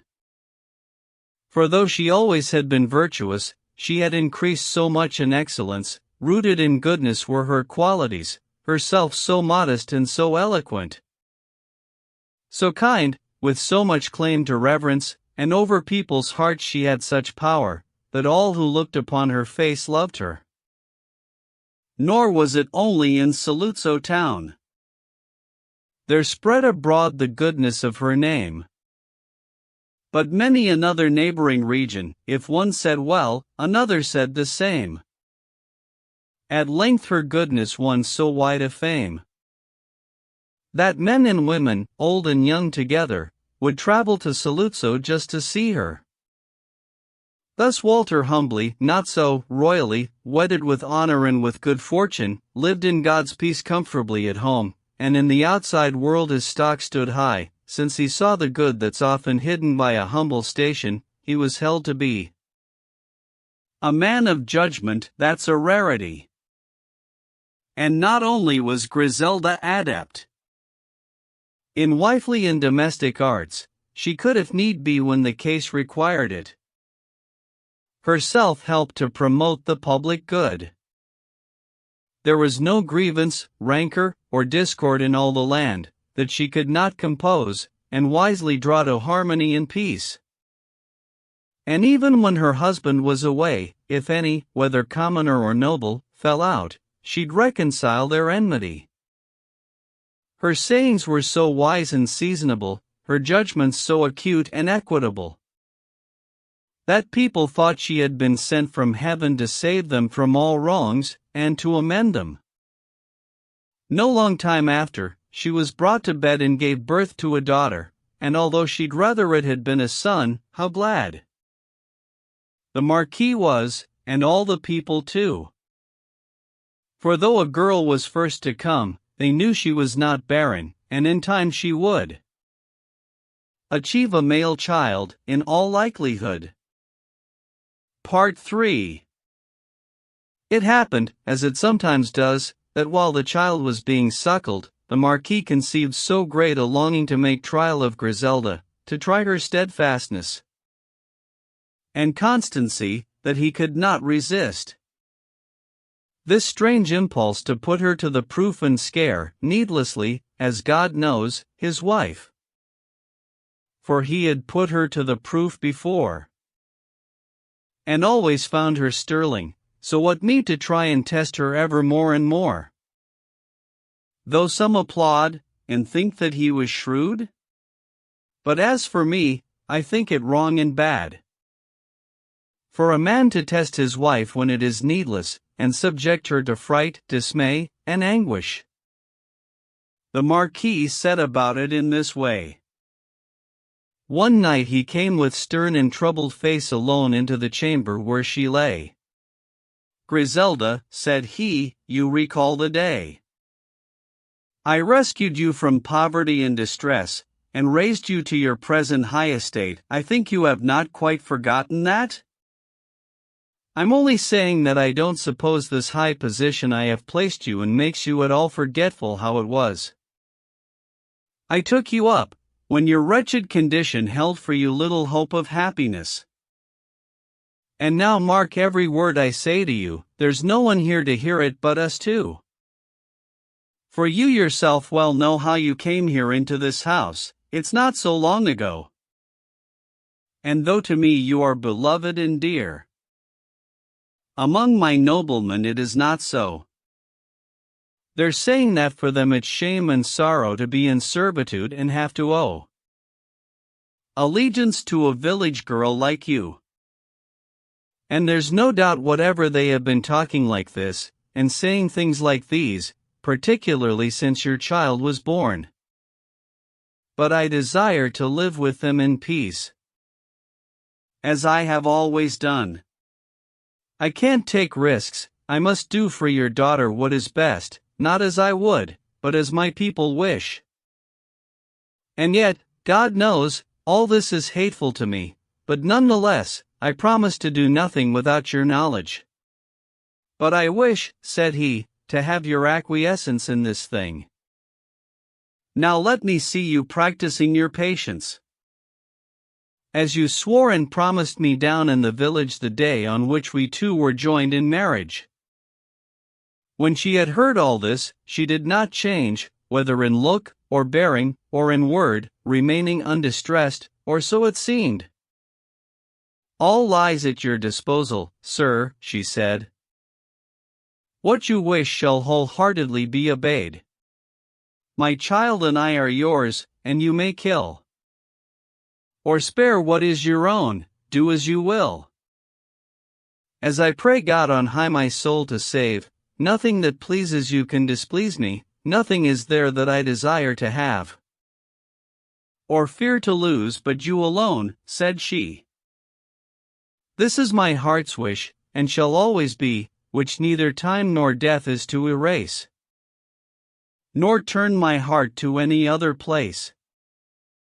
Happy as the Marquis was at her reply, still he pretended that he was not so, all grim and gloomy was his air as he stepped to the chamber door and turned to go. Soon afterwards, within an hour or two, he'd given secret orders to a henchman, and told him to go to Griselda's room. A kind of bodyguard, this trusty man, whom he had often found reliable in weighty matters, and such fellows can do people's dirty work, and do it well. The prince knew he was loved and feared by him, and when he understood his master's will, into Griselda's room he softly stole. "Madam," said he, "you must forgive me, though I do what I must do, in duty bound. You are too wise and sensible not to know. One cannot well evade a lord's command, though it may be lamented, or condemned, yet when he wants a thing, folk must obey, and so must I, that's all that I can say. My orders are to take away this child." Here he broke off, and seized hold of the infant with cruel hands, and made as if he would slaughter the little child before he went. Griselda has to suffer and consent, and like a lamb she sits there meek and still, and lets the cruel fellow do his will. Ominous was the repute of this man, ominous was his face, his words also, ominous the hour in which he came. As for her little girl, whom she loved so, she thought he'd murder her right there and then. Yet none the less she neither sighed nor wept, but, as her lord desired, acquiesced. Yet in the end Griselda found her tongue, and, turning to the fellow, humbly prayed that, as he was a generous-hearted man, he'd let her kiss her child before it died. Upon her breast the little child she laid, her face most sad, and began lulling it, and gave it first a blessing, then a kiss. And she spoke to it in her gentle voice, "Farewell, my child, whom I shall never see again, but I have signed you with the cross of that same Father, blessed may he be, who died for all of us upon a tree. Thy soul to him, my baby, I commit, for you must die because of me tonight." I'd say that for a nurse it would have been past bearing, such a sight as this to see. Well might a mother have made outcry then. And yet so firm and resolute was she, that she endured all this adversity, and gently to the bodyguard she said, "Here is the child. Take back your little maid. Now go," said she, "do as your master says, but one thing is a favor I would ask, unless my lord should have forbidden it. Bury this little body in some place where neither bird nor beast can get at it." But to her request he made no reply, picked up the child, and went upon his way. The henchman, on returning to his master, reported in detail, in brief plain words, what Griselda had said, and her behavior, and then he handed over his dear daughter. It seemed as if the prince felt some remorse, but none the less held to his purpose still, as lords do, when they mean to have their will. He bade his henchman take it secretly, and gently swathe it round and wrap it up with all possible care, and tenderly carry it in a chest, or lapped in cloth, and, if he did not want his head cut off, to let no one know what he meant to do, whence he had come, or whither he would go. He was to take the child to Bologna, where his dear sister was still living, who was at that time Countess of Panago, and explain the whole thing, and beg her to bring up the child as one of noble blood, and whose the child was, that she must keep hid from everyone, no matter what she did. He went off and performed his master's bidding, but to the Marquis let us now return, because he is now busy wondering if he could ever tell from his wife's bearing, or else from any word of hers discern, that she had changed, but he could never find her other than still constant, and still kind, as cheerful, meek, and ready to obey and to love him, as she was used to be, was she to him in every kind of way, and of her daughter not a word she'd say. No outward mark of grief or misery was to be seen, never would she again utter, for any cause, her daughter's name. Part 4.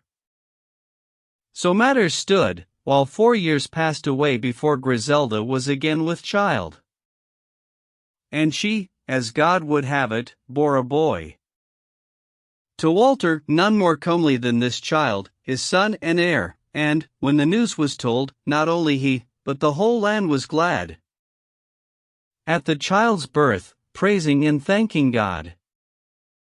When it was 2, and taken from the breast, the Marquis once again felt a desire to try his wife still further, if he might.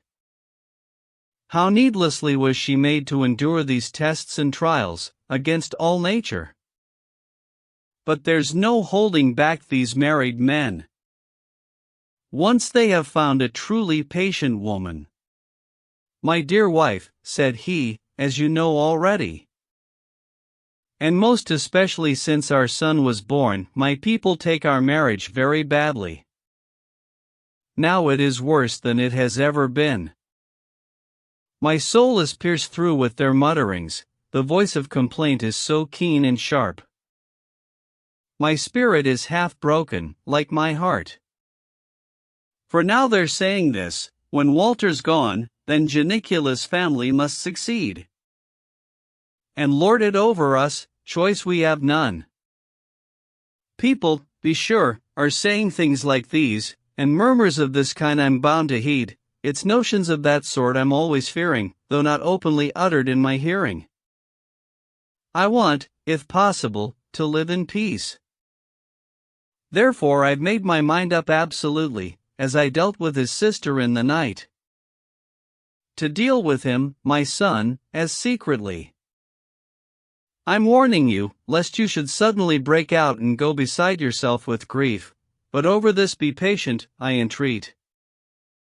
She answered, I have said, and always shall, that I wish nothing, and refuse nothing. But as you wish. I am not grieved at all, though my daughter and my son should both be slain.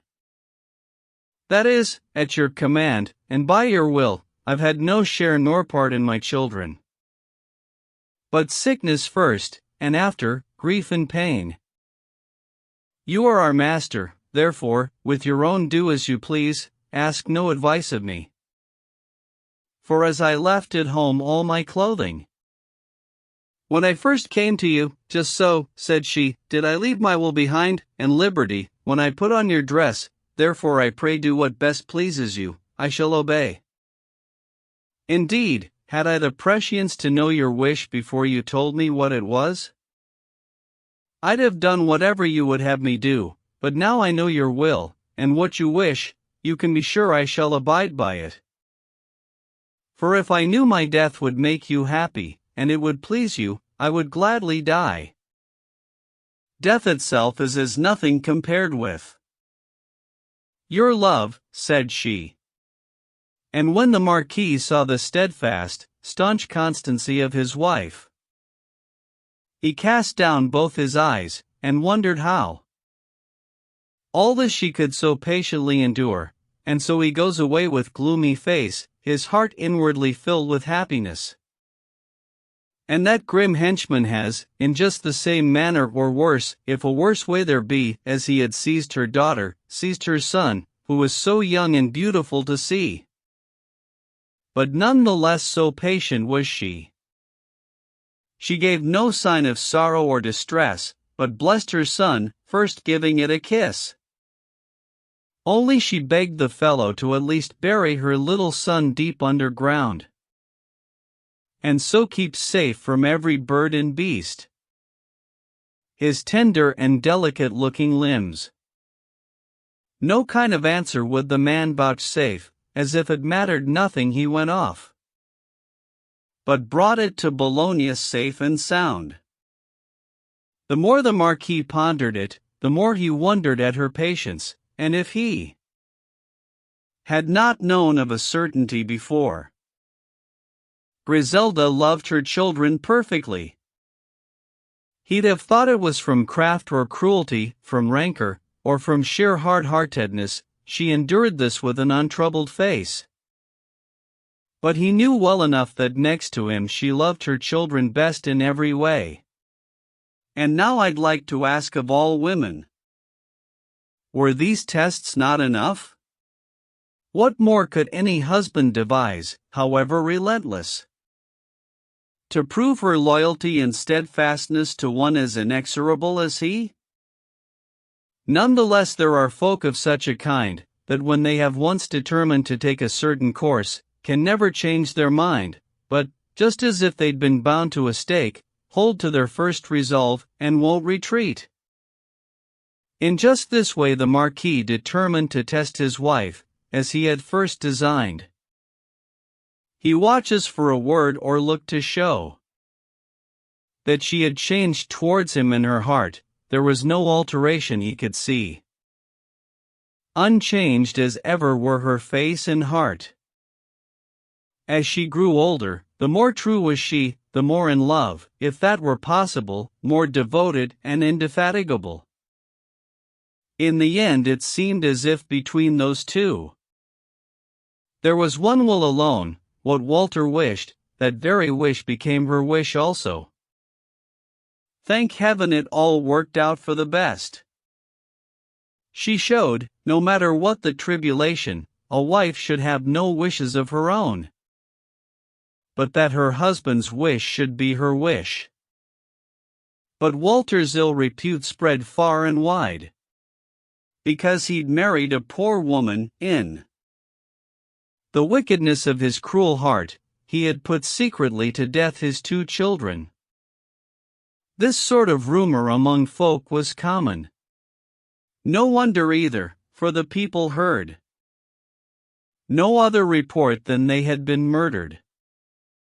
And so, whereas his people had before loved him, opprobrium of his ill fame made them begin to hate him more and more. The name of murderer is a hateful name. But for no consideration, all the same, would he give over his merciless plot. Testing his wife occupied all his thought. Now when his daughter was 12 years of age, he sent messengers to the court of Rome, which had been secretly told his real purpose, requesting them such documents to contrive as might be needful for his cruel plan, and that the Pope, to set folks' minds at rest, should bid him to remarry if he wished. Yes, he requested them to fabricate a papal bull to say he had permission to put aside Griselda, his first wife, as if by special papal dispensation, to put an end to rancor and dissension between his people and him, so ran the bull. All this was published widely, and in full. And the ignorant, as is not surprising, implicitly believed this rigmarole. But when they brought to Griselda the tidings, I can imagine what grief filled her soul. But, steadfast now as always, she resolved that she would undergo most patiently, poor creature, all fortune's adversity, ever waiting on his pleasure and desires, to whom she had been given, heart and all, who was to be her one true earthly solace. But, not to make of this too long a tale, the Marquis wrote a letter to detail all that he had in mind, confidentially, and sent it to Bologna secretly. To his sister's husband, Earl of Panigo, he wrote, desiring him most earnestly to bring both children home to Saluzzo, with an honorable escort, publicly. But one thing was enjoined absolutely, that he, no matter who came to inquire, was to tell no one whose the children were. But say, the maiden was about to wed the Marquis of Saluzzo very soon. All that the Earl was asked to do, he did. And on the day fixed, he set out upon the road to Saluzzo with a rich train of lords and nobles, to escort the maid, and her young brother riding at her side. She was attired for the marriage. This lovely girl, with many a glittering gem, her brother, who was 7 years of age, dressed splendidly as well, in a like fashion, and thus with magnificence and rejoicing and shaping towards Saluzzo their journey, day after day they rode upon their way. Part 5. Meanwhile, and with his usual ruthlessness, this Marquis, to assay her even more, set out to put his wife to the uttermost. Proof of her spirit, to be wholly sure that she was still as steadfast as before, and, at a public audience one day, roughly addressed these words to Griselda. Indeed, Griselda, it's been very pleasant to have had you for wife, more for your goodness, constancy, loyalty, and obedience than any ancestry of yours, or riches, but I now realize how true it is. That, as reflection leads me to conclude, a great position brings great servitude. I may not do as any plowman may. My people are compelling me to take another wife, and clamor day by day. Also the Pope, their rancor to abate, I do assure you, gives consent to it. And to be frank with you, this much I'll say. My new wife is already on her way. So brace yourself to quit at once her place. As for the dowry that you brought to me, I waive it as a favor, take it back. Now go home to your father's house, said he, no one can always have prosperity. Take my advice, and bear the blows of chance, or fortune with a steadfast countenance. And yet she answered him with fortitude. I knew, and I have always known, said she, there can be no comparison, my lord, between your splendor and my poverty, for these are things nobody can deny. I never thought I merited at all to be your wife, nor yet your servant girl. And in this house, where you have made me lady, I call on God in heaven to witness. As I hope for him to comfort me and aid me, I never played the chatelaine or mistress, but was a humble servant to your lordship, and will be always, while I've life and breath, more than to any other soul on earth.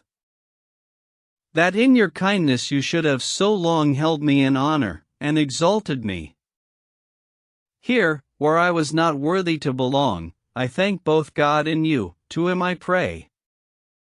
May he reward you. There's no more to say, and to my father gladly I'll return. Until I come to die, I'll live with him. And there, where I was brought up from a child, I shall live out my life till I am dead, a widow, soul and body undefiled. For since I gave to you my maidenhead, and am your own true wife, may God forbid the wife of such a prince should ever take another man as husband or as mate. And as for your new wife, God in his grace grant you good fortune and prosperity.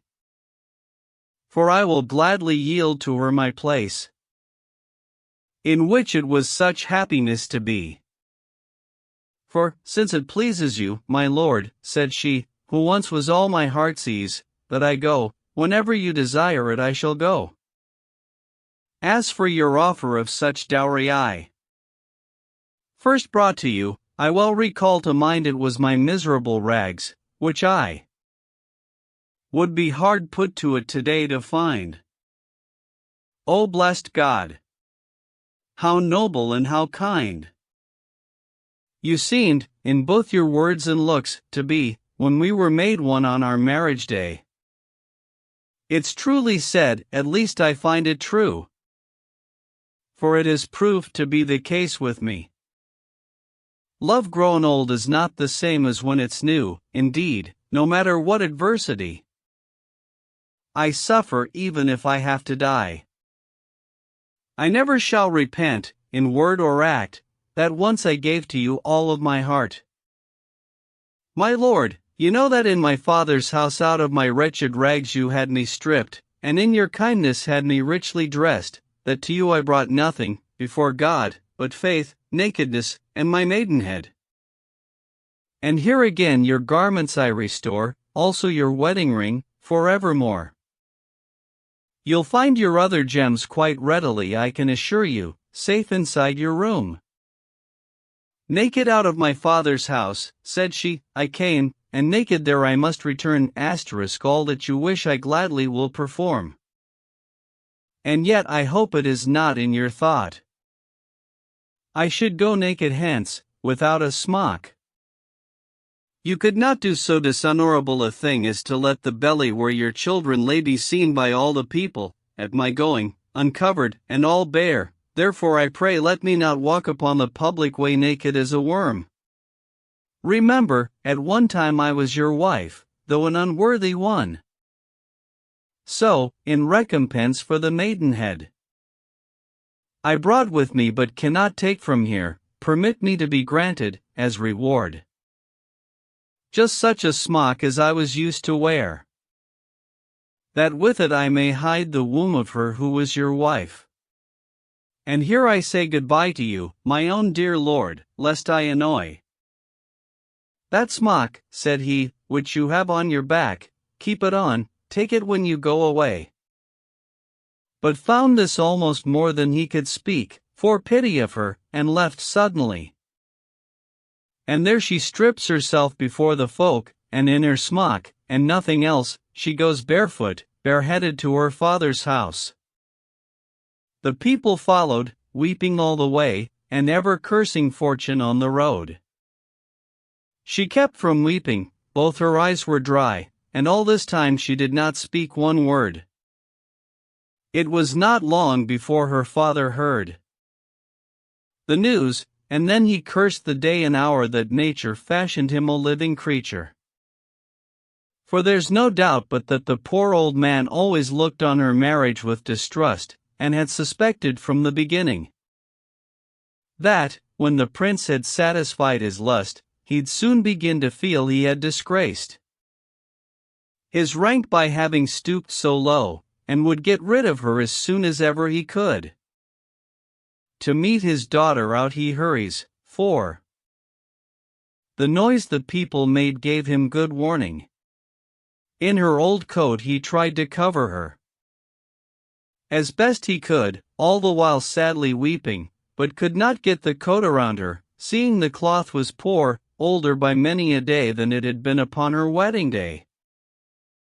Thus with her father for a certain space she lived, this paragon of wifely patience, and neither by her words nor by her face in public or in private, gave a hint of any wrong done to her, or offense. Nor did she, judging from her countenance, ever recall her former high estate. No wonder, while she was a marchioness her soul displayed complete humility. No pleasure-loving heart, no delicate tastes, no love of pomp or royal ceremony.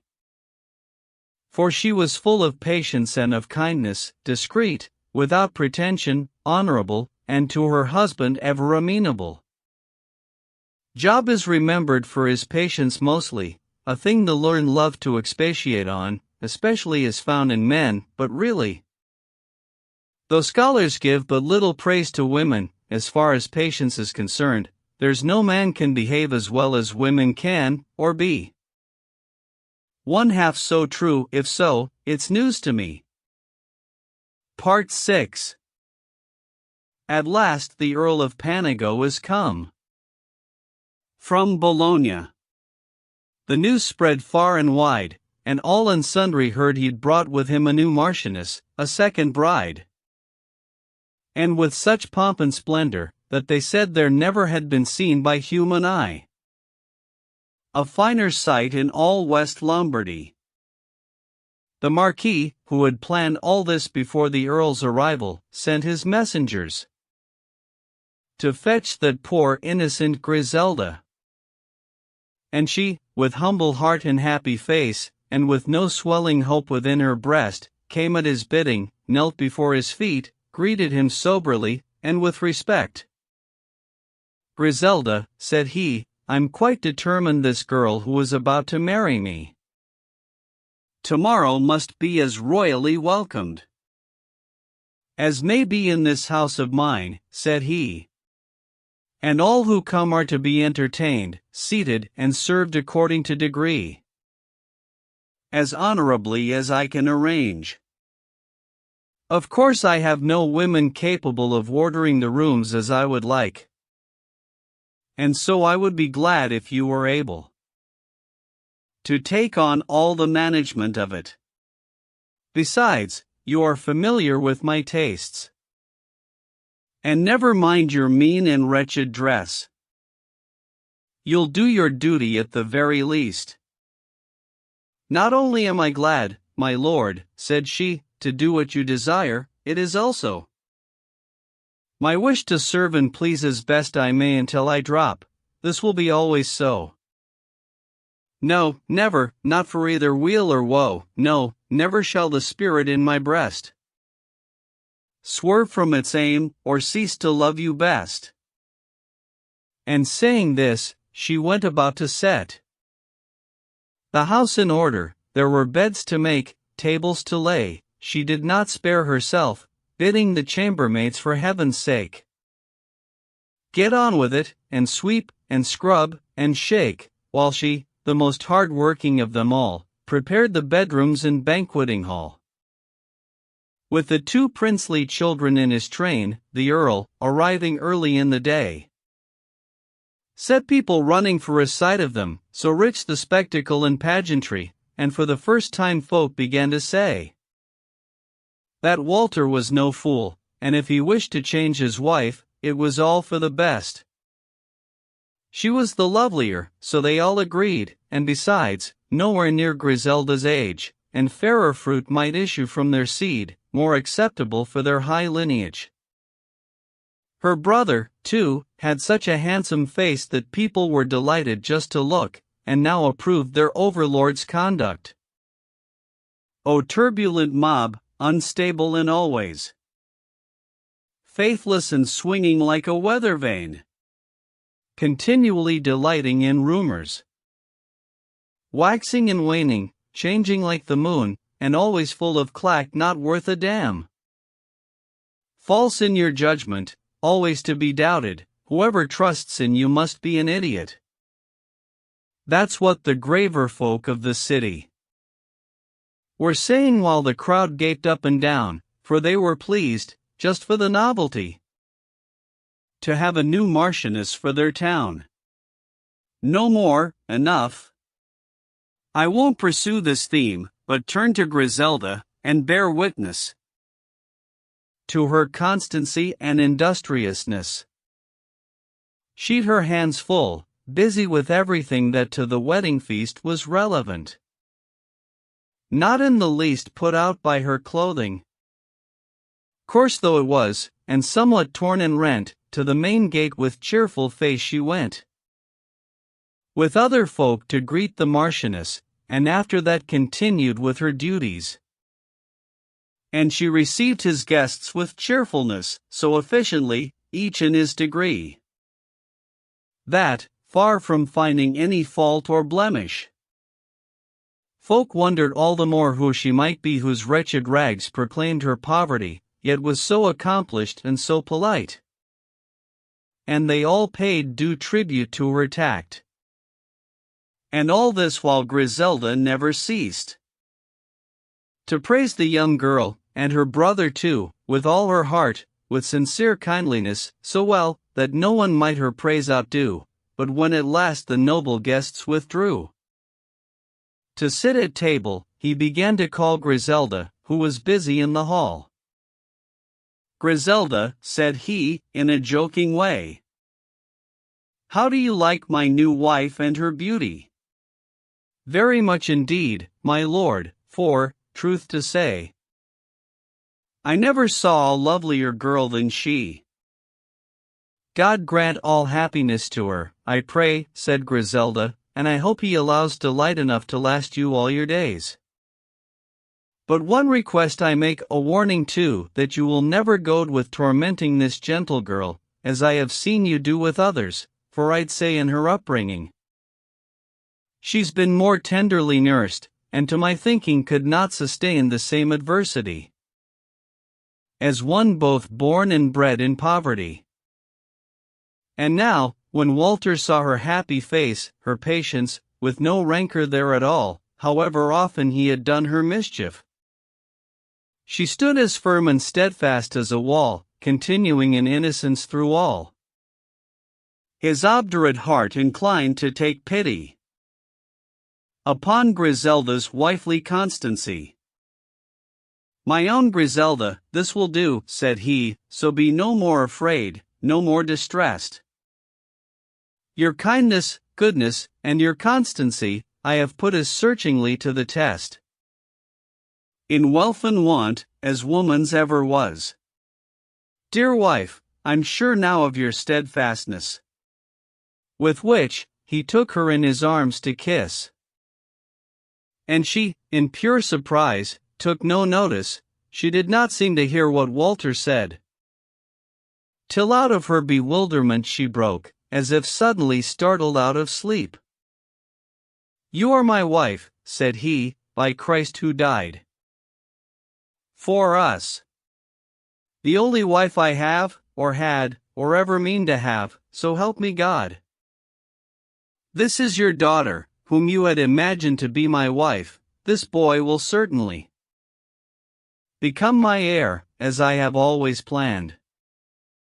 He is indeed the child of your body. I kept them at Bologna secretly. So take them back, for now you cannot say your children have been lost or put away. And as for those who've spoken against me, let them take note that I have done this deed neither from malice nor from cruelty, but to put to the proof your womanhood, and not to kill my children, God forbid, but keep them hid away in secret till I knew your constancy and strength of will. At hearing this, she falls down in a swoon, heartbroken in her joy. Then, recovering, she calls both her young children to her bosom, and in her arms, most pitifully weeping, enfolds the two of them, tenderly kissing like any mother, and, in her embraces, her salt tears falling bathe their hair and faces. What a heartbreaking thing it was to see her faint away, and hear her humble voice. 1,000 thanks to you, my lord, said she, for you have saved for me my children's lives. Now I don't care if here and now I die. Since I am loved by you and have your heart, what matters death, or when my soul departs?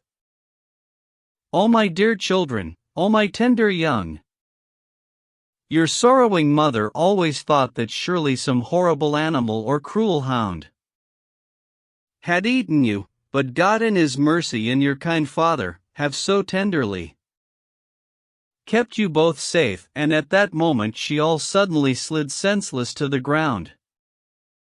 And as she fainted she held on so tightly to the two children still in her embrace, that it was only with great difficulty and skill that they at length could extricate the children. Tears on many a pitying face ran down, and the bystanders who were there could scarcely bring themselves to stay with her. Walter comforts her, and her grief abates, and she gets up, half shamefaced, from her trance. They all make much of her, until at last she has regained her poise and countenance. And Walter tries with so much diligence to please her, you'd delight to see the pleasure between the two, now that they were together. Then the court ladies, when they saw their chance, swept her away with them into a bedroom, and, stripping off all her rough ragged garments, they clad her in a glittering golden gown, set on her head a richly jeweled crown, and led her into the banqueting hall, where due homage was paid to her by all. So this unhappy day ends happily. For every man and woman does his best to spend the day in feast and revelry, till stars begin to sparkle in the east, and in the eyes of all, it was a feast.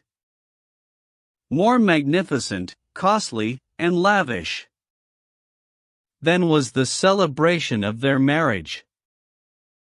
For many a year, in great prosperity, these two lived on in harmony and peace, having seen their daughter marry splendidly with a rich lord, one of the worthiest in all of Italy, and Walter kept Griselda's father with them at his court in ease and quiet, till his soul departed. His son succeeded to his heritage in tranquil peace after his father's day, and he was lucky too in his marriage, although it's true he did not seek to try. His wife's so hard, the world, one can't deny, is not so tough now as it used to be. So listen to what Petrarch has to say. This tale has not been told so that wives should imitate Griselda in humility. They'd find it intolerable if they did. But that everyone, whatever his degree, should be as steadfast in adversity as Griselda. That's why Petrarch tells this tale, and in the loftiest of styles. For if a woman was so patient to a mere mortal, how much more ought we accept what God sends us without complaint, for it is reasonable, sirs, that he should test what he has made. He will not tempt those whom he has redeemed, as St. James says in his epistle, never fear, he tries his people all the time, and he allows the biting lashes of adversity to scourge us for our good, in various ways, not just to test the will, for surely he from the beginning knew our frailty. Then let us, since his rule is for our good, live in virtue and in patient fortitude. Just one word, gentlemen, before I go. It would be pretty hard to find, these days, in any town 3 Griseldas, or 2, because, should they be put to such assays, their gold's so poor now, made with such alloys that, though the coin looks good enough to you, instead of bending, it will break in two. So for the sake of the good wife from Bath, whose great authority may the Lord maintain and that of all her sex, too bad if not. I'll cheer you up by singing you a song, for I feel fresh, and in excellent form. We've had enough of being serious. Now listen to my song, it goes like this. Chaucer's Epilogue *. Griselda's dead, so is her patience, and both are deader than a coffin nail. I warn all husbands in the audience not to be too precipitate to assail the patience of their wives, in hope to find Griselda's. It is certain they will fail. You high-born wives, so famous for prudence, should you permit humility to nail your tongues, or give the scholars evidence for an even more unimaginable tale than Griselda's, so patient and so kind? Beware lest she shavash * devour you all. Take after Echo, she keeps no silence, her disposition is antiphonal. Don't be made fools of by your innocence. Be on your toes instead, and take control, and fix this lesson firmly in your mind. The general good of all shall then prevail. Superwives, stand up in your own defense. Each is as huge and strong as a camel. Then why permit a man to give offense? You smaller wives, though feeble in battle, be fiercer than a tiger or a fiend.